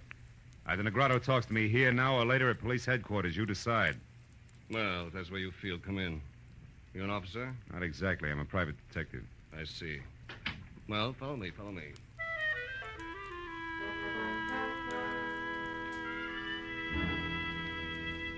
He led the way through what looked like the outer lobby of the Taj Mahal, and down a silk-padded corridor to a set of carved doors that would have fit any roundhouse in the country. When we walked in, a man glanced up from a stack of papers and with a pair of eyes that belonged on a shark, did his best to look a hole through me.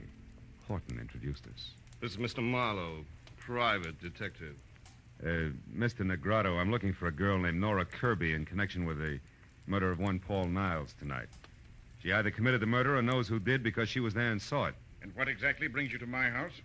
Well, I found this book of matches near the door of the dead man's studio. I think it's yours. It is. Go on. Any idea how it got there? None whatever. And until you mentioned their names, I'd never heard of either Nora Kirby or Paul Niles. How about you, Mr. Horton? No, I'm afraid not. Oh, there's my wife. Oh? I'm sure you'll want to give her the third degree, too. Oh, just a moment. Lynn, darling. Come in here, please.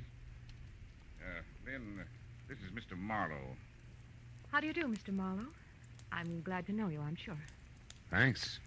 I'm pleased to meet you, Mrs. Negrotto.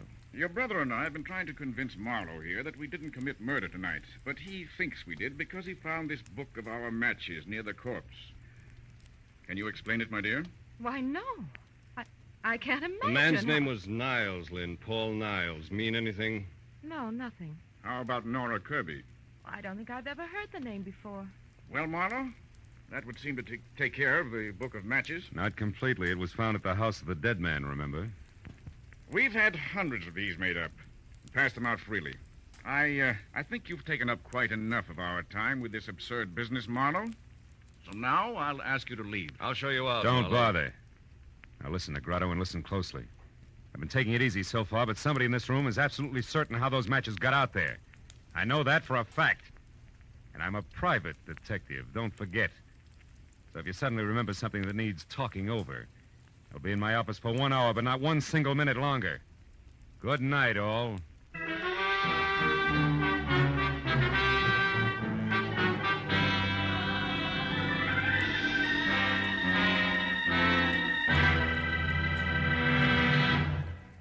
In just a moment, the second act of Philip Marlowe. But first, every Sunday afternoon, CBS brings you two outstanding programs of music.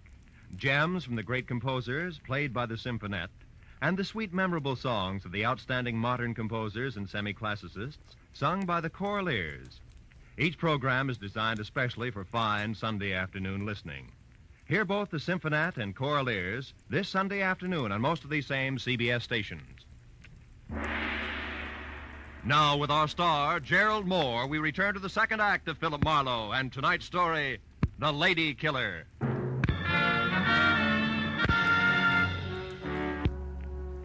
When I started back to my office on Cahuenga, I figured that there was an even chance that the double talk I'd left in my wake might stack up in the center of the Negrotto living room floor like so much dynamite, which, if touched off by the book of matches, could cause an explosion that would jar loose a few facts about the lives and loves of the late Paul Niles. Facts that would make finding Nora Kirby and clearly understanding her motives something less than impossible. And 20 minutes later, when I was slouched behind my desk and listening to the staccato report of a pair of high heels clicking sharply toward my door, I had a hunch that my theory of violent detonation was not just wishful thinking.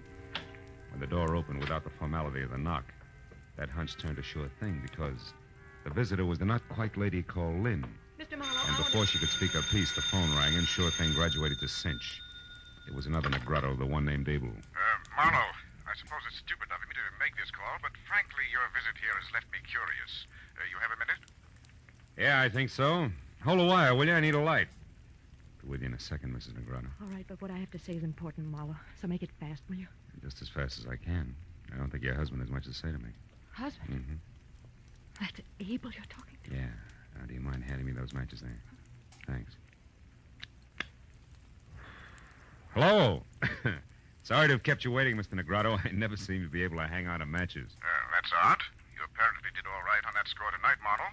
Is that the reason for the call? More or less.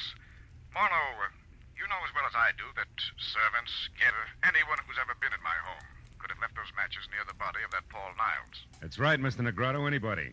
Which also includes you, your wife, your brother-in-law, and others in the family I've still to meet. What's your point, please? I'm in a hurry. Very well. Marlowe, I called to find out if you're holding anything back from me. If this murder concerns the Negrados beyond the appearance of those matches. I can't say. Because there is something. Because I don't know. Anything else? No, there isn't. Yes, Marlowe, there is. Oh? To be honest, I admire the way you handle the situation. What's your address? I may have work for you soon. Tonight. Thanks, Mr. Negrado, but I don't think I'll be available. At least not till I get through with the job I'm on. Which is what? Handling dynamite while I play with books of matches. Good night, sir. What did he want, Marlowe? Among other things, an express desire to hire me. To do what? Report on you, I suppose. He didn't say. What makes you think that's what he wanted? Addition, Mrs. Negrado. A rich old husband, a beautiful but bored young wife, and an unemployed Adonis always add up the same way. Also, you were here in my office just about clinches things, not to mention your presence near the corpse, the key you used. And I've heard enough, Marlowe. Look, I didn't want to get mixed up with Paul. I couldn't help myself. I swear I couldn't. He was different, Marlowe. Handsome. More charm than I'd ever known in anyone. Yeah, a real lady killer, I know. What are you getting at? Just this. I'll pay you any price you name. Only don't tell Abel that I had anything to do with Niles. He's a jealous man, Marlowe. Insanely jealous. If he knew about us, he'd... Kill Mrs. Negrado?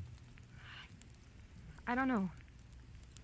Marlowe, what do you want? Right now, everything you know about Nora Kirby. But I've never heard of her before tonight. You're lying. No, I'm not. It's the truth. Now, what do you want? Nothing. Good night. You mean you won't say anything? Oh, Marlowe, I don't know how to thank you. Don't try. Also, don't get mixed up about me, baby. The fact that I won't blackmail you doesn't mean I don't like you. And the door, Mrs. Negrado, leave it open on your way out, will you? I'm expecting another visitor. No, my husband. No, just another man. The anchor man on a triumvirate I once left some dynamite with. I won't bother explaining that. Goodbye, Mrs. Negrado.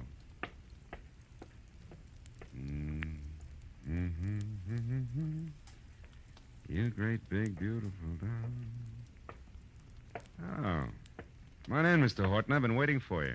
Why, Mr. Marlowe? Something I said or didn't say at the house? Not exactly. It's more a matter of intuition, high explosives, and the fact that both your brother-in-law and sister have already paid their respects. Now, what can I do for you? I'm not at all sure. It's the first time. I'm only here because I noticed something very strange about the way my sister looked at you when you spoke of the murder of this Paul Niles. When she left the house shortly after you did, I followed her here. All of which makes the next question, why, Mr. Horton? Because I don't trust her. And more important, every penny I own is tied up in a business venture of mine that her husband is backing. She originally met Abel through me, and if she should in some way be in trouble, the kind of trouble that her husband wouldn't put up with, I might suffer for it in the long run right along with her. Uh-huh. And by the trouble, Mr. Horton, you're referring to something specific, I think. I am. Lynn has had a very mixed-up background, Marlowe, so it's entirely feasible that in some way she's connected with this Nora you spoke of who killed Paul Niles. You mean as an accomplice or even as accessory before or after the fact? Pretty thoughts about your own sister. Which I can't help. I doubt that you have anything to worry about, Mr. Horton. However, I will say this, that if Nora Kirby hadn't gotten to Paul Niles, sooner or later you would have had plenty to worry about. You mean that... I mean that now is a great time for you to go home and sit on your investment. All is well, Mr. Horton, for the time being.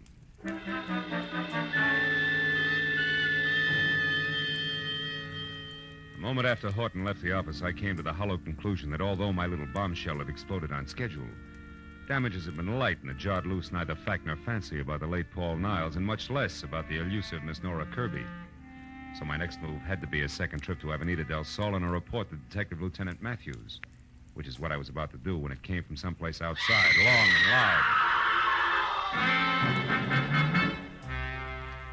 I ran the length of the corridor outside my door, then belted down the single flight of stairs to the street, where in the half-light of a distant lamppost, I saw the shadowed figure of a girl slip behind my car, then dart toward a storefront nearby.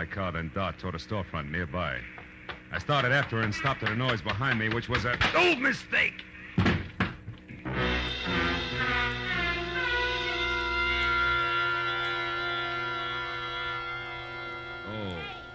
Hey, Junior, hey, come on, honey. Pull yourself together. Oh. Let's go, Philip. Come on. Oh, it's you. You're the one who screamed? Scream.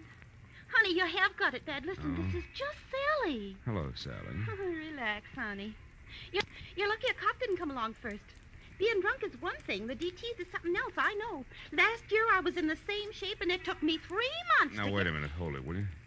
Look, I was slugged, not slipped a Mickey. Slugged? Honest? Slugged, honest. If you don't mind giving me a hand, I'll get up. Ooh! Easy, honey. Oh, here, let me help you. Oh, I'm sorry. Oh. I figured you all wrong. Never thought you was slugged. Any idea who done it? No. Look, tell me, didn't you see anything? Before you found me, I mean? Didn't hear a girl scream, see her run away? Nothing at all. Oh. Honey, you must have been out longer and you thought maybe... Hey, look, this card here on the ground. Yeah? What's your name, honey? Philip Marlowe, why? Why, I'll tell you why. I'll tell you more than that. You know who slugged you, honey? A polite guy. A very polite guy who left this card, yeah, engraved and all. Paul Niles, know him? I used to. It won't work, Sweets. Niles gave me that card earlier tonight. Must have dropped it just now. Also, Niles is dead, and you. And what? Back of that card there in pencil. Give me that, will you? Gray's Motel, 1000 Santa Monica Boulevard, Bungalow 9. Sweetheart, I may have something good here. About who slugged you mean? Better than that, about who killed Niles and where she can be found. Goodbye, love. Here's $5 for your trouble, and bless you. As I piled into my car, I knew that putting Niles' conversation piece about having just come from Nora's place when he first met me, together with the address on the back of his card, was taking a lot for granted. But I sold myself that playing a long shot was better than not betting on anything at all, and I kept driving fast. When I came to a stop away from the place, which was run down, spread out, and quiet, I had a feeling that what I had earmarked long shot was quickly moving up to even money. And when I was standing next to the motel bungalow marked 9, that feeling became fact because inside and piled in an awkward heap on the floor was a still form of the girl the newspaper clipping had labeled Nora Kirby. It was another full second before I realized something even more important. On a hot night in August, there wasn't a single window open, and Nora Kirby was huddled close to a gas heater that was on but showed no flame. I picked up a stone at my feet, took one deep breath, and then crashed the pane of glass, unlocked the window, and got inside and over to the girl, who I figured was taking the hasty way out of a murder that she no doubt had a very personal reason to commit. I stopped figuring when I was nearly next to her. I knew that she was still alive, and that a man gripping a .45 in his hand had just opened the front door. Don't make another move, Marlowe, or I'll kill you. Well, comes the switch. Brother-in-law Garrett Horton. I never would have guessed. You wouldn't have had to try if you'd kept your nose clean. Now, get away from her. Why? So she can die as a suicide, which the police will chalk off as logical, since she's already wanted for murder that you no doubt committed? Exactly. Murder I committed because there isn't anything worse one can do to a blackmailer. So that's it, Niles. The lady killer was blackmailing your sister. You found out and killed him before he could cause too much trouble. Family trouble that would end up hurting the good thing you've got with husband Abel, huh? Yes. No, shut up and get away from her. We're going outside. You're kidding. Marlowe. Marlowe, I'll shoot you if you don't start walking. You're still kidding. Horton, you can't kill me without killing yourself. This room is jammed tight with the gas you turned on after you brought her in here unconscious. After you sapped her outside of my place because she was on her way to see me and tell me that you had murdered Niles. The flash from that gun in your hand, Horton will blow us all to bits. Face it, brother. For you, it's all or nothing at all. Go on, shoot. Go on, try it. I can't. I can't.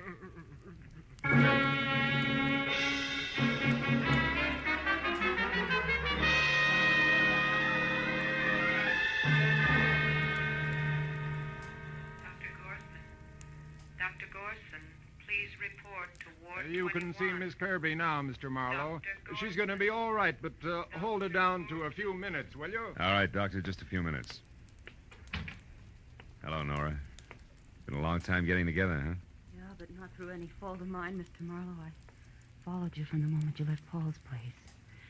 But I wanted to see you alone, so I kept waiting for my chance. Which was canceled out when Horton spotted you after he left my office. You ought to learn to run faster, honey.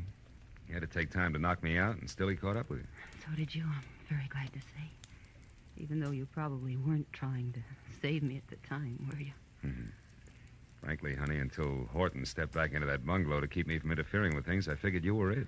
I might have been, Marlowe. If Paul hadn't been killed just before I got to him, at least I'd have hit him with something hard. I had motive, you know. Yeah, I read all about it. 3 years in prison for something you didn't do. But tell me, if Niles framed you and you knew it, why didn't you go to the police? He couldn't have been that irresistible. But he was, Marlowe. And more. As a matter of fact, he didn't frame me in the first place. It was my own idea. You see, Paul was driving the car when we had that accident 3 years ago. Not me. You switched places with him? Why? He'd already had his license revoked for reckless driving. They'd have sent him away for 10 years at least, as against my 3. Believe it or not, at the time, I couldn't think of waiting that long for him.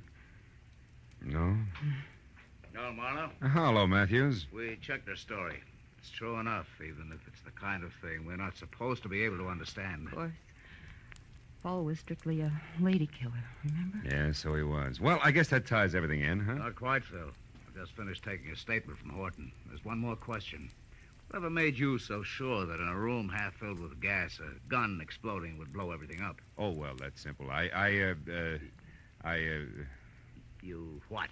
Well, I figured, you see. I thought that, Yes, well, good night, Miss Kirby. Good night, Mr. Marlowe. So long, Lieutenant. So long. Lucky.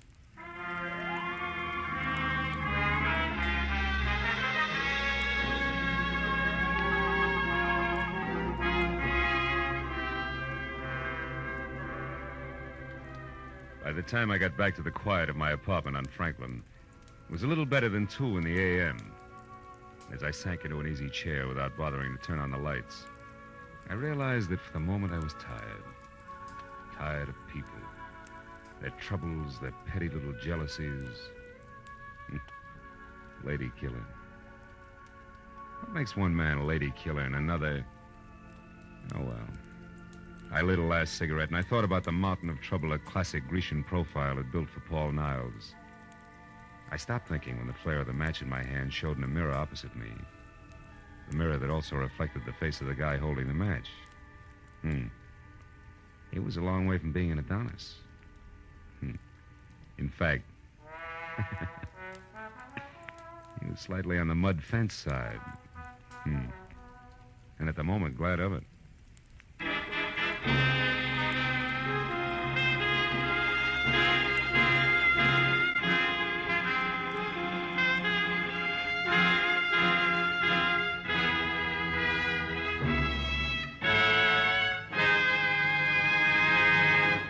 The Adventures of Philip Marlowe, bringing you Raymond Chandler's most famous character and crime's most deadly enemy, star Gerald Moore, and are produced and directed by Norman MacDonald. Script is by Mel Donnelly, Robert Mitchell, and Gene Levitt. Featured in the cast were Gene Bates, Paul Dubov, Ted Von Eltz, Ann Morrison, Don Randolph, and Edmund MacDonald. The special music is by Richard Orant. Be sure and be with us again next week when Philip Marlowe says... It started with a man on trial for his life, and an A1 citizen eager to testify. But there it was interrupted. And it wasn't until I found a corpse in a bubbling bath, gunplay in the woods, and lots of blackmail that the real eager witness had a chance to talk.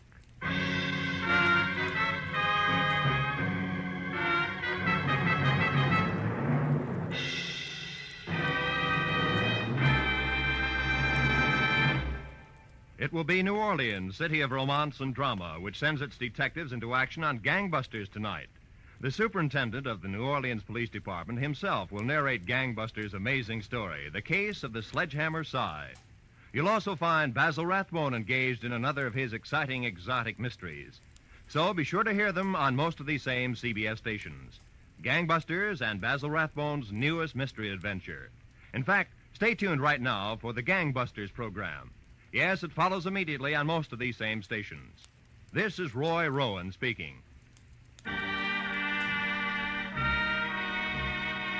This is CBS, the Columbia Broadcasting System.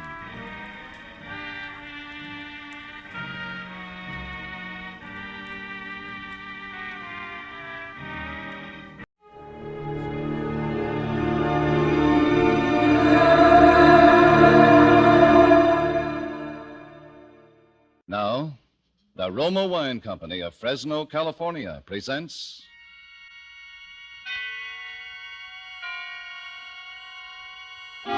Suspense.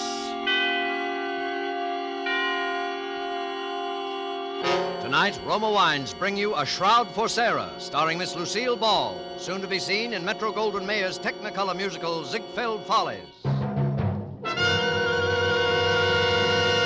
Suspense, radio's outstanding theater of thrills, presented for your enjoyment by Roma Wines. That's R-O-M-A, Roma Wines. Those excellent California wines that can add so much pleasantness to the way you live, to your happiness in entertaining guests, to your enjoyment of everyday meals. Yes, right now a glassful would be very pleasant, as Roma Wines bring you Miss Lucille Ball in a remarkable tale of suspense.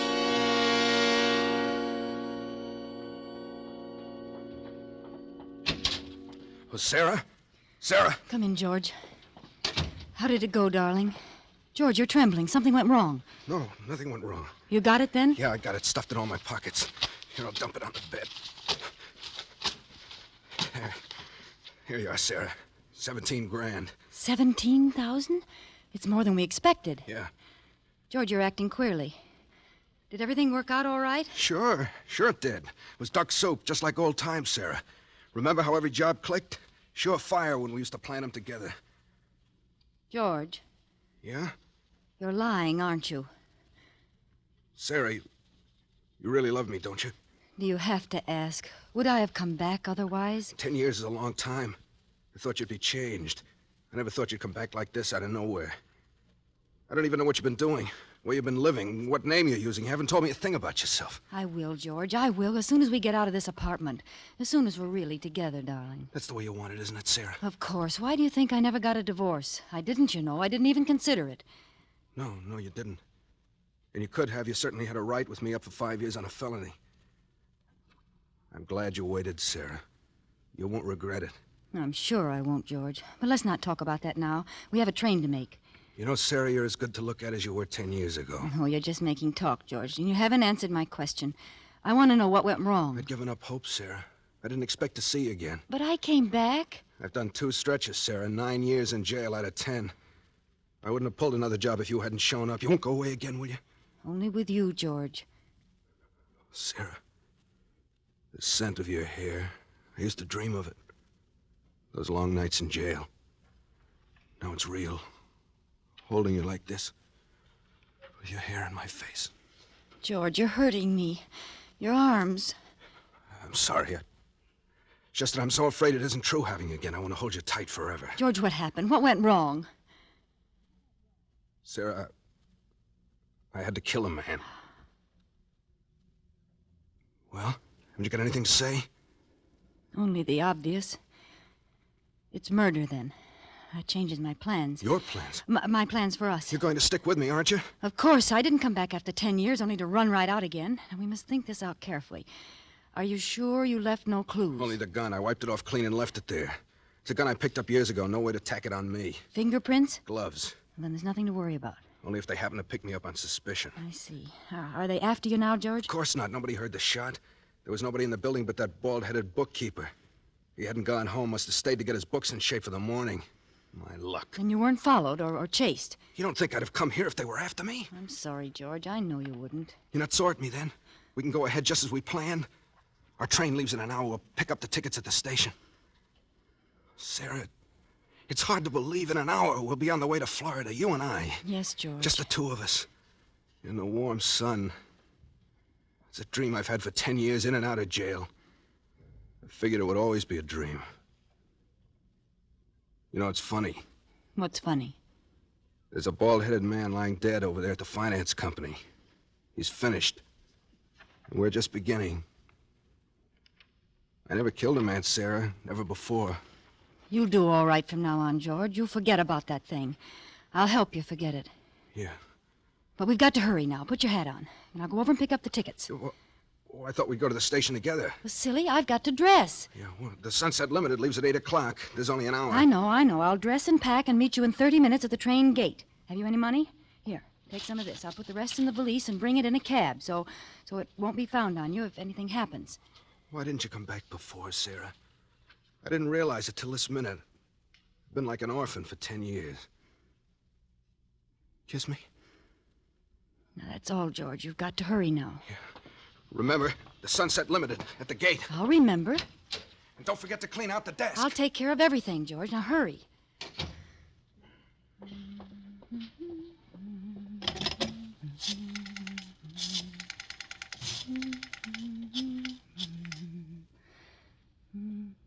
Hello?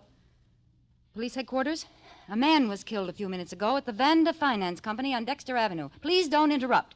If you go to the LaSalle station, you'll catch the murderer at the Sunset Limited train gate. His name is Monk, George Monk.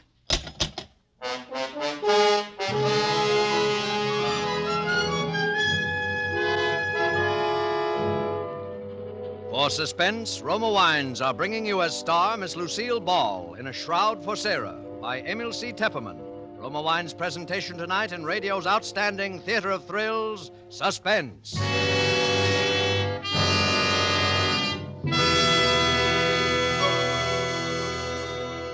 Between the acts of Suspense, this is Truman Bradley for Roma Wines. Saturday is Navy Day. On this day, all America gives honor to the returning veterans of the fleet. To these men, all America lifts its voice to say, well done. This weekend, too, millions of Americans will be entertaining family and friends. To them, here's a hospitality word from famed hostess Elsa Maxwell. My guests compliment me when I make delicious Roma California sherry first call for dinner. It's the perfect appetizer before the meal, served cool. Yes, Miss Maxwell, Roma sherry is most delightful later in the evening, too, when friends drop in, especially when served with tasty snacks. For glorious gold and amber, Roma sherry is a happy, mellow wine with natural fragrance and cream-rich, nut-like taste. So good because Roma sherry, like all Roma wines, is born of luscious grapes gathered at peak of flavor in California's choicest vineyards. Gently pressed, then unhurriedly guided to delicious perfection by Roma's ancient winemaking skill. Bottled at Roma's own famed wineries. That's why all Roma wines are true wines, unvaryingly good always. Remember, because of uniformly fine quality at reasonable cost, more Americans enjoy Roma than any other wine. Insist on Roma, R-O-M-A, Roma wines. And now, Roma Wines bring back to our Hollywood soundstage Lucille Ball as Sarah Martell in A Shroud for Sarah, a play well calculated to keep you in suspense.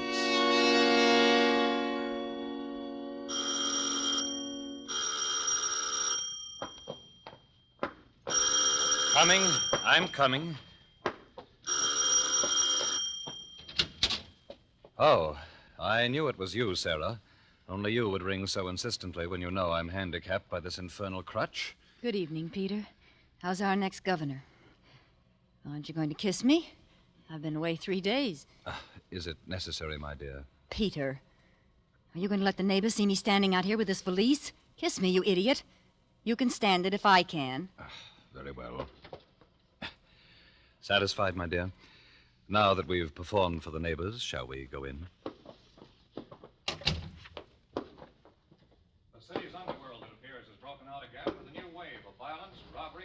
I see you've moved the radio again. I moved it nearer the easy chair. This crutch makes it hard for me to get around. I hope you don't mind, my dear. I mean, it's being more convenient for me. Is that the news? I want to hear it. Police are seeking George Monk, an ex-convict who shot and killed the finance company bookkeeper and escaped with $17,000 in cash. What do you want to turn that up for? It's nothing but a sordid murder. Oh, shut up. Shot without warning. But there's a mystery angle here which sets this case apart from the ordinary holdup.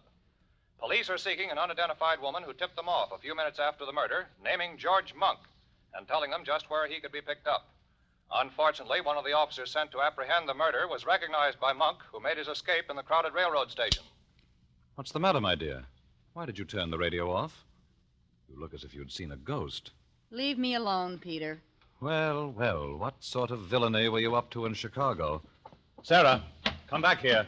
Where are you going? I'm going up to my room. I want to unpack. Good night, Peter. Burglary in Chicago. A mysterious woman who tipped off the police. Just a moment, Sarah. I said good night, Peter. $17,000. Sarah, I want to know what's in that valise. Why are you hanging on to it like that? Stay where you are, Peter. Don't come up these stairs. What's wrong? Are you afraid to let me see what's in that valise? No, I'm not afraid. Just don't come up any closer. Well, that same little pistol of yours. Would you shoot me with it again, my dear? If you come a step further. Drop the gun. You're not going to shoot me now, just before election. You want to be the governor's lady, don't you? Stand still, Peter. I'm sorry, Sarah. I've got to know what's in there. You take another step, I'll shoot. You're a fool, Sarah. Clever and ruthless, yes, but nevertheless a fool. Look at all the terrible things you've done to satisfy your ambition. Even murder now. And it's all been a waste of time. What do you mean? Did you know that the results of the popular poll were published today? Well? It gives Stephen Archer a 15% edge over me. And not only that, but the incumbent governor, the man we're both trying to beat, ran ahead of the two of us in the poll. You're not lying about that? Of course not, my dear. How did you expect to beat Stephen Archer and his money? We're broke. No, Peter, we're not broke. Oh? You mean you have $17,000 in that bag? I'm going to be the governor's wife, I tell you. There's nothing that could stop me. Nothing. I believe you, Sarah. Why, I believe you would even murder Archer if you had to. Let me have that valise. You can't seem to understand, Peter. You're not going to open it. Then shoot me, my dear. You do it so well. It comes so natural to you. Maybe you can shoot me in the other leg this time. Oh, will you never stop throwing it up to me? That was an accident. A very fortunate accident, wasn't it, Sarah? Just when I was ready to accept a commission in the Army. You didn't want to be the wife of an Army captain. Your ambition ran higher than that. You wanted to be the governor's lady. Now, Sarah, I'm going to see what you have there.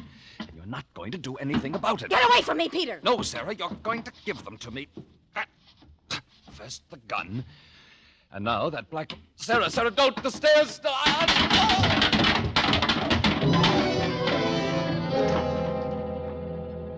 Sarah. Oh, Sarah.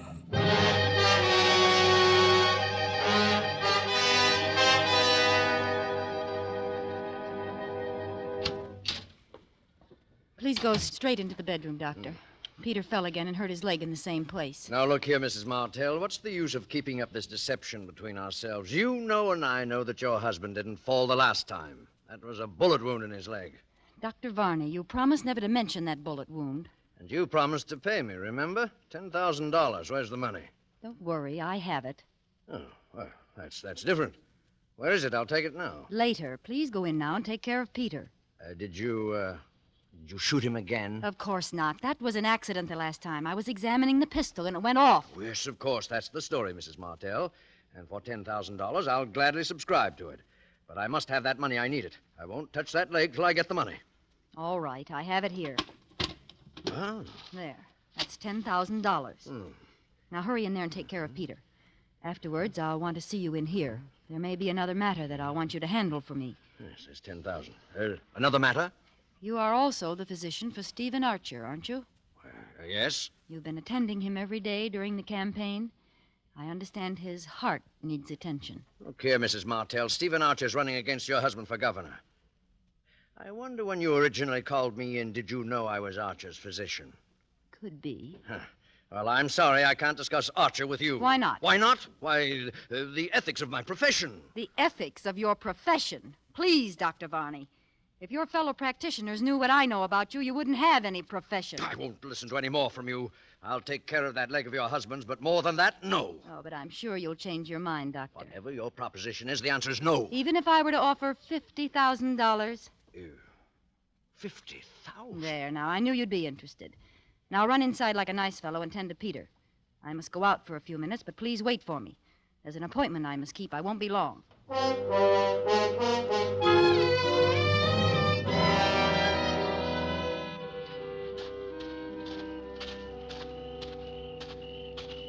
Mrs. Martell? Yes? Right here. Good evening, Mrs. Martell. Park is rather a dark place to meet, isn't it? I thought it would be best this way. Especially if we're going to discuss the things you hinted at over the phone. Mr. Archer, let's come to the point quickly. Do you want to win the election? Frankly, yes, very much.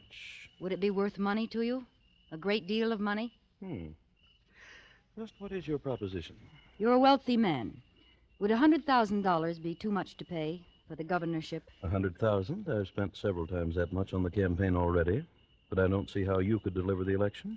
Listen to me closely, Mr. Archer. Yeah? I learned that in yesterday's poll figures, you ran 15% ahead of my husband. That's quite true. That neither you or Peter will win. You're both taking strength from each other, and the governor will be reelected. So your solution is for Peter Martell to withdraw at the price of $100,000. Exactly. If one of you withdraws, the other will surely win. That's absolutely true. But I happen to know that Peter Martell would never make such a deal. No, he wouldn't, the fool. But for $100,000, I will put him out of the race. You? Would you believe it if I told you I hated that man's very shadow? I have heard rumors here and there. I want to leave him. I want to be rid of him forever. Where could I go without money? What could I do? He's so disgustingly honest that we're always broke. He couldn't even pay me enough alimony. I've got to think for myself. I begin to see... Now, suppose that tomorrow, 2 days before the election, I were to file suit for divorce. I could leave for Reno tonight. It would be in every newspaper tomorrow. Would certainly eliminate your husband. You'd pick up all the votes Peter would lose, enough to swing the election. And your price is $100,000. You agree? I'd be a fool not to. Of course I agree. The moment you file your divorce papers in Reno, I'll have $100,000 credited to your account wherever you specify. No, I must have it in advance. No, my dear Mrs. Martell. In advance. It's out of the question. How do I know you'll go through with it after I pay you? And how do I know you'll pay me after I go through with it? Don't you trust me? Do I have to answer that? It looks like a deadlock. I'll tell you what I'll do. I'll take half now and the other half in Reno after I've filed the papers. $50,000 tonight, eh? It must be tonight. I'll leave in the midnight plane. Surely you have the cash available in a campaign like this. Yes, of course I have the cash. That seems to be the only solution. It's a deal, Mrs. Martell. You'll get the money now? At once. Wait here. My home is just across the park. I'll be back in 5 minutes. But just as a precaution, I'm going to note down the serial numbers of the bills I give you. If you aren't in Reno tomorrow morning, I shall report the money stolen. Don't worry, Mr. Archer. I promise you. After tonight, there won't be anything to worry about.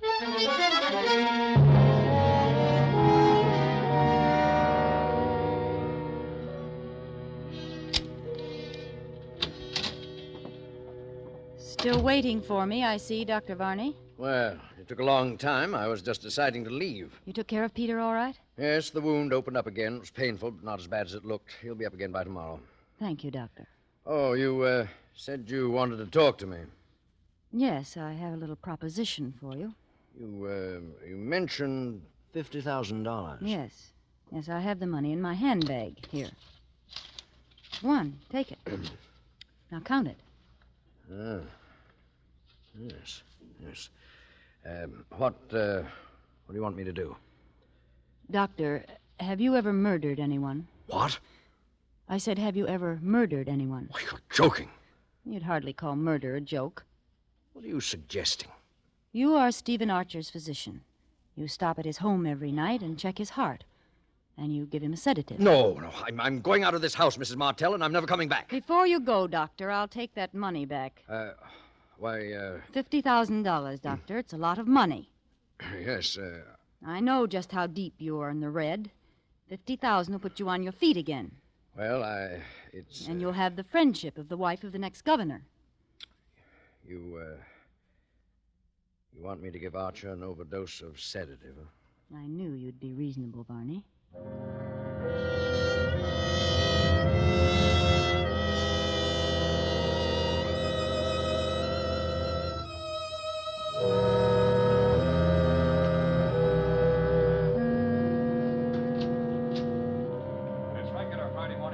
Good morning, my dear. I see you're at the radio already. Aren't you up early today? I thought all the Borgias slept late. I wanted to hear the news. Indeed. Could it be a person by the name of George Monk that you're so anxious to hear about? What do you mean? Why do you mention that name? The black valise, my dear. Remember, I'm still anxious to know if it contains $17,000. Have you taken the newspaper in yet? No? I'll get it. There'll be something in this morning's paper that I'd like you to see, my dear. Stephen Archer, candidate in the three-cornered race for governor, was found dead in his bed, apparently from an overdose of sedative. All indications point to accidental death. Except for the fact that a large sum of money was missing from the safe. However, if the money was stolen, it'll do the thief no good, for the serial numbers were carefully noted down on the desk pad on Mr. Archer's desk. What was that? Archer dead? Yes. Sarah, I read the signs of your fine Italian hand. Did you have a hand in it? Peter. So now Archer's votes will drop in my lap, huh? You'll be governor, Peter. Sarah, I think I'm going to kill you. Put that crutch down! No, my dear. You needn't run away. I was just rehearsing.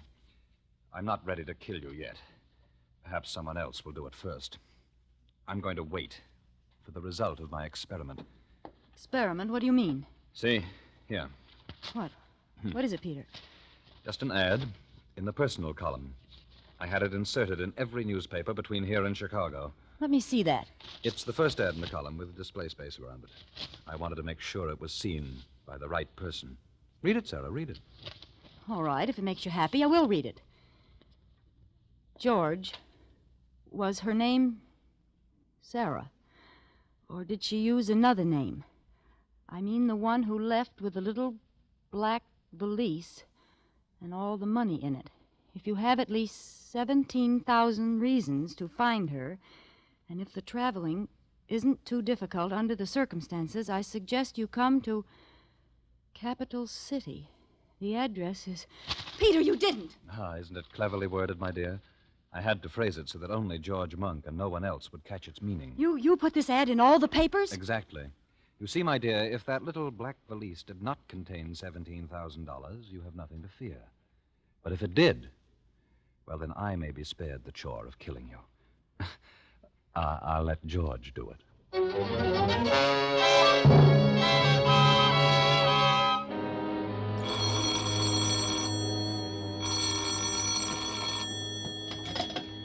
Hello? Mrs. Martell? Who is this? Dr. Varney. Oh. What did you think it was? I thought... Never mind. What do you want, Varney? Don't you know? Think you're pretty clever, don't you? What do you mean? That was Archer's own money you gave me last night, that $50,000. Varney, are you insane? Don't you realize you're talking over an open phone? I only realize I murdered Archer for you for nothing. That $50,000 I can't use. The serial numbers have been broadcast. My dear Varney, I haven't the faintest notion what you're talking about. How clever you are, Sarah Martell. How clever.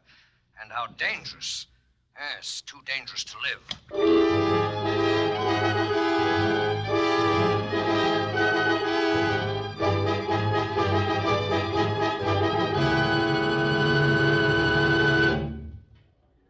The medical examiner's all through with the body, Inspector. All right, O'Connor, all right. Then I guess we're finished, too. Tell Mike to be careful with the body. And put down in your report, dead on arrival, murdered by person or persons unknown. I'll sign it when I get downtown. She was a beautiful woman, O'Connor. It's a tough way to die. A tough way indeed, Inspector. How's Mr. Martell taking it? Like a trooper, sir. Here he comes now with his doctor. All right, O'Connor. I'll see you downtown. Yes, sir. Goodbye, Inspector. Are you pretty near through, Inspector? Yes, Mr. Martell. The boys are taking the body away now. May I say, Mr. Martell, that you have my deepest sympathy in this bereavement of yours. Thank you, Inspector. Oh, by the way, do you know Dr. Varney? Oh, yes. How do you do, Doctor? How do you do? A ghastly business, Inspector. Yes, indeed, and we'll do everything in our power to lay that murderer by the heels. Inspector. Yes, Dr. Varney? Have you any clues, anything definite to go on? Well, if you don't mind my talking about it now, Mr. Martell. Oh, it's all right, Inspector. I'm afraid I'm going to have to listen to a good deal of talking about it. Might as well get used to it. A very wise and courageous way to look at it, Mr. Martell. Well, as I was saying, I believe it was a maniac. That's my firm conviction. A maniac? Right. Who but a maniac would have stayed in there to torment that poor dead body? Can you imagine a sane man first choking her to death with his hands, then stabbing her with some keen instrument, then bashing her head in with a blunt instrument?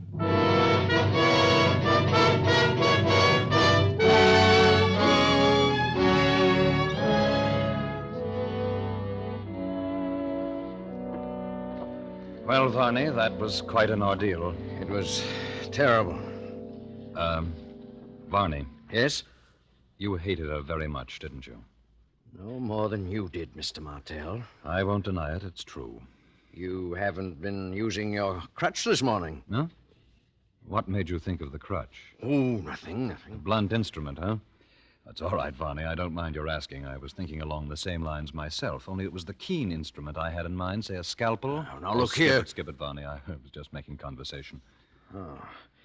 You know, there's something I don't understand. Yes, Varney? Yes? Nothing. Nothing at all. Nothing. I know what you want to ask.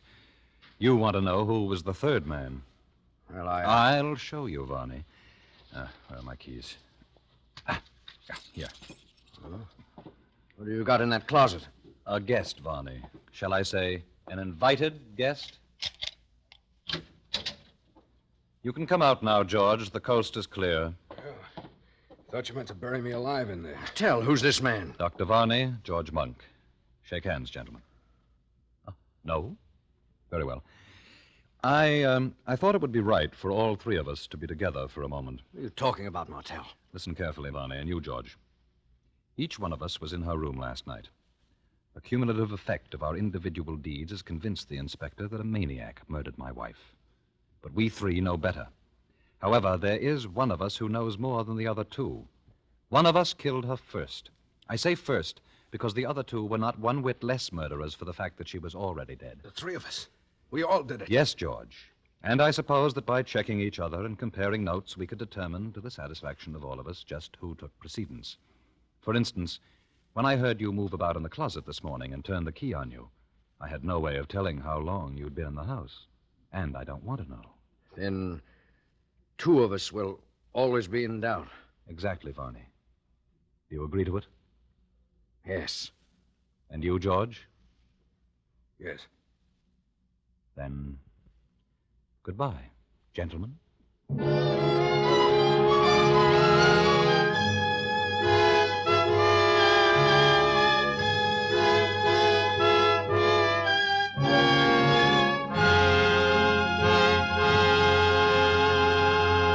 Roma Wines have brought you Lucille Ball, a star of A Shroud for Sarah. Tonight's study in Suspense. This is Truman Bradley for Roma Wines, the sponsor of Suspense. When unexpected guests make a mealtime call, well, anything can happen. Famed hostess Elsa Maxwell makes this timely suggestion. Invite them to stay for potluck and make the dinner exciting by serving Roma California Burgundy. For no matter what the dish, the fruity fragrance and piquant taste of robust red Roma Burgundy makes the food so much more enjoyable, adds friendliness to the table talk. That's right. Glassfuls of good Roma Burgundy, served cool, makes any simple meal more exciting, more delicious. But don't wait for unexpected guests. Try Roma Burgundy with dinner tomorrow. You'll enjoy this vintner's masterpiece. Like all Roma wines, this is wine at its best in uniform quality, yet costs only pennies a glass. Always insist on Roma wines. No other wine offers you so much for so little. Next Thursday, you will hear Ronald Coleman in Suspense, radio's outstanding theater thrill. Presented by Roma Wines, R-O-M-A, made in California for enjoyment throughout the world. There is an immediate need in most hospitals for auxiliary non-nursing personnel. Approximately 90,000 men and women must be recruited if hospitals are to provide patients with even minimum services. The present critical lack of hospital workers of all kinds is substantially reducing the amount of nursing care per patient because nurses must spend so much of their time on non-professional tasks. Although the need varies in different sections of the country, there is an overall need for orderlies, laundrymen, chefs, electricians, plumbers, janitors, and so forth. Men and women, both skilled and unskilled, who want to work in a hospital in any capacity, can now get secure, well-paid jobs with a post-war future.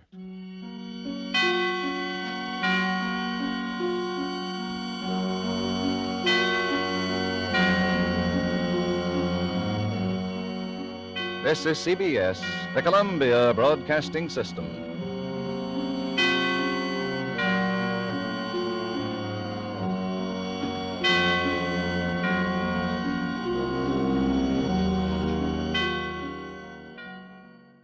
Tonight, the shadows stretched long across the polished tiles of the St. Cecilia Medical Research Laboratory, where secrets hide behind locked doors and the hum of machines.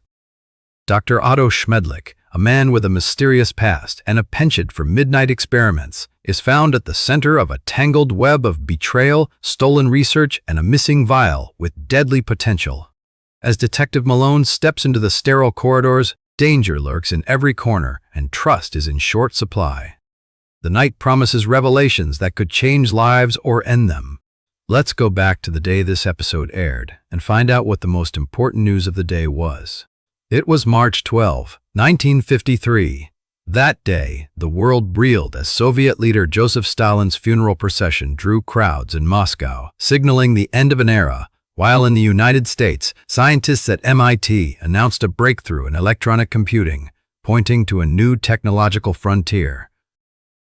Well, anyway, I learned the answer to the question, what does a doctor do when a doctor needs a doctor?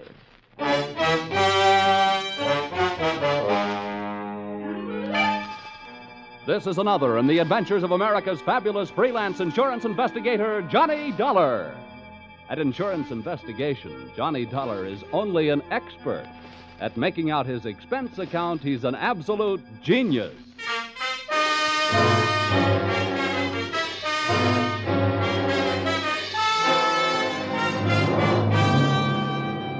Expense accounts submitted by Special Investigator Johnny Dolar to American Volunteer Liability Insurance Company, Hartford, Connecticut. Attention, Homer Shalley, General Manager. The following is an accounting of my expenditures during my investigation of one of your policyholders, Dr. Otto Schmedlich. Or, an apple a day sent the doctor away. Or, it couldn't have happened to a bigger worm. Expense account, item 1. 80 cents cab fare to your office in answer to your call. Tip to driver, $1. Oh, morning, Mr. Dolar. Hiya. Go right in. Mr. Shalley's expecting you. Thanks, sir. Good morning, Dollar. Good morning. Sit down. Thank you. I'm sorry we had that unfortunate altercation over the last expense account you submitted to this office. Oh, that's all Of right. course, it was ridiculous. You're going around tipping cab drivers $1 after a 50-cent trip. Well, you know me, Homer. Just a silly, headstrong, impetuous boy. It was somebody else's money, yes. We've been through all that. What I want to talk to you now is, policy. Oh, here it is. Dr. Otto Schmedlich, Los Angeles, California. California? Doesn't anything ever happen in Hartford? I've been using an airplane seatbelt so much lately, I'm about ready to throw away my suspenders. Dr. Otto Schmedlich. I suppose you're familiar with the existence of that type of insurance policy which protects doctors against charges of malpractice. Yeah, I've heard of them. Well, we had the rare misfortune of issuing such a policy to this quack Schmedlich. Well, what do you want me to do? Go out and take his temperature? Dollar, when I want to laugh, I tune in Jack Benny. Now, this is serious. The policy we issued to Dr. Schmedlich only covers him up to the extent of what is construed as accidental malpractice. If we can prove criminal malpractice, we can cancel the scoundrel's policy. Do you have a good reason to think it's criminal, or are you just toying with a happy thought? Look, our company has already paid off on 2 claims. Recently, we've heard rumors about this man. It seems the Medical Association is watching him very closely. But so far, no one can prove anything. Now, Dollar, do you want the assignment? No, but I'll take it.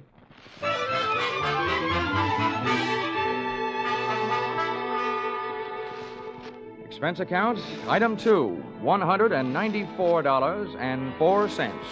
Airfare, Hartford to Los Angeles. Item 3, $4.50. Cab fare, Los Angeles Airport to the Sun Tower Medical Specialist Building, which I first spotted looming through the smog on Wilshire Boulevard, high in the high-rent district of the City Beautiful. Item 4, 55 cents, 11 nickels. Spent telephoning the Schmedlich office at 15-minute intervals until I at last found the doctor not in. In California, the doctors really specialize. And the buildings they work in sometimes really make the most of it, as I found out in the elevator going up. Second floor, eye, ear, nose, and throat. Doctors Care, Kreider, Whitetis, and Osterban. Pardon me. Third floor, fractures, strains, sprains, and dislocations. Doctors Fowler, Woodruff, Toigo, and Brown. Oh, pardon me. Fourth floor, obstetrics, orthopedic, pediatrics, and general practice. Dr. Small, Collier, Reynolds, Frank, Stanley, Feinbaum, and Schmedlich. Would all these medical terms you just tossed off by any chance mean that we have now arrived in the land of the mechanized stork? To put it crudely, yes. Thank you, Jack Armstrong.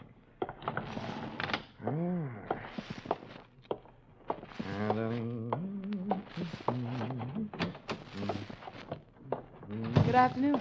Hello. Dr. Schmedlich in? Well, no, I'm sorry, he isn't. How good. I mean, that's too bad. Just what do you mean? Well, I meant to say that, since the doctor isn't in, I'd rather talk to you anyway. You're prettier. I should be. I'm a girl. Now, is there something I can help you with? Yes, as a matter of fact, you can. I have a sort of empty feeling around my heart.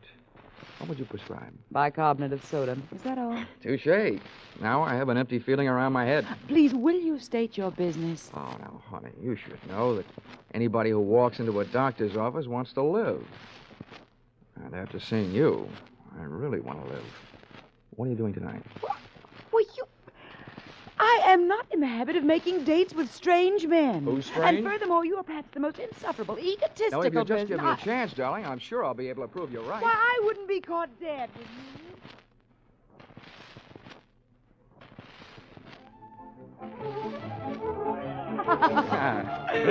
Oh, Johnny, you ain't. You like that, huh? Yeah, this is the first time I've ever tasted champagne. Good old champagne. The rich people 7-Up.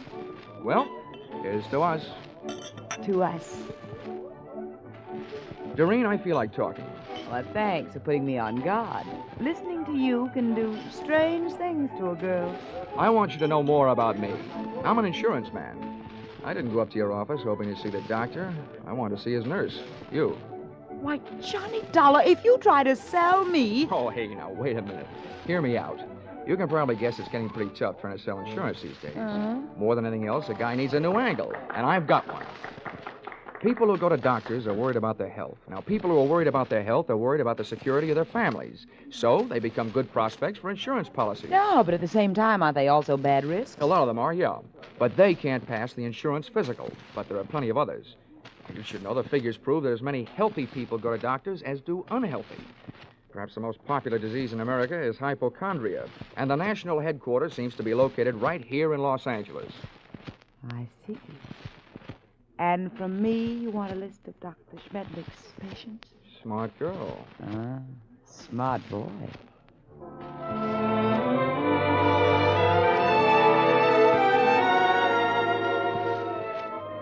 Expense account, item 5, $1.40. Cab fare to Doreen's apartment, where I told the driver to wait. Expense account, same item, part 2, $28. Waiting time, before I took the cab the rest of the way back to my hotel.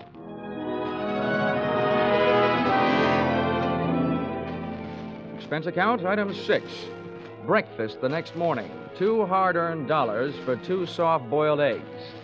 The hen that laid them must do barnyard bits in the movies. At least at those prices, she could have autographed them.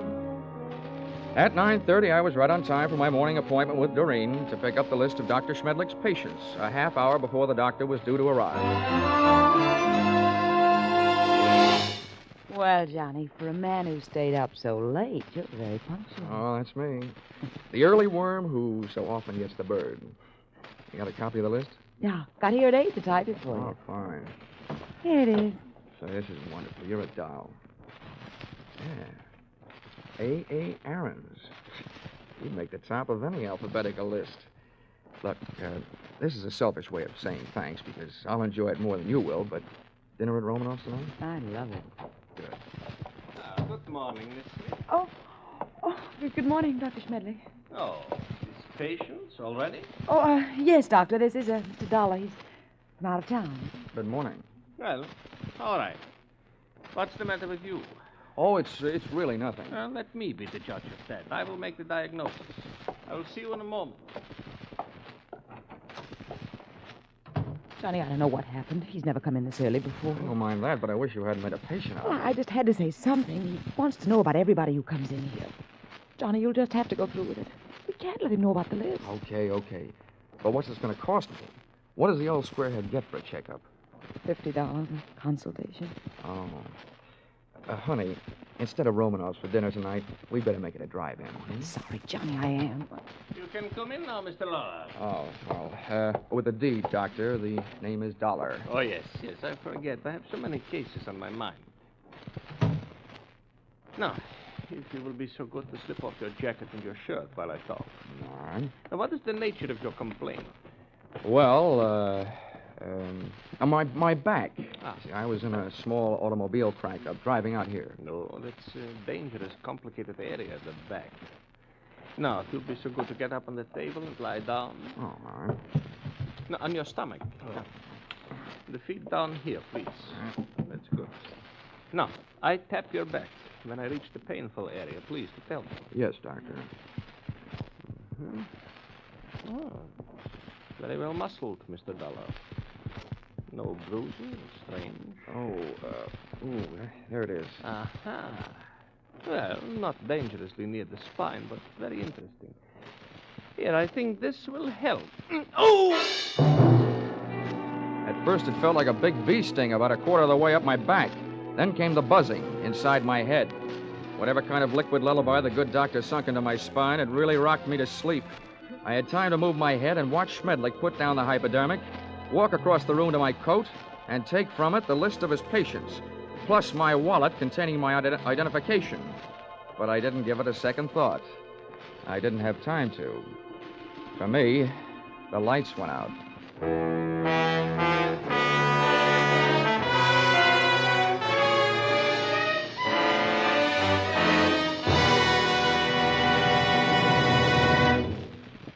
In just a moment, we will return to the second act of Johnny Dollar. But first, assets, one block of wood. Liabilities, more trouble than the legendary paper hanger with the hives. It sounds as though Edgar Bergen had a pretty bad bank balance, doesn't it? But luckily for you, he comes back week after week to the CBS studios with his block of wood named Charlie and lets himself in for more trouble. As for you, you're really in the chips when you take in the Edgar Bergen Charlie McCarthy show, heard over most of these stations every Sunday. Don't miss their brightest, gayest show tomorrow night on CBS, where this fall you hear them all. Tune in this fall for the show that you love best of all. Listen carefully, here's the address. It's CBS. Now, with our star, Charles Russell, we return to the second act of yours truly, Johnny Dollar.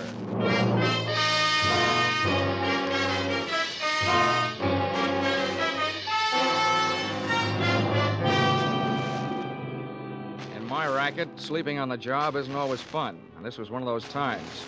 Waking up from Dr. Schmedlich's slumber treatment for nosy people carried with it a dark brown taste in the mouth, thickness of the tongue, and big bells ringing in your steeple. I was scoring on all those counts when I rolled open my eyelids, which fought me all the way. I sat up and found myself on a hard canvas cot in a bare room with soft walls. They were padded. The window wasn't much, and what there was of it was barred. So was a tiny opening in the upholstered door.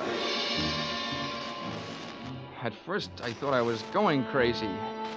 Then I realized I was in the kind of place where they put people they think have already joined the ranks of the enchanted. It took me only 10 years to make it over to the door before I looked out through the small slit. Hey! Hey, come here, someone! Hey, room service! All right, wait a minute. I'm coming. Hold up your voices. Now listen, mister. The first thing you learn in here is we don't like noise. Makes the other patients nervous. Okay. Where am I? Who are you? I'm your nurse. Oh, sorry I didn't recognize you. I thought nurses were supposed to wear little caps. I got a little cap, but I don't wear it indoors. Hey, listen, you. Don't go making fun of me. You'll be sorry, see? I'm sorry now. How'd I get in here anyway? Well, all I know is this place is for your own good. They say outside you're dangerous. You can depend on it. If I ever get out, I will be. What'd you say? Nothing. You're one of them, all right, talking to yourself. What's your name? Well, it's none of your business, but I'll tell you. I don't like people calling me hey you, so I'll tell you. My name is Foggy. Okay, Forgy. Listen, all I want is a chance to talk to somebody who's in charge. How about it? That's easy. When your time comes, the boss will be here without no asking. You get one visit from the boss every day, just like all the others. When'll that be? Just before supper. So why don't you go back to sleep? That won't be for 4 more hours. Oh, dandy. Who is this boss? What's his name? The boss is not a he. It is a she. And her name is Dr. Doreen Smith. I had 4 hours to think up different ways of calling myself a sucker. At the end of hour number 1, I ran out of fingernails. At the end of hour number 2, I ran out of patience. And the other 2, I spent devising torturous new ways of getting even with a combination that shanghaied me into that fancy 4-walled straitjacket. They had left me only one move to make. That was out. I figured that if the winsome Dr. Doreen Smith paid me a visit, she'd come with her body well guarded, probably by the charming, bemuscled behemoth, Nurse Foggy, who, from what I saw of him through that slit in the door, was no Florence Nightingale, believe me. For him, I needed a club. I didn't have much to work with. The iron and canvas cot was heavily bolted to the floor, as was the only other piece of furniture in the room, a small but sturdy table. Took off one of my shoes, ripped the heel off in an angle of the cot, and looked lovingly at the shiny little nail points gleaming back at me from the solid piece of leather in the palm of my hand. I put it to work, ripping a 4-foot square of canvas out of the cot. Then I put both of my shoes into the center of the square, picked up the corners, tied them together close to the weight, gave it a heft, feeling that I now had at least the start of a weapon. Hey, you! Here we are. Oh, I suppose you think that's good news. He's safe, Dr. Smith. He's still groggy from that joke. Don't trust him. Grab his arms when you go in and hold on. Now go ahead, I'll follow.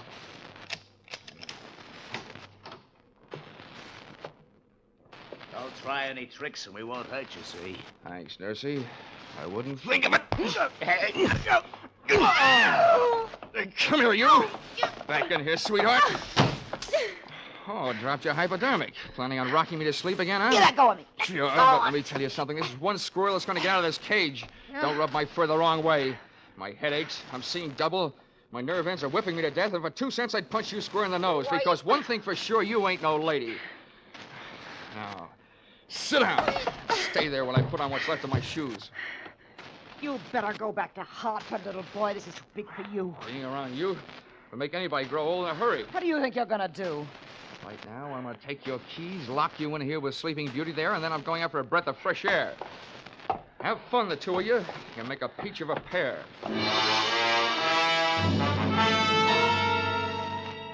I stumbled through the rest of the building, which turned out to be nothing more than a country house. There were no other rooms like the one I had just vacated. For that matter, there were no other so-called patients.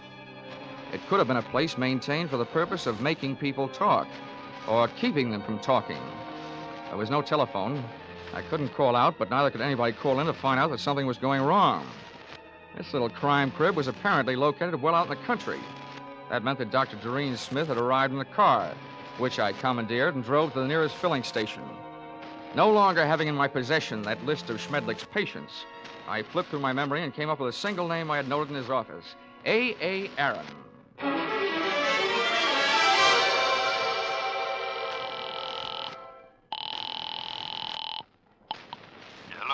Hello? Hello, is Mr. A.A. Aaron in, please? It is Aaron speaking. Oh, good. Mr. Aaron, I'm representing a group of West Coast druggists. I'm making a survey. Where do you have your prescriptions filled? It is at the Enjoy Pharmacy on Beverly Boulevard. Oh, I see. One more question, Mr. Aaron. I know that in many cases people go to the pharmacist recommended by their doctor. Is this the case with you? Yes, that is right. Well, thank you, Mr. A.A. Aaron.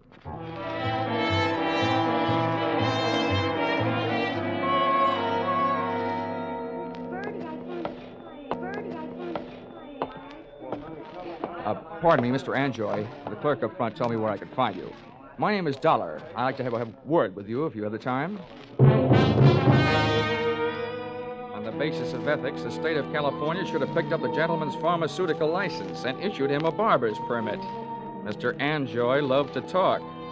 From the few thousand words he threw at me during the ensuing half hour, I managed to sift the following information. Dr. Schmedlich's prescriptions were usually refillable, dangerous, and habit-forming. I also managed to memorize the names of a few of his patients from the narcotics book.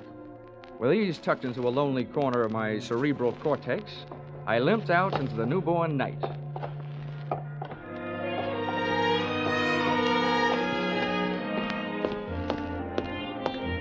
Expense account item 7, 50 cents, having the missing heel on my shoe replaced by late working cobbler.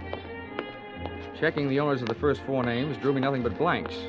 The 5th drew me closer. Come on in. Her name was Millicent Royal. She was the kind of girl whose family takes up a full page in the Blue Book, and whose personal habits take up full pages on police blotters. Well, don't just stand there. Come in. Thank you. Sit down. Miss Royal, I'm going to be honest with you. I'm an insurance investigator. I don't want any. You don't understand. I said investigator, not salesman. I want to get a line on a doctor. Otto Schmedlich. You recognize the name? I might, but I'm not sure it's any of your business. Look, little lady, let's quit sparring. I've tailed friend Schmedlich this far, and now I want some information. What have you got? Nothing. He's a fine doctor, a wonderful doctor. I don't think he's doing you any good at all. You don't know anything about me. I'm afraid I do, more than you think. I know enough about Dr. Schmedlich to know that he's doing a lot of people a lot of trouble. I want to put him out of business, and you can help me. Oh, look, honey, Schmedlich isn't the one that needs protection. You do. You and the other people on the same spot you're on. Why don't you do yourself some good? I think you better leave now. Okay. Perhaps I'd better drop around to the home of Quincy P. Royal, Bel Air. My father? No, don't do that. And give me some answers. You can't make me. Nobody can. Anything that passes between a doctor and his patient is a secret. Nobody can make me say it, not even a judge. Whoa. Wait a minute. All right. If you change your mind, I'm staying at the Park Beverly Hotel. I'll trip them up sooner or later. If I have to, I'm turning it over to the federal men. Narcotics Department. Why did I ever let you in here? Get out. Leave me alone. Go away. Please. You can't make me do anything. Well. Is my estranged wife having a lover's quarrel? Bill, get this man out of here. Make him leave me alone. I don't see why I should rescue you from anybody's clutches.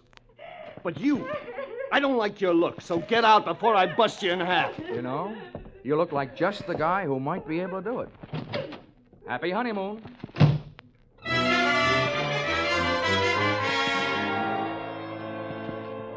My hangover from Dr. Schmedlich's health cure hit me again as I hit the street. What I needed was a hot shower and a cold drink. After the water hit me in the face, and a trifle of the same hit the scotch in my glass, I sat down in the big easy chair in my room, posing for a picture. Johnny Dollar, lonesomest man in town. I was mixed up in something mighty big and mighty wrong, but something I couldn't as yet put a finger on. Up until then, I had to go on with ability, experience, instinct, all unacceptable to the police as evidence. I asked myself why I hadn't called the law and told them about my party with the lady doctor and the man nurse. Then I answered myself that if I did, I'd probably be the one charged with assault, battery, and whatever else they wanted to trump up. Again, it would only be my word against that of an established medical man and his doctor-type nurse. So I decided to leave Doreen and her monster-type nurse where they were until I could turn them over to the cops.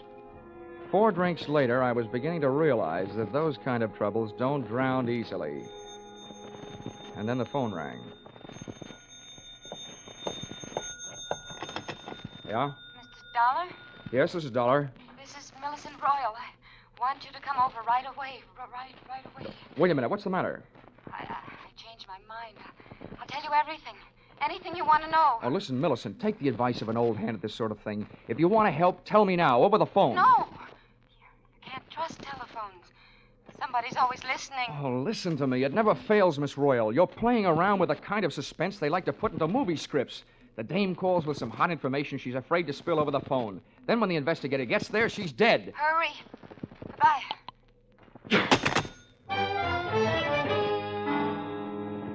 I went there. I was right. She was dead.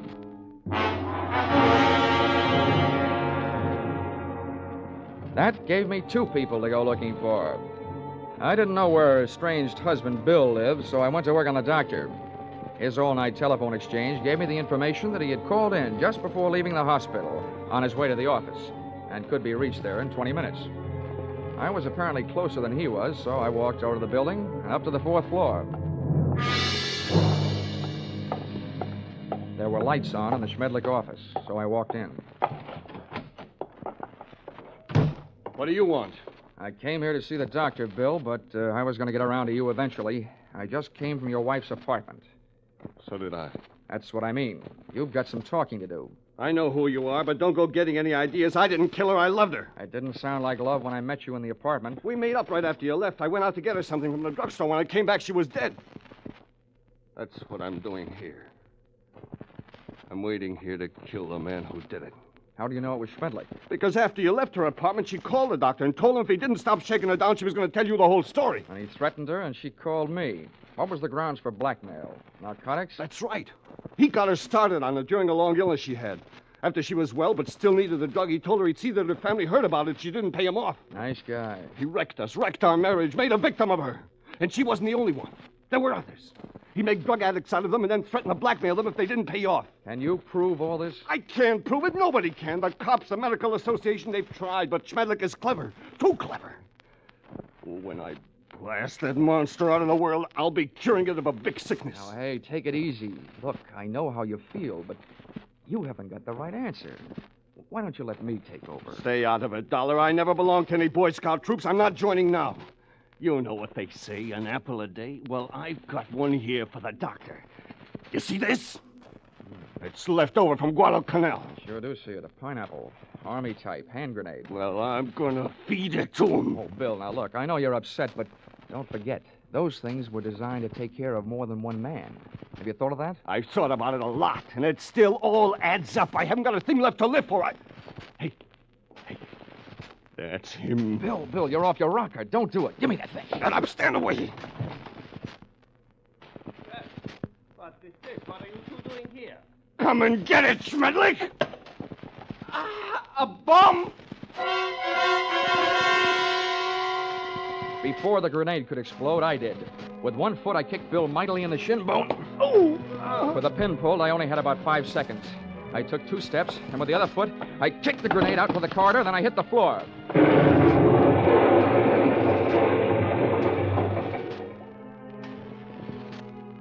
All right. I'll still take you to pieces, Schmedlich. I let Bill go to work on the doctor until he had socked him into a state of unconsciousness.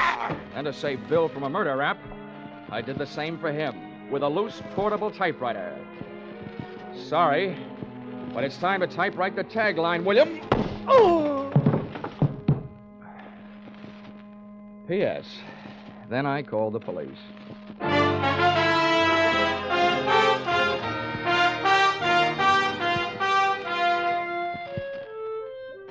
Expense account, item 8. $50, airplane rental, Burnsley charter service for a flight to Palm Springs. Item 9, $62. Dinner at the Dunes, party of 3. Included in said party, me and Haig and Haig. Expense account, item 9, airfare Palm Springs to Los Angeles to Hartford, $244.04. Expense account total, $1,211.69. All that for getting rid of a doctor. And if you react the same way you reacted to my last expense account, it'll probably mean that you will be needing a doctor. Signed, yours, truly, Johnny Dollar.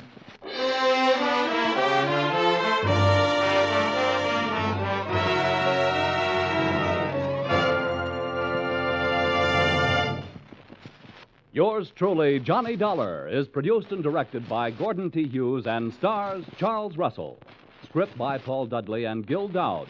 Featured in the cast were Willard Waterman, Betty Lou Gerson, Larry Dobkin, Paul Dubov, Georgia Ellis, and Edmund McDonald. The special music is written and conducted by Wilbur Hatch.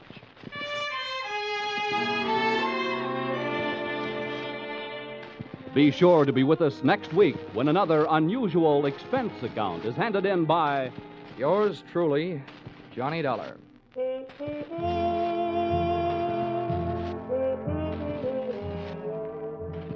Stay tuned for Vaughn Monroe and his Caravan, which follows immediately over most of these same stations. Paul Masterson speaking.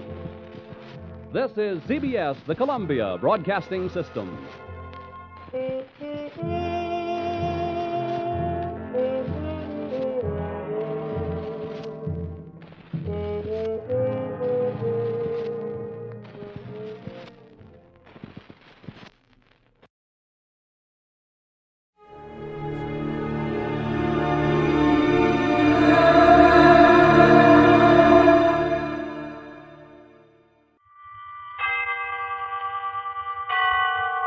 Autolite and its 98,000 dealers bring you Mr. Jack Benny in tonight's presentation of Suspense.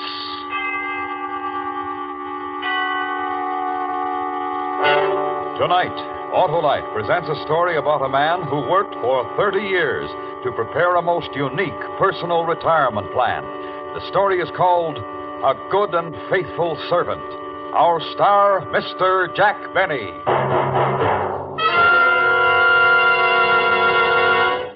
Hello there, Harlow. Well, the legislative luminary. How are you, Senator? My car is giving me trouble, Harlow. Your car? What's wrong with it, Senator? Well, it gets going slower than a loser leaving office. It rides rougher than a tax debate and uses more gas than a 3-day filibuster. Well, it may be spark plug trouble, Senator. Spark plugs should be checked every 3,000 to 4,000 miles, so see your nearest Autolite spark plug dealer. His exclusive Autolite plug check indicator will quickly show the exact condition of your spark plugs. If they're worn out or wrong for your style of driving, he'll recommend resistor or standard type, ignition engineered Autolite spark plugs for smoother performance, quick starts, and gas savings. Sounds like a propitious proposal, Harlow. How do I find this Autolite spark plug dealer? Why, just phone Western Union by number and ask for Operator 25. She'll quickly tell you the name of your nearest Autolite spark plug dealer where you can get the finest spark plug service money can buy. And remember, from bumper to tail light, you're always right with Autolite.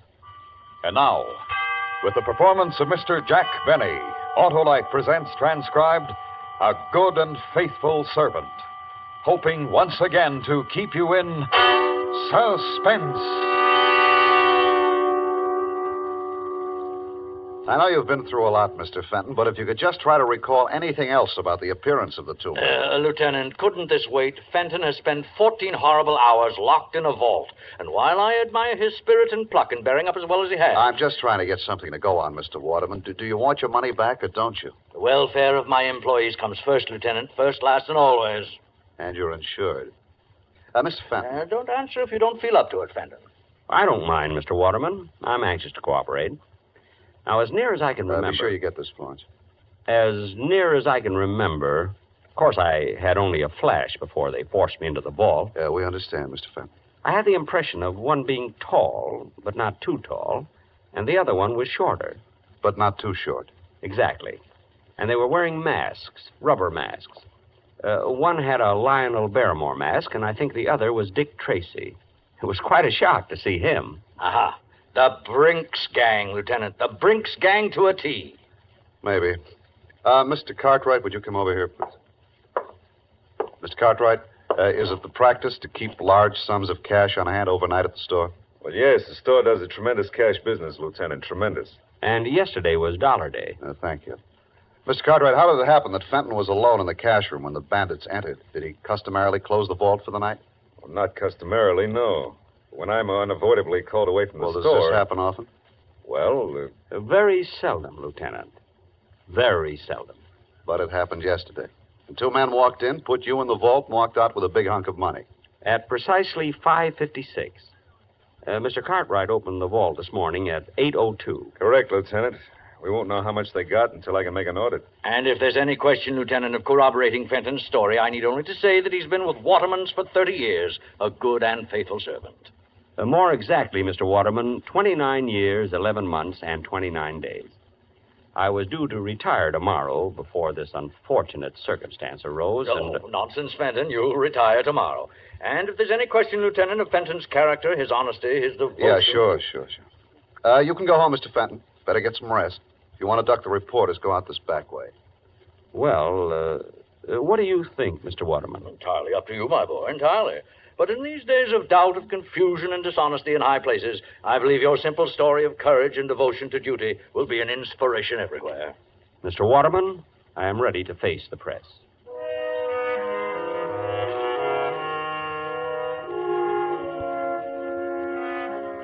They were all very nice to me. The reporters, the police, Mr. Cartwright, and especially Mr. Waterman. All that money missing. $50,000. Yet his only concern was for me. I thought that if I could afford it, I'd like to buy him some little token of gratitude. Then I thought again.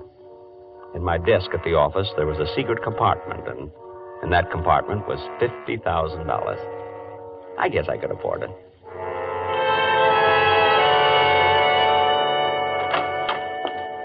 Yoo-hoo! Mother, I'm home. Good morning, Harold. I hope you haven't had breakfast. I've kept it hot for you. You're not going to ask me how it went, Mother? Oh, I heard over the radio. But I wish there'd been some way of doing it that it wouldn't have kept you out all night. Oh, I wasn't out all night, Mother. I was in a vault. I know you were, Harold. And if you keep on, you're going to end up with that same sinus strip your father used to have. Oh, Mother, it was a perfectly dry, warm... Oh, never mind. Eat your cereal, Harold. You'll feel better. Mr. Waterman told me to take the day off, Mother. I'm not going in until tomorrow. That was certainly big of him, after all you've done for them. How much did you get? $50,000. It's in my desk at the office, in the drawer with the false bottom. In your desk? Will it be safe there, Harold? Well, no one will be looking for it. Harold, you don't think you'll have any trouble getting the money out of your desk? I think things will work out all right. See, according to my plan, Harold, you see, I told you from the beginning you weren't strong enough for this type of thing.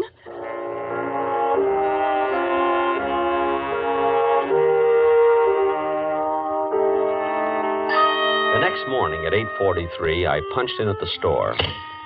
Figuring 308 working days a year, that made 9,240 punches. It was a little strange to think of this being my last. I walked through the store to the elevator, past lingerie, ladies' gloves, and perfume the way I always went.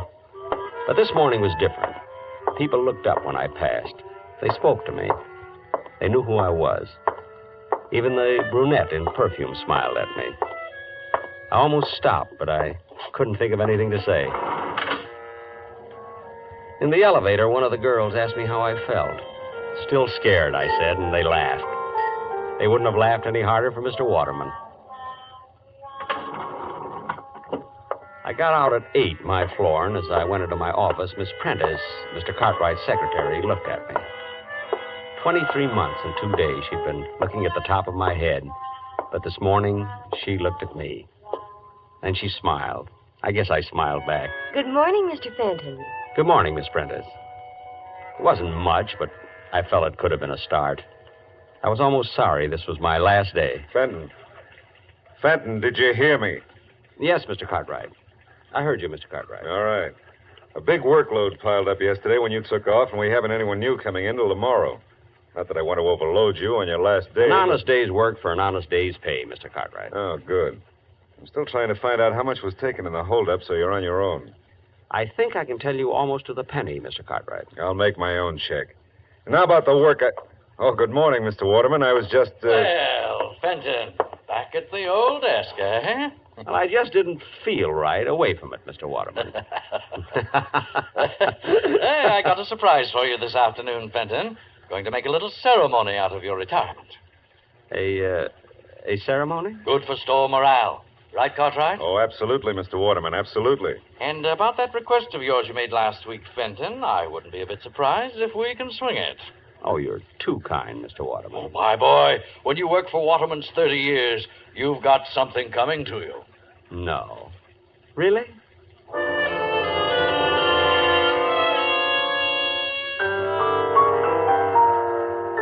I ate my usual lunch that day, the Thursday Blue Plate Special at Elmo's Grotto. 70 cents plus the usual 10% tip. 7 cents. With the usual 20 minutes left in my lunch hour, I headed for the park with a nickel bag of peanuts. The squirrels were going to miss me. No, Mr. Waterman. You've had 3 already. Give Mr. Cartwright a chance. Sit up, Mr. Cartwright. Sit. That's it. That's it. Excuse me. Would you mind if I join you, Mr. Fenton? Why, Miss Prentice. Of course. Of course not. Sit down. Thank you. Move over, Mr. Waterman. He does look a little pompous, doesn't he? Which one is Mr. Cartwright? There, with the small mustache. He bites. And, is there a Miss Prentice? Well, there is, but I believe she is, well... Nesting? Well... How long have you been feeding them, Mr. Fenton? They seem so friendly. 30 years, Miss Prentice. My favorite animal. You give a squirrel a nut, and does he eat it? No. He runs away and stores it in a hole. We could all benefit from their example. And now that you've stored your little nest egg, you're retiring, Mr. Fenton. Well, you might say that, yes. You're quite a fascinating character, Mr. Fenton. Me? I'm sorry I didn't know you sooner. You know, the whole store is talking about your ordeal in that vault. Oh, it wasn't so bad. In fact, I've always rather liked the vault. What an odd thing to say. Well, chacun est son goût, Miss Prentice. That's French for each to his own taste. Oh, you've been abroad, Mr. Fenton. Me? Oh, my goodness, no. Oh, but you will now that you're retiring. No, I've got my eye on a little cottage by a lake and woods. Lots of squirrels there. And no time clocks. You and your wife? Mother. Oh, I hope you get it, Mr. Fenton. Thank you, Miss Prentice. I wonder what the robbers are going to do with all that money. I wonder. It's 5-1. Shall we go back and punch in, Miss Prentice?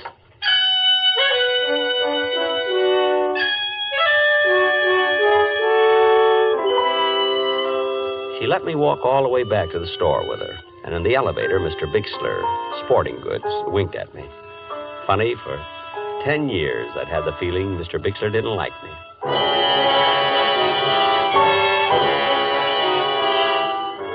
There was quite a gathering in the cashier's office when we arrived.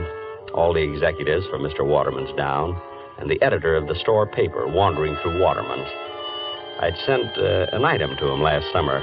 Mr. Fenton of Cashier's Department spending his 2-week vacation at home. But he never printed it.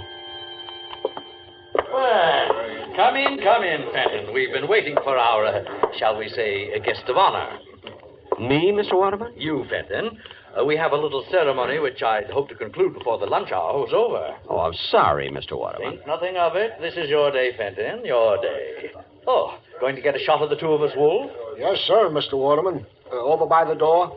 Oh, if you don't mind, I'd like it sitting at my desk. I feel more, secure there. By your desk. How's this? Got it? Good. And now, Fenton, we all say farewell to a good and faithful servant, one who has given 30 years of his life as a contribution, however small, to making Waterman's the great institution it is today. Well done, Harold Fenton. Thank you. A modest man, but conscientious. His regular comings and goings passed almost unknown to many until his ordeal of 2 days ago. Locked all night in the vault by brutal and rapacious thieves. A night in which, in his own words, he relived each and every day of his 30-year service to Waterman's. Oh, greater devotion hath no man. Oh, it was nothing, really. And now, his labor's done, his burden borne, Fenton will live out the rest of his days in ease and comfort, because he has arrived at the retirement age of the Waterman pension plan, by which he will receive $31.68 a month. $31.68 a month for as long as he lives. Thank you. And now, a little surprise for Harold Fenton. A week ago, in a letter to me, our good and faithful servant asked that on his retirement he be given permission to purchase for his home his old desk. Well, actually, Mr. Waterman, I don't know what I'd do without it. Oh, frankly, I put in a lot of thought on this simple request. Hmm? I weighed the factors in my mind. On the one hand was Fenton's 30-year service. On the other... Mr. Waterman. On the other, he was already receiving his pension of, his pension. However... Please, Mr. Waterman. However, Fenton, my boy, I decided to go you one better. One better? Not a new desk. Nothing so unsentimental. Fenton, instead of allowing you to purchase the desk, I'm giving it to you. Phew. All right, boys, right in here. Take the desk wherever Fenton here wants it. Now, back to work, everybody. Month-end clearance today. Whoops. Easy, men. Don't drop it. Easy. Fenton, my boy, in the years ahead, when you're seated at your old desk, think of us, won't you? I certainly will, Mr. Waterman. I certainly will.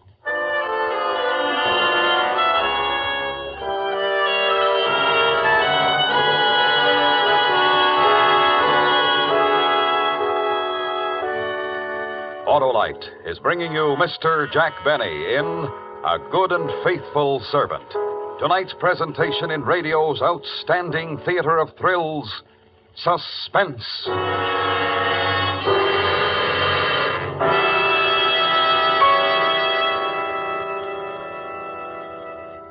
Well, Senator, did you take my advice? Why, yes, Harlow. My Autolite spark plug dealer turned my worn spark plugs out of office and elected a set of ignition-engineered Autolite spark plugs. A wise move, Senator. Those Autolite spark plugs are designed by the same Autolite engineers who designed the coil, distributor, generator, and all the other important parts of the complete ignition system used as original equipment on many leading makes of our finest cars, trucks, and tractors. They're world famous for quality and performance. And my Autolite spark plug dealer nominated Autolite resistor spark plugs for my car, Harlow. Ah, you're on top now, Senator, because Autolite resistor spark plugs represent one of the greatest advancements in spark plugs for automotive use in the past 20 years.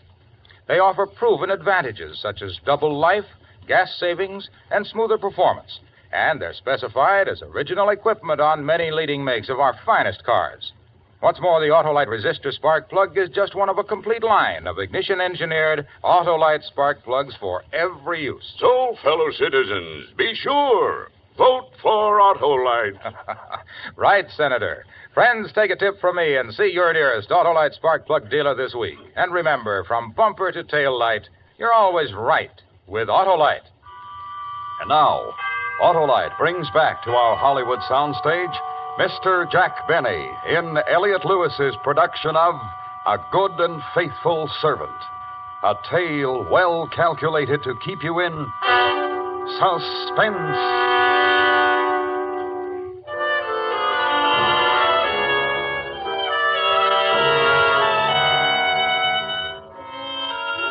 Retirement agreed with me. A walk to the park to see my friends when I felt like it. A leisurely lunch at Elmo's Grotto when I felt like it. And when the need arose, a little gardening. Mother and I were very happy. You've done enough for one morning, Harold. Your back will go out again. All through, Mother. Just cleaning off the spade. What were you planting this morning, Harold? Mother, if anything should happen to me, knock wood, Knock wood. right in between the beets and the radishes, there's a very rich patch of dirt. Son, aren't we going to get our little cottage by the lake? I have to go in town today, Mother. I might just inquire around. Oh, good. You know, Mr. Waterman is really a very sweet man. The Waterman pension plan. I just wish I could tell him how happy it's made me.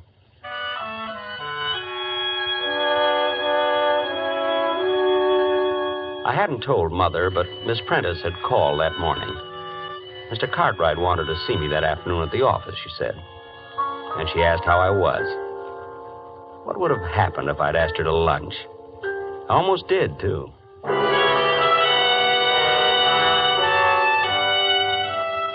In the cashier's office at the store, Miss Prentice smiled when she saw me, and I smiled back. In fact, we struck up quite a conversation. Oh, Mr. Fenton, how are you? Fine. Just fine, Miss Prentice. Retirement agree with you? Yes, indeed. Fine. You notice we haven't filled your old job. No? Oh, yes, indeed. Haven't been able to find another man of your type.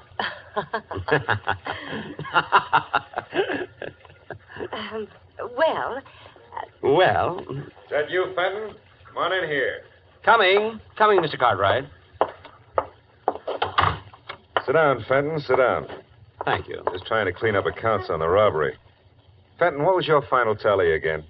50,000, almost exactly, Mr. Cartwright. You're way off. That doesn't check with my audit at all. I'm quite sure of my figures. Well, then you're wrong, that's all. My check shows they got away with 82,000. 82,000? Right. Now, if you'll just sign the necessary statements corroborating my audit... I can't do that, Mr. Cartwright. And just why can't you? Don't you take my word for it? Frankly, no. Fenton, look. You're retired. It's nothing to you one way or the other. You just made a little mistake in your figures, that's all. Mr. Cartwright, are you asking me to help cover up a shortage in your accounts? All right, Fenton, I'll lay it on the line. Temporarily, I'm a bit short. Involvement with a woman, and you wouldn't understand. I most certainly wouldn't. Look, I'll make it worth your while. Shortages are found out sooner or later, Mr. Cartwright. All right, if that's your attitude, let me tell you something, Fenton. I don't like the smell of this robbery of yours. I don't like it at all. What do you think of that? You're implying that I made off with $50,000 belonging to Waterman's? I think it's highly possible. And how are you so sure it was 50,000? Supposing me, for one instant, capable of such a thing, Mr. Cartwright, wouldn't I be much too clever to put my head in a noose by covering up for you? Fenton, if I was talking to an honest man, wouldn't he have taken my story right to Mr. Waterman? I'll give you 5 minutes. Either sign my audit or I go to the police and accuse you of stealing $82,000. Think it over, Fenton.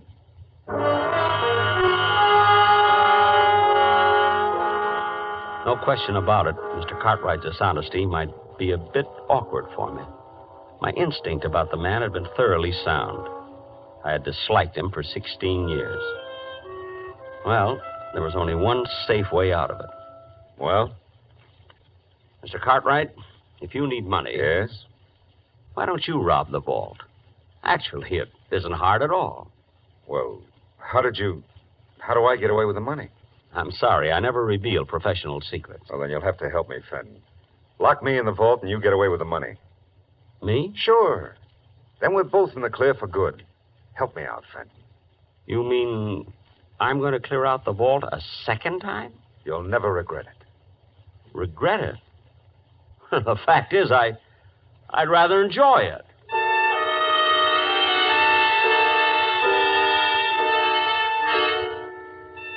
We settled on the following Friday.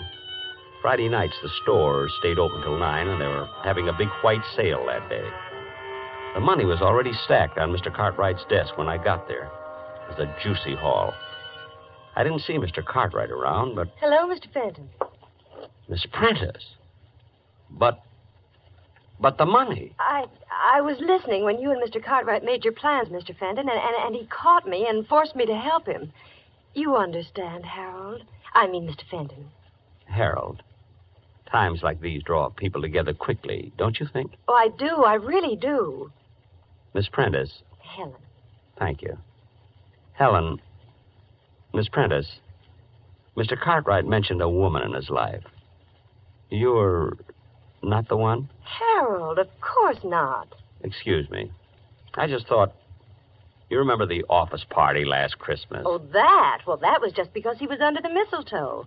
And if you'd been under it instead of Mr. Cartwright... Really? Well... Oh, Fenton, you're here. Good. Anybody see you come up? It doesn't matter, really, Mr. Cartwright. Might even be better that way. Then you and Miss Prentice can say that I left minutes before the bandits arrived. You're right, of course, Harold. Thank you. Are you ready, Mr. Cartwright? I brought some wrapping paper for the money. Even brought along a handle with care sticker. That's the Fenton touch, you know. Get on with it, will you? No need to be nervous. There. Neat? I spent 8 years in wrapping and mailing. All right. You know what to do with it, Helen. I know. Just a minute, Mr. Cartwright. I'm to take the money, remember? There's been a change, Fenton. We rewrote the script. You think that's wise? To fly in the face of my experience? Now, look, Fenton, we're not children. You lock us in the vault and take off with the money. You think we'd ever see you again? Well, you're questioning my honesty? I'm sure Miss Prentice will vouch for me. We're rather good friends. Miss Prentice, Helen. Unfortunately for you, Fenton, Helen's on my side. Now, if you wouldn't mind getting into the vault, huh? Me? In the vault? But... This is a loaded gun, Fenton. Get in the vault. But... You came back for a second helping, that's all. The Confederate got away with the money, but I courageously slammed the vault door on you and went for help. But... Will they believe me? I imagine they'll find $50,000 somewhere around your house. They'll believe me. Helen. I see. I'm sorry, Harold. It's a nasty trick, but we're nasty people. You should have stuck to squirrels. Just one thing, Fenton. How did you ever get that $50,000 out of here the first time? How? Well, I didn't, Mr. Cartwright. You didn't? Then where is it? It's still in the vault. I don't believe it. Oh, it's quite cleverly hidden. It took me most of that night. I was locked in. Get in there and show me. I'm sorry, Mr. Cartwright. Get in there. No. I went through a lot for that money, Mr. Cartwright. 30 years. I just as soon you shot me. Helen, hold the gun on him. I'm going in and look. Well, don't be long. What if somebody should walk in? I'll be able to see if he's lying. Just watch him. You see anything? Not yet. I don't think it's possible that... Open the door so I can get some more light. Must be true. Crime changes people. I had never lied, yet I lied to Cartwright. I never used violence, yet I got behind Helen and... Hey! I guess I'll go home. Mother will be wondering what's happened to me.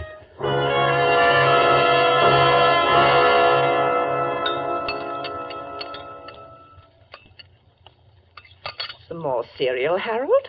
I don't think so, Mother, thanks. What time is it? 8:10, son. Well, they would have opened the vault at 8 this morning. The police should be here any minute. Are you sure those two will implicate you, Harold? It seems likely, Mother. The gun would be hard to explain. And I think Miss Prentice will turn on Mr. Cartwright after a night in the vault. Yes, she's just the type. I'm sorry, Mother. I guess I just don't know much about women. It's all right, son. You think they'll be hard on you? Not very. I haven't spent any of the money. The insurance companies always look kindly on such cases. There they are. Harold, how long? 2 years, Mother. Maybe less. Maybe even 1. It's still a long time. A long time? After 30 years in Waterman's? Hardly. I'll get the door.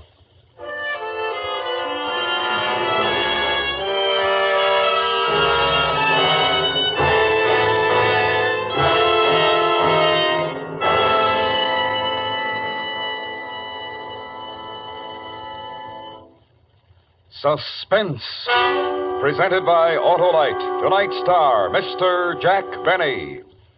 This is Harlow Wilcox speaking for Autolite, world's largest independent manufacturer of automotive electrical equipment. Autolite is proud to serve the greatest names in the industry. They are members of the Autolite family, as are the 98,000 Autolite distributors and dealers in the United States and thousands more in Canada and throughout the world. Our family also includes the nearly 30,000 men and women in 28 great Autolite plants from coast to coast and in still other Autolite plants in many foreign countries, as well as the 18,000 people who have invested a portion of their savings in Autolite. Every Autolite product is backed by constant research and precision built to the highest standards of quality and performance. So remember, from bumper to tail light, you're always right with Autolite.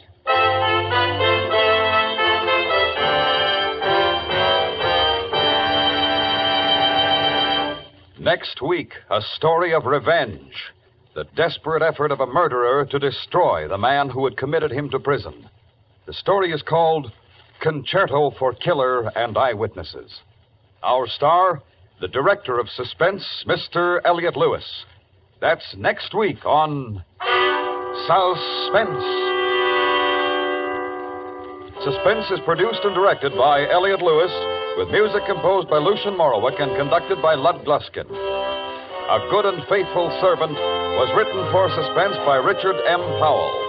Portions of this program were transcribed. In tonight's cast, Norma Barden was heard as Mrs. Fenton, Doris Singleton as Helen, Gerald Moore as Mr. Cartwright, Joseph Kearns as Mr. Waterman, Hy Averback as Lieutenant Miller, and Charles Calvert as Mr. Wolfe. For the location of your nearest Autolite spark plug or Autolite battery dealer, or your nearest authorized Autolite service station, phone Western Union by number and ask for operator 25. Switch to Autolite. Good night. This is the CBS Radio Network.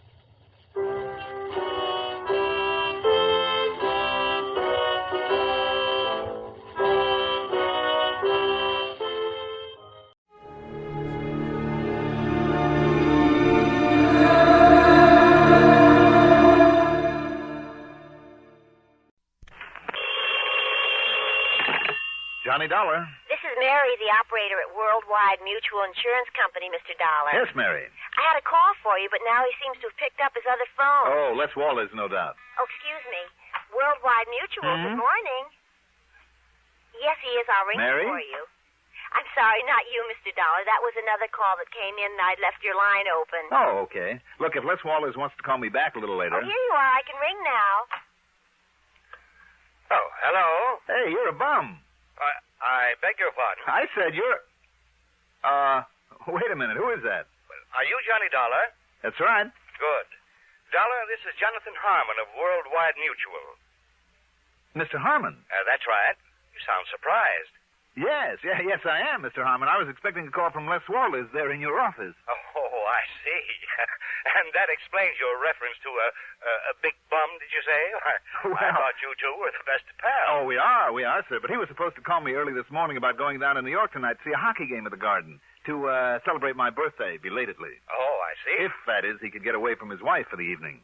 Well, I hope everything's all right there, don't you? What's that, sir? I mean about Waters and his wife. And she's such a charming little lady, too, isn't she?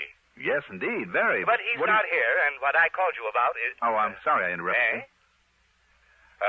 No, I guess I interrupted you, Dollar, but what I called you about is this, and I think perhaps you'd better get out there right away. Yes, sir. About an hour ago, shortly after noon, a client of ours, Mr. William Willoughby, insured for some $70,000, was found dead in his apartment over at 19525 East Maple. Oh? What was the cause of death, Mr. Harmon? As the very unfunny police officer put it when he called, it was a case of lead poisoning. There's certainly nothing funny about that. So I think, Dollar, that perhaps you'd better get right on out there and see what's what. Right away, Mr. Harmon. And if Les Wallace can... Fine, Dollar. Goodbye. Hello? Mr. Harmon? I wonder what he meant about Les and his wife.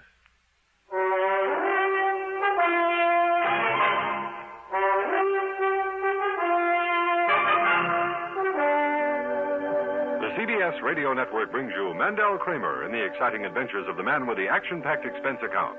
America's fabulous freelance insurance investigator. Yours truly, Johnny Dollar.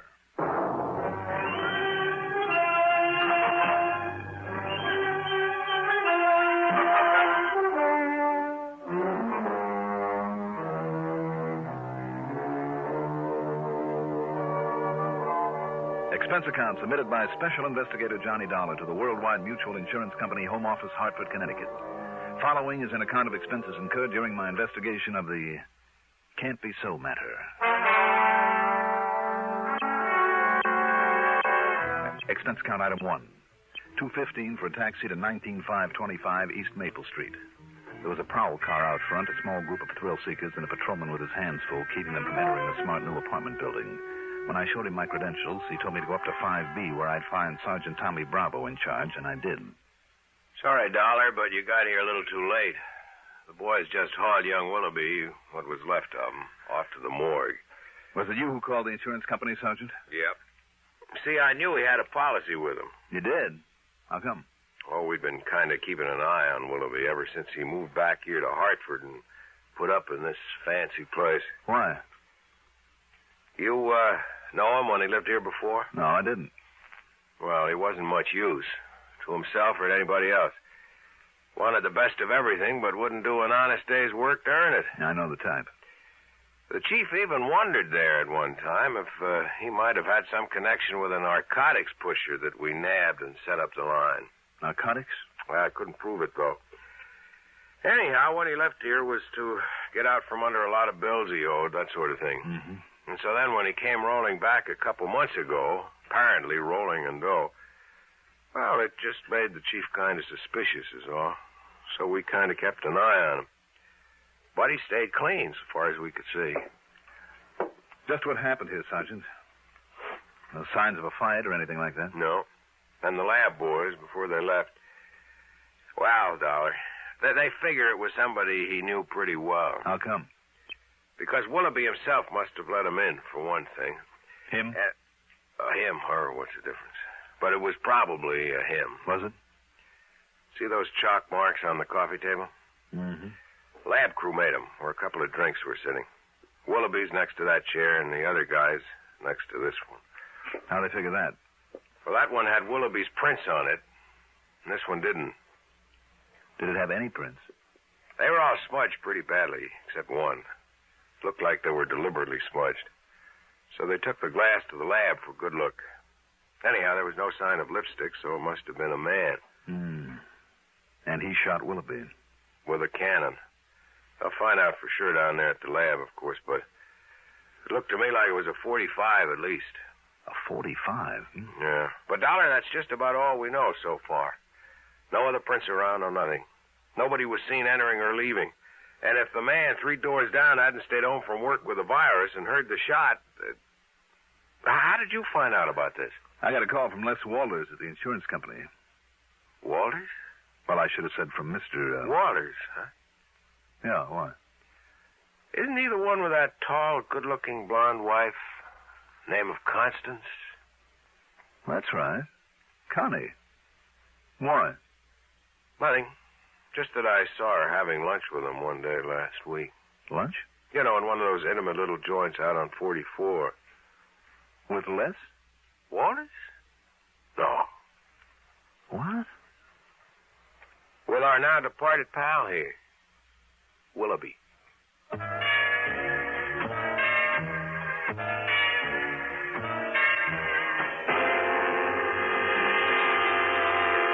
Then I remembered. Willoughby's name was familiar. I never met him, but he was the one who'd made such a play for Connie before she married Les.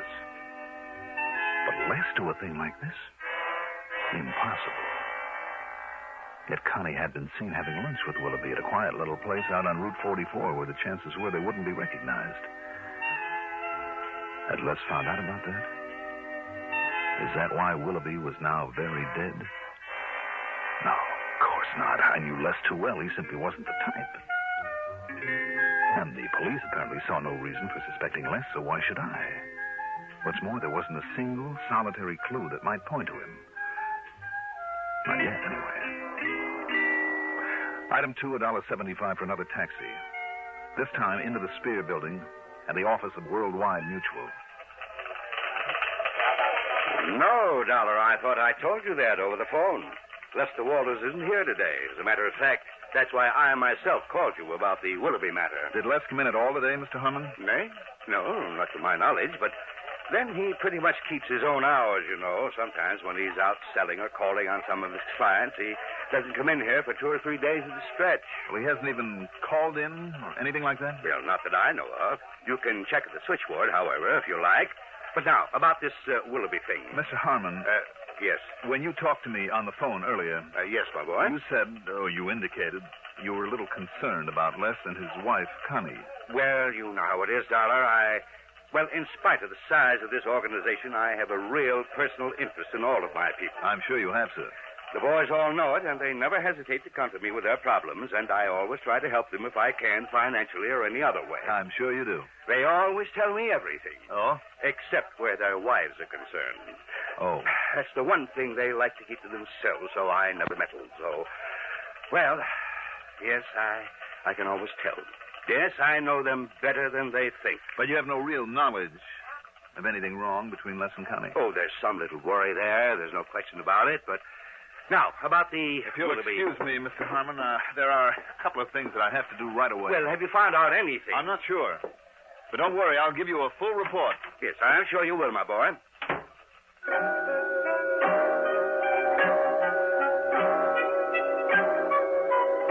I checked with Marya, the switchboard operator. No, she hadn't heard from Les Walters all day. But he usually checks with me, you know. I mean, when he doesn't come in this way. Excuse me. Good afternoon. I told her then where I'd be, and that if Les did call in, she was to let me know immediately, and from where he called. I told her she was not to mention this to Les. The fact that I was looking for him, under any circumstances. Item 3, $1 even for a cab out to the little apartment that Les shared with his wife, Connie.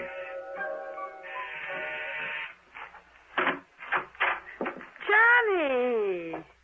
Well, happy birthday, whenever it was. Hi, Connie. At least I think I heard Les say you had a birthday not long ago. Mm-hmm.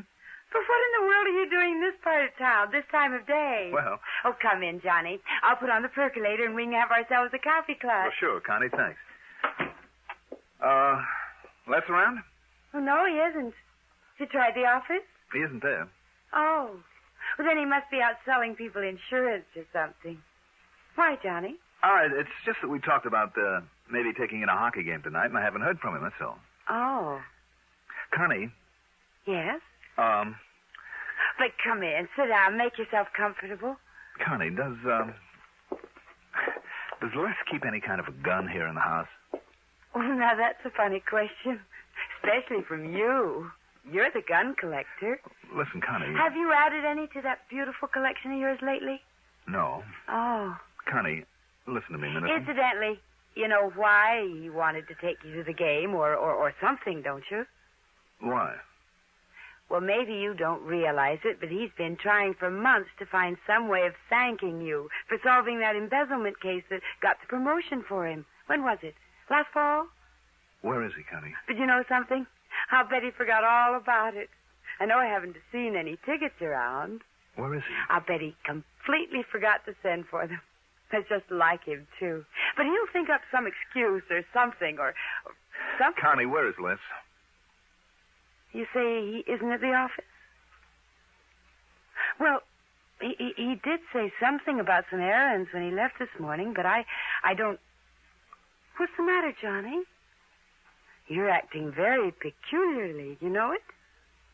Maybe I better lay things right on the line, Connie. What? Do you know a Bill Willoughby? Oh. Well? Yes. Go on. Bill sort of had a crush on me, Johnny, before I married Les. And? That's all. Is it? Have you seen him since he moved back here to Hartford? Now, why should I want... Well, he called me a couple of times. Have you seen him, Connie? Johnny. Please tell me. Yes. Yes, I have. These questions, Johnny... Tell me. Well, I don't see what... All right. One day last week, Thursday, I guess it was, I was way out on Albany Avenue. That's Route 44. Yes. A seamstress who lives out there did some work on a dress for me. Now, on the way back, I stopped at a gas station and... Johnny, what's all this about? Just go on, Connie. Well, Bill Willoughby was also there getting some gas. He insisted on taking me to lunch in one of those little places way out there, and... Well, that's all. That's all? Oh, well, he talked some nonsense about still being in love with me and wanting to see me again, but... Have you seen him again? Well, I certainly have not. When he started talking like that, I just got up and left him there. After all, I never really cared for him, and... Johnny? Connie, did Les know that you had this date with Willoughby? But it wasn't a date. Not really. Not at all. Well, did Les know about it? Did you tell him? What difference did it possibly make? Well, Les can be pretty jealous, can't he? Les? Of course not. You say that as though you don't really mean it. Of course I do. Well, where is he, Connie? Where's he been all day? Johnny, how should I know? I think you do. Will you please tell me what this is all about? Will you please tell me why you're being so evasive? But oh, excuse me, that's the telephone. Hello? Why, yes, he is. It's for you, Johnny. Oh, thanks.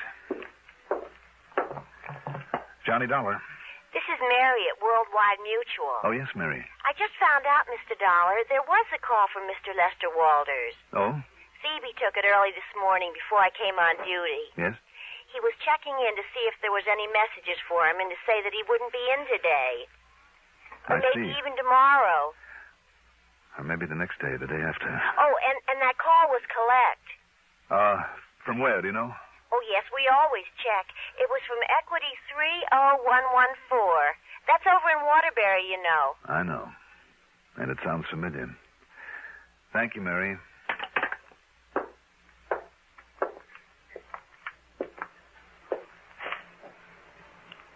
Johnny.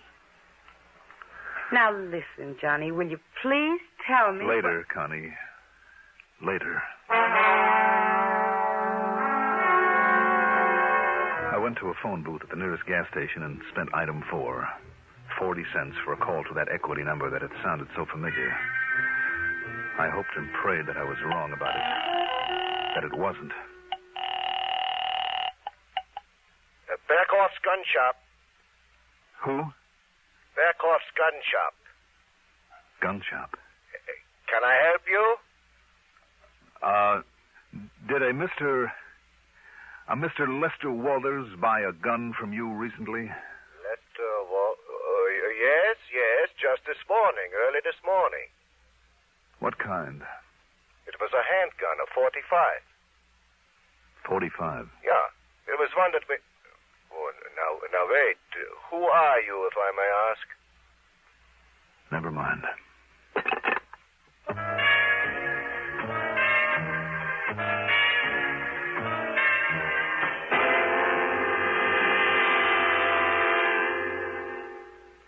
Not everyone is as lucky as yours truly, Johnny Dollar, who has an unlimited expense account. In many communities throughout the nation, though, high school youngsters are learning to conduct profitable businesses. They're learning by doing, running their own miniature business firms under the sponsorship and guidance of Junior Achievement Incorporated. To find out more about this unique project and how you may help it expand, write to Junior Achievement Incorporated, 500 Fifth Avenue, New York 36, New York.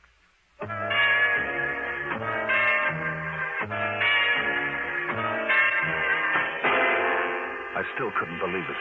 I wouldn't believe it. And yet all the evidence, every bit of evidence I had. Sure, it was circumstantial, that's all, every bit of it.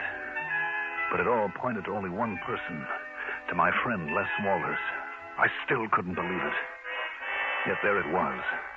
His failure to check in at the office the way that he usually did. Didn't he know that would arouse suspicion? His slip-up on our date for the hockey game. Didn't he know that would make me suspicious? Connie's having been seen with Willoughby. If the cops knew about that, why not Les? And then Connie's evasiveness about Les's whereabouts. But did she really know about what finally happened to Willoughby? And the gun. A 45 did it, Sergeant Bravo had said. A 45, the gun shop owner had said. That was sold to Les only that morning.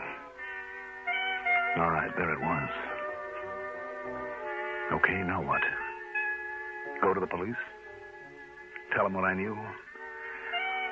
Or let them find out for themselves? Why not? They had as much to go on as I had. Almost. It was their job to run down Willoughby's killer just as much as mine, wasn't it? Yes, and it was my job just as much as theirs. My dirty, rotten, lousy job. Why? Why did it have to be? Couldn't I just... No, I couldn't, and I knew I couldn't. If Les did commit that murder, if... I made another call there in the phone booth.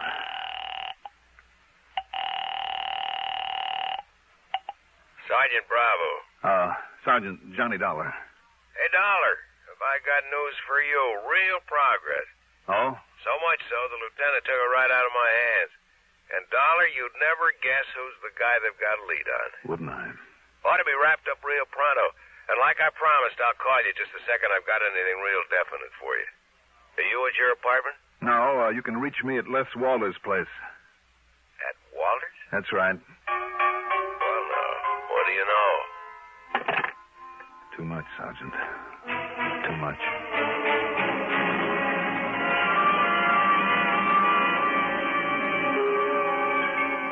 No, I don't know. And I don't know when he's coming back. And, Johnny Dollar, you just sit yourself down here in the den and tell me why you're acting so strangely. Now, sit down, Johnny. Please. Sure, Connie. Look, would you like a drink? Maybe that would help whatever it is that's bothering you. Yeah, maybe it would. Well, all right, then. I'll go get you. Oh, now, who could that be? Excuse me. Hi, honey. Les! Hi, honey. Les! I'm sorry I'm so late. Les? Need a couple of business deals on the way back. Sold a couple of policies. Les, listen. And look, honey, I got it. The gun shop over in Waterbury. Now, wait here. Let's wait. Look here. Isn't it a beauty? And honest to goodness, genuine, original, single-action Army Colt. 45 caliber. Honey, do you have to yell this way? Why not? Isn't it a beauty? Do you know who's sitting there in your den? Oh, boy. Johnny Dollar. Oh. Yes. Well, you didn't tell him anything, did you? No. So go on in and make the best of it. Go on, Les, while I get the phone. Okay. Well, Hello? I didn't expect to find you here waiting for me, Johnny. Kind of spoils all the big surprise. But here you are, baby. Catch it. Thanks, Les. Well, don't you like it, Johnny? Should I? Ah, now look. After seeing that gun collection of yours, and seeing what was missing from it, and after what you did for me last fall, and with that birthday you had, well, listen, I've been negotiating with the old man Berghoff over in Waterbury for 2 weeks to get this for you. What's the matter, Johnny? Johnny? Oh, yes, Connie. That phone call is for you. Sergeant Bravo, I think he said. Oh, thanks. Johnny? No. Johnny Dollar. Well, it's all wrapped up, Dollar. Well... Yeah? Yep. Prints on that glass led the lieutenant straight to him. Well, what was that? The killer, the one that knocked over Willoughby. It was Shorty Scarpone, one of his pals in the dope racket. Broke down and confessed the whole thing when the lieutenant busted in on him. And Dollar... Oh, brother. Oh. Johnny. Okay, now, what is bothering you? What's bothering you anyway? Me? Yes. Yes, you. Not a thing. Believe me, not a thing.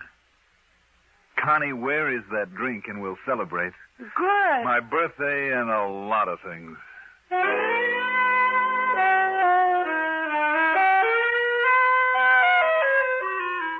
I can only tell you this. I was never so glad to be wrong in my life. And I mean all wrong about a case. Expense account total? What expense account? Yours truly, Johnny Dollar.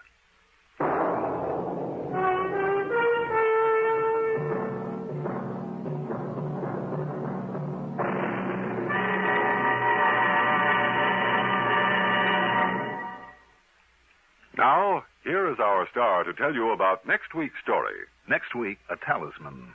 A good luck charm that proved to be anything but. Join us, won't you? Yours truly, Johnny Dollar.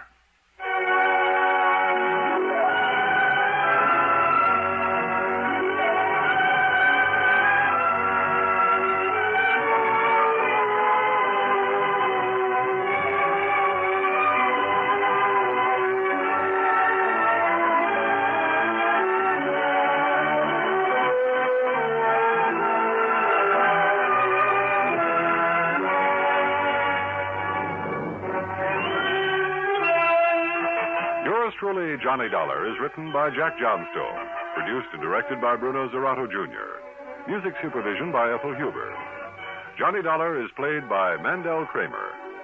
Also featured in our cast were Mason Adams as Sergeant Bravo, Margaret Draper as Connie Walters, Arthur Cole as Jonathan Harmon, Pat Hosley as the telephone operator, Casey Allen as Les Walters, and Sam Gray as Mr. Burkhoff. Be sure to join us next week, same time, same station, for another exciting story of yours truly, Johnny Dollar. Art Hanna speaking. Durward Kirby's favorite program, The Gary Moore Show, on the CBS Radio Network. WROW, Albany. Welcome wagon hostesses rate their work as the most fascinating public relations job in the whole world. In the United States and in neighboring Canada, too, you will find thousands of welcome wagon hostesses who do a vitally important job every day of the week. Right here in the Capital District, there are more than 20 welcome wagon hostesses, your neighbors and mine, each one a charming ambassador of goodwill. We'd like you to meet one right now. I'm Lenny Gannett. I welcome all the newcomers in the McGonville-Gilliland area. I try to make new families feel at home. The basket of gifts I bring is just a small part of my welcome. I'd like to call on your new neighbor. All you do is tell me who she is. Call Welcome Wagon at State 59640. Give the hostess the name and address of the newcomer you know. She'll call on them with a basket full of gifts from civic-minded businessmen. Call State 59640 for Welcome Wagon.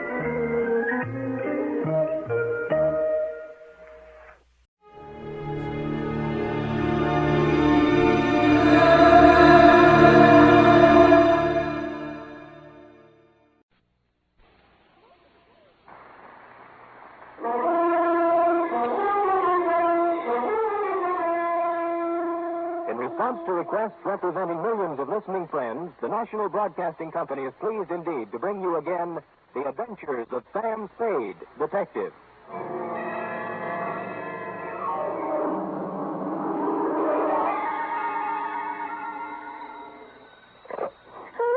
Me, sweet. What number have I got? Sam Spade, Detective Agency. Well, me, sweetheart. Nothing's happened. Call me later, right? The white yet. Look. I didn't know you were in town. You didn't write to me or... Effie, This is me in the flesh, Sammy the Spade. Oh, now what? Goodbye. Effie, I'm in a payphone. My nickel is running out. Oh, Dwight, how can you be so cruel and play jokes with a time like this? Wait, listen. Oh, you listening? Yes. I am not dead. Don't believe everything you read in the papers or hear on the radio. You were at my funeral. Is that what you were about to say? Yes. It was lovely. Don't believe that either. Stay right where you are, sweetheart, because I'll be there, alive and handsomer than ever, with an account of a caper which proves you can kill some of the people part of the time. My exaggerated report on the death of Sam Spade.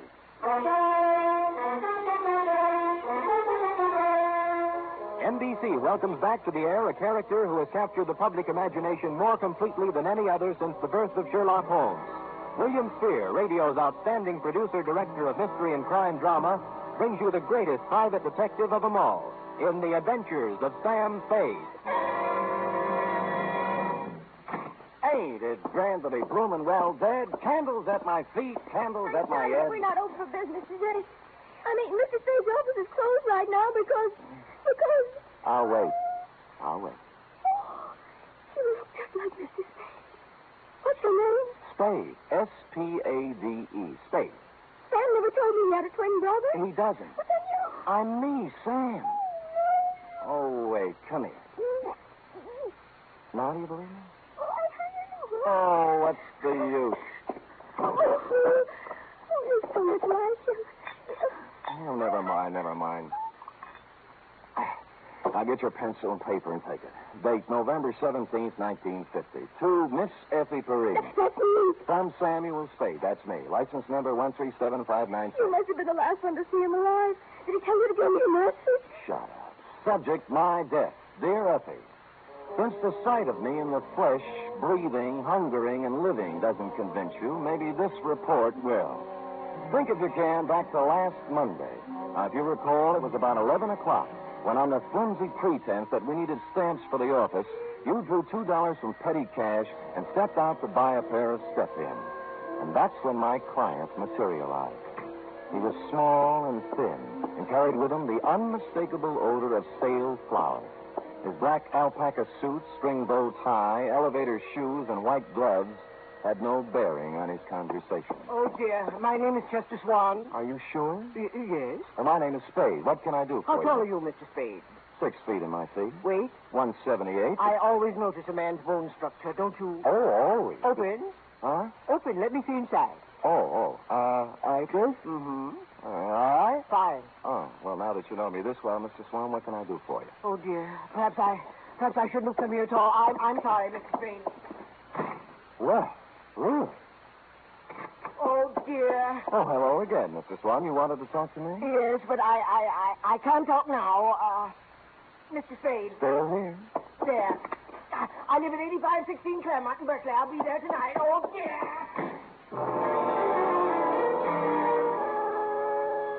This time, as he made his exit, he left $50 on the edge of my desk. And so, stupid me, I was at 8516 Claremont at the close of the day. It was a small white cottage with green shutters and a white picket fence. There was a hill in back and a brook in front. The sun was beginning to set on it, and it was all very picturesque. In fact, so much so that a girl with red hair, blue jeans, purple smock, oils, and canvas was making it immortal. She liked me immediately. Here, hold this. Certainly. Martha? Oh, yeah. This is my first landscape. I'm a sprouting artist. Obvious. Makes your own? Not when I can get somebody to do it for me. Who are you? Oh, I might be a fellow artist. Don't do that. You're a liar. You're Sam Spade. I saw your picture in a newspaper clipping when I was helping Chester clean out his desk before he moved it. But I... You don't know an easel from a palette. Oh, but I could learn. I take it seriously. Oh, then so do I. I doubt it. You've never tried to get away, to stand off, to throw off the shackles, have you? No. I'll have to admit that the urgency of living, the pressure of merely existing, has had the... Catfish, Sam. By the way, I'm Amy Goodrich. Catfish? The world is full of unhappy people who never try to get away from it all. Well, honest, Stop it? Well, I wanted to, really. Honestly, Sam, get away from everything. Leave, dissolve. I've dreamed of it. Never return. Cross my heart. Mm-hmm. What are you doing here? To see Mr. Swan. He isn't home yet. This house is a wonderful subject. Look, Sam, colorful, moderate, pleasant. Mm-hmm. That is until the sun stops shining. But picture it at night in the fog, crushed with barrenness, full of death, brooding. I'm trying to capture that, too. It's what we've got to get away from, isn't it? Absolutely. You and I... Sam, as you start up the hill on Claremont, there's a green apartment house on the right. I'm in 420. Well, maybe we'll find a way out together. Maybe. I waved her a fond farewell and sat on the steps of my client's house until he showed up at 6:15. He took me inside where the only furniture was an army cot and a portable barbecue. I'm so glad you kept our appointment, Mrs. Spade. I'm so frightened. I've been upset all week long. I didn't know what to do. I just didn't. And what have you been so upset about, Mr. Swan? Well, lately, Mr. Spade, infrequently, for the last week, I've noticed a man. I think he's following me. Mm-hmm. At first, I'd see him in a car following my bus when I went downtown. Then he'd be waiting around at the bus stop in the evening when I came back. I've sold my house, and I'm ready to move.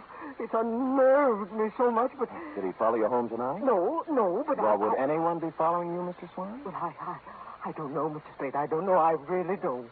All right, I'll try another tack. What does this man look like? He always wears dark clothes and a hat. I'd say he was about your height. 6 feet. I remember. Maybe heavier. Same bone structure, though. Yeah. You haven't been to the police? Oh, dear, no. A man in my business can't afford off-color publicity. No? What kind of business is that? The Bonton Mortuary. Oh. 25 years. Same location. Oh, and I've worked hard. So very hard. And if there's something behind all this, something that has stopped me from being made the executive secretary of the Undertakers Breakfast Club when they hold their annual election next month, I don't know what I'll do, Mr. Spade. I just don't really know what I'll do. I just don't. Oh, go ahead, Mr. Swan. You'll feel better. Just let it all out. Just really do.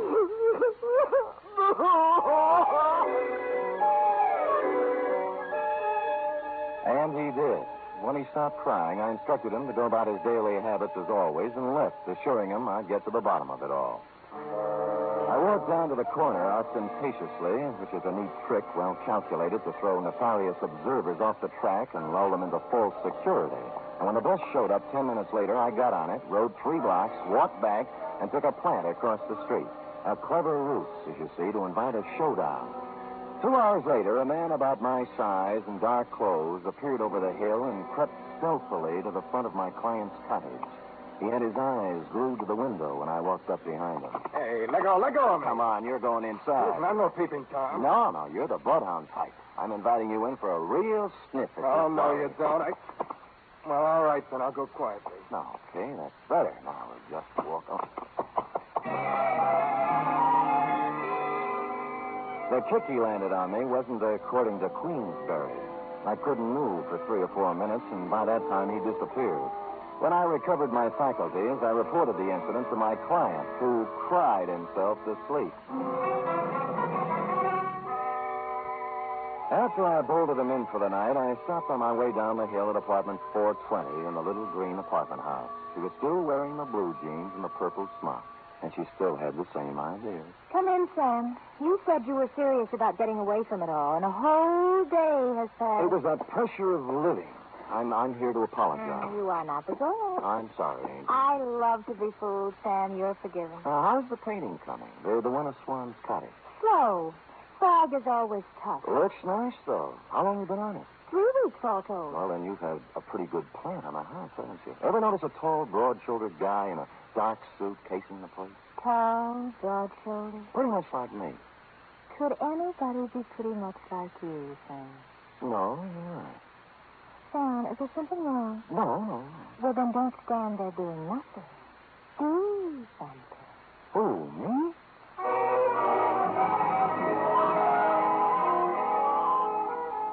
Amy fixed me a small dinner which had a strong turpentine taste to it, and then we mixed oils and painted and made fudge. Next afternoon at the Hall of Records, I did a little spade work on Chester Swan. His application and permit to practice undertaking in the city of San Francisco were dated 1938. Details: unmarried, 52 years of age, graduated from mortician school in Ohio, listed 1 living relative, nephew, Theodore J. Swan, Toledo, Ohio. I was gathering the above information when I smelled whiskey over my shoulder, which is always good luck. It was Al Torrington, who was also in the private investigation racket in this city, and he was leaning, peering from my face to the card that I held in my hand. He got over to you, too, son? Who got over to me, Al? Him? That Finney with the tears. What's his name? My eyes ain't so good. Swan, Al. Chester Swan, mortician. Yeah, that's him, Sam. The same one exactly. Came to my office 2 weeks complaining about somebody following him. And he did nothing about it. Said I was too fat. Oh, well, you are, Al. Are you sure? Sure, I'm sure. And some other the boys said he was around there, too. Wanted a private eye, but he wanted a man who looked just right. How right? Obviously as right as you are, Sam, because it looks like he picked you. Yeah. yeah. Yes, it did look like he picked me. And I thought that over, and I didn't like it. And I called my client at home to tell him he was fired, but he didn't give me a chance. Oh, dear, I'm so glad you called, Mr. Spade. I really am. I called for a reason, Mr. Swan. I'm resigning this case. Oh, dear, Mr. Spade, you can't do that. You really can't. I don't think you've been quite honest with me, Mr. Swan. Oh, dear. Tears will get you nowhere. I made a routine check on your reasons for hiring me, and they don't quite fit with the reasons you gave. They really just don't quite, Mr. Swan. It's no game, Mr. Spade. Believe me. He's back tonight. Right now, he's standing beneath the lamppost outside my window, and I'm frightened to death. But please hurry over, Mr. Spade, and let's get this business straightened out. Please.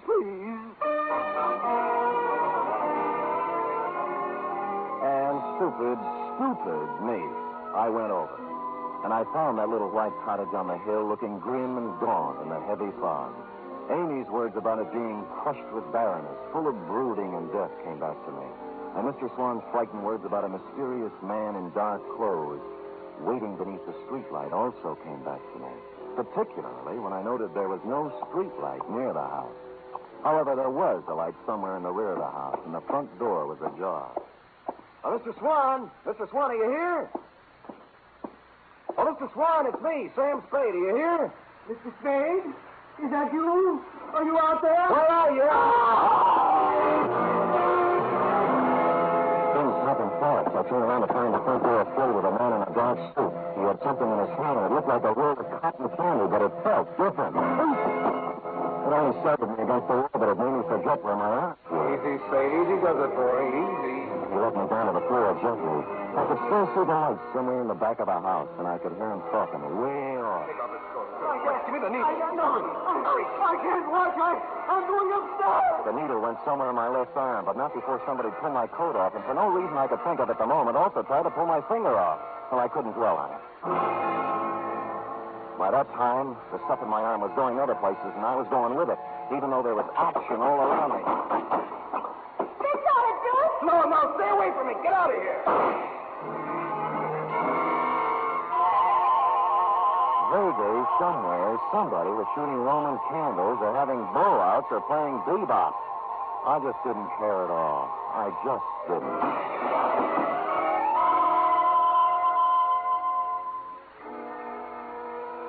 The first thing I saw was sunlight. It was the kind you see in a picture. It was a picture of a little white cottage with green shutters. You guessed it. I was in Amy's apartment where we made fudge together. I got to my feet somehow. I knew the best thing to do with me. There was a fire escape in a window. I got out there and I weaved against the wall. He's gone! He's gone! What do you mean he's gone? He couldn't have gotten away with that load he was carrying. I don't know. He was unconscious when I left. Well, don't get further. We've got to do something. There might be trouble. Now, let's get to it. I didn't wait to find out what they were going to do. I made my way down the fire escape and started walking for the street, and that's when I noticed my shoes didn't fit me anymore. They weren't mine. Neither was the gray flannel suit with the label marked Kid Cheese. Neither was the blue shirt. While I was at it, the ring on my finger engraved Emerson High 1936 wasn't mine either. My new belt buckle had a big letter T on it, which is not my initial. It really isn't. And I didn't have any use for the eyeglasses in my coat pocket either.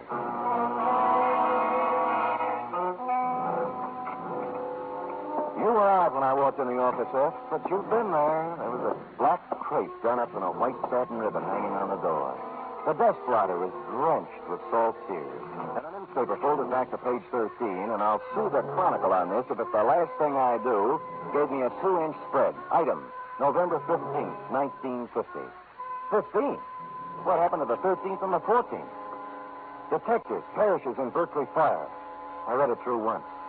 And twice. It was my obituary.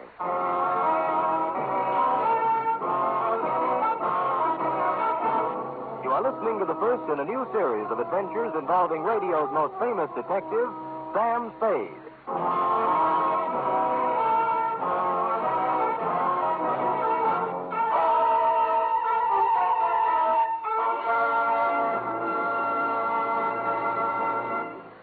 Later tonight on most NBC stations, Duffy's Tavern comes your way with another merry half-hour session, starring Ed Gardner as Archie the manager.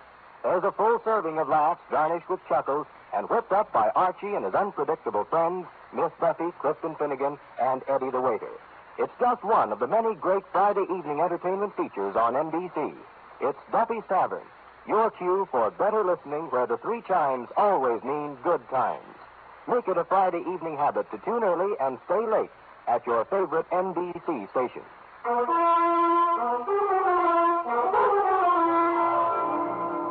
And now back to Caper Over My Dead Body, tonight's adventure with Sam Spade.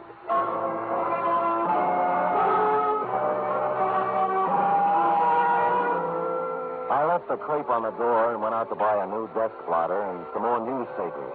The Hobo News had the best story, which wasn't much. Samuel Spade, licensed private investigator, perished Wednesday night in a fire in a vacant house in Berkeley. His warm friends will feel regret at the passing of a man who was always kind to the poor. None of us ever asked Sam Spade for a handout without receiving a kind word and bon mot as he turned us down. This is nice, but I wanted more. Figured I was fairly safe to wander about unrecognized. My ill-fitting attire required for my unknown benefactor would be disguise enough when combined with my 2-day beard. Engine Company 16, Berkeley Division, had handled the fire, and half a block away was a grog shop called the Shamrock. I waited for a fireman to come in. Bartender. Bartender! What kind of a place are you running now? I've been here 5 minutes already. All right, shut up, Patty. You just arrived. Well, it seems like 5 minutes. A wee bit more there, if you don't mind. That's enough for you, Patty. You're still on duty. I am not. I'm off now. The chief said I could be off. It is every day I receive such a shock to my system. You received your shock 3 days ago. And I'm still shaking, man. Oh, the sight of him was terrible, terrible. Burnt as black as the good saint's beard. All twisted and horrible in death. He was probably dead drunk and didn't know what happened to him. And were you there fighting the flames and finding him like me? Oh, it was terrible, terrible, terrible. Terrible. It wasn't that bad, and you've had your limit. And who says so? I say so. Oh, you do you? And who are you? Your brother-in-law. Well, now. Well, maybe I can spot you one time. I never drink with strangers. What's your name? O'Dolan. Well, you heard the man. Go ahead, pour. Cheers. Yeah. Hey, fireman, you had a terrible experience 3 days ago. That I did, Mr. O'Dolan. That I did indeed. I've heard it a dozen times. I'll be at the other end of the 3 nights ago, Mr. O'Dolan, and we get a call to the house on Claremont is afire. Well, see, when we get there, it's about all gone. Can't understand why it has been flamed so fast. Wood. It was the funeral pyre of a man who lived in sin. Huh? A detective fellow. Sam Spade, he was identified as. Oui. Oh, one moment, fireman. I've heard fine things about him. Some of those uppity police fellows from the Division of Homicide said he was a nice fellow. But some of the boys at the fire station and myself, well, we got our own ideas about that. What kind of ideas, Fatty, me boy? What kind of good can any man be accomplishing in an empty house late at night, I ask you, Mr. O'Dolan? Oh, he was done to a turn, he was, when I burst in the door with me axe. Said in the trouble. Charge. Empty whiskey bombs scattered all about. Sin, O'Dolan, sin. He'd gone to sleep with a smoking cigarette that set the whole place off. Vice rampant.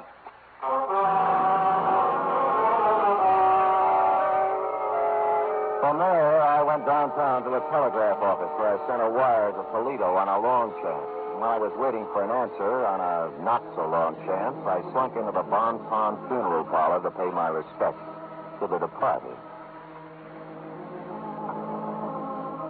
I stood in the back of that dimly lit chapel and scanned the scene. 3 of the boys from Homicide were there, blowing their noses. 2 chorus girls I thought had long since forgotten me were there in black, deep V-necks. My insurance man was there, looking awful worried. 1 Chronicle reporter with photographer, a shoeshine boy from our building, and the bailiff from the courthouse, just to mention a few I could make out. And you were there, Effie, up front near a closed casket. I made out a bowl of flowers from robbery detail. It said, "Goodbye, Stan." Maxie from the city morgue was the only one who looked at ease. All right. Does anyone wish to, you, miss? Many called him Sammy, but I called him Sam. And this is last papers.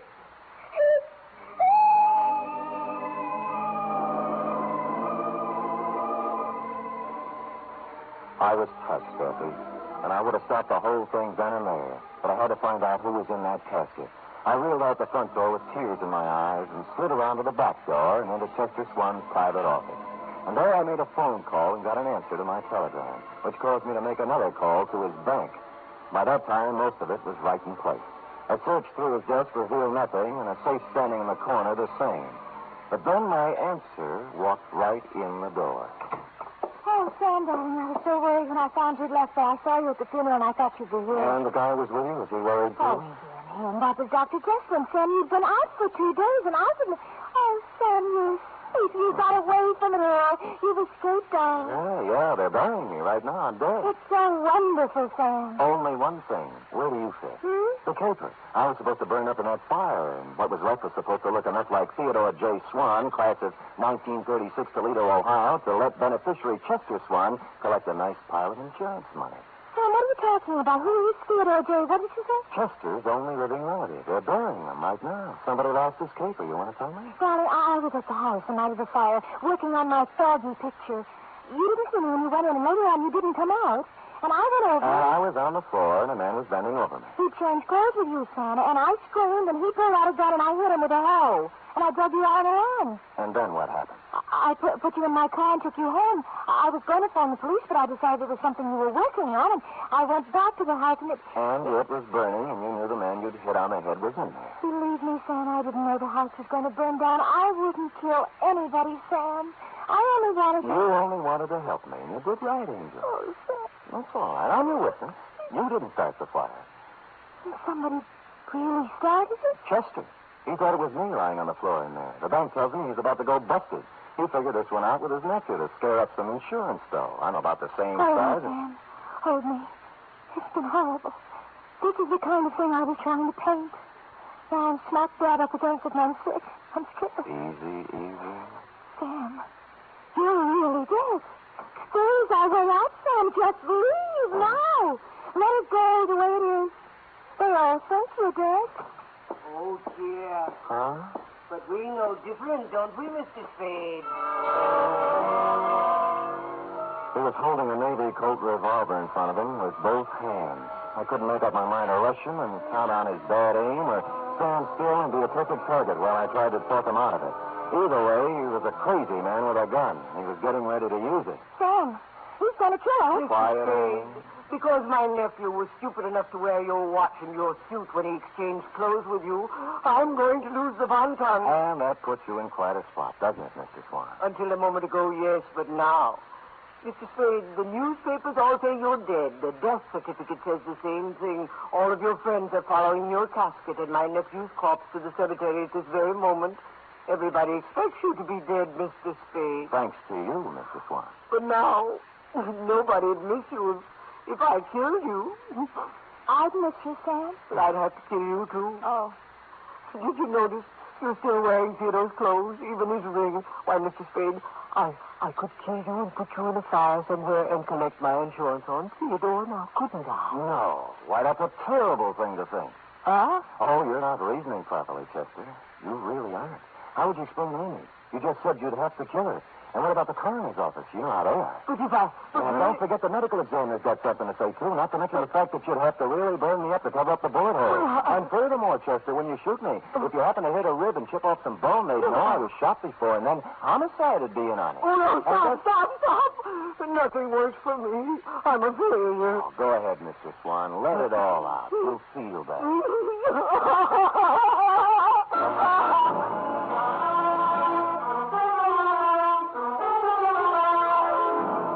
And he did. And he's still crying in his cell downtown. Period. End of report. Oh, Sam, you were so brave. You actually stood there and talked that crazy man out of murdering you. You were wonderful. True, Effie? Amy thinks so, too. She's going to do me in oils when they let her out of the pokey. Amy's in jail? What's that? Oh, technical charge of an involuntary manslaughter. Springer as soon as the coroner's inquest is completed. Dear Amy. Did she make good strikes, Sam? Charge? Oh, that was the least of it. Oh? What do you mean? After the fight. What the... Panucci. Oh, boy. Say, go type that up, sweetheart, while I see if there's any mention of my miraculous resuscitation on the radio page. Go. Oh.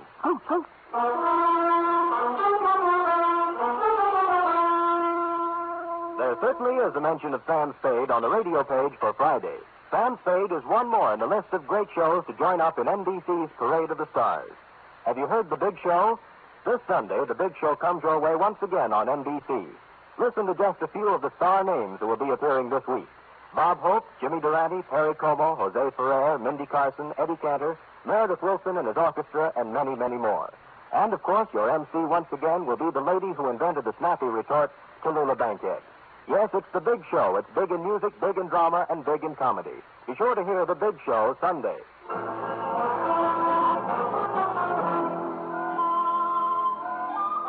So here's your sign, all typed up. Good. I will sign it, and you will keep it, always, to remind you that I'm still here. Oh, Sam. Living, breathing, brave, and handsome. A paragon.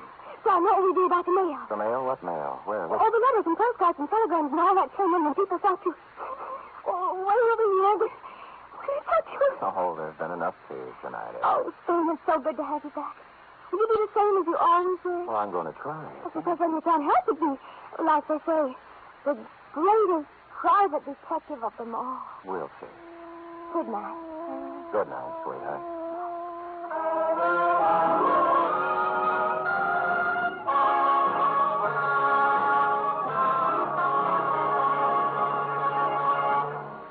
The Adventures of Sam Spade are produced, edited, and directed by William Spear. Sam Spade was played by Stephen Dunn. Lorene Tuttle is Effie. Script for tonight's adventure by E. Jack Newman. Musical scoring by Lud Gluskin, conducted by Frank Worth.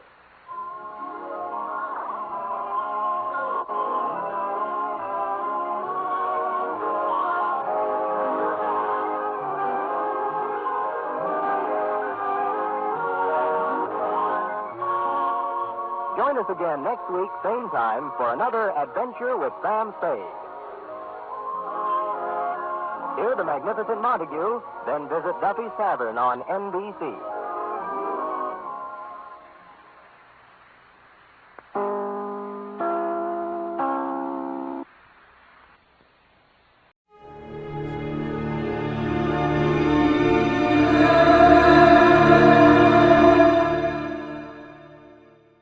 The Adventures of Sam Spade, Detective.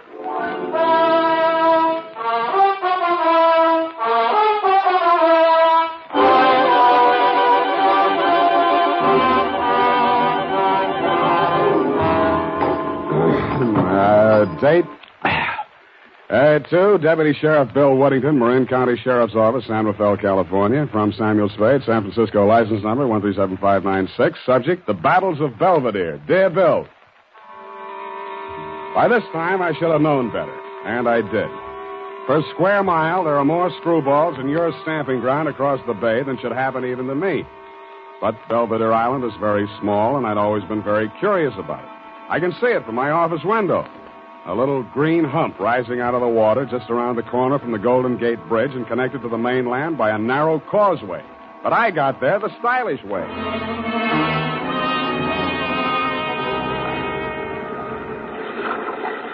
The sign on the dock we made for said Battle Landing.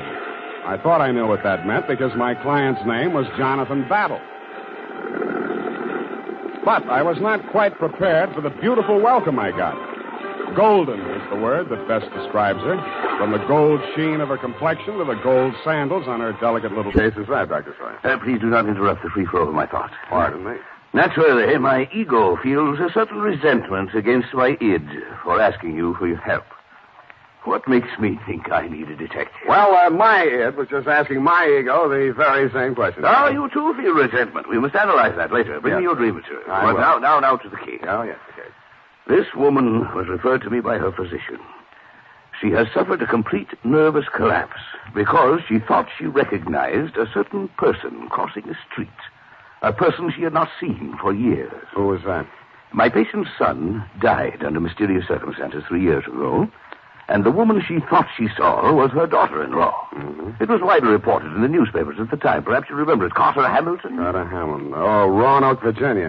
1946. The mother accused her son's wife of murdering him. Daughter-in-law was hauled up before the grand jury, but not indicted. Dropped right out of sight afterwards. Good, you know that case.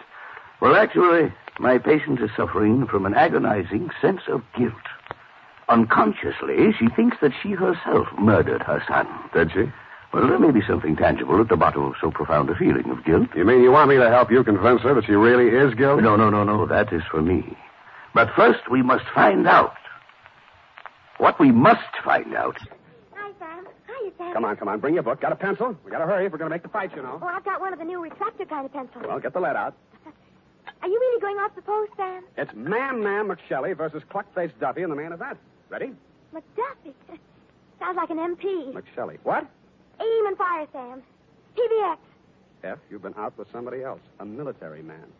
Well, how did you ever know? Date, August 28, 1949. I don't know whether we'll go out or not. You're clairvoyant. To Dr. Albert Kensington from Samuel Spade. I only had a coke with him, Sam. He was on Frillo, and we... And license number 137596. Subject? And he was from Elkhart, Indiana. And I used to live in Pleasant Lake, and... Down! Down, Effie. Subject, Helen Scully of the prodigal daughter. A coke yet. Dear Doctor, everyone in San Francisco knows the castle-type hill house that Caspar Scully lived in, even if they didn't know him. When I got there was an all-black 49 convertible in the driveway, and slightly smaller, same color, a Russian wolfhound wearing a spiked collar and expression to match. He broke his chain when he saw me and ran in the back of the house. That should have told me something, but I plunged the doorbell and was admitted by a butler named Stanley, who left me standing in a draft in the library looking at a cold television set. I pulled up my coat collar, took a plant in front of the fireplace, and lit a cigarette. Pretty soon, things started. Spade is here. Says you're expecting him. But I don't find him listed in your appointment book. Don't be an idiot. Send him in. Send him in. You may go in now, Mr. Spade. He always like that? He's nice today. Sorry, Mildred. That's your name, isn't it? His office is the first on the right. Don't bother. I'll find it. Thank you. I'll just go to lunch. Mr. Champion? Well, don't just stand there. Come in and shut the door. What I have to discuss with you is private. I don't want that snoopy niece of mine listening to our conversation. She's out to lunch now. But does she listen in often? All the time. Why? She didn't know who I was. I outsmarted her there. I called you from the drugstore on the corner. I don't want anyone to know who you are, why you're here. Oh, now, where did I put that lighter? Behind the inkwell. Oh, yeah. Oh. I'm a dangerous man to play games with. Joseph's found that out once, and if he keeps this business up, he's going to find it out again. No games? You're dangerous. Say, are you mocking me, Spade? Just wondering what you're talking about. I just told you. You got ears, haven't you? Joe Josephs is back in town, and I'm not going to fool around with him. Mildred told me you were nice today. Oh, she did she? Well, Mildred talks too much. That's what's the matter with her. She talks too much. And you'd fire her, only she's your niece, and you'd have to pay somebody else 3 times what you pay her to take everything she has to take. Get out of my office. Scully suffered a severe accident many years ago that affected his throat and his respiratory tract. He smoked. Oh, of course, I understand, Doctor. Sorry, Mr. Scully, Yes, thank you, Spade. This is not generally known, but the unfortunate accident in the chemical plant also robbed Mr. Scully of his vocal power. I see. Yes, the modern doctor, the physician of today, is a far cry from the general practitioner of yesteryear. Today, we must know the mind, the psychological quirks, well, he must follow through completely on a case. He is sometimes, as I am today, a confidant, an executive officer for his patient. He is a friend, to say the least, eh? Oh, yes, to say the least. Eh? Oh, of course, Mr. Scully, to the point, of course. Sit down, Spade. Oh, thanks. Now then, Mr. Scully, as you well know, and the world knows, has made several fortunes in his lifetime. And he didn't accomplish this by allowing people to run roughshod over him. But, Mr. Scully, I'm just backgrounding Mr. Spade. Please be patient. Mr. Scully intends leaving his daughter Helen his entire fortune. A great deal of money, to say the least. Say the least. But Helen doesn't care about the money. She's foolish, young, headstrong, and impetuous. Huh? I heard her arguing with Mr. Scully a bit. Now, Mr. Scully. We'll straighten all this out. Mr. Spade will help us. Well, then, Spade, you have half the problem right there. She is a headstrong, impetuous girl. And lately she's done several things to displease her father. Right, Mr. Scully? Would you like a drink? Well, not right now. Can I fix you one? In about 20 minutes, maybe. I'm still wondering how they located you? I think the elder Mrs. Hamilton saw you on the streets. Oh, is she here in San Francisco? Yes. Is that so surprising? No, it's a large city. What is surprising is her staying on after learning that I was in town. She's not very well. In fact, I think she's had some kind of a nervous breakdown. I'm sorry to hear that. I'm very fond of her, you know, in spite of everything. No, I didn't know. Maybe I should explain. I'm a private detective local. I was hired here in San Francisco to bring these papers to you. Oh, you found me. I seem to be a little slow introducing myself. I'm sorry. Sam Spade. Well, if it had to be a detective, I'm glad it's you. But I can't help wondering why they didn't send a lawyer. And lawyers cost $50 an hour. I only cost 10. Oh. In the private eye stories, it's always $25 a day and expenses. I wish those writers would get abreast of the times. I'm sure they'll catch up. But if you're being paid by the hour, perhaps I can keep you here a little longer. I'm glad you said that. You remind me of someone. Pleasantly, I hope. Yes. Really? Well, really, Mr.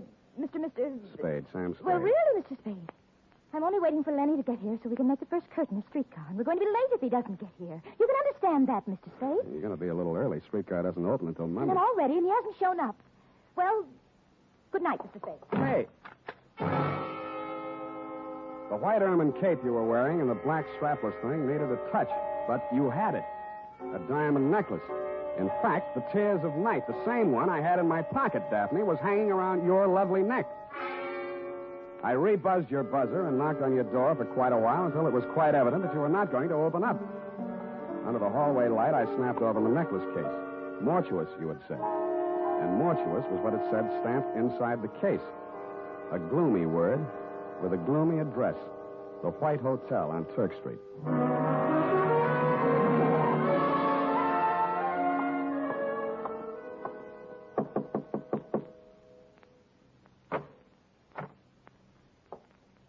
Hannibal Mortuous. At your service, sir.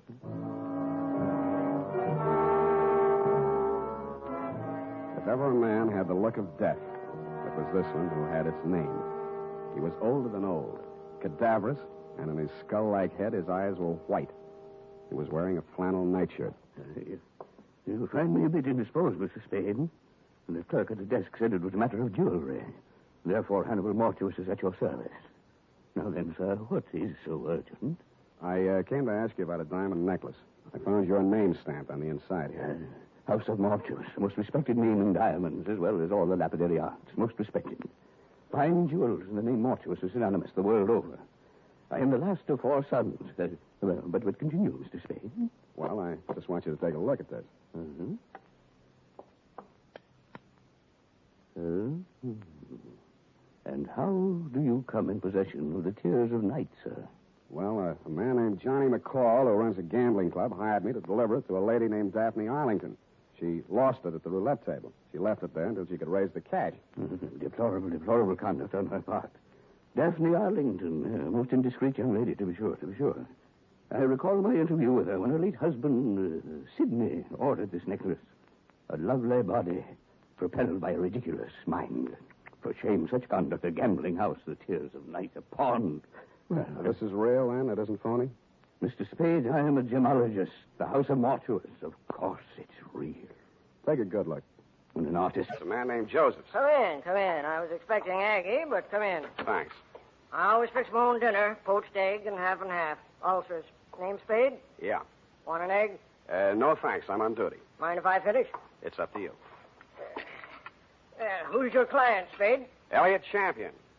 Joe Josephs is back in town, and he's been making telephone threats and throwing 38s around. 38, huh? Mm-hmm. You know where he is? Joe was a nice kid, but a calendar job. Born with one war going on, a depression on deck, and another war in the hole. Makes a difference. The calendar got him. Everything was against him at the trial, too. I couldn't do anything. He thought I let him down and told me so. He got real sore when they read the book at him. Threatened Champion and that private dick, Lem Drigger. Drigger and everybody else. Said he was railroaded. You were his attorney? I know, but he didn't have a chance in a million of beating that rap. He thought I ratted when I took the guilty plea in court's mercy, all for a lousy $2,000. Well, he's done his time, and he's out now. He hasn't gotten in touch with you? Nope. No threats? Nope. Have a right to you from prison? Nope. Any idea where he'd be in town? Nope. Is it possible he has a mother? Nope. Then I guess I leave you to Aggie. We play records. Aggie used to be a violinist. Well, it's up to her. Spade. Spade. Yeah? If you find... Stop. I'll be brief. 20 years ago... Oh, here we go. Marcus and I were having a go at the east slope of Nanga Parbat in the Himalayas when our pack train encountered an avalanche which swept us bodily across the border into Tibet. I'll bet. Our carriers were decimated, but luckily most of our gear remained intact. What kind of contraband were you carrying? Contraband into Tibet? Oh, I say, really. No, matter of fact, we were traveling light in the hopes of bagging a few brace of bar-headed geese. Foul play, eh? Allow me to finish. We arrived in Cellar, a valley adjacent to Lhasa, to find the religious community in an uproar. It seemed that in their haste to create a new Tashi Lama, the native astrologers had misread their stars. In short, they had vested in the holy monastic robes an infant girl. She was not 16 years of age, and due to make a public appearance with a thunderbolt of Vajra. Oh, please, these interruptions. Sorry. To make a long story, a young adjutant in my company by name Leslie became smitten with her charms and offered to take her off their hands. Unfortunately, from their point of view, certain irrefutable temporal awards had been conferred upon her at the time of her accession. Among them, a mountain worth several billion pounds. On our journey back to the Punjab... Hey, wait a minute. Did you say this girl owned a mountain? Precisely. A most amazing... Worth several billion pounds? Yes, it's the gold, you know. The presence of gold in the Cellar has long baffled geologists for the simple reason that it's an unnatural deposit. Unnatural? Synthetic, that is. For 13 centuries, the devout have made pilgrimage thither to implant in the mountain small gold nuggets in the ignorant belief that they will grow into large lumps. How many centuries did you say? 13. Oh, very well, 12. That's better. And needless to say, the small nuggets never do grow into large lumps. Needless. But until they do, the devout, with the exception of the aforementioned or her nearest relative, are forbidden to carry off any of the gold. And who is the aforementioned?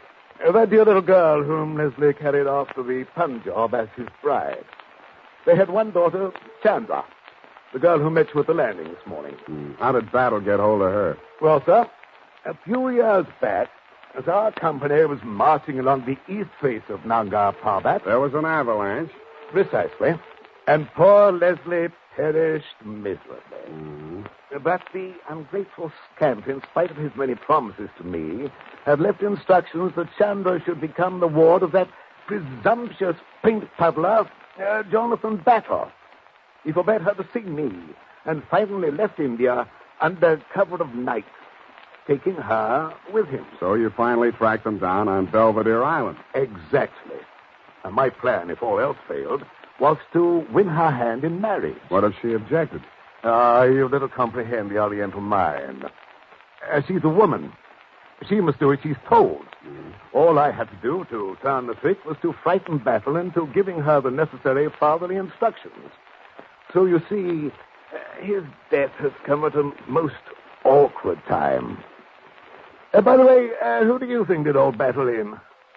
I think he was killed by the rifle held by that warrior he was painting, the figure your boy Marcus posed for. Hello. Oh, that's nonsense. Marcus was with me at the time. I don't think Marcus had to be there. I don't think anybody had to be there. Well, that settles that. Marcus, pack the marmalade. We're leaving. Never mind the crumpets. We'll leave them for the poor. Oh, delight, very delight. Secretary's desk was even more interesting.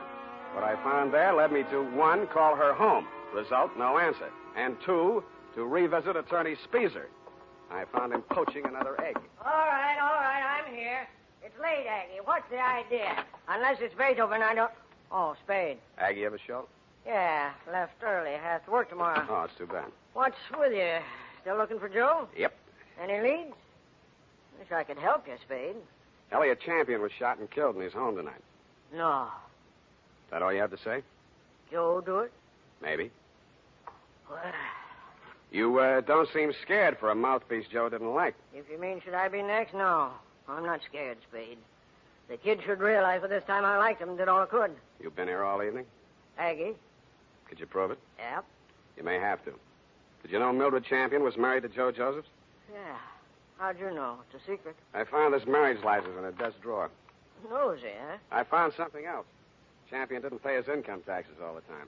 A lot of people are like that, Spade. Me, Lem Drigger testified against Joe at the trial, so did Champion. Mildred worked in the office, but she didn't testify. Wife can't testify against husband. Real good story, Spade. But what about Joe? Champion had something on Lem Drigger, and Drigger had something on Champion. Joe's in between. You tell me, huh? Drink. Oh, no, thanks. I didn't come to drink. Oh, how'd you get in? Walk under the door? Oh, in a gay mood, ain't you? I'm a cheerful type. Had a busy day, Spade? Oh, ran a few errands. You know, there's an ugly rumor running around town, Freddie. Huh? They're saying Uncle Mike Sheldon played sucker for this Monica Weston dame, that she was shaking him down and he got tired of it, what with the election coming up and all. Yeah? It's a fact. And they say she didn't commit suicide at all.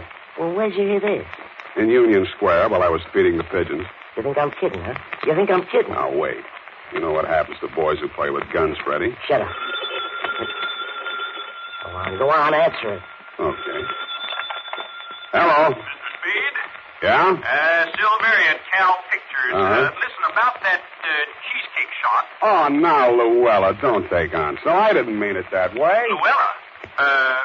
No, I'm talking about the cheesecake shop down at the depot. Luella, honey, the girl is only a good friend. It's all your imagination. Well, it's not my imagination. We found the print in the files, and it's here. The secretary just pulled a boner. Whatever do you mean? Someone named Mike Sheldon called, and she told him that we had it. Now, he's on his way here to pick it up. No. Listen, Luella, don't do it. I'll be right down.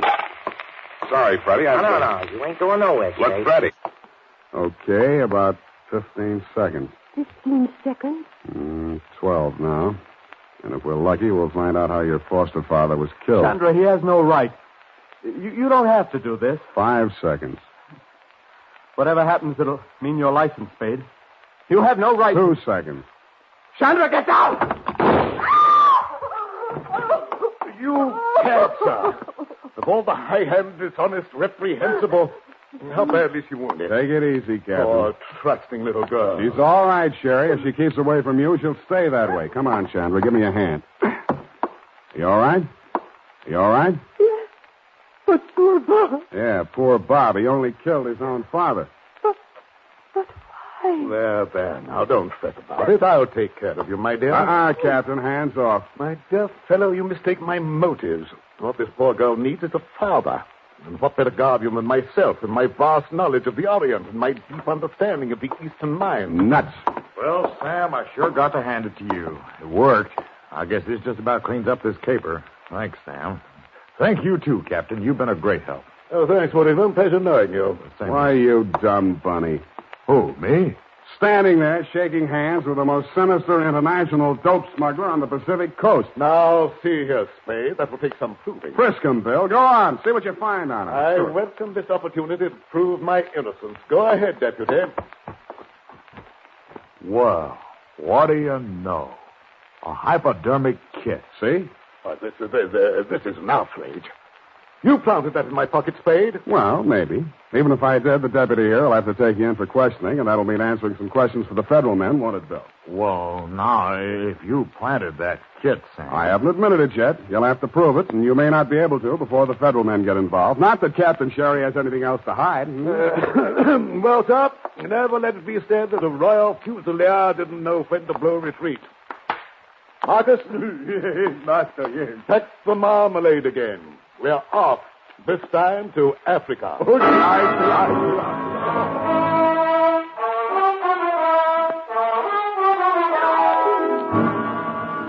Period. End of report. But Sam, you let him go. I know exactly what you're going to ask, Effie.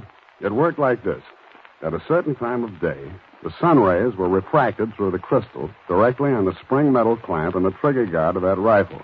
This caused the metal to expand, thus pushing the trigger and discharging the rifle, which had previously been aimed at the spot where Battle customarily stood while painting. But Sam... Don't interrupt.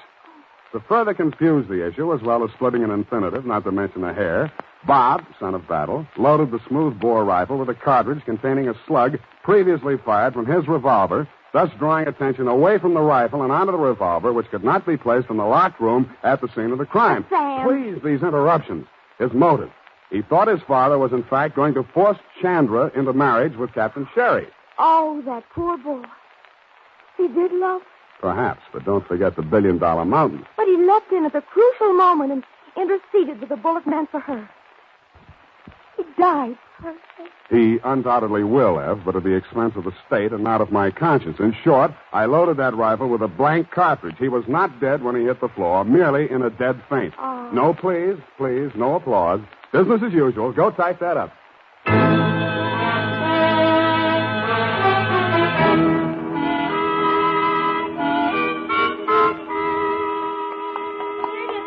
have only one question. Whatever's going to become of that poor, bewildered girl? Yeah, poor little thing.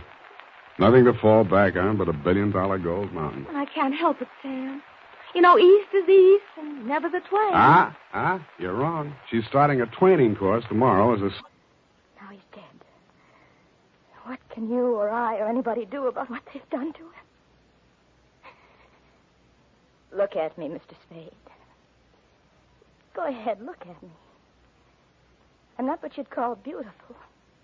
I'm not even very pretty. Nobody would ever look at me twice. Well, Joe looked at me. And he loved me.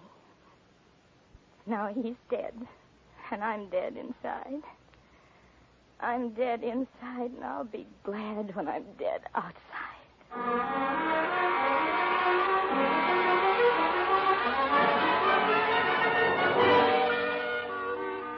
Period and a report. Oh, Sam, they were so unhappy. Yeah. Add a notation that I won't be around for the coroner's inquest. Sam, you can't do This that. report, when duly notarized, should be admissible as testimony. I want to get out of town for a few days. Sour racket. And now, listen to this. Later this evening, if you happen to stroll down to the corner for cigarettes or ice cream, why not also pick up some Wild Root Cream Oil Hair Tonic? Your whole family will like the way Wild Root Cream Oil grooms the hair neatly and naturally, relieves dryness, and removes loose dandruff. And ask your barber for a professional application of Wild Root Cream Oil Hair Tonic. Again and again, the choice. It's not even out till next Tuesday. What's it doing here? Oh, look at them. Stevie. Who? Who are these people here? That's Sam Spade. What? On the radio. You know, Howard Duff. He plays you on the radio. Oh, a Duff. Why don't I play it on the radio? You're not the type, I guess. Yeah, look here. Sam Spade dictating to Effie. Hey, she's not bad, you know. Not bad. Oh, really? Rather actressy, I thought. What is it? Levine Tuttle. Levine. The name is so actressy. As Bill Spear, Spade producer, gives final instructions. Look at him. He has 9 o'clock shadow. Well, come on. Let's get out of here. Go to the fights. Oh, Sam. Then I can't say it. Say what? Well, if you're taking me to the fights, I can't very well leave and say goodnight, Sam, can I? Well, you can try. It's expected, you know. All right. Good night, Sam. Grins. Good night, sweetheart.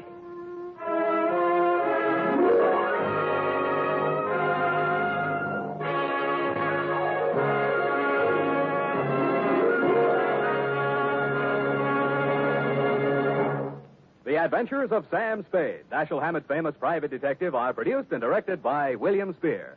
Sam Spade is played by Howard Duff. Lorene Tuttle is Effie.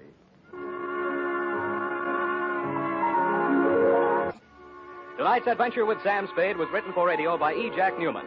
Music was directed by Lud Gluskin, with score composed by Renee and Pierre Garrigang. Join us again next Sunday when author Dashiell Hammett and producer William Spear join forces for another adventure with Sam Spade. Brought to you by Wild Root Cream Oil. Again and again, the choice of men and women and children, too.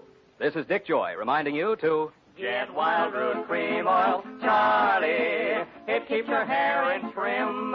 You see, it's non-alcoholic, Charlie. It's made with soothing lanolin. You better get Wild Root Cream Oil, Charlie. Start using it today. You'll find that you will have a tough time, Charlie, keeping all the gals away. Hiya, Charlie. Get Wild Root right away. This is CBS, the Columbia Broadcasting System.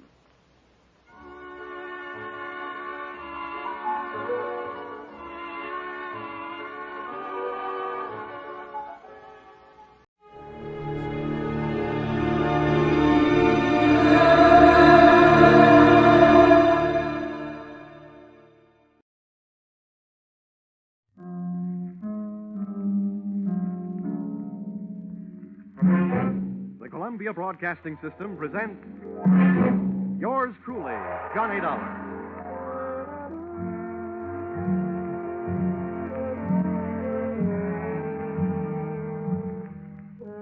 The next half hour has its baggage packed to take a trip with America's fabulous freelance insurance investigator, Johnny Dollar. At insurance investigation, he is just an expert. At making out his expense account, he is an absolute genius.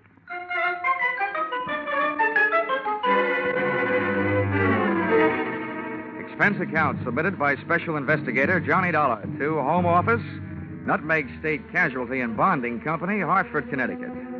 The following is an accounting of my expenditures during investigation of series of accidents affecting your policyholder, the Funfair and Weatherly Carnival shows, or how I went for a spin on a case we might refer to as Murder is a Merry-Go-Round. Expense account item 1, 25 cents. Purchase of billboard, theatrical magazine to check the route of funfair and weatherly carnival shows. Expense account item 2, $68. Air and train fares to Talladega, Alabama. Item 3, $1.10. Cab fare in what was only a fair imitation of a cab from Talladega Depot to the dusty vacant lot, which had overnight found itself wearing theatrical makeup.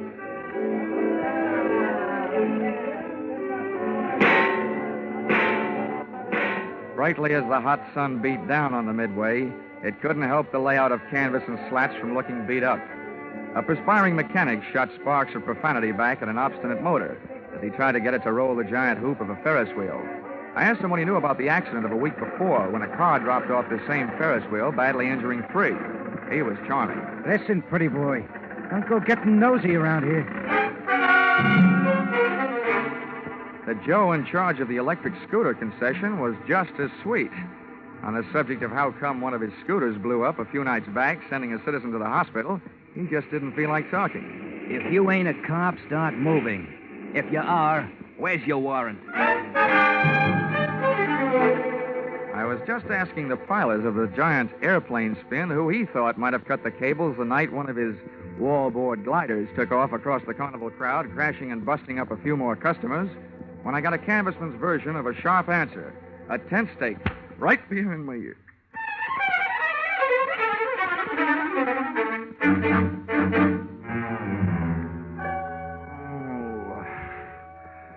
Well, those sleeping beauties waking up, huh? Who are you?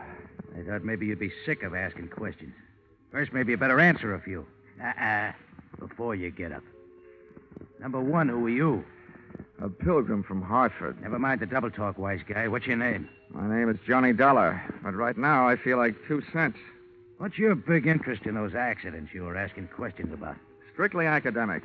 I'm only representing the insurance company that's paying off on those accidents. Now maybe you'll tell me who you are and where I am. Ah, thought you guys were smarter. Dollar, I'll let you in on a little secret. Next time you want to find something out on a traveling show, get to the boss first. Asking a lot of questions around a circus or carnival lot is unhealthy. Where is the boss, Miss Pepper? Louise is in the other end of this trailer. She'll be right out. Now, okay, you can get up on your feet. Oh, thanks. I hope you don't mind if I don't stay up on him. I feel more like sitting down. Go ahead. You still haven't told me who you are. My name's Brennan. Oh, yeah. Shanty Brennan. Yeah, you're the general manager of the show. They told me all about you. Louisa Pepper's right arm and strong arm. How long will she be? Yeah, she's getting dressed. Just finished taking a nap. We drove all night to get here. How about having a blast with me while you're waiting? No, thanks. I haven't enjoyed a noon bottle since I was 2. But don't let me stop you. Thanks. Oh. You sure you won't have one? I'm sure. Brennan, the insurance company's been checking up on your show. The police chiefs in the last 10 towns you've played say it's a clean one. We haven't got a pickpocket or a grifter on the lot. But plenty of trouble, huh, during those past 10 stops? At least once a night somebody's got hurt. But never any of us. It's always 1 or 2 of the townies, the citizens. Last night a car on the whip cut loose. That sent 4 to the hospital. 4 more insurance claims for nutmeg state casualty and bonding, huh? Yeah, and 1 more town we won't be able to play again for a couple of years. It's a wonder we didn't travel out of that town last night by rail, tarred and feathered. For 10 straight nights now, you've had at least 1 big accident every night. What's your guess, Brennan? Has fate taken a steady job on your show, or is somebody out to get you? Somebody's out to get us. Okay, well, do you have any idea? Hello. Oh. Why didn't you tell me we were entertaining a gentleman, Shanty? I'd have put on some more clothes. It would have taken a lot more clothes to cover all there was of Louisa Pepper. She looked like an aging Cupid doll, but even in a carnival, she was no prize. I didn't like the look in her eye. It looked much too friendly. So right away, I decided to change the unspoken subject. Miss Pepper, I'm here on business, insurance. Sorry, we're not buying any. And I'm not selling any. The way things have been going, the insurance company I represent would probably like to buy some of yours back. Oh? Yeah. I'm from the Nutmeg State Casualty, investigating the accidents. Hope you find out more than we've been able to, and fast, before we go broke. The word's traveling 1 town ahead of us. They got us pegged for a dangerous midway. Have you been using police protection? 20 extra cops a night at $10 a cop. So, night before last, a guy winds up with a hammer to try and ring the bell and win a cigar. The top of the hammer flies off and almost brains a cop. Around this show, the police need protection. I see what you mean. How are you fixed for people who don't like you? We got many to choose from? Dollar, we treat our help fair and square. We know them all and trust them all. Fire anybody lately? Nobody. The only ones who left were floaters. But none of them had a beef. Okay, Miss Pepper. Now think back. In all your life, who do you know who'd most like to see you have a real bad time? Only one guy. And he's not around. Dead? As good as. He's in jail. Has been for the last 8.5 years. That's a long time. How long did he go up for? 10 years. What are you thinking, Dollar? I'm thinking that with time off for good behavior, maybe he's not in jail. Not in jail? Shanty, he's got to be in jail. He's got to be, I tell you. You told me you were keeping... All right, break it up, Louisa. If Carter Lacey had a voice as sharp as yours, he could saw his way out of jail. Okay, Dollar, you made a guess. How about seeing how good it is? Sure. I'll find out if your bogeyman is still in jail, but I didn't catch that name. Lacey. Carter Lacey. And where's he been in the pokey? Massachusetts State Prison, at Charleston. Well, what did he go up for? What's that to you? Cut it, Louisa. Dollar, we sent Carter Lacey to jail for attempted murder. He tried to kill Louisa's niece, Myrtle. Is she around? He's running the snake show on the Midway. Dollar, how soon can you check whether Carter got out? As soon as I can make a telephone call. But, Shanny, before I do, I'd like to elaborate on that guess I made. Now I'd not only guess that Carter Lacey is out of jail, but I'd also guess that he's been out a little over 10 days.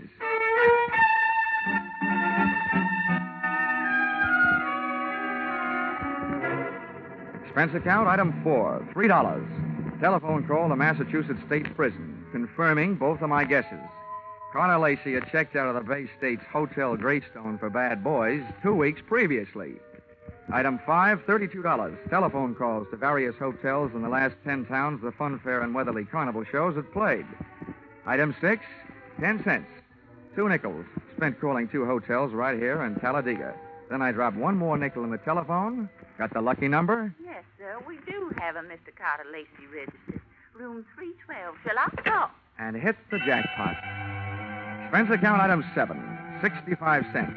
Cab fare to Sunshine Hotel. Tip the driver, $1.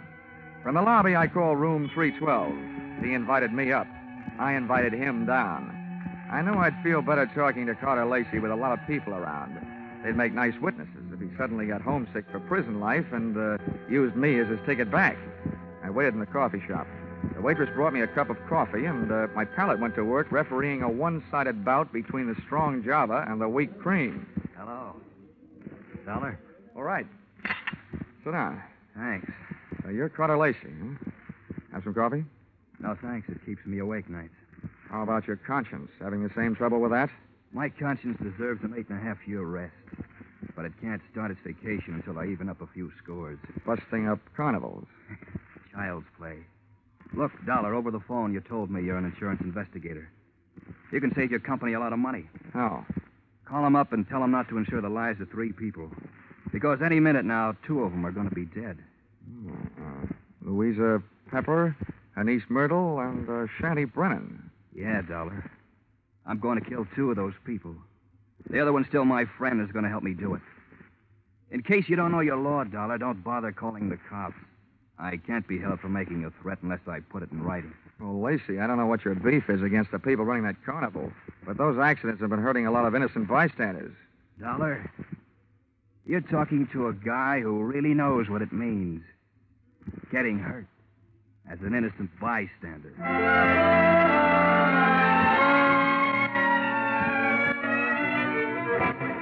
Expense account, item 8, $25. Retainer to local detective agency hiring Shadow for Mr. Carter Lacey.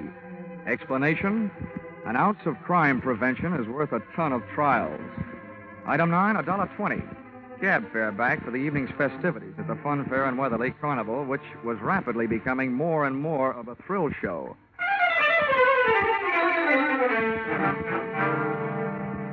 Expense account, item 10, 30 cents. Down payment on ulcer, eating supper at what the Carney people call a grease joint. I made my way among the trailers that were lined up behind the midway, and as I looked for the one housing Louisa Pepper's snake-charming niece Myrtle, the burning sensation around my heart wasn't all caused by the hot dogs I'd just eaten.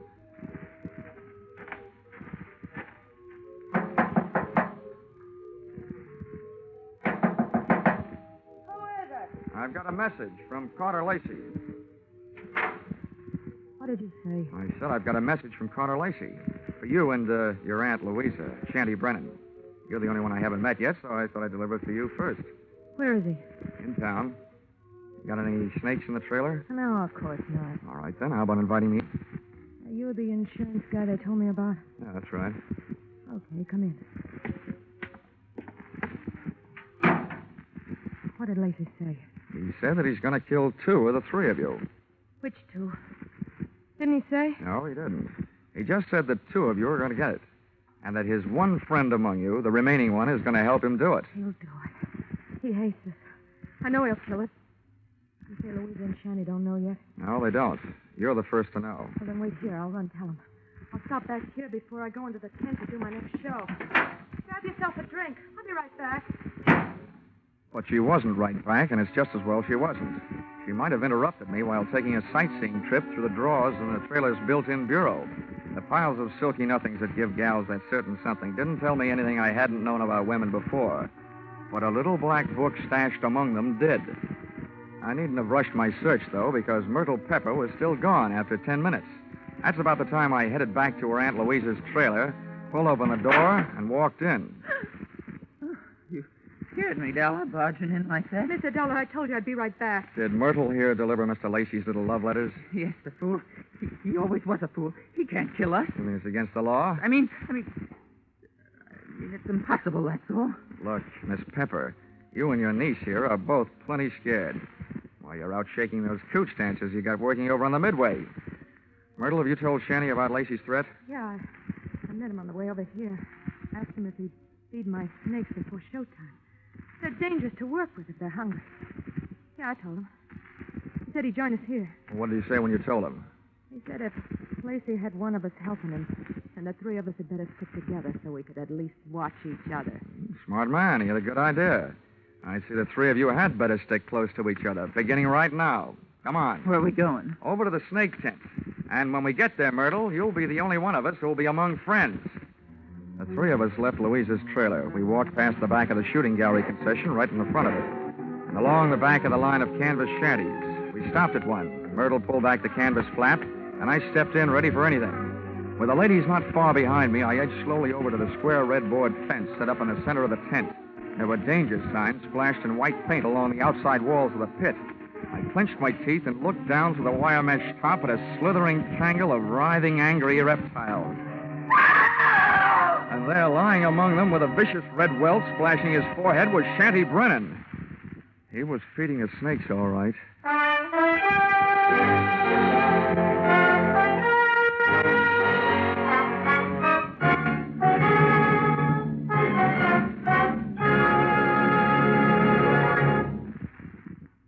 In just a moment, we'll return to the second act of Yours Truly, Johnny Dollar. But first, here is some news. 30 minutes of new thrills will be added to CBS 10 great Sunday night entertainments this coming Sunday. At 6:30 p.m. Eastern Standard Time, where you formerly heard Spike Jones, CBS will bring you screen star John Lund in an adventure-packed tale of a ship filled with terror and horror.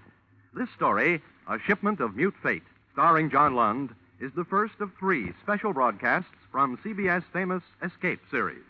It will be heard over most of these stations immediately preceding a familiar show which brings you a different kind of escape, The Jack Benny Show. And now, back to yours truly, Johnny Dollar.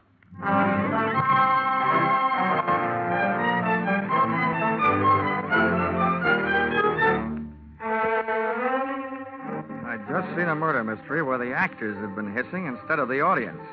The lead character in that snake pit wasn't going to win any Academy Award. The scene of the crime was no place for a man, let alone a woman, so I herded Auntie Louisa and her niece Myrtle out of the tent and back into the trailer. Oh, poor Shanty. Oh, horrible. Yes, I was wrong, Dollar, when I said Carter Lacey couldn't do it. Oh, what's going to happen to us? According to what Lacey told me, Myrtle, what's supposed to happen is only going to happen to one of you. Huh? What do you mean? Well, he claims that one of you is in this with him, and that one knows she's safe. This may turn out to be an acting contest between you two. What's that crack supposed to mean? Well, the one who's safe wouldn't want anybody to know she feels safe, huh? Oh. I wish I had learned to cry. Louisa, you don't think it's me? Well, I know it ain't me. Oh, ladies, how about observing a moment of silence in memory of the deceased while I give you a few instructions? Okay. Have you got a gun in here, Louisa? Yes, and a license to carry it. Good. Where is it? The gun, not license. I won't give it to you. Well, if you don't, people might get to thinking that you're Carter Lacey's girlfriend and accomplice. Anyway, I don't want the gun to take with me. I want to leave it here. Where is it? In that drawer right over there.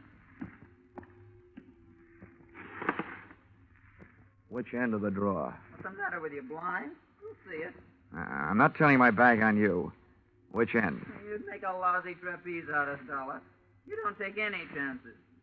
This end, toward me. Thanks.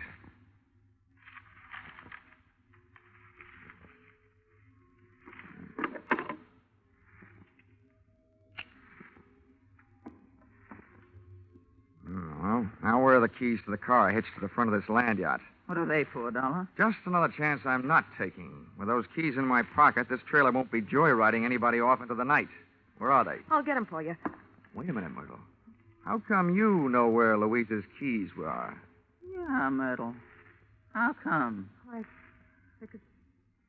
Well, they're laying right there in plain sight. Oh. Thanks.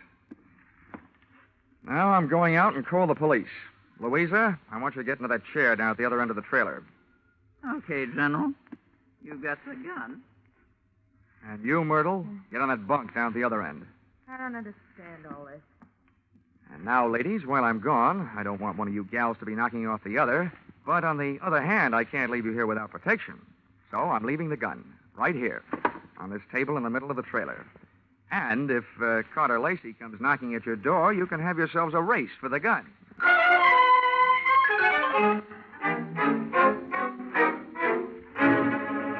Expense account item 11, 5 cents. Telephone call to the local police, plus another nickel spent calling a taxi. The cops arrived in 4 minutes, the cab in 15. Its driver had no siren to take him through the traffic lights. Item 12, $1.10. Cab fare on an exceedingly slow and torturous trip to the Sunshine Hotel. Tip to his kind of a driver, a nickel. I went up to the 3rd floor and headed down the hall to Carter Lacey's room, 312. I rapped for an entrance, but all that came back was an echo. The lock on the door was the soft touch type known to the trade as the burglar's friend, so I went in.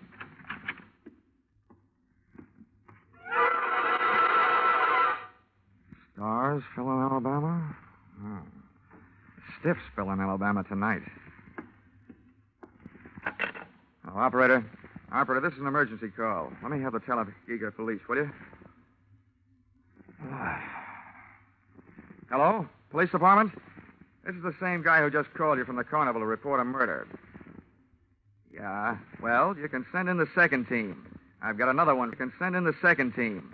I've got another one for you over here at the Sunshine Hotel. Room 312. A party's just been strangled. Yes, I'm sure. Lots of bruises and deep-set fingernail marks on the throat. Sure, I know who it is. The name of the deceased is Myrtle Pepper. Myrtle Pepper certainly has been a fast worker. She not only has beat me down to the hotel, she's managed to get herself killed in the bargain. I dusted the room for information, which was obviously more than the floor mate had done for dirt, and came up with a kind of an eye-opener you don't drink. A pint-sized surprise in the form of some old newspaper clippings and Carter Lacey's prison release form. And what let him out let me in on something. I got out of the room into the elevator, and when I hit the lobby wondering where to start looking for him, I found him sitting there looking at me. Hi. Why do you want to talk, Lacey? I don't want to. But if you want to try and make me, what's the matter with right here? Okay. I supplied you with an alibi today. I don't see him in the lobby. As detective? He had stomach trouble. He got kicked in it. You can reach him at the city hospital. You know, in prison, I was a trustee. I get out. Nobody trusts me. Oh, with that forecast you gave me this morning, what else? Forecast? Yeah. You predicted that you'll kill 2 people. Well, tonight the 2 people are dead. Shanty out at the carnival, and now Myrtle up in your room.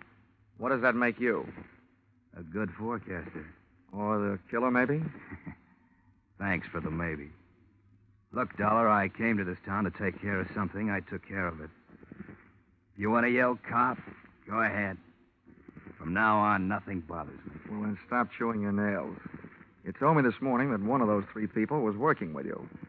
There's only one left. And suddenly, Lacey, I don't believe your story. Suddenly, I don't care. Shanty Brennan lied to me this morning. He said that you went to prison on a charge of attempted murder. Your prison release papers say you went up for grand larceny. You see what happens to bad little boys that tell lies? I'm not through yet. I fished a bank book out of Myrtle Pepper's trailer, a 3-way joint account. Myrtle, Shanty, and Louisa. The first deposit, $60,000. The date, the same year you were thrown into the can for stealing $60,000. To me, that spells a 3-way split for them and a frame for you. Also, to you, it spells a motive for hating all 3 of them. So I lied to you. What are you going to do, wash my mouth out with soap? From now on, I don't need any answers from you, including smart ones. But look, you'd better stick around. If the cops don't pick you up for murder, maybe the hotel will want to press charges against you for having an extra unregistered person occupying your room.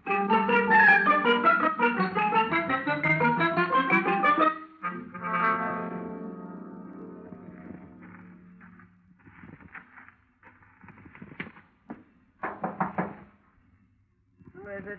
Johnny Dolar. Oh, wait a minute. Miss Carter. They arrested him? Tell me, did he escape? He's at the hotel, and the cops are on their way down there right now. I hope he's more talkative with them than he was with me. You talked to him? Yeah, I had a long, one-sided conversation with him. There's one thing I still can't quite figure out. Whether he really intended to kill Shanty and Myrtle or not. Myrtle? Yeah, strangled. Myrtle? Poor little angel. Of course he meant to kill him. He hated him. He hated us all. Well, you can hardly blame a fellow for being annoyed, framed on a grand larceny trap by 3 old chums. But you've got the wrong idea, Louisa. What I meant was, did he ever really intend to kill them himself? Or did he just intend to set off the greatest chain reaction since the atom bomb, and just sit back and watch the 3 of you try to beat each other to it? Well, that's crazy talk. Yeah, like a fox, maybe. He made his threat to me knowing I'd carry it back to you. I say you because you're the only one left. You see, he set himself up as a patsy. He'd been framed by you once before. To me, it looks like Carter Lacey learned a few things about wrong people during that 8-year stretch. Namely, that they never trust each other. You're absolutely nuts, Dolar. I think you'd better get out of here. Go peddle your insurance. The cops will take care of Mr. Lacey. I don't think they will, Louisa. Why not? Myrtle was strangled. That's the kind of murder a man would commit. Well? But there was a set of deep fingernail marks on her throat. And Carter Lacey bites his nails. So maybe you'd better get yourself a manicure before the police arrive. Thanks for the advice. Stand right there, Dolar. This time I got the gun. Hold everything, Louisa. Carter! This is a standoff, Louisa. Point that thing someplace else before I point mine up your snoot. Okay, Dolar, get out. What's the matter with you, Lacey? Are you cracking up? Well, your plan was going along fine. First, Myrtle tossed Shanty to her snakes. Then Louisa took care of Myrtle. There's only one left, and the state will take care of her for you. That's not enough. There's one satisfaction I haven't enjoyed so far. That's hearing one of these pigs squeal. Carter, we can still split the money in the show and get out of here? The only one that's going to get out of here is Dolar. Beat it. I beat it, all right. I was the only one in the trailer without a gun. I plunged into the darkness looking for something and came up with a tent rope, dashed back to the trailer door, and lashed the knob to the guide rail. I didn't want those gun-happy birds flying the coop. Just then, the season opened. I didn't know who was going to come out the worst in there, the hunter or the hunted. The only key I had to the situation was the key to the car, the one I'd picked up earlier in the day. The car churned the trailer through the carnival back lot and out into the highway. When I hit the cement, I started spinning the rubber.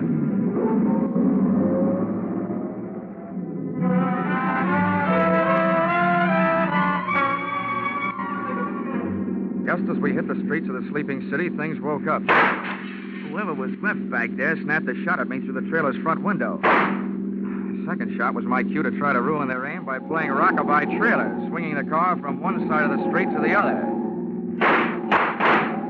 Just as the not-so-sharp shooter made another try, I picked up just what I was looking for, a game of tag with a police patrol car.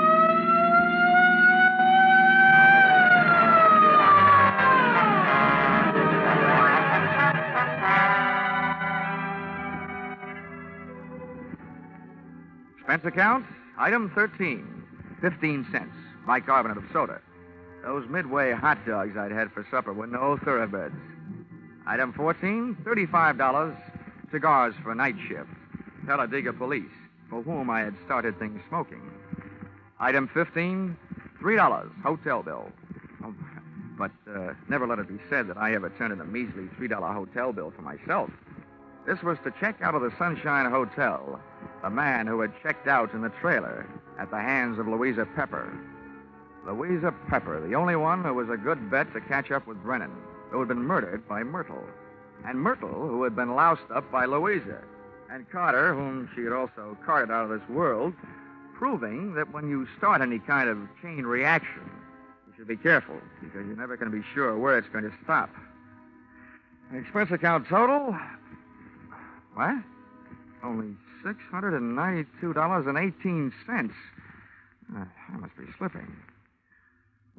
Yours truly, Johnny Dollar.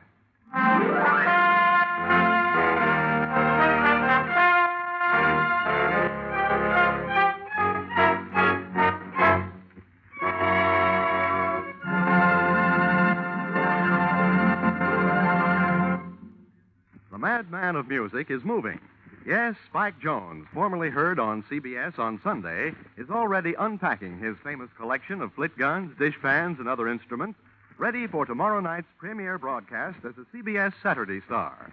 Hear the Spike Jones Show on most of these same stations tomorrow night at 7 o'clock Eastern Standard Time, when it joins Vaughn Monroe, Gene Autry, Gangbusters, and Sing It Again as a regular Saturday night CBS feature.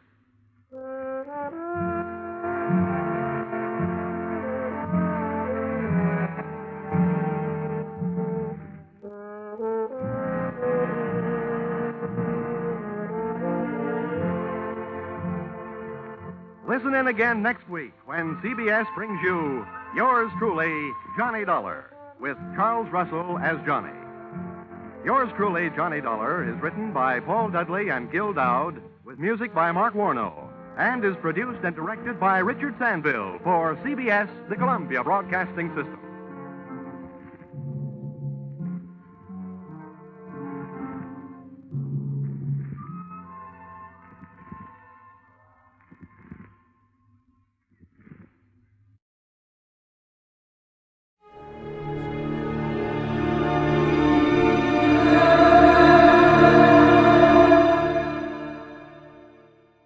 Time now for Edmund O'Brien as Johnny Dollar. Dollar, thank goodness I found you. Why, what's up? You've got to leave for New York, Dollar, immediately. A policyholder. He's afraid for his life. Here we go again. Who's he afraid of? Well, he wouldn't say over the telephone. All I know is, to us, he's worth $100,000 alive.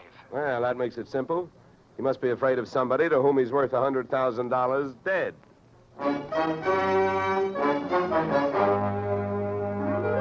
Edmund O'Brien in a transcribed adventure of the man with the action-packed expense account. America's fabulous freelance insurance investigator. Yours truly, Johnny Dollar.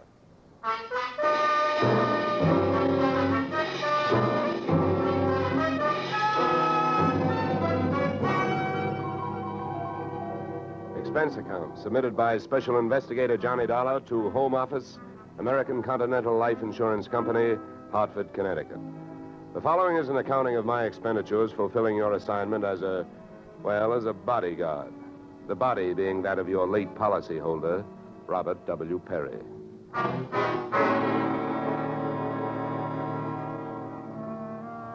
Expense account. Item 1, fare on night train, Hartford to New York, $3.65.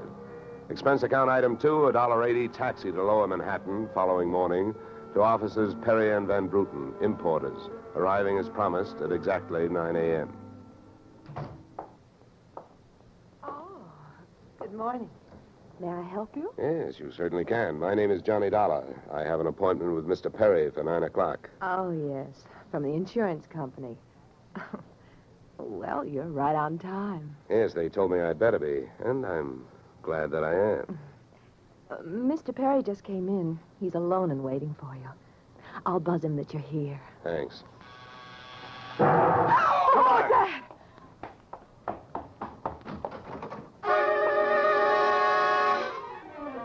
What was left of your policyholder, Mr. Perry, was just sliding out of a swivel chair as I hit the room. The top of his desk had erupted, and splinters of mahogany pointed their sharp fingers upward through lazy circles of smoke swirling toward the ceiling. The buzzer from his secretary's desk had been rigged to a booby trap. Oh, no. Mr. Perry. Stay away from him. Come on, there's nothing you can do. He's dead. Oh. What happened? What happened? Whatever happened? Let's go. Let's get back out of here. Here you are. Sit down. I'll get you a drink of water.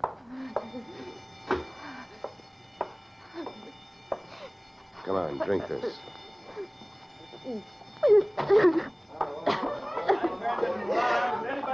There's a doctor on the third floor. Shall I call him? Never mind the doctor. Go call the police. Nobody gets in here till they arrive. Now, the rest of you, go on, run along, beat it, will you? And have the building superintendent turn off that alarm.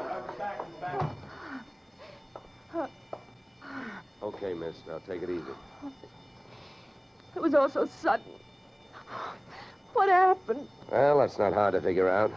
Somebody wanted to give your boss, Mr. Perry, a shortcut through life. So whoever it was figured out that a secretary would never buzz a boss unless he was at his desk. They rigged up a bomb somewhere in his desk that would go off when you buzzed him. Oh, then I killed him. Now, wait a minute, will you? Wait a minute. Don't go hysterical on me. There's excitement enough, and there'll be more when the police get here, so you keep cool. But I did it. You saw me do it. Look, honey, the way you put it, I killed him by coming in here and giving you my name so you would buzz him. And I was here to protect him. So drop it, will you?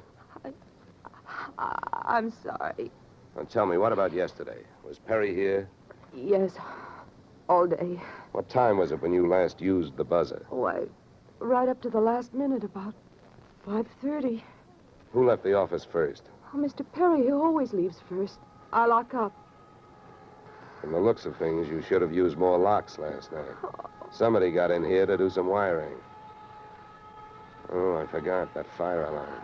Look, before the police arrived, do you know why I was sent here? Oh, yes.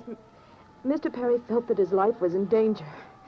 He thought that, well, with a $100,000 policy, the insurance company would do everything they could to help keep him alive. Oh, he didn't have much of a chance, did we? What was he afraid of? I don't know. Okay. Tell me, what were his other appointments for today? Well, he only had two. His partner, Mr. Van Bruten, at 11, and later he No, had one at a time, please. Van Bruten.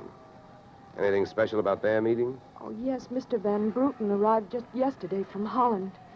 Oh, you mean there was a branch of this firm in Holland? Oh, huh? yes. Mr. Perry was buying out Van Bruten's interest. They had a final meeting at Van Bruten's hotel last night. I see. Van Bruten was coming by this morning to pick up his money. Cash? No, a cashier's check. The bank is to deliver it here at 10:30. Well, Perry's other appointment, who is that? Christine, his wife. Now she tells me. Christine, the beneficiary. Yes, she wouldn't have been the beneficiary in about another 2 weeks. They were getting a divorce. Thanks for the motive. You don't like her. Well, I didn't mean it that way. Well, how about Perry? Did you like him? Okay, here's an easy one. What's your name? Susan Gates. Now, isn't that about enough? Okay, Susan, you better save your voice. During the next few hours, you're going to have to do a lot of talking. I've been everywhere else. Is the fire in here? Well, you'll have to stick around. When the cops get here, somebody will get burned. The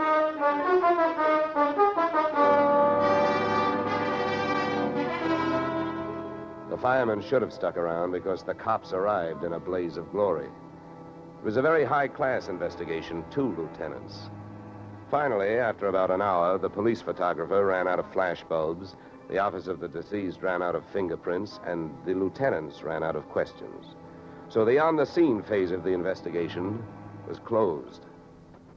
At about 5 minutes of 11, I left the police packing up their notebooks, their clues, and the body, and went into the outer office.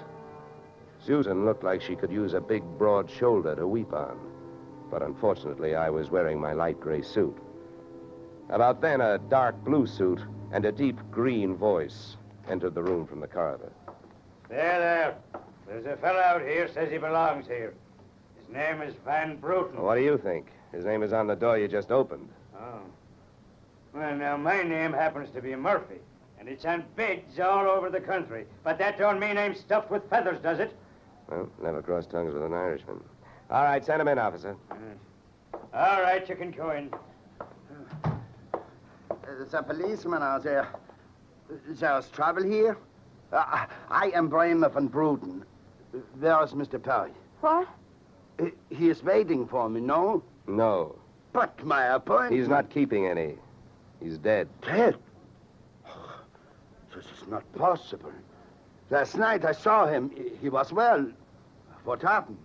He was hit by a buzz bomb. A buzz bomb? Oh, please. You mean there was foul play? Yes, it was very foul. Oh, please. I may sit down. My first visit in all these years since before the war. It was to be so happy. But now tragedy like this. He was a good man, a good partner. I understand that as of last night, you were no longer partners. Yeah. I am glad you mentioned that. I realize, of course, that it is indelicate to speak of such things as money at a time like this, but that is why I am here, to receive my payment. Just because Perry got his, there's no reason for you not getting yours, huh? Oh, but you misunderstand me. I am deeply grieved, but, well, since the transaction was consummated, what is there to do? A delay would be a needless waste of money. I have already paid for passage back to Antwerp tomorrow. Your check is here, Mr. Van Bruten. Oh. Here you are. Thank you. In all of my years of business, this is indeed the saddest moment. Yeah.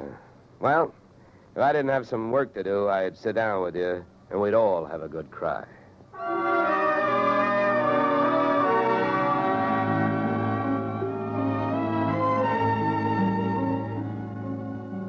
Expense account item 3, 90 cents. Phone call to the home office. Mr. Gordon's office.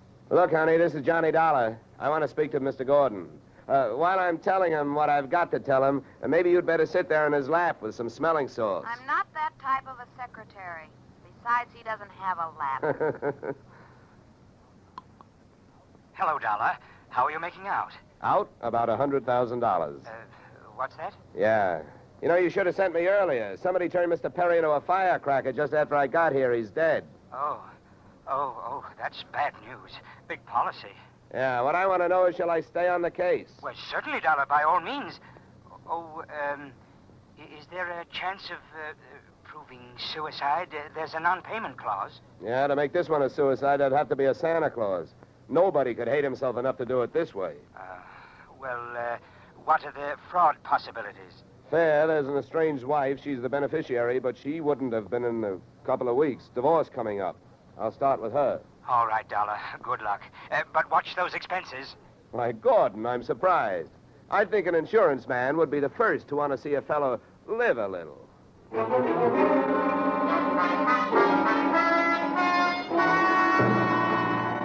Christine Perry's apartment was on Sutton Place overlooking the East River.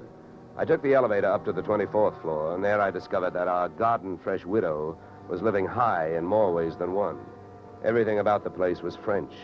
The maid who led me into the living room through a long foyer, the decor, and the perfume which reminded you that breathing can be fun. I looked up from enjoying my nose to see Mrs. Perry looking down hers. Mr. Dollar? Mrs. Perry. I believe we can dispense with the social amenities. You're an insurance investigator, interested in the death of my husband. So naturally, you're here because you've jumped to the conclusion that I killed him. You're the one that's jumping to conclusions, lady. And careful you don't break your leg. What do you want? The policy's in order? Premiums are fully paid. You know, I'm not quite sure what I want. I know that you've got a great motive. So far, the only motive I've found. You haven't had much time to look, have you? Check. This is my first stop. Maybe you can help me. Do you know anyone who would be happier with your husband out of the way? I know very little about my husband's friends. For that matter, his activities for the past 6 months. That's when I left him. Well, that's not much help for either of us. You know, without someone else to suspect, I may just have to concentrate on you. Mr. Dollar, I picked the men I want to concentrate on me. I hope you're as long on alibis as you are short on temper. Where were you last night? With a friend, Al Donovan. For a while, the same place my husband was. But I have witnesses to prove who was with him. Anybody at the Clover Club can tell you. Save me a trip. I can't afford the prices they get over there. Certainly. A pleasure. My husband was with his beautiful little secretary, Susan Gates. Well, I wouldn't be more surprised if your late husband walked through that door and said... All right, mister, that's enough. Al! Yeah. How much did you hear? I'm a big guy, baby, 6'4". I've got big ears to match. Al, please. Would this be Mr. Donovan, your companion of last evening? I'm getting you out of here, Christine. Al, you don't know what you're saying. You lie to me. How can I help you if you lie to me? You call me stupid. The way you're playing this, you'll alibi yourself right into a cell. Now, I'm getting you out of here. What are you doing to me, Al? You're crazy. Come on. She's right. You are stupid, Donovan. She was doing just fine till you dropped in. Mister, you've been asking a lot of questions. Now I'm going to give you one answer. All right, Christine. So much for the wise guy. Now, about you and your alibi. You wasn't with me at the Clover Club last night. And if it's so easy to prove that your husband was there with his secretary, who were you there with? Remember, baby, you told me you were going to be with your husband. When Al measured me for that swing, I measured my chances with him. To me, he looked like one of those corporate assets of Murder Incorporated. So I rolled with the punch and kept my eyes closed and ears open. What I heard was Christine's alibi flying out the window, Mr. Donovan giving her a few loving cuffs, and finally, the pair of them flying out the door. Just then, the noon whistle blew somewhere in New York, and I decided to allow myself the luxury of 1 full minute for lunch.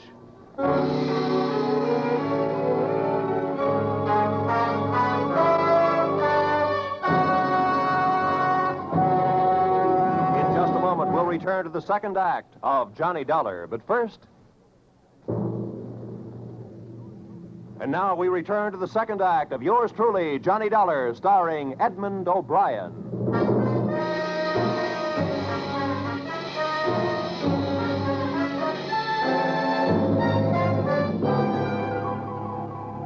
I spent the minute I took out for lunch eating a handful of Mrs. Perry's bonbons on the run.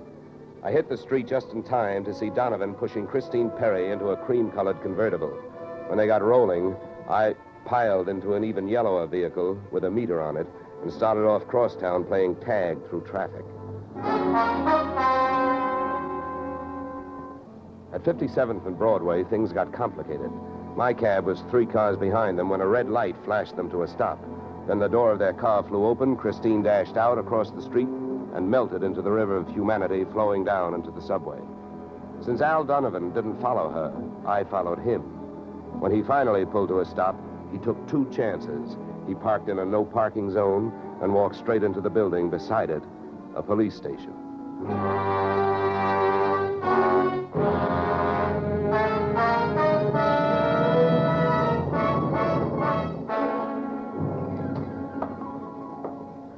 This is Mr. Dolar, Lieutenant. He's been waiting for you. Well? My name is Johnny Dollar, Lieutenant. Here are my credentials. Insurance, huh? Yeah. The Perry murder in particular. You've come to the right place, Dolar. A man named Donovan just walked in here and made a full confession. He what? That's right. My clerk's just typing it up. In the meantime, the gentleman is down in the tank having a bite of lunch on the city. He confessed. Well, does his story add up? As far as I know, I haven't heard too much about the case myself. It's not in my precinct. Yeah, but what did he use for a motive? Jealousy. Says he's in love, wanted to marry Perry's wife. Did he say how he managed it? Yeah, he stole a key to the office from the wife's apartment, entered the building last night, and wired the bomb to the buzzer system. Well, I guess guys do a lot of strange things in the name of love. It looks like Donovan did. Yeah, he either killed the man or he's trying to cover up for someone who did. Say, Lieutenant, don't execute him for a couple of days, will you? I spent the rest of the afternoon downtown in the offices of Perry and Van Bruten, importers. The partners' correspondents told me two things. They had been extremely friendly, and Van Bruten was extremely bald. Perry had been sending him toupees from a famous Hollywood makeup firm. At 4:30, I got to the employment files, which rocked me with two minor explosions of their own. First, I learned that Al Donovan had been employed over a period of years as Perry's bodyguard, and that he had been canned the day before the murder. That confession of his, which had been a little hard to swallow, was suddenly more digestible. On top of this came blast number 2. The employment application of Perry's secretary, Miss Susan Gates, informed me that during the war, she had worked in a munitions plant, her specialty, wiring bomb fuses. When Miss Susan Gates reached home at 8:30, she found a visitor, me.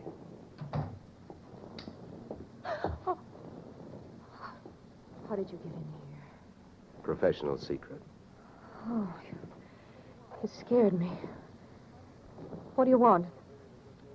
Why did you come here this way? I wanted to bring you the good news. I heard on the radio that Al Donovan confessed to Perry's murder. Al? I can't believe it. Why not? Who do you like for the spot? Why, Christine. Al is covering up for her. Well, I'd like to agree with you. If it turns out that Christine wound up her husband's life with a bang, the company that hired me saves $100,000. But I don't know. She claims she has all kinds of alibis. One of them is you. Me? Yeah. Did you see her at the Clover Club last night?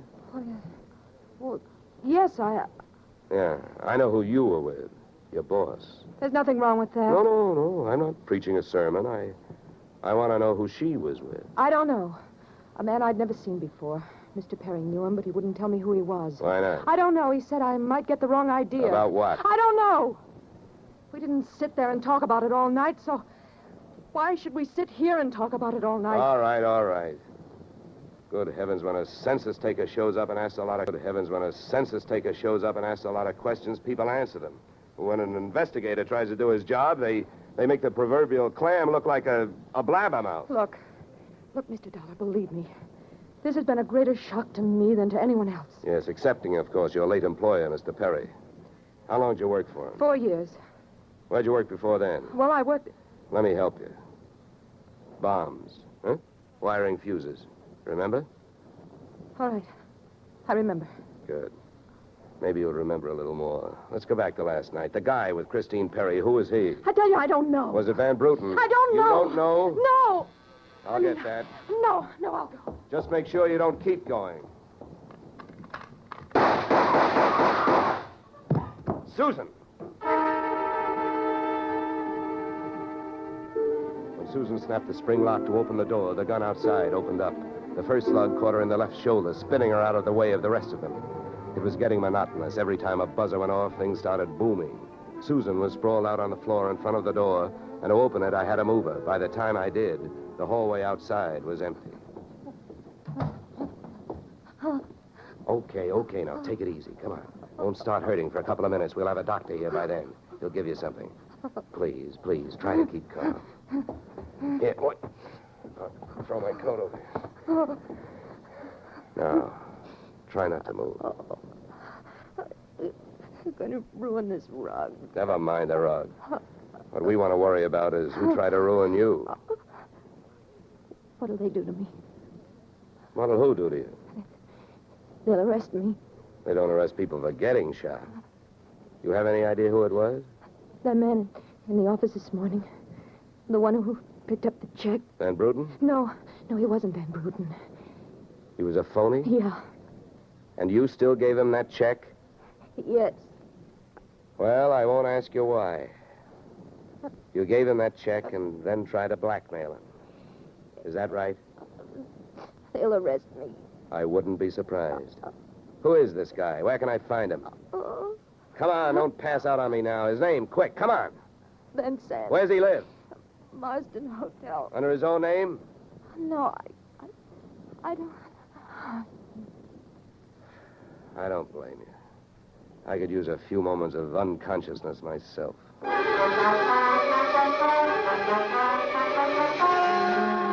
Marsden Hotel didn't have a Dutch name on the register, so I got a hold of the housekeeper and found out how many rooms her staff hadn't been able to make up all day because of no disturb signs on their doors, and then I went a-calling at those particular rooms. On the 9th floor, I wakened one old maid. On the 7th, I startled a bunch of poker players who thought they were being raided. And on the 4th, I struck the door of 427 and the jackpot. Who's there? Don't you see the sign? I do not wish to be disturbed. Sorry, I must have the wrong room. I started up the hall after the fire axe. When I got to it, I changed my mind. Out of the few things I learned about this guy, Van Sant, was that he loved to shoot people through doors. So I decided against trying to chop his down. Then I remembered the way those people came pouring out of those offices earlier in the day when they heard that fire alarm. So I picked up the little red hammer next to the big red fire axe, broke the little glass window, pulled the little brass hook, and set off a big brassy noise. And then I rushed back to 427. Fire! Fire! Hey, fire! Fire! There's the fire. Right here in my eyes, sweetheart. Why you come here, you wish you don't? Never mind the dresser. You're through shooting guns. What do you think, Van Sant? You want to try some more? You cannot make me stay here. It's a fire. We will all die. You'll look good barbecued, but I'll make a deal with you. You talk, and if I like what I hear, I'll show you how to get out of here alive. How I know this? You don't think I'm going to stay here and fry, do you? And if you don't start flapping that tongue in a hurry, I'll probably just tie you to a chair and run. So first, where is the real Van Bruten? You will find him in the bedroom. Yeah? He'd better be alive. He's out cold. What's the matter with him? He will be all right. He's under sedatives. Where did this identity switch start? Come on, hurry up, talk. I smell smoke. I knew Van Bruten from Antwerp.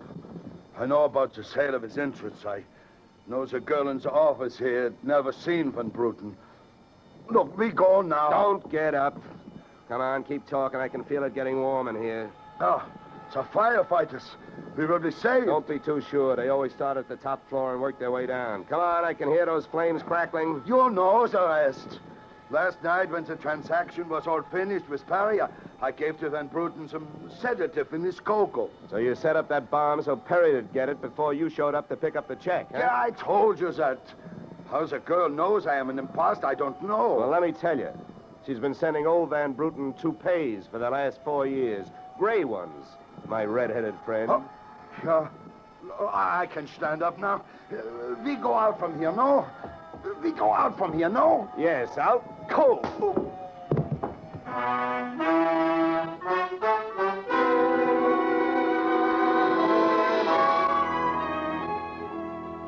Expense account, item 4, $1.40. Night letter informing you that American Continental would have to meet payment of claim to Mrs. Christine Perry, innocent widow of the insured.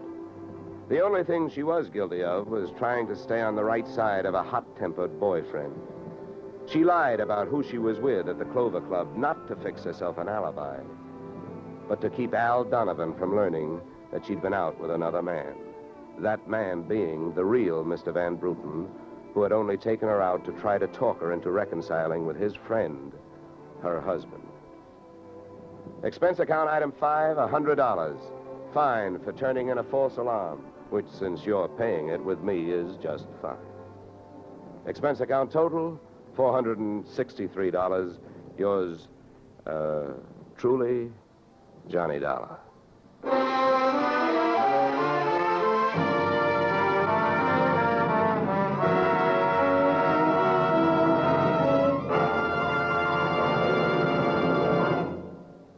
Yours truly, Johnny Dollar, stars Edmund O'Brien in the title role and is written by Paul Dudley and Gil Dowd, with music composed and conducted by Leith Stevens.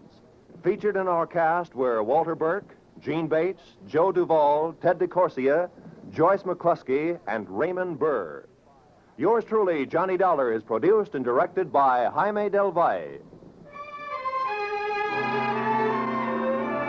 Beginning next week, we are moving to a new time and day, and we hope you'll join us on Tuesday evenings when Edmund O'Brien returns in another transcribed adventure of yours truly, Johnny Dollar.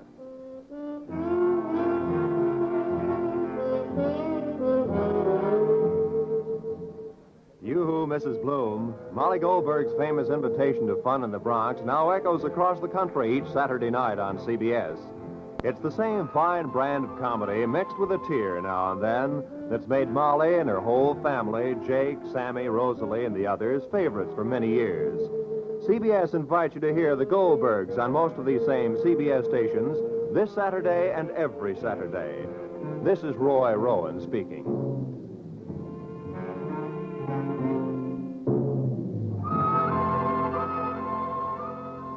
Disaster is no respecter of persons, and it can strike any time. But your Red Cross never sleeps. It has to be ready constantly in case of an emergency. This is your protection. Keep it strong. Now is the time to support Red Cross for your sake. Remember, for every dollar you gave before, this year add a quarter more. If you gave Red Cross $10 last year, this year give it $12.50. Give gladly. Join Red Cross.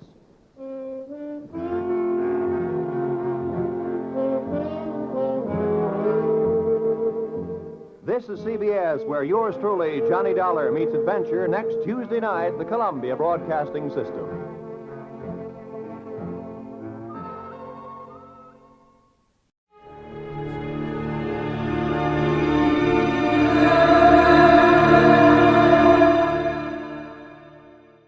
The National Broadcasting Company presents The Adventures of Sam Spade, Detective.